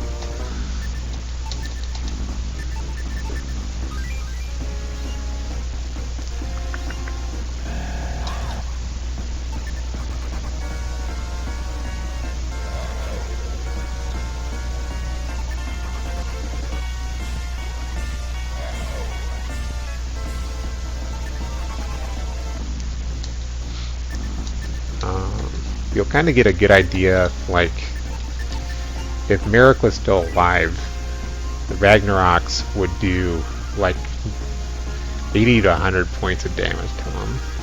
So, I don't really want to get up to Ragnaroks to show you, but if you see them damaging Pyra, you'll kind of understand what kind of huge difference there is between the two of them.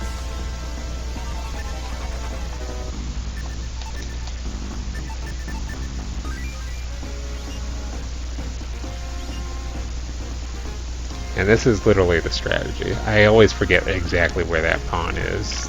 So pawn, not pawn. I forget where that is, so I don't ever try and avoid it. It's just a siren, and I don't usually die to sirens.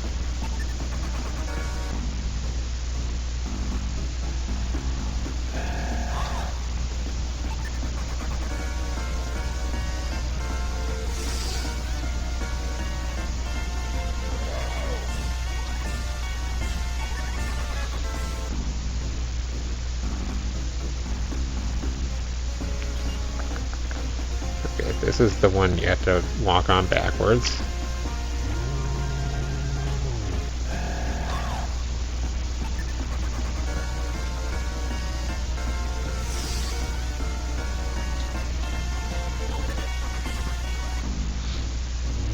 And actually, if this were like the second time through, this hallway directly in front of me is all the further I need to make it. Because on the left there's a healing fountain. Oh, there's my Ragnaroks. I was hoping they'd join us. Not really.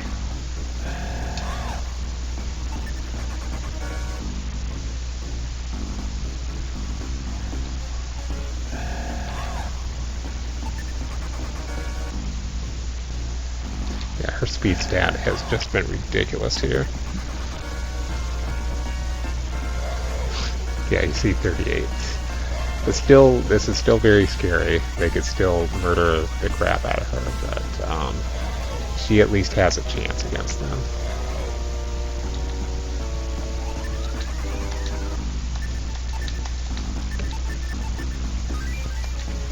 I swear, if Merrick were alive, he would take 80 to 100 points of damage from those guys.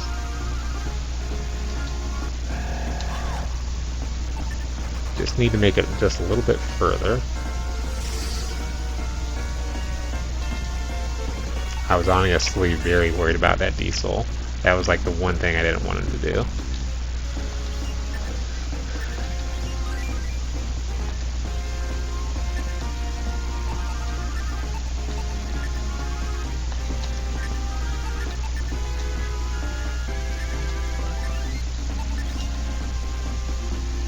So as you can see,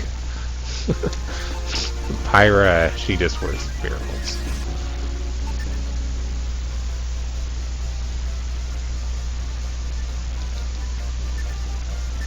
Oh, what am I doing? Yeah, we're just gonna do this. I was gonna revive everybody, but no, I just want Pyra to go in all by herself. Once again.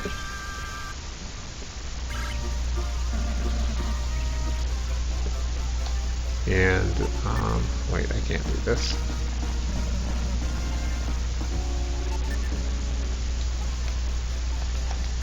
I need to drop the ice staff. That way we got room for it.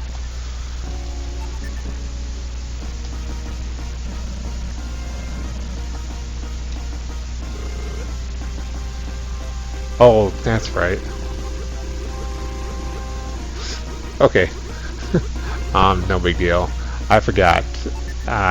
Merrick actually does need to be alive for that cutscene to trigger.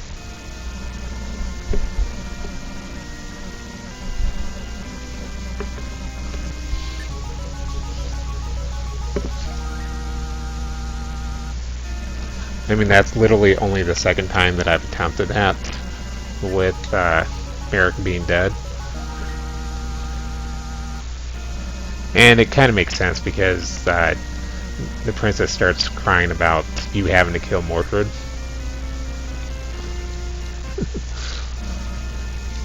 Is that a good thing? Do you like the Shining Force music? Because I do.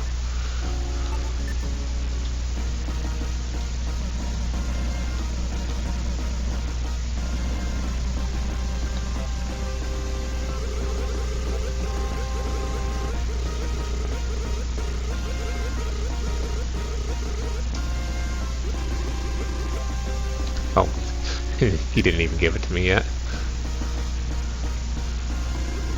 Okay.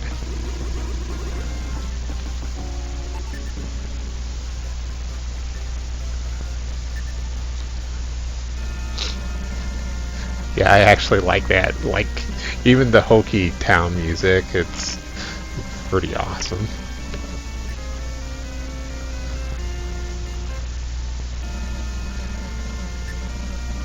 Okay, we're coming up to very close to the end of the speed run. I don't think it'll be quite subs sub 10 hours because remember we've already got like 5 hours and I don't know, something like 5 minutes into it.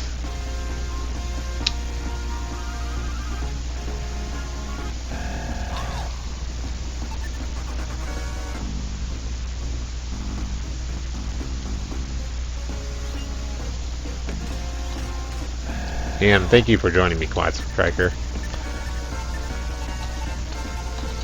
I got out most of the information about the speedrun already. In fact, I think I've gotten out like all the information on the speedrun, so basically I'm just going into commentary mode on what's going on.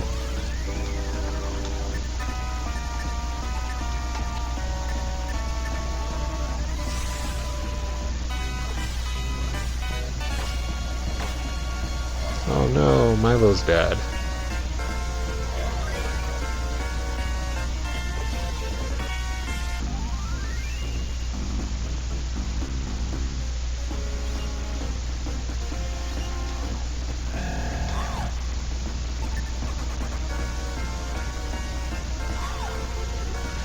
No, that was me. I was working on Nintendo.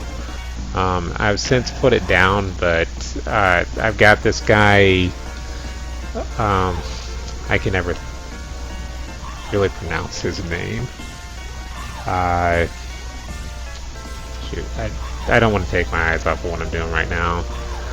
But he is working on a task of an Indo, and so I've got to do another quick run of it on an emulator, but I'm just like not too big on it anymore. It takes it's like 6 hours minimum for me to do it, and it's kind of stressful, and the music in the battles are pretty bad, so it just has too many strikes against it with me. But I got a good record of it. It's a fun run to watch, but it's not really a fun run to do. So I just wanted to have that up there so everyone could see what a run of an Indo would look like. Yeah, pretty much. I mean, I'm playing Shining Force 1 now. And pretty much any speedrun you're going to see me do is going to be punishing. I'm running Lagoon in about 7 days from now, like 8 days and 3 hours from now. It's going to be 100% at SNES Superstars. So, I mean, if it's not hard, I really don't want to speedrun it. It needs to challenge me one way or another. And it just so happens that I prefer doing the RPGs over the platformers, but there are some really good ones that I like. Smart Ball is definitely coming up as one of the speedruns on my channel, and so will Super Metroid. Then the next year, expect to see me working on those if I've got the time. Just so happens right now we got a lot of stuff coming up with like GDQ and whatever.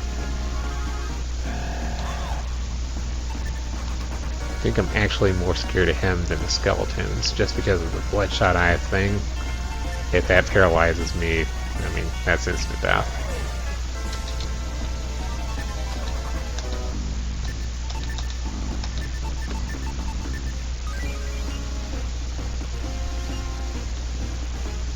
Oh, come on.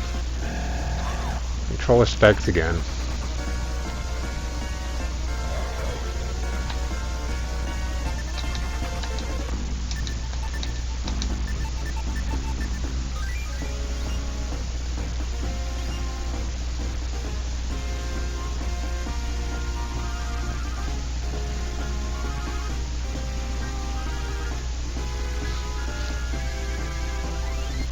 Yeah, this just goes to show you that the game you stream matters as far as who wants to see it, because I've I've had probably about a dozen Lagoon streams that had one or no viewers, and this is every time I run this, I get at least one person in chat, and I've had quite a few people come in today.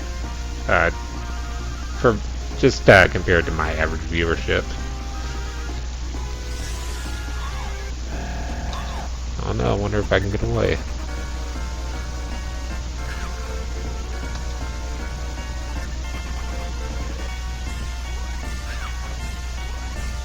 Uh-oh.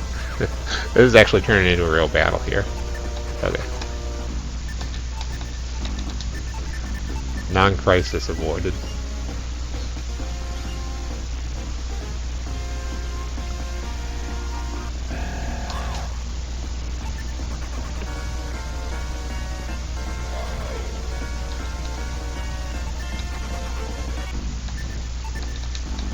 Oh, crap.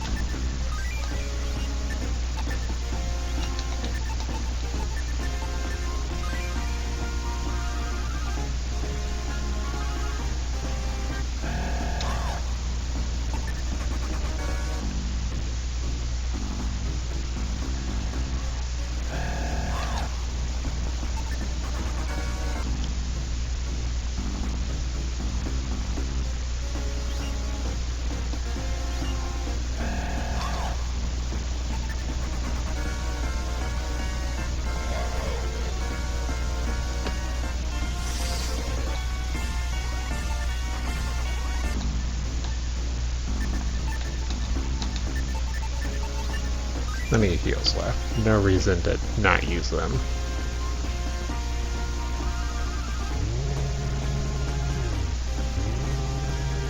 Plenty of heals left. I mean, I'm like right at the fountain right now.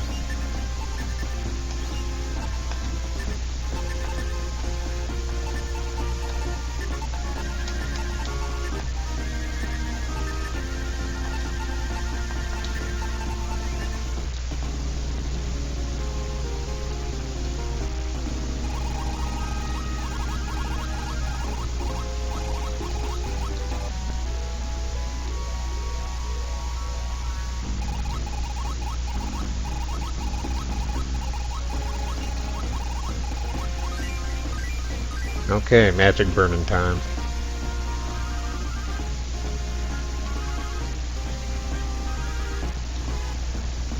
Okay, nice. Got first strike.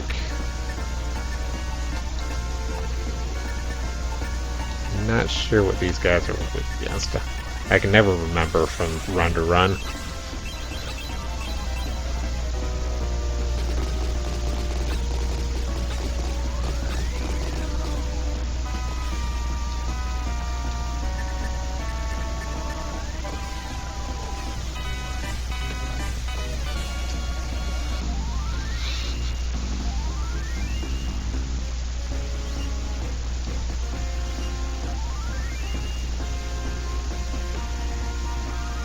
So at this point, speed stat's like the only one that matters.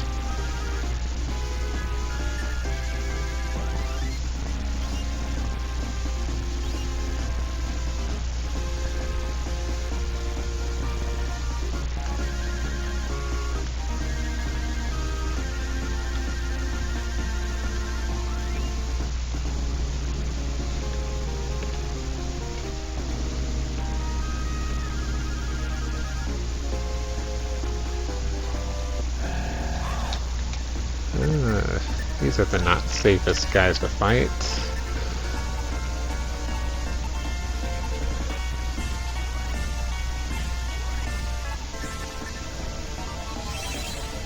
I really could not remember what they were strong against. I thought it might have been freeze, but I wasn't sure. It wouldn't have mattered much because they wouldn't have died to one round anyway.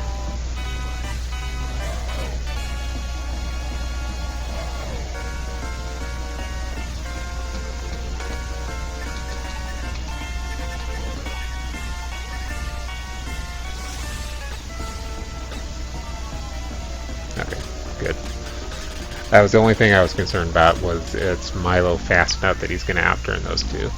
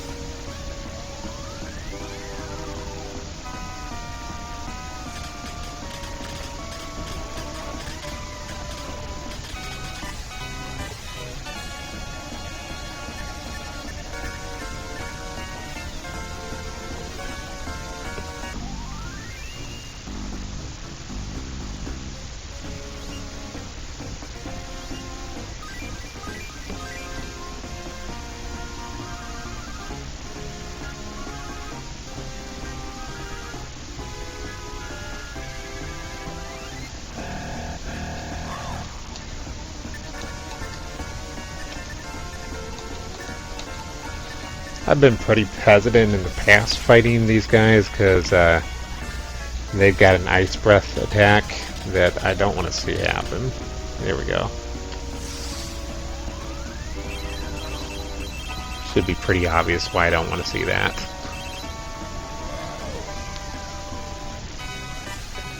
There we go.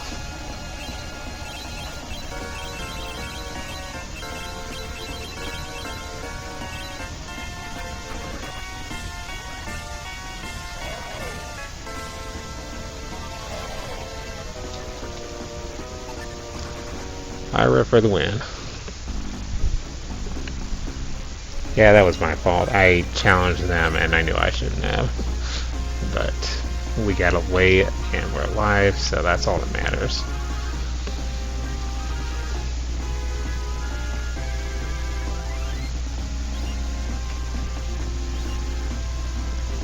I don't know if I'm good enough at Dark Soul to be this stupid yet, but like, I kind of want to go fight him right now.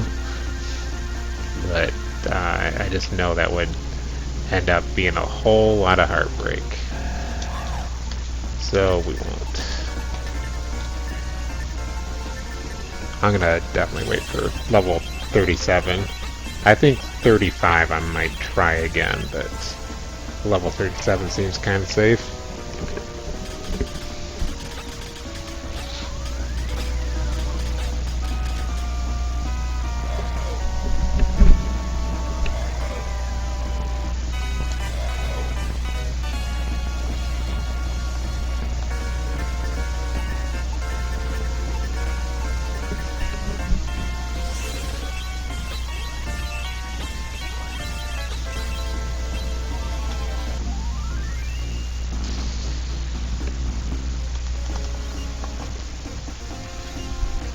Oh yeah, I keep forgetting I have a visual cue for this.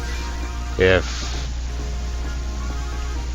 I can't see the back of that wall right there ahead of me, then it just gives me a good idea of where the actual fountain itself is.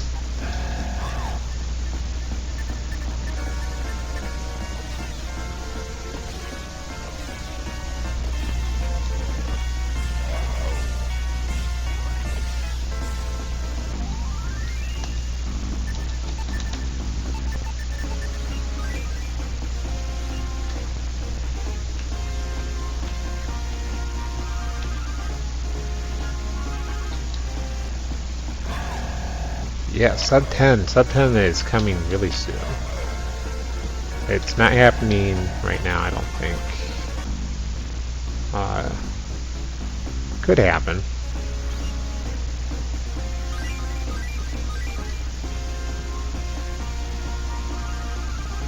This is just another one of those grinds where it's usually around 45 minutes. Oops. Longer than that if you keep triggering her when you're at max.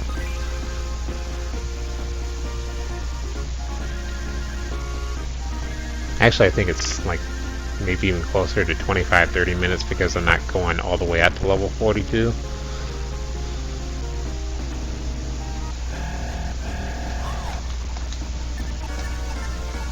No burst.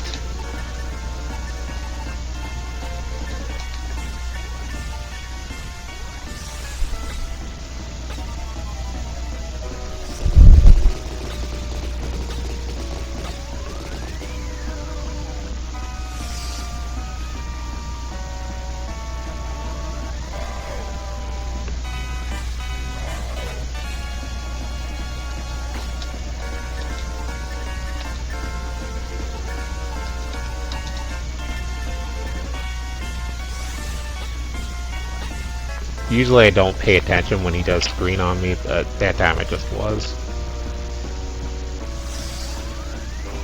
That's kind of bad, but we'll live through it.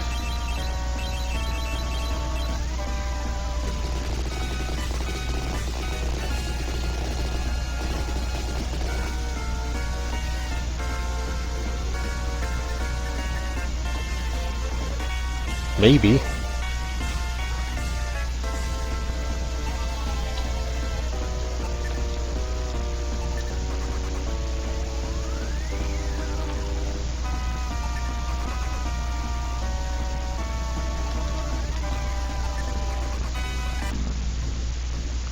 This is bad. Where am I? Wow.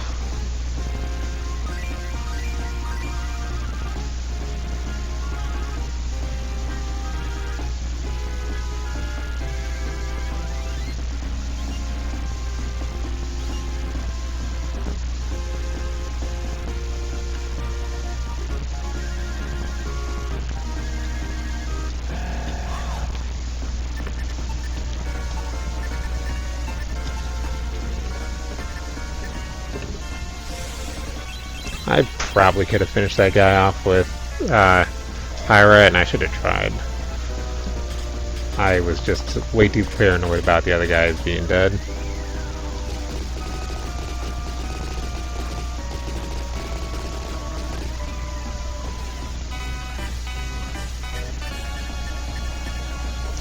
Another thing I haven't been showing off, I've never done it too many times. I hardly ever do it, but if you use the Sword of Light, the Light Blade in battle, it acts as Bolt 2 or 3, I think. I'm pretty sure it breaks if you use it too many times. So I don't even want to like entertain that idea.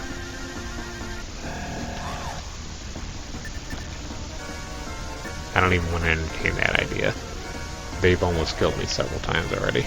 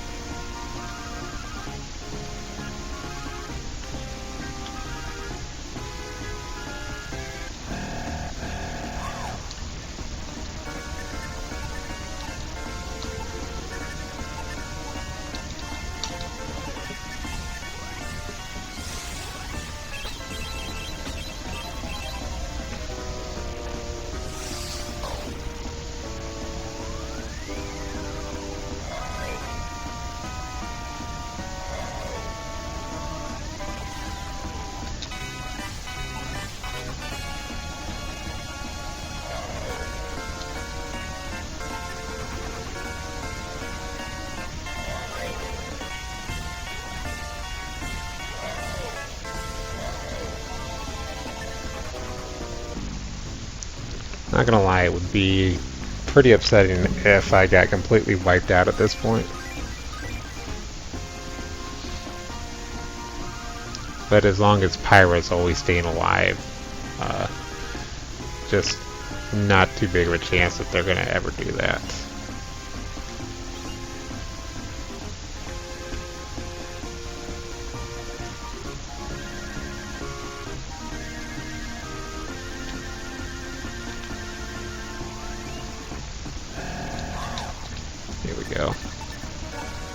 this is a pretty safe battle all around.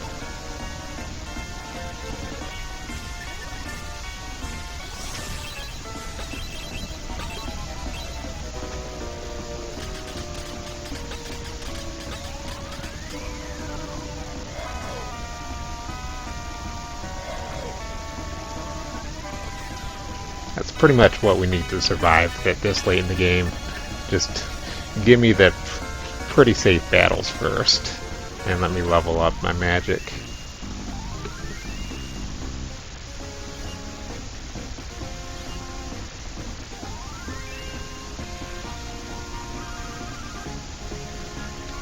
There we go, Blaze 4.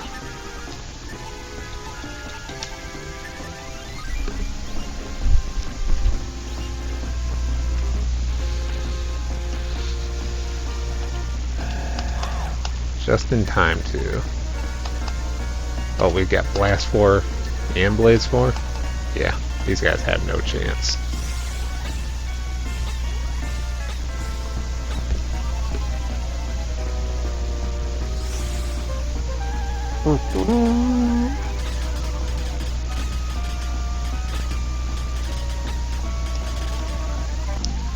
Blast 4 proving again, as always, that it's pretty freaking awesome.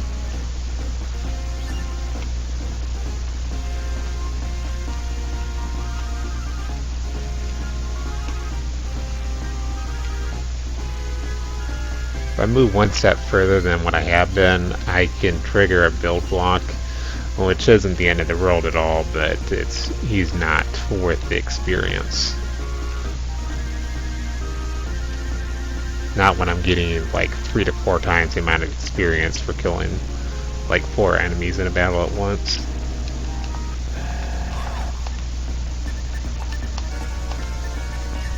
Plus he can just like randomly get his paralysis off, and I don't want that to happen either.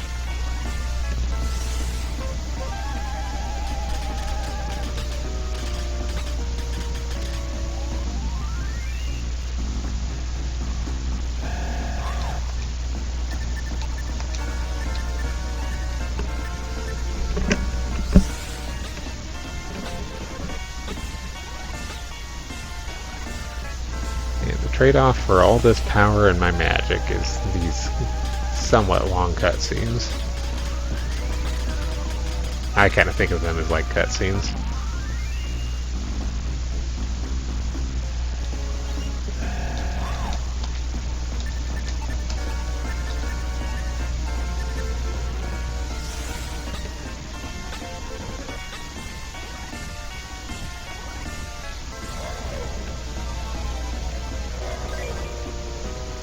Yeah, I've been looking at Milo's HP for a while, and he's actually doing really good for his level. So we should probably have like no trouble when we end up fighting Dark Soul.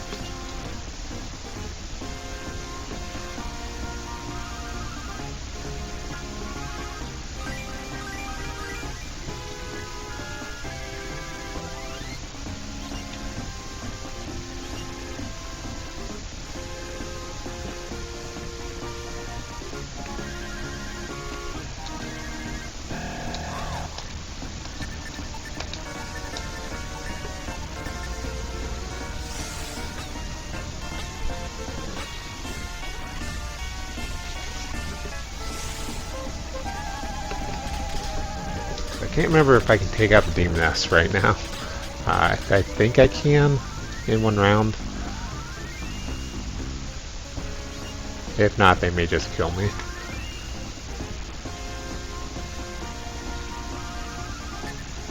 I don't know if having Freeze 3 would help that, but I know there is a combination of spells where I can just kill them in one round. But I think they might be strong against Freeze.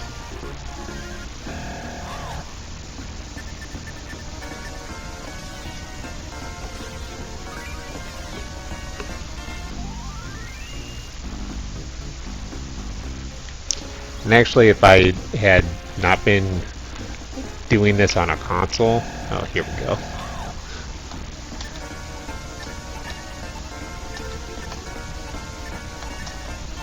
If I had not been doing this on a console and been doing it on an emulator, I would have some extra earth hammers right now, which I would possibly be saving up for the crystal slimes. I don't know if I actually have room for them in my inventory.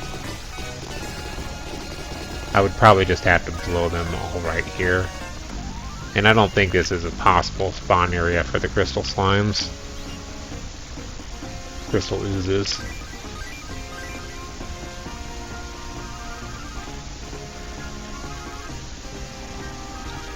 They can spawn earlier than here, but I don't think they can spawn here just because the fountain's right there.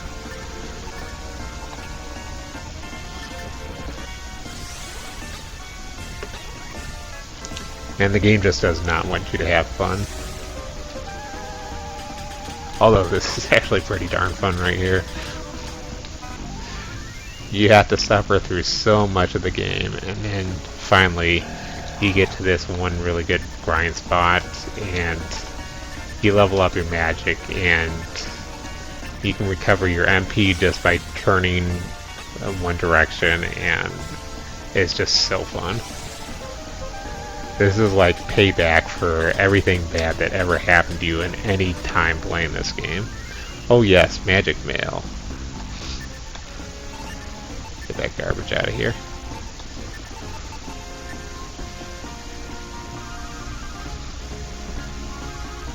Oh. Yeah. I was like, I don't think I lost any HP.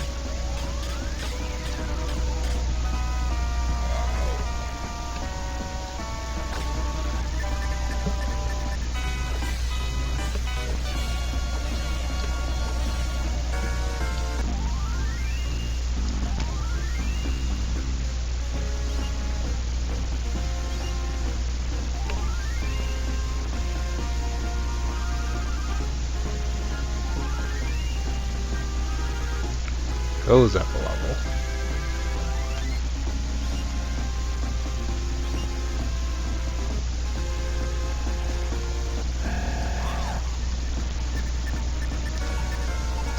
Now there's something minorly bad that can happen here. If I fail my first attempt at killing Dark Soul, chances are I won't have a broken ring, because if you get a broken ring, bad things happen anyway. But I can run myself out of my miracle herbs, in which case we'll have to grind up to 42. Just like I'm not even going to mess around with it. We'll grind all the way to 42. And then we'll beat him on the second try.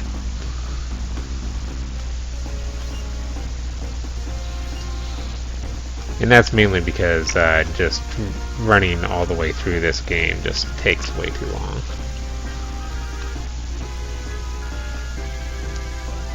I know it's just like one dungeon, and Pyra takes care of it pretty well, but that was a real long walk. It's like 20 minutes. Not even that, but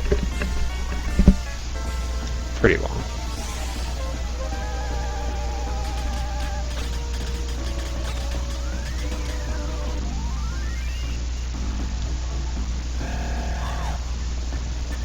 You're not even worth using magic on.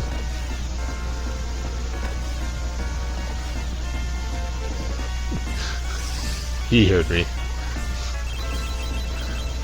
He's like, how do you like this then?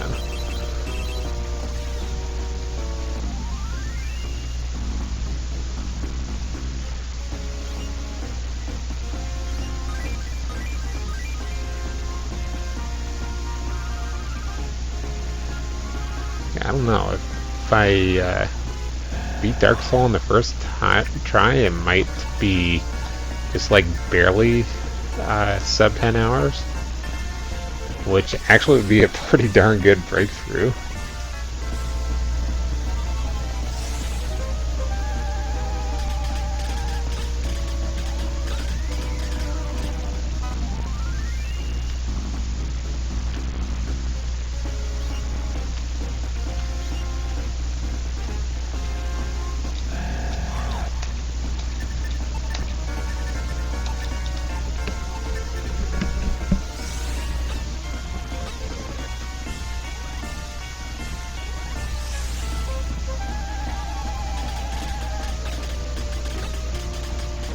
Huh.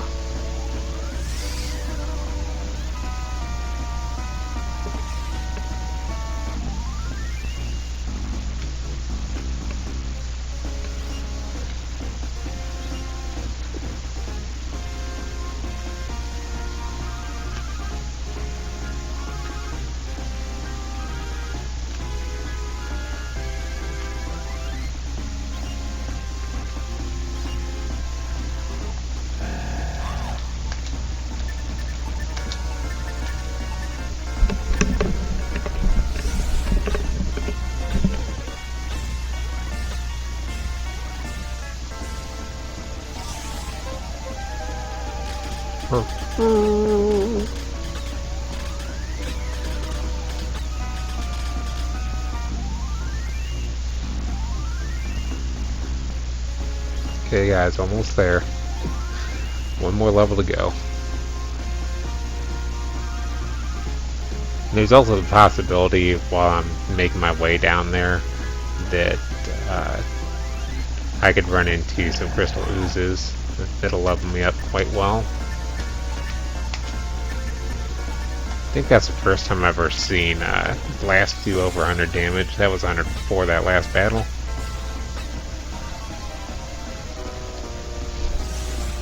Definitely for like someone who's supposed to be a healer instead of having attack magic, that's a pretty good spell.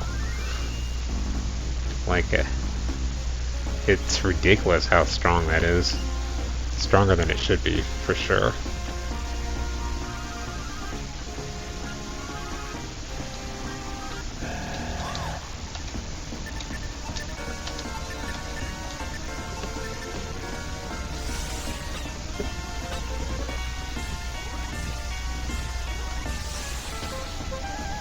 So really at this point, the biggest thing I had to look out for is my magic.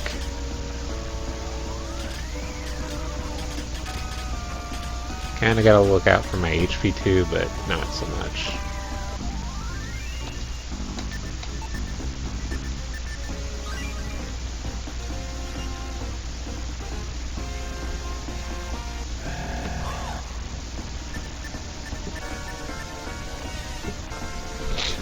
So yeah, in the Dark Soul battle, everyone's going to be at just above 200 HP. Well, Pyra's going to be at just about 200 HP.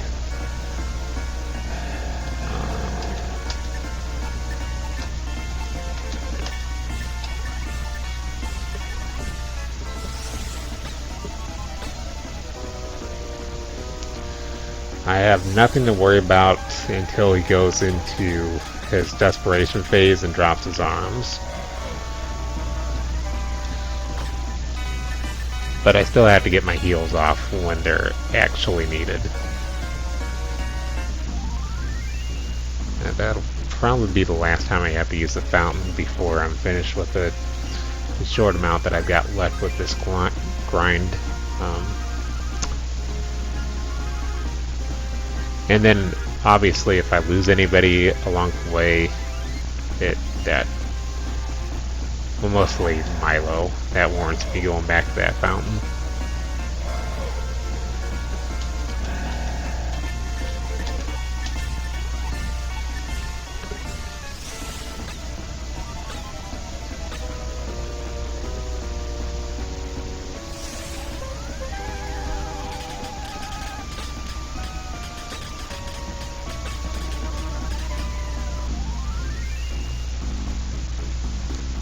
So yeah, like kind of like I had some pretty bad RNG in a couple sections, but I think with the if I tighten up my gameplay a little bit, we'll get sub 9 pretty soon.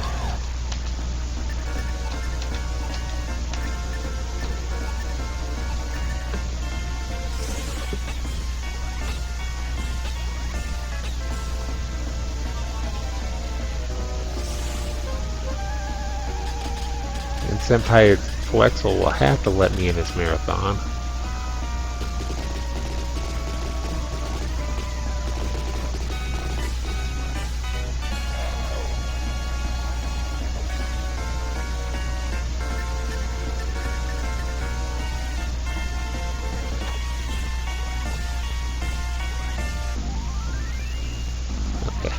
I just want to check right now. We're going to make sure everybody is equipped with what they're supposed to be equipped with. A few times this run, I have made that mistake.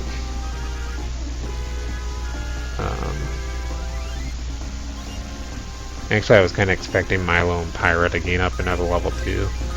So I'm going to go ahead and let that happen. And then we're heading down to Dark Soul.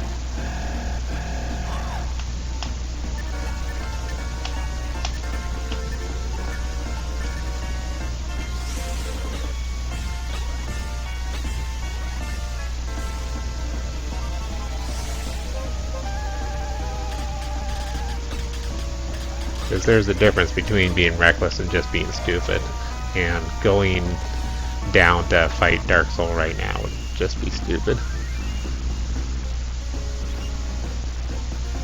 Okay, now it would be reckless. So we're going to do reckless.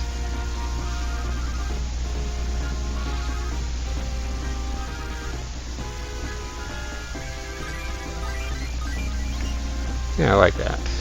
Merrick's in over 300 HP.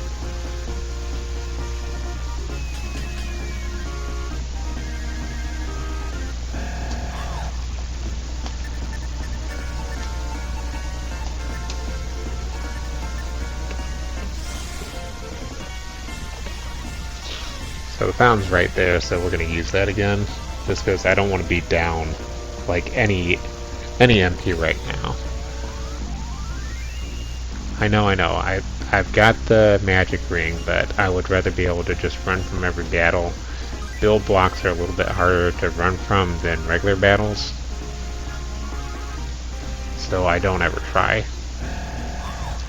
Don't know that we can really despawn them either.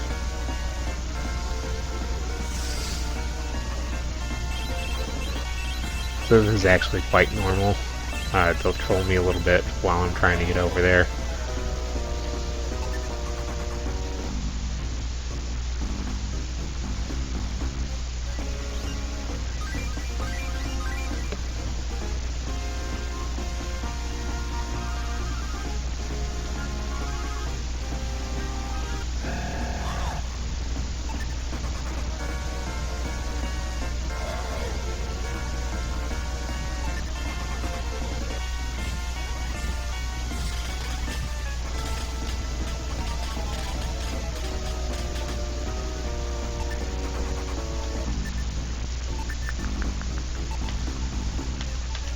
I still had you.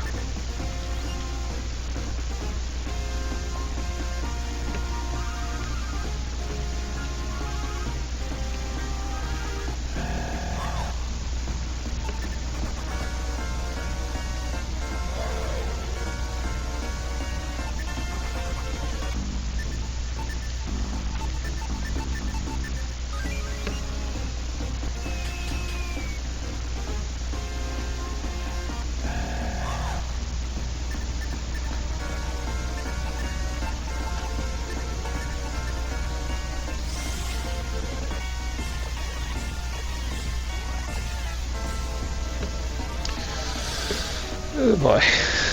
Yep. I wanted to heal all that. Oh no, thank you. You're doing me a favor.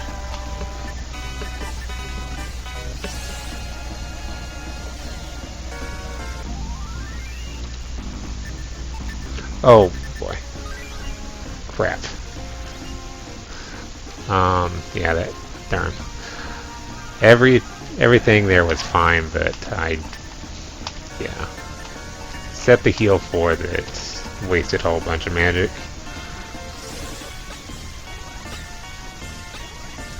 I mean, it's okay. We're not losing a whole heck of a lot of time by going back and being extra cautious and extra safe. In fact, we may gain up a level or two.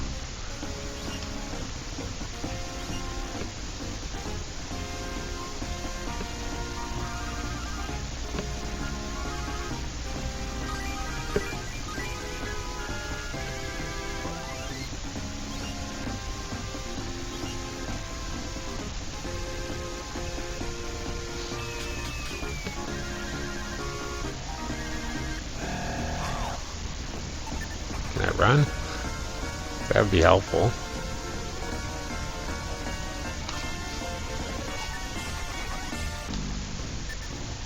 Oh boy. This is actually pretty scary. Almost feel like I should unparalyze somebody right now.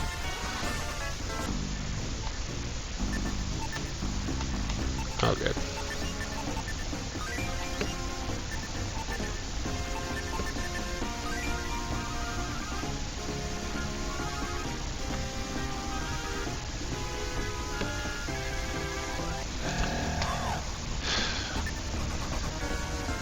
Of all the enemies I hate these guys the most.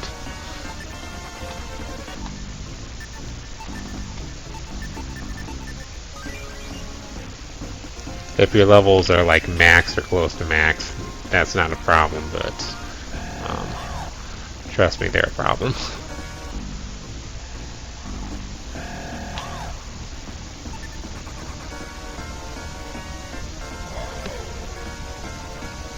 It's like 100, without any magic resistance, it's like 120 points of magic damage to everybody.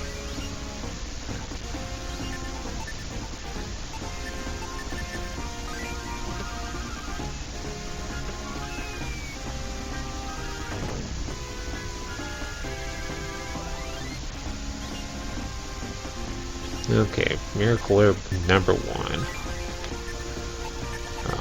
We will give this to Pyra.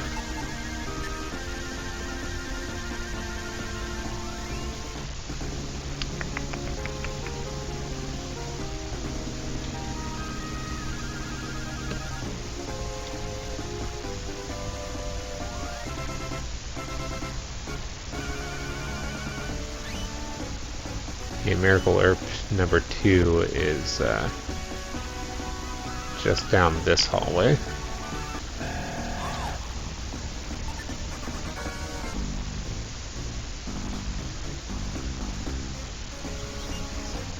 Fairly far off the beaten path, but it's worth getting. So, is this going to be a rough battle, or are we going to have kind of an anticlimactic final battle?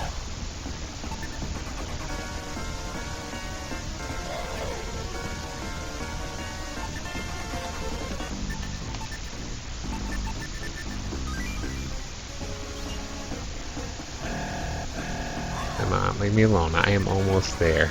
And I'm very frightened of all of you.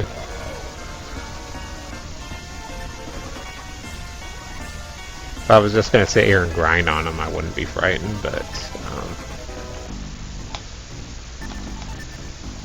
you know, HP and magic and stuff.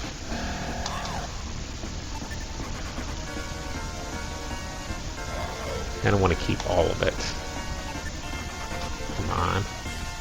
Just whatever you do, don't de-soul Milo. I feel like I most definitely need both of these Miracle Herbs for the battle. spawn. It's like 5 steps away. Maybe 6 altogether. Till I'm in the complete safe spot.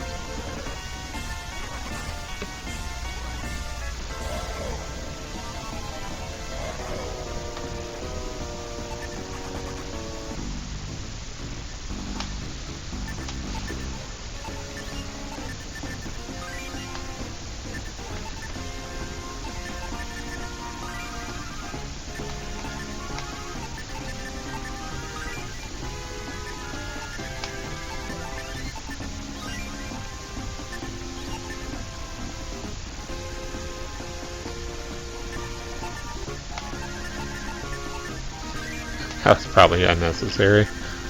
Wow.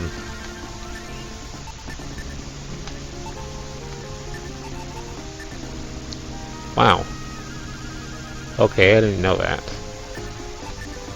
That's fine. Hopefully this one. I don't think she needs any more magic than that, so I'm going to give this one to Milo. He might need it for heal 4 reasons. So just pay very close attention to... I need to pay close attention to this fight, but pay close attention to what I do in this fight.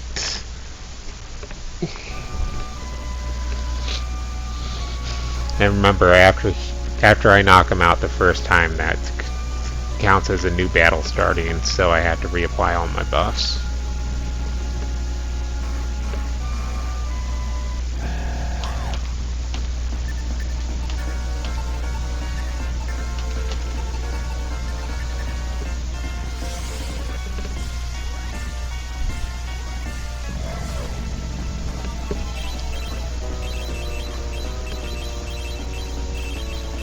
Again, that's doing about half the amount of damage it normally would because of the herb water. Well, probably about 60% or whatever.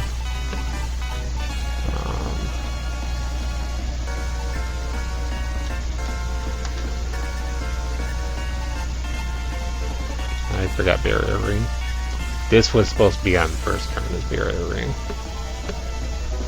Because you want to make sure all your guys are always faster than Dark Soul. Or at least as fast as they could possibly get. They mostly need the most amount of magic defense possible.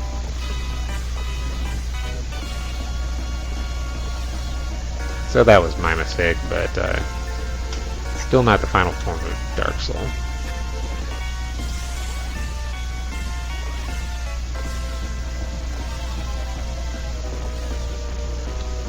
I believe he gets knocked out this first time next turn.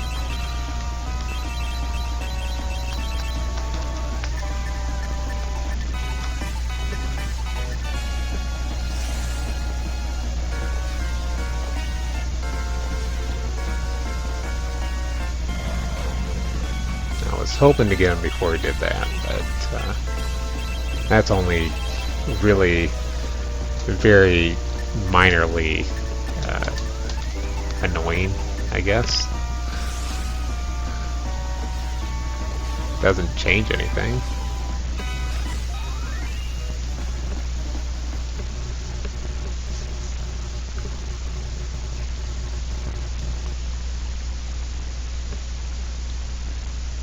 So like none of this, none of what everything that just happened there really matters.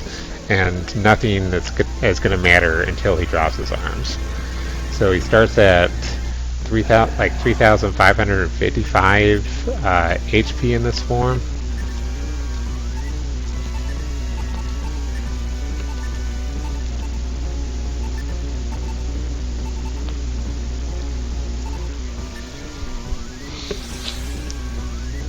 Once he gets down to 1,200,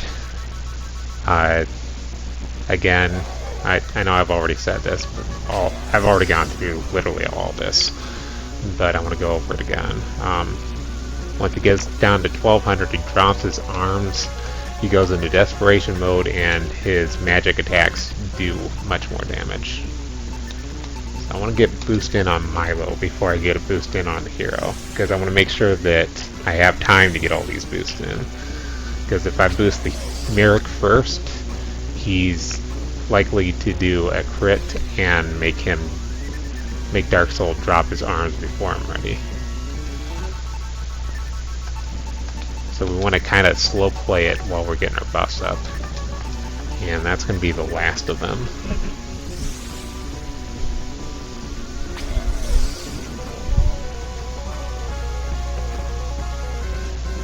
And when it comes to this battle, there's just no strat that's too safe.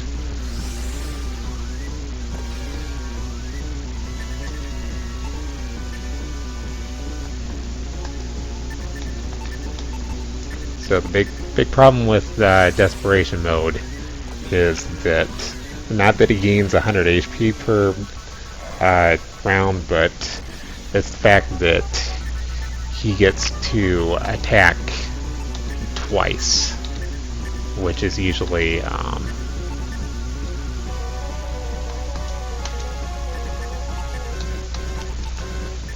usually Demon Breath.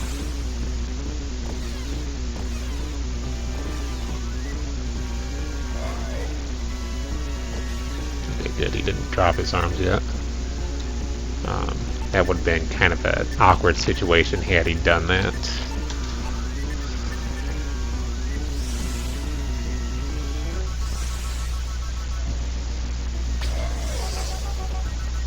I seem to be faster than him though. That's really good.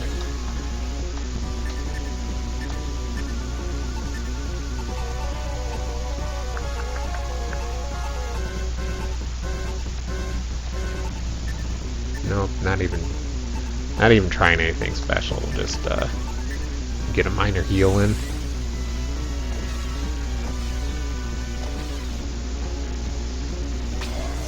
It's coming. Get ready for it. Once he drops those arms, we're in Scarysville.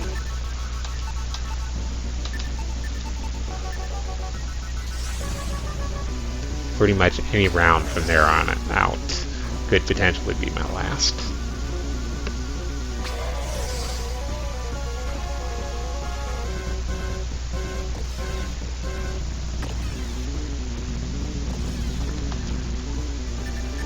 And I usually want them to go like way over. I don't want to go just barely have him dropping his arms. I want him to go just way over the amount of damage, so we can skip as much of this phase as possible.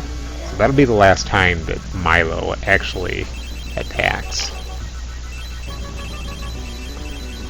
because I need to do a lot of HP maintenance here.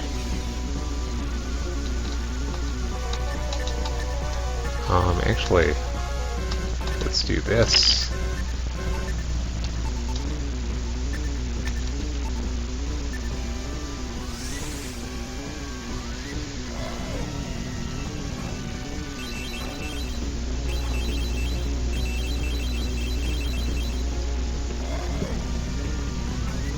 Okay, we've got revive too, so... Ooh.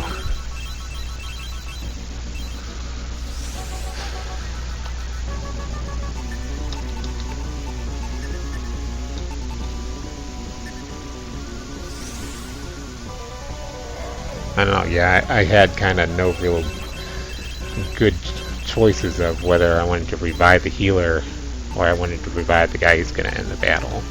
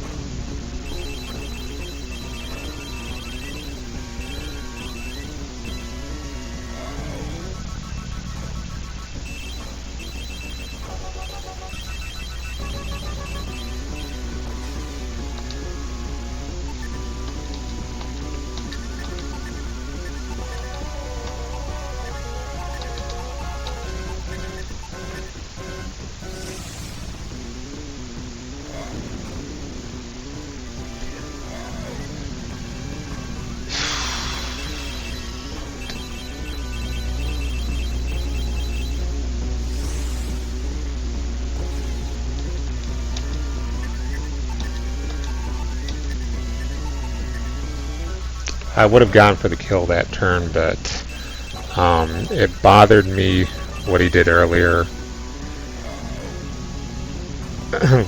He left me without my hero for 2 turns in a row.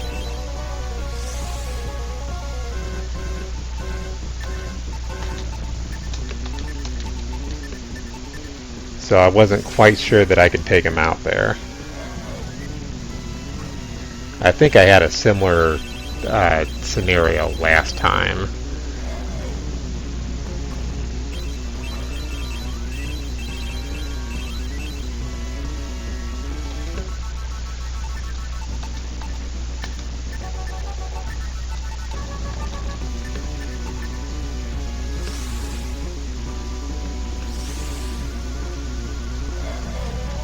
So now I pretty much have no choice. I need to go in for the kill.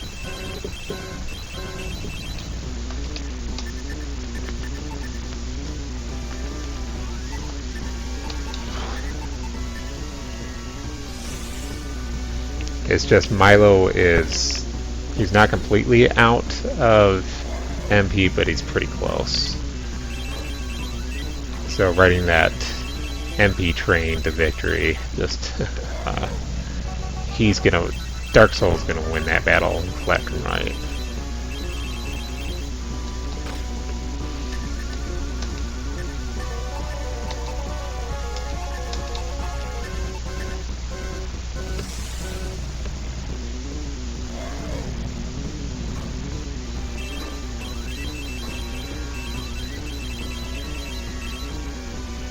This could be bad.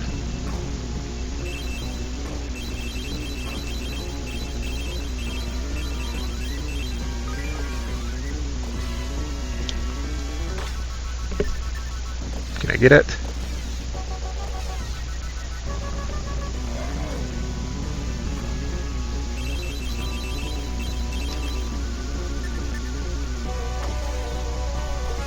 Oh, come on.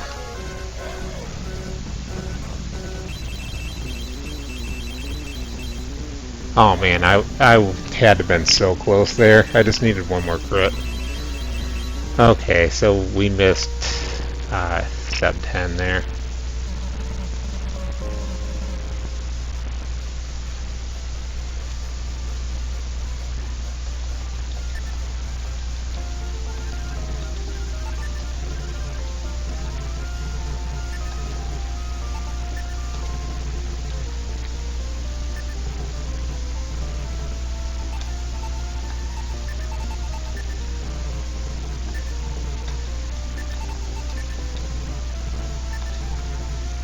Really only remember just the one magic ring getting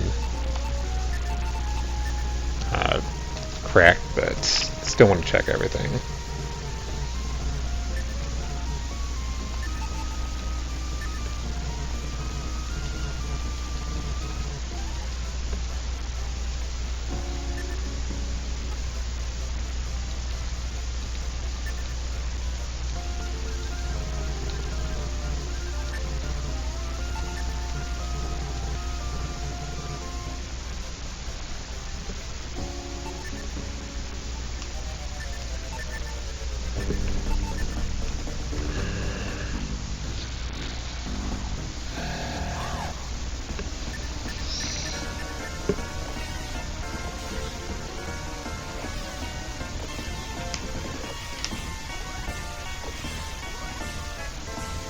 Really, I'm just kind of fighting these guys out of frustration for the last battle.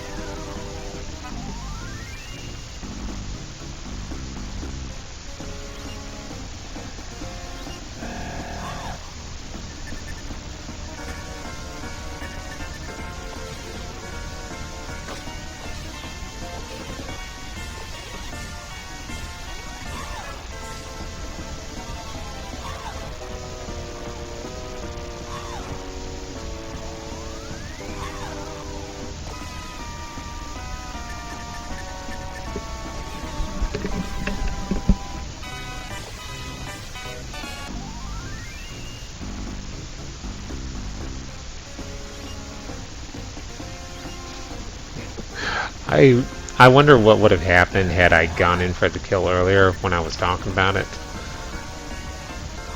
Like I said, it did bother me that I went 2 turns without the hero being alive or whatever. I think I probably could have done it. Because I remember the hero died again and left him 2 turns to recover.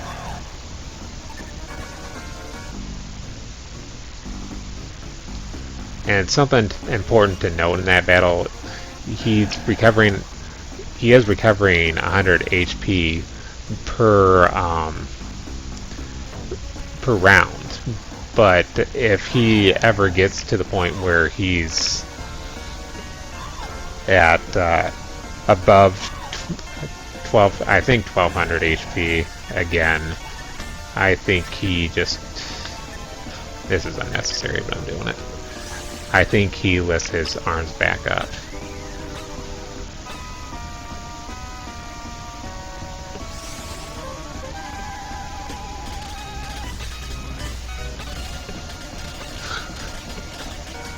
So I'm only minorly upset about that.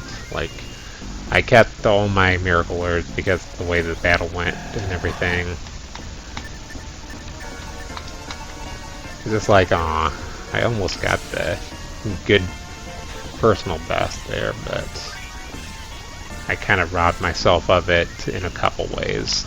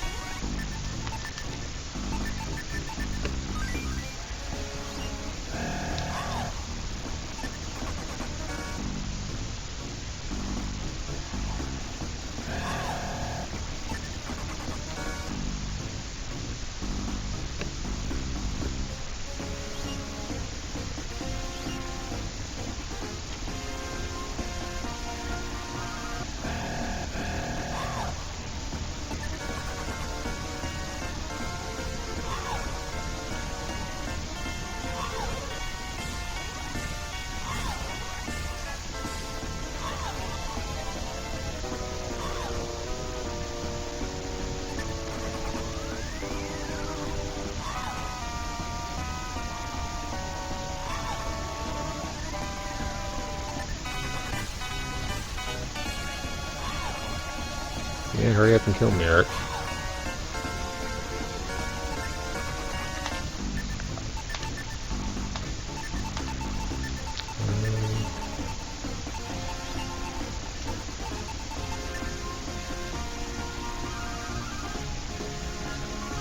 Wanted to give up something she didn't need, but then I realized that just did not exist. There was no item that she was carrying that she did not need. Oh, she's got pretty good HP.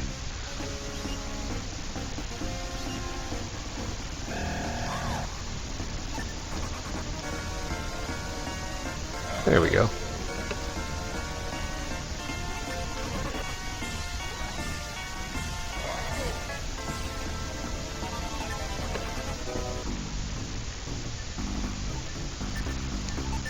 And after I'm done with Dark Soul, we'll take a quick look to see whether I'm correct or not on that barrier ring bonus, but I can almost guarantee I am.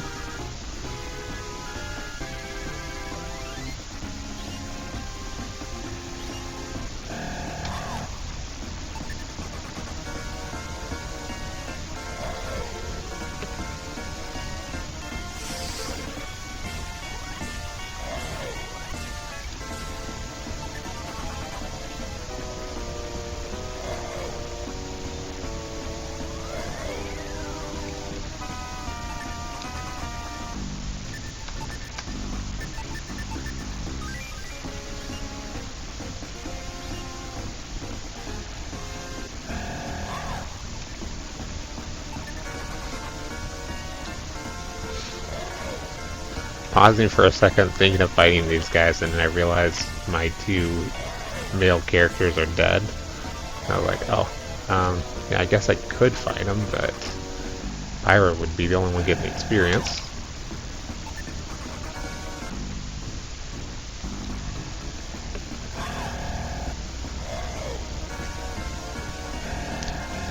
So this is the second stream in a row that I've been.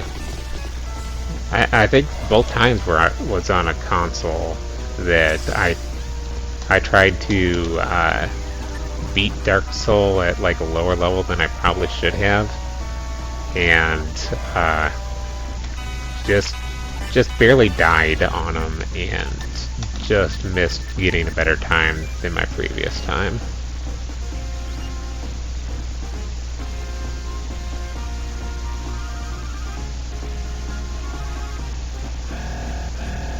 I can't remember if my 10.5 hours run for this game is actually a real thing that actually happened, but I'm pretty sure it is.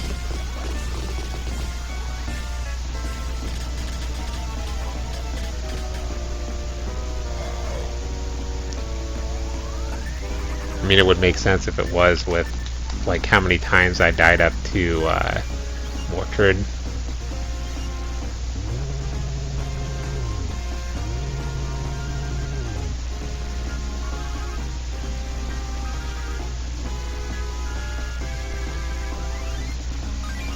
Alright, let's give it just a little bit more health. Since I still have all my items, I really only want to try and gain up 1 or 2 more levels here. Well, 2 more levels.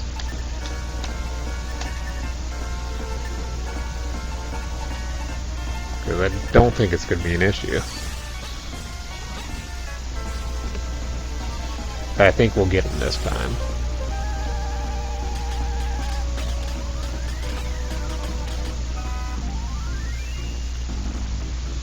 And honestly, let's be realistic. If I'm gonna play this in a marathon, I'm just gonna level up all the way to 42. Let's just make it ultra safe.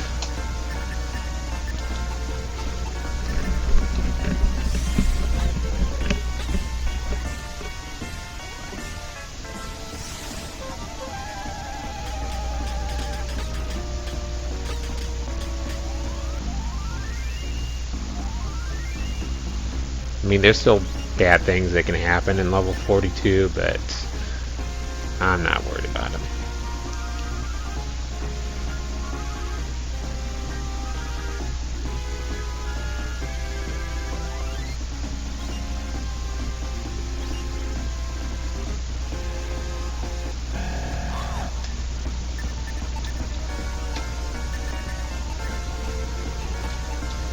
You know, I was just thinking that I'm not going to get under 10 hours, but that doesn't mean I'm not going to get under 10.5 hours. If I finish this pretty quick, I can still get under 10.5 hours.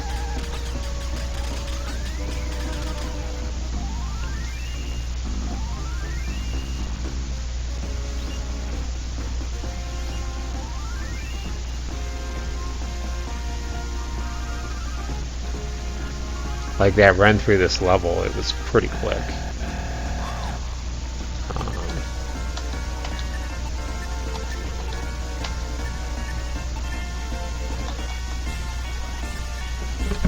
Think that'll kill them all? Probably not. Probably leave the Surfy's alive at least. Oh, leaves most of them alive.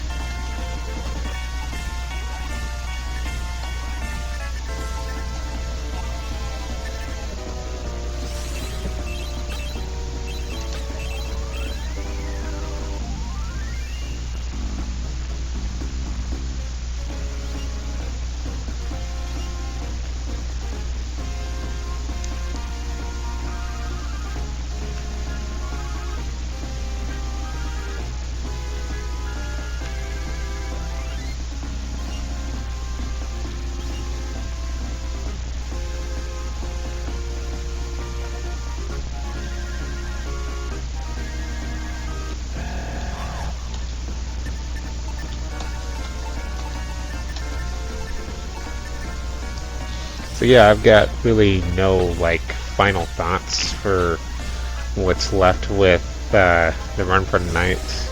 It's amazing that I could even make it to the end with how crappy I felt from the start. I guess that's kind of a final thought.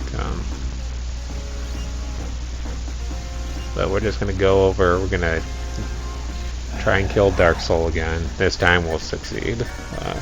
I have every reason to believe that level 39 is going to be a pretty easy level to beat him in.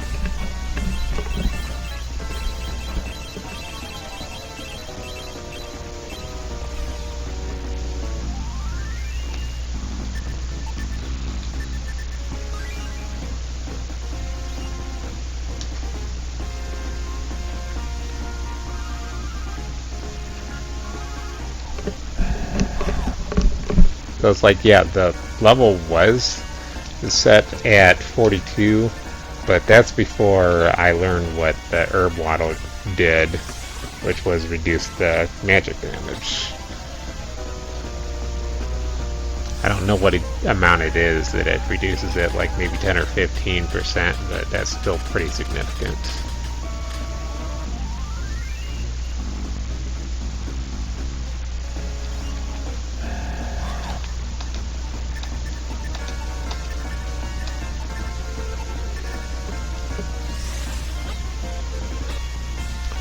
You know, I was looking over at my time and I was thinking maybe I should level up just a little bit more, but I didn't. I got greedy. I wanted to finish it quicker and it backfired.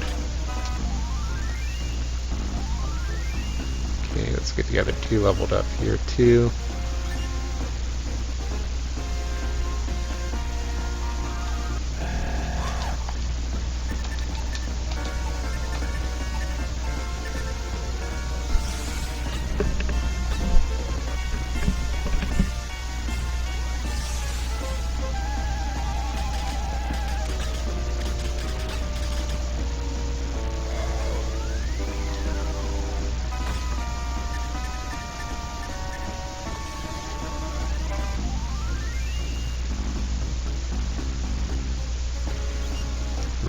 These guys can't be that far off from being leveled up.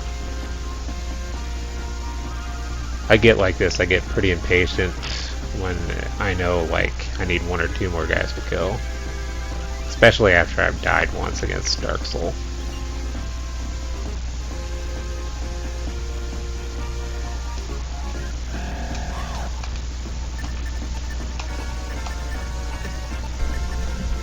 Oh yeah, that's right, I've got Bolt 3.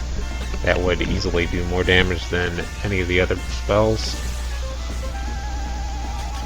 The only reason why I bring it up is last time I didn't kill the one Demonesque.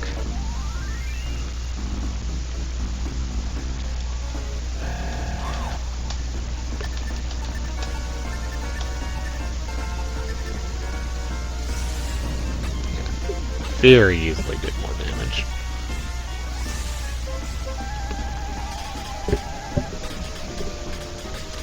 And that's it, that's all I got for magic.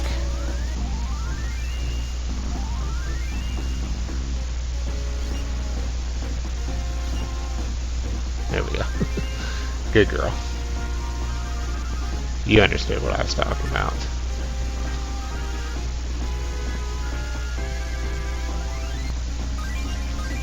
Just didn't want to have to look at the fountain again.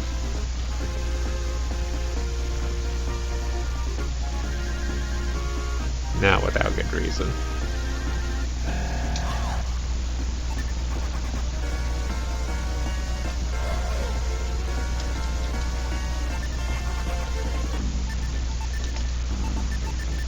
So with that little bit of leveling up, when I use the quick ring in the Dark Soul battle, that should pretty much guarantee that we're going to have Milo go a little bit faster than him, even when he's in desperation mode. Because if you were paying attention, like sometimes Dark Soul would get his turns faster than Milo, and sometimes he wouldn't.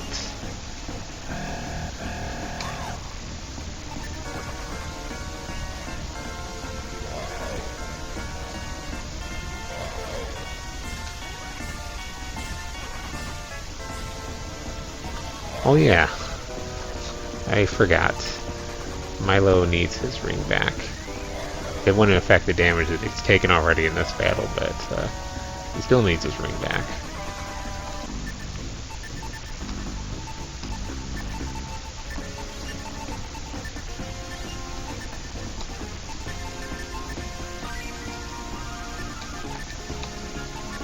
Yeah, and Pyra, she never runs out of magic, so that's not an issue. Because she only uses 5 at a time. I guess it's possible I could run her out of magic against Dark Soul, but very not likely.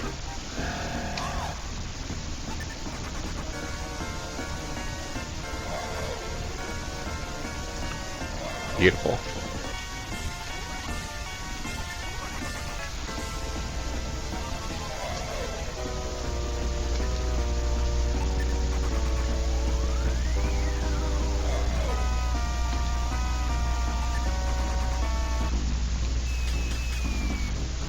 See, I told you. I told you those guys were scary.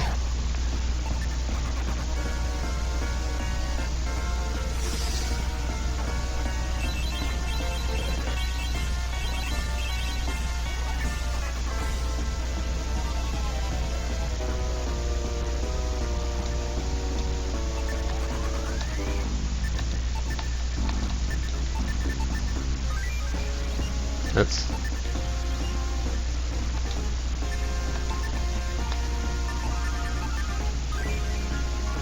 not really concerned with what her status is.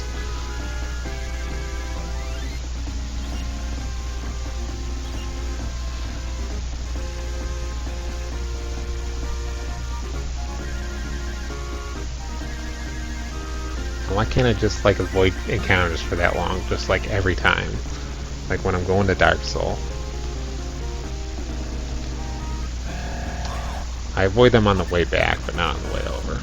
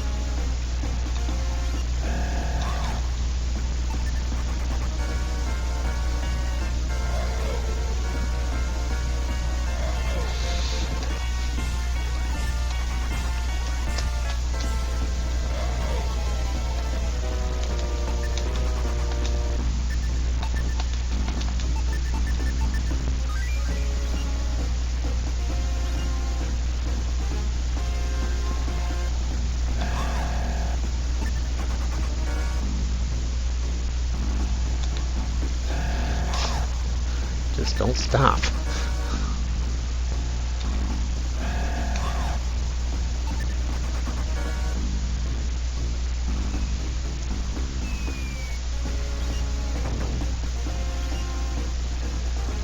I turned around last time there, but I realized that there's probably a very low chance that there could possibly be like a headhunter or anything out of that rope hole.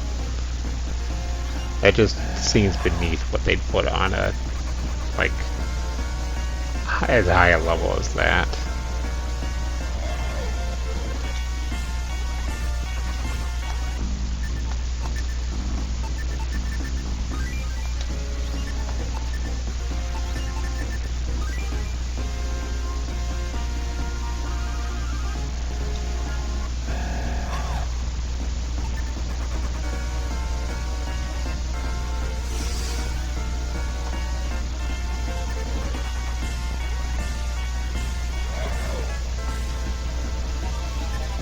That's kind of an interesting difference between like Muddle 2 and Muddle 3.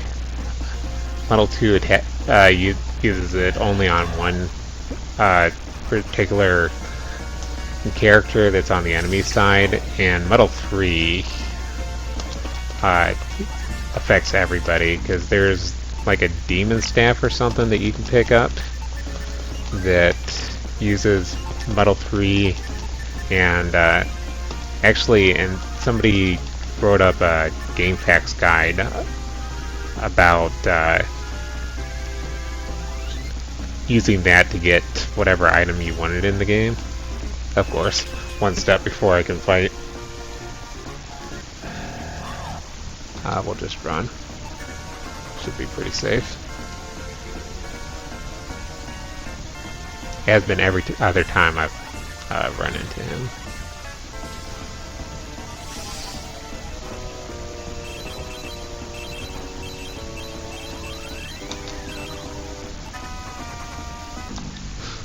It's like, I swear, one more of those freezing presses, and I was just gonna like throw my controller down, and then pick it back up, realizing I need to finish this tutorial here.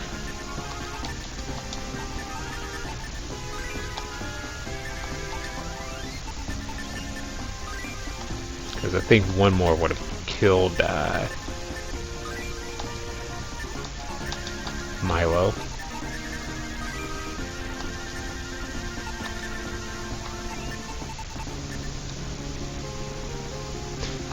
Of course. Not even gonna give her ring a chance to crack. She doesn't need any more MP. Okay, let's go. Let's actually finish this. I want this to be an actual proper tutorial and show you Dark Soul dying here. I mean, I've been dying this like entire run. Really need to finish it. You know, I'm happy with it no matter what. Like, this has been a pretty good experience.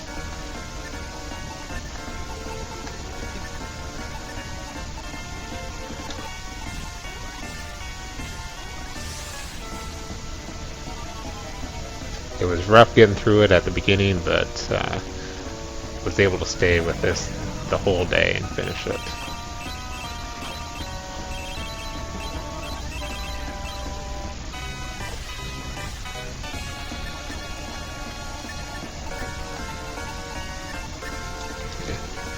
Why not?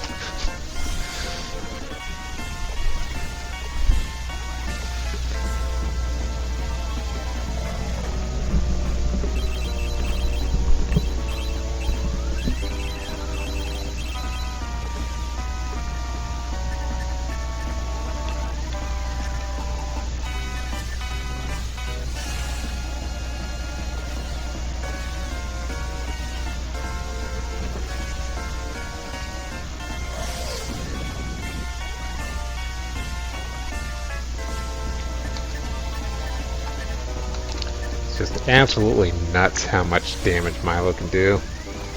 He's not even critting.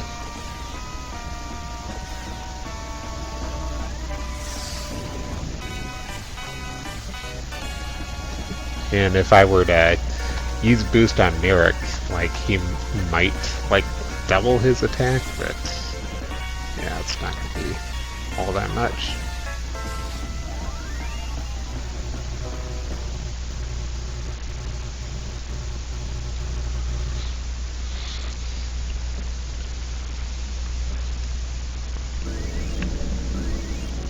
Yeah, I can almost guarantee you this is the last time we're going to see Dark Soul for tonight.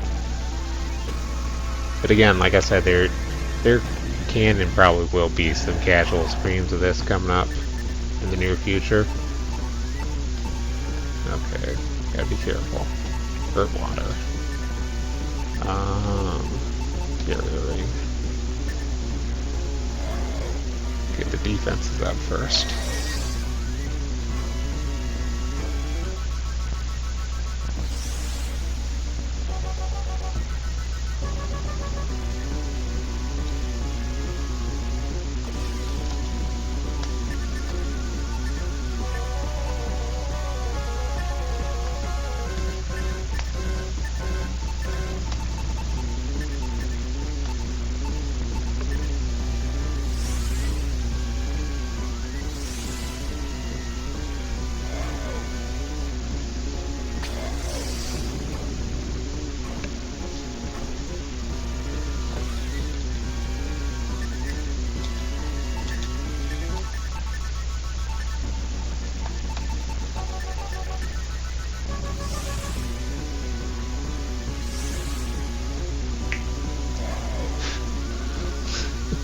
He is not letting up on Milo.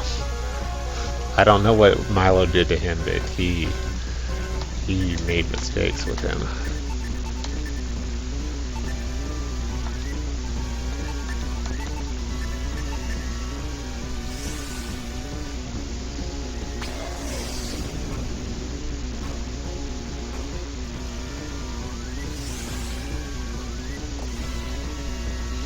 Yeah, I really think we're going to see a completely 180 different battle here. It's going to be kind of ridiculous, I think.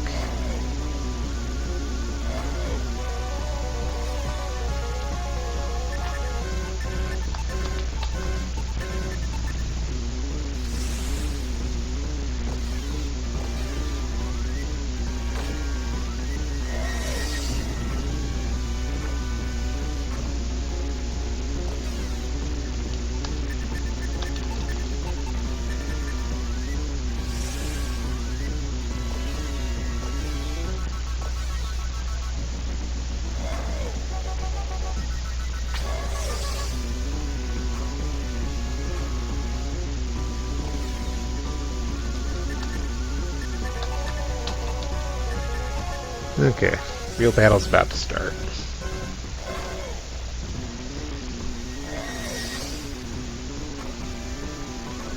Looks like I'm pretty well set up for it.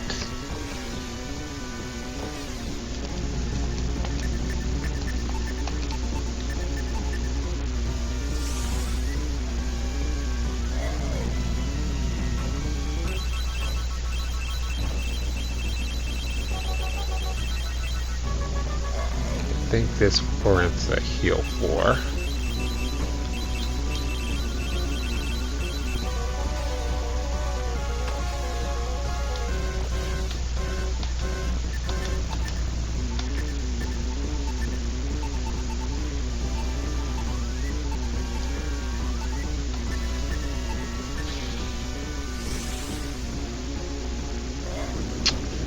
Yeah, I thought he might have had a chance to attack first, and that's why I did that.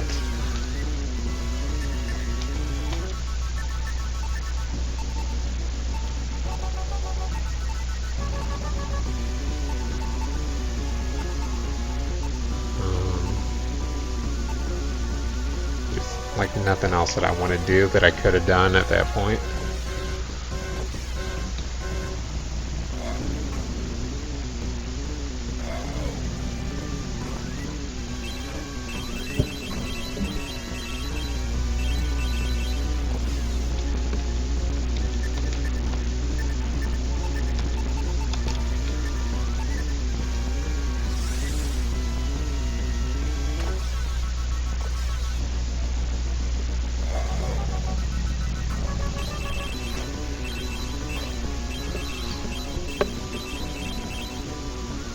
Like, I think a crit at any time is going to kill him. Or at least almost kill him.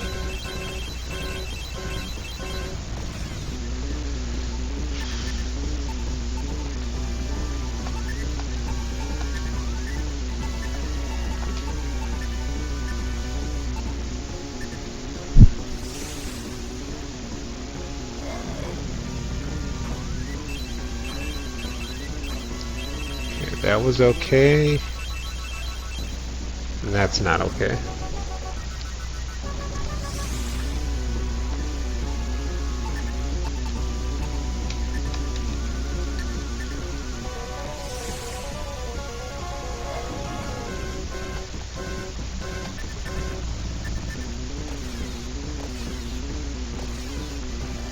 I think I know what I'm doing here.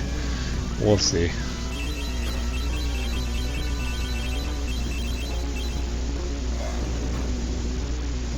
Oh, no, come on.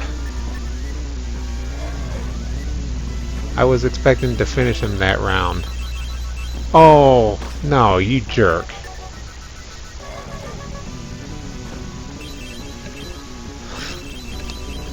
Oh man, I could have revived Pyra too.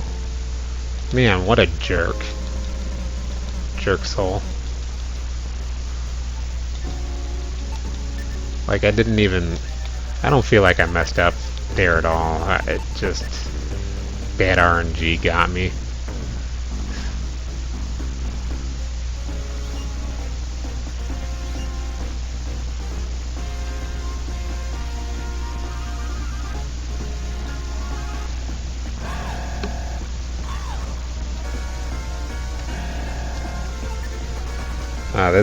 This actually makes me kind of angry because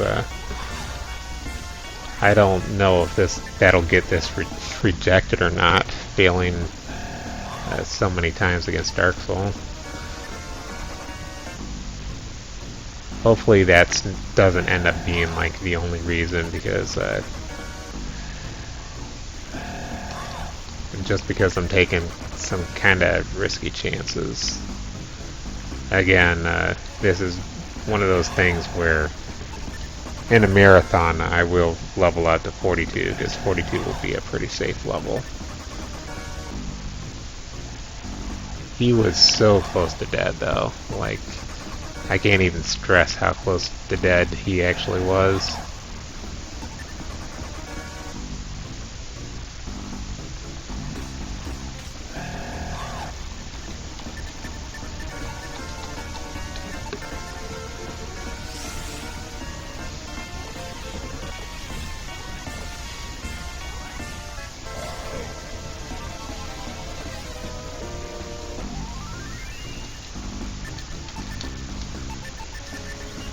Like we were still close to a world record there. It's not going to happen now.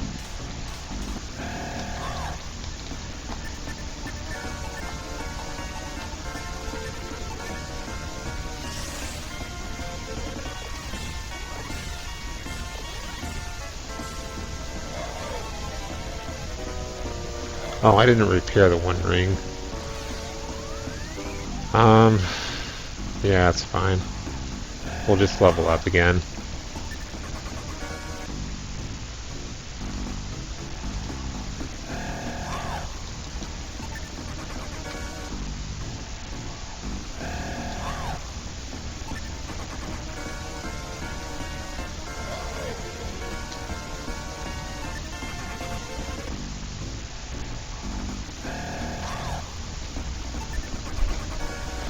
The big thing is I've just been working so hard on this and Lagoon and like literally everything else, and the reason why I wanted to submit this tutorial is and I want to hurry up and get it done, is I want to have some time to relax before SNES Superstars. So that's really literally the only reason why I am probably not going to touch this up.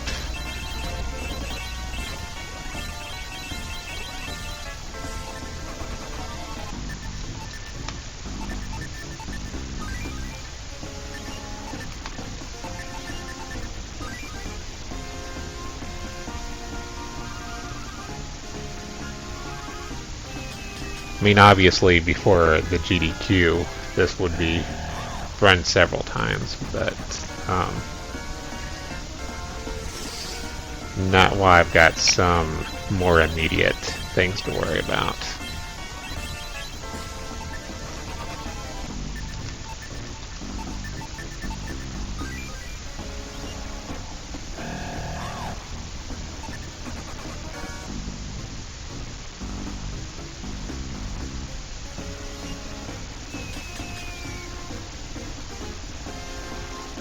What is up with this game? Like, every mini boss that could spawn.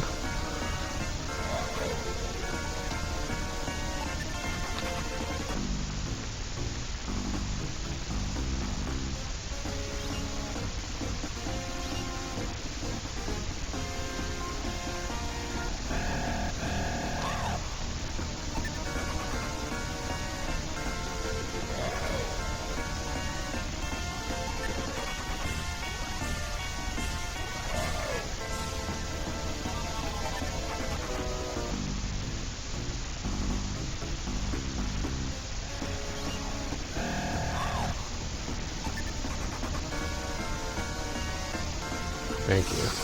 Just get rid of him.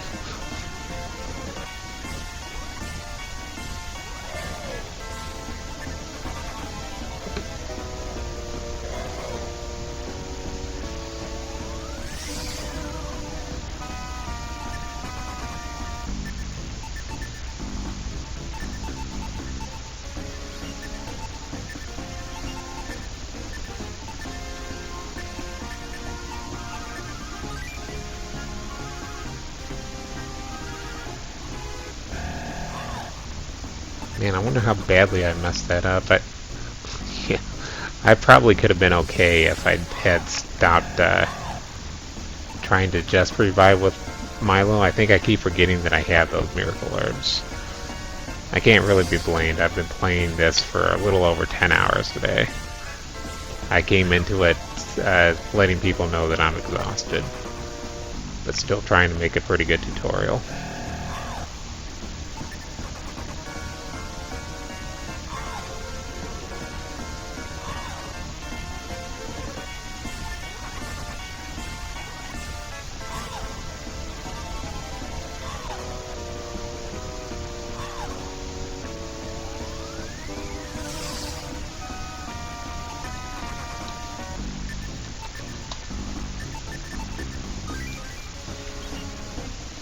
So there's definitely some instances here where I'm making not the best decision.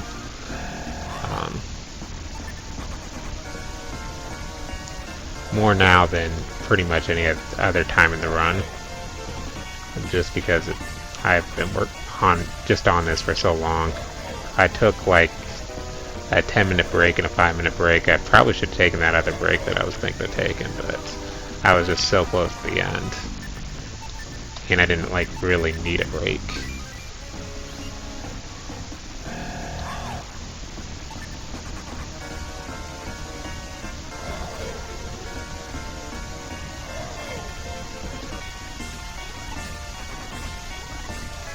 One thing's for certain, I'm not editing this down tonight.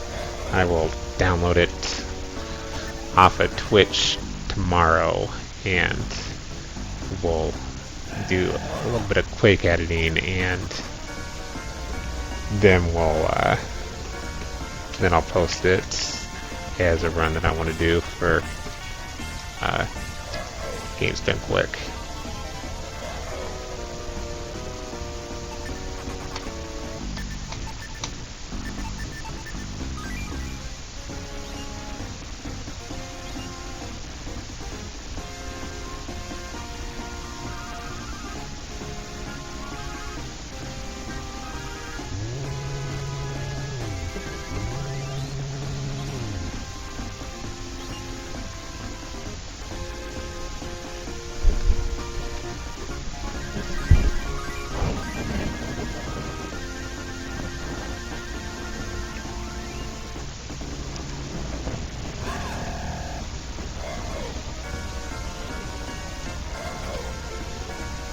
There we go. All I need is a turn.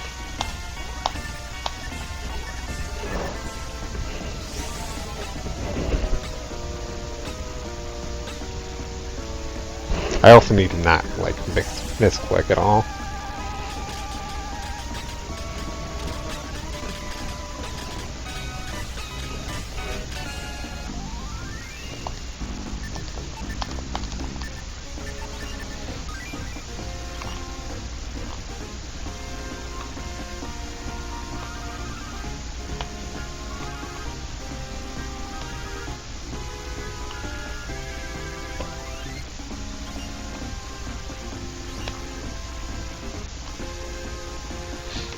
You know, I might just go ahead and put that up as an incentive, though, is the attempt to fight Dark Soul in level 37. I mean, that definitely has to be an incentive, but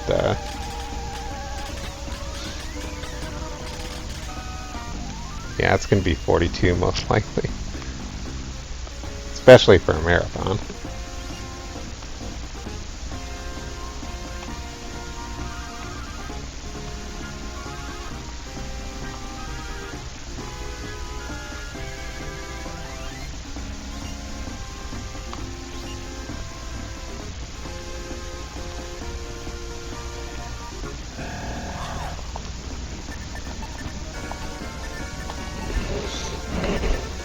Yeah, sometimes you get the easy battles with Dark Soul, and unfortunately, I guess I haven't been practicing them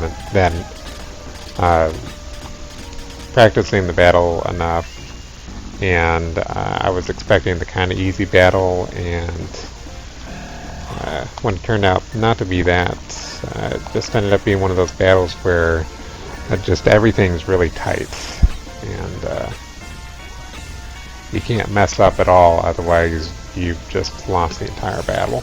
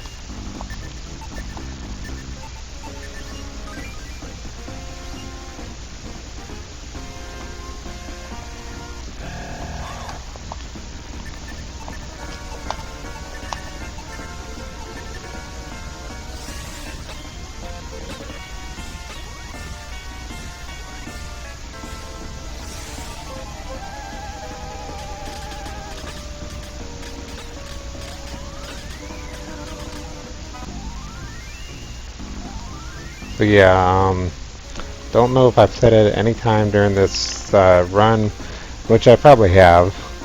It's been on my mind a lot. Probably said it much earlier, but anytime you're going to see this at live event during a marathon, you're either going to see somebody beside me that I could switch off with, so I don't have to like do everything like right away, or you're going to see this done in two different segments, and both segments would not be on the same day.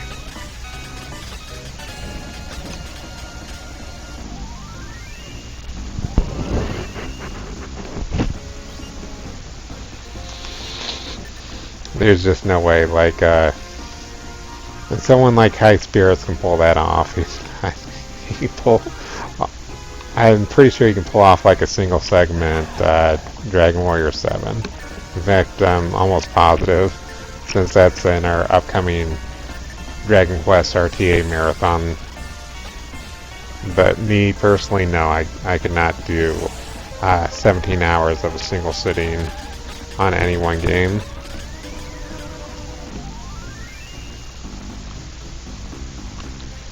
Even with possibility of walking away during cutscenes.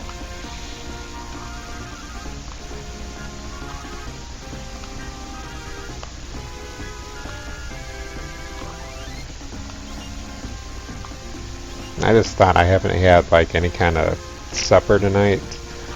I had breakfast, and then I had a kind of rushed lunch while doing this, so yeah.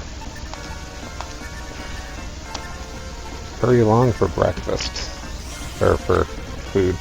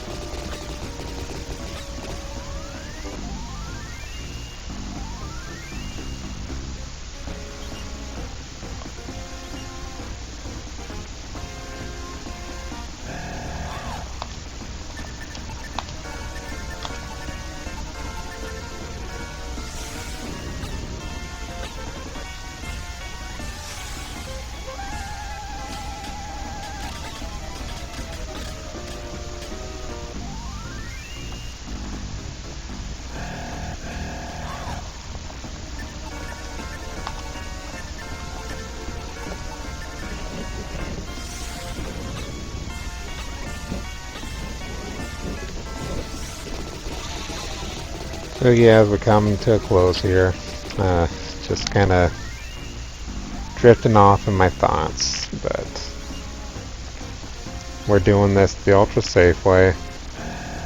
I feel like I did get a little bit screwed out of my battles earlier on, but there's just like there's some pretty good room for the run to improve still.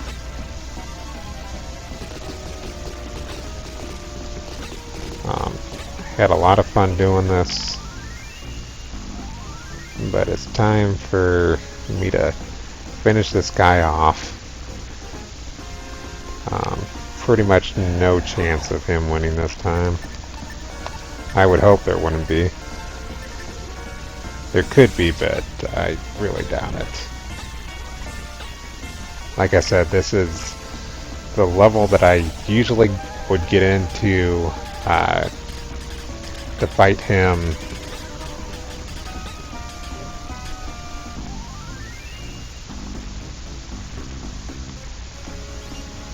But I wouldn't have the herbal water. Speaking of, I'm not going to use that the first phase. I can't remember if that ended up getting cracks in it. I don't think it did, but let's just be super safe about everything.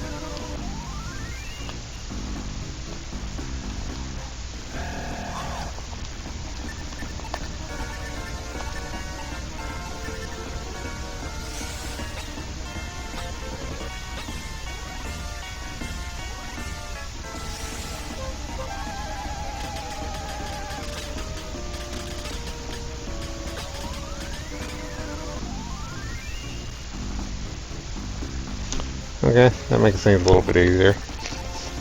We'll just drop the other... wait, do I have something else that I want to discard? Yeah, that's Angel Feather. There we go.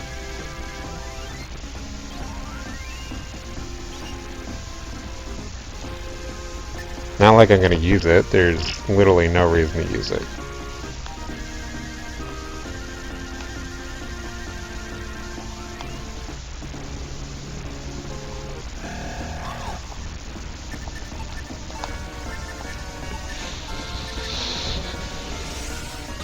So just waiting on Milo and Pyra here. Shouldn't be waiting too long. They're going to gain up their level, and then we're going to kill Dark Soul. This time for sure. I'm not lying this time.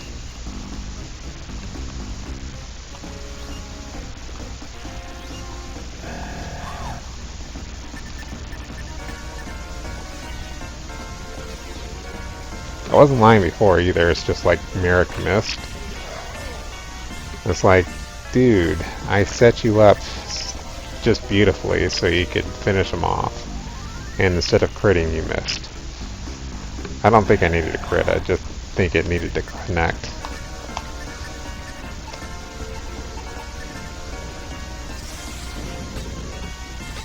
Well, it looks like I went offline for a second there.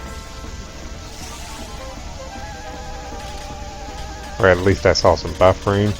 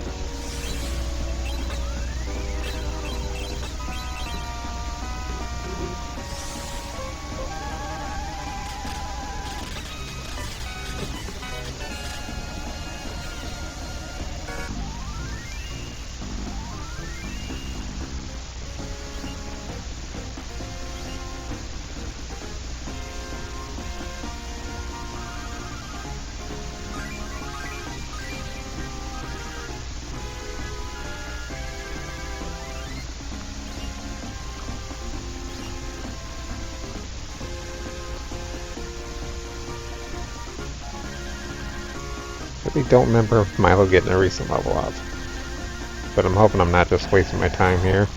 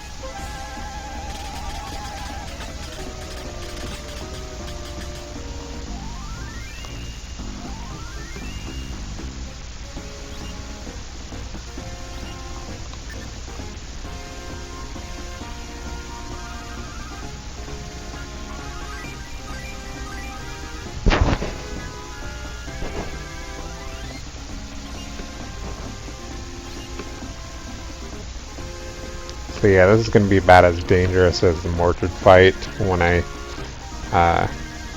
fought him the last time. You know, the time that I beat him. So it's going to be like kind of dangerous. It's going to be dangerous-ish. But again, I don't really see any possibility of me just losing this one. Oh, come on. I swear I hate this controller. It's pushing directions that I'm not actually pressing on the D-pad. Wow, nice hit. Let's go get that healed up real quick.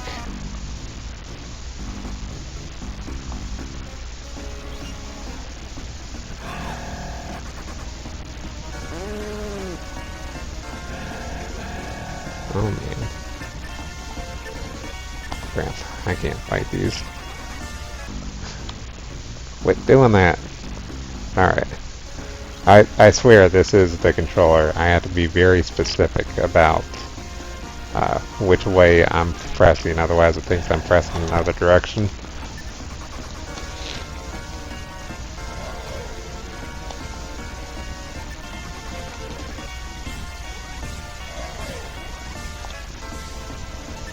I'm so glad there's no platformers or anything that I try and run on Genesis, because I would just get destroyed because of my crappy controller. Really? She's still slow enough that she can't run.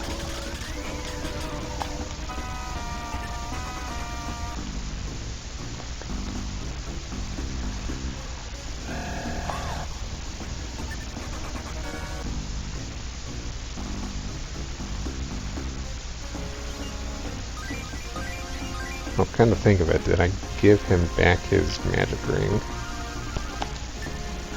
I don't know if I took it from him.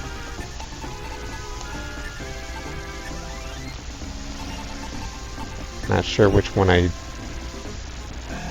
took from him to begin with.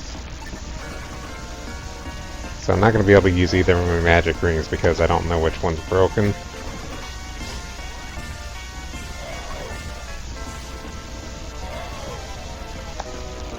And there's always that possibility that I'll end up having to fight him again. But I swear, it's just so minor, such a small chance that I probably won't beat him, or probably won't have to do it again.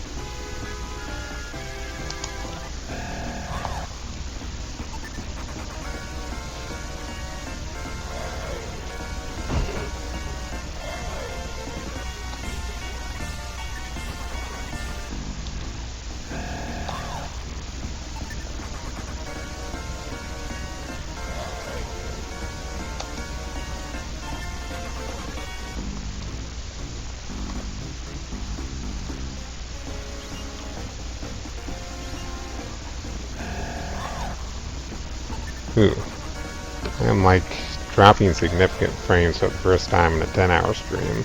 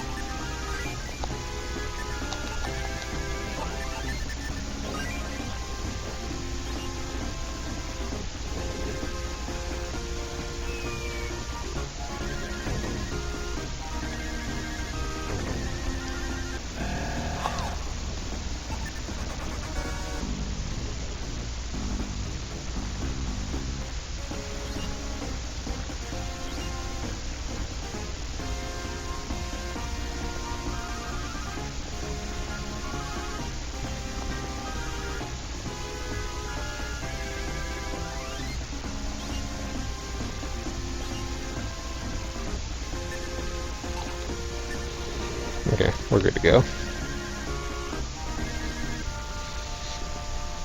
So luckily I've got a recording in case. I don't know if that is affected at all when you save that on your channel. Since it's not live, I don't know if it takes recording. Probably doesn't. It'll probably leave that buffering in.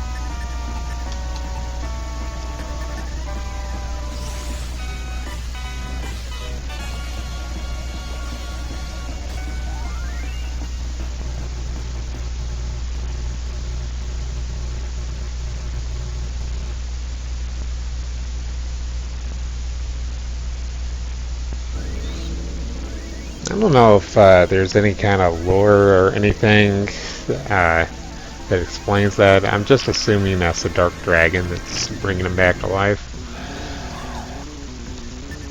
I don't know if anyone has any kind of more insight on that.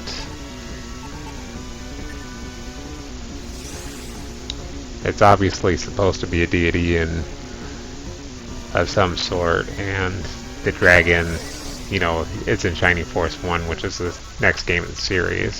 So I'm assuming that's who is talking to him right now. Let's see. Not too much healing needed.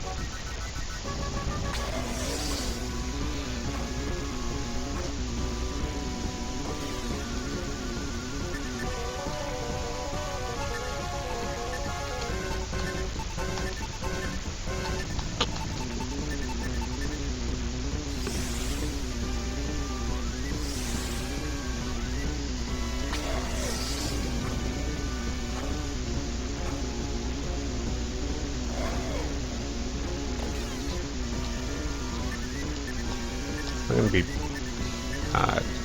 pretty smart about this, about as smart as I can be about it. Get everybody up to as close to max HP as possible before we trigger his desperation time phase for the third and final time here. I don't need any more excuses as to why I lost. Because it's just not going to happen this time. Watching my HP like a hawk.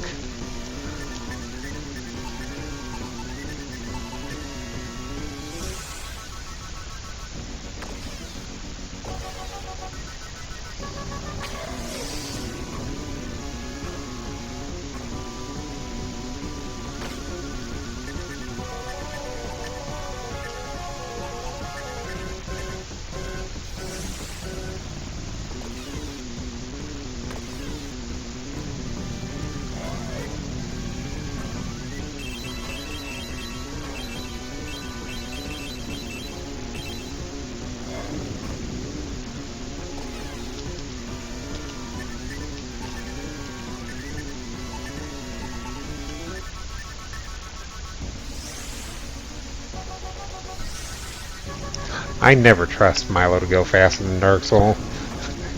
It just works out better that way if I do that.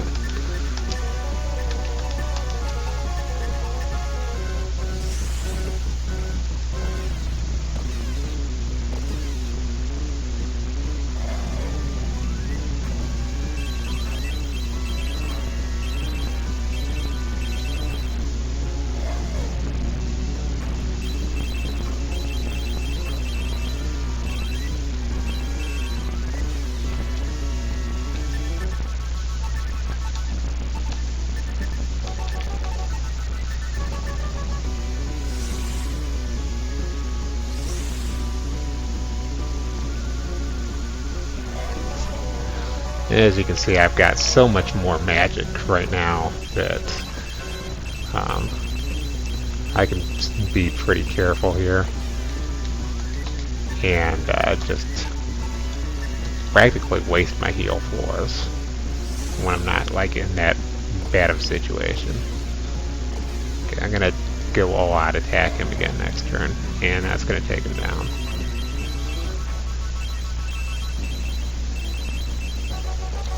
Or we'll just finish him there. Okay. So I think that was round 1037. And that was with several mistakes that could have been easily rectified.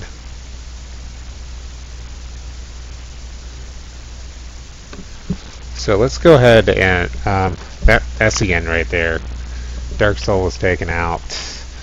Let me double check on that barrier ring thing since we're still in the tutorial. I just didn't want to waste the time while I was actually in the run itself.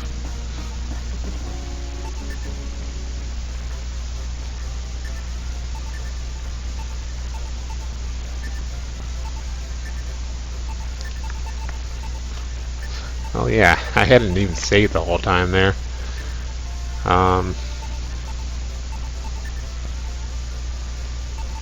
Actually, this will probably do the best job of telling me what her attack and defense is at. Okay, so 101 and 204. I don't think it'll affect the 101 at all.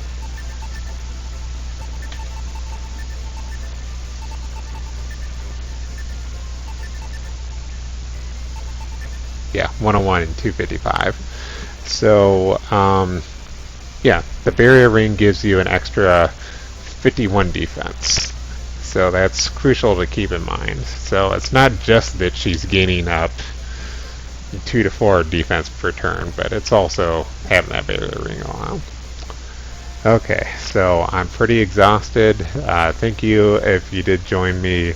I enjoyed doing this tutorial. It wasn't just a tutorial, it was also, I'm putting this together because I want to make a video to show for what my accomplishments have been on this. And there were a few problems with it, but I've addressed what the problems were, and I'm going to make notes of those, and it'll be there for the future. And so, some of the things that seemed like they were a little too safe of a safe strat, that's definitely going to happen in a GDQ. I mean, we'll level up to like 31 or 32 just to take out Mordred. We'll level up to 42 to take out Dark Soul. As you can see, I had no problems with them. Had plenty of... I could have healed forward one more time, and it wouldn't be that big of a deal. But, okay, this is the end of the video. Again, thank you for watching. Thank you if you want to contribute, and just thank you to everyone in the community, because I love you all. You're all awesome. And goodbye and good night.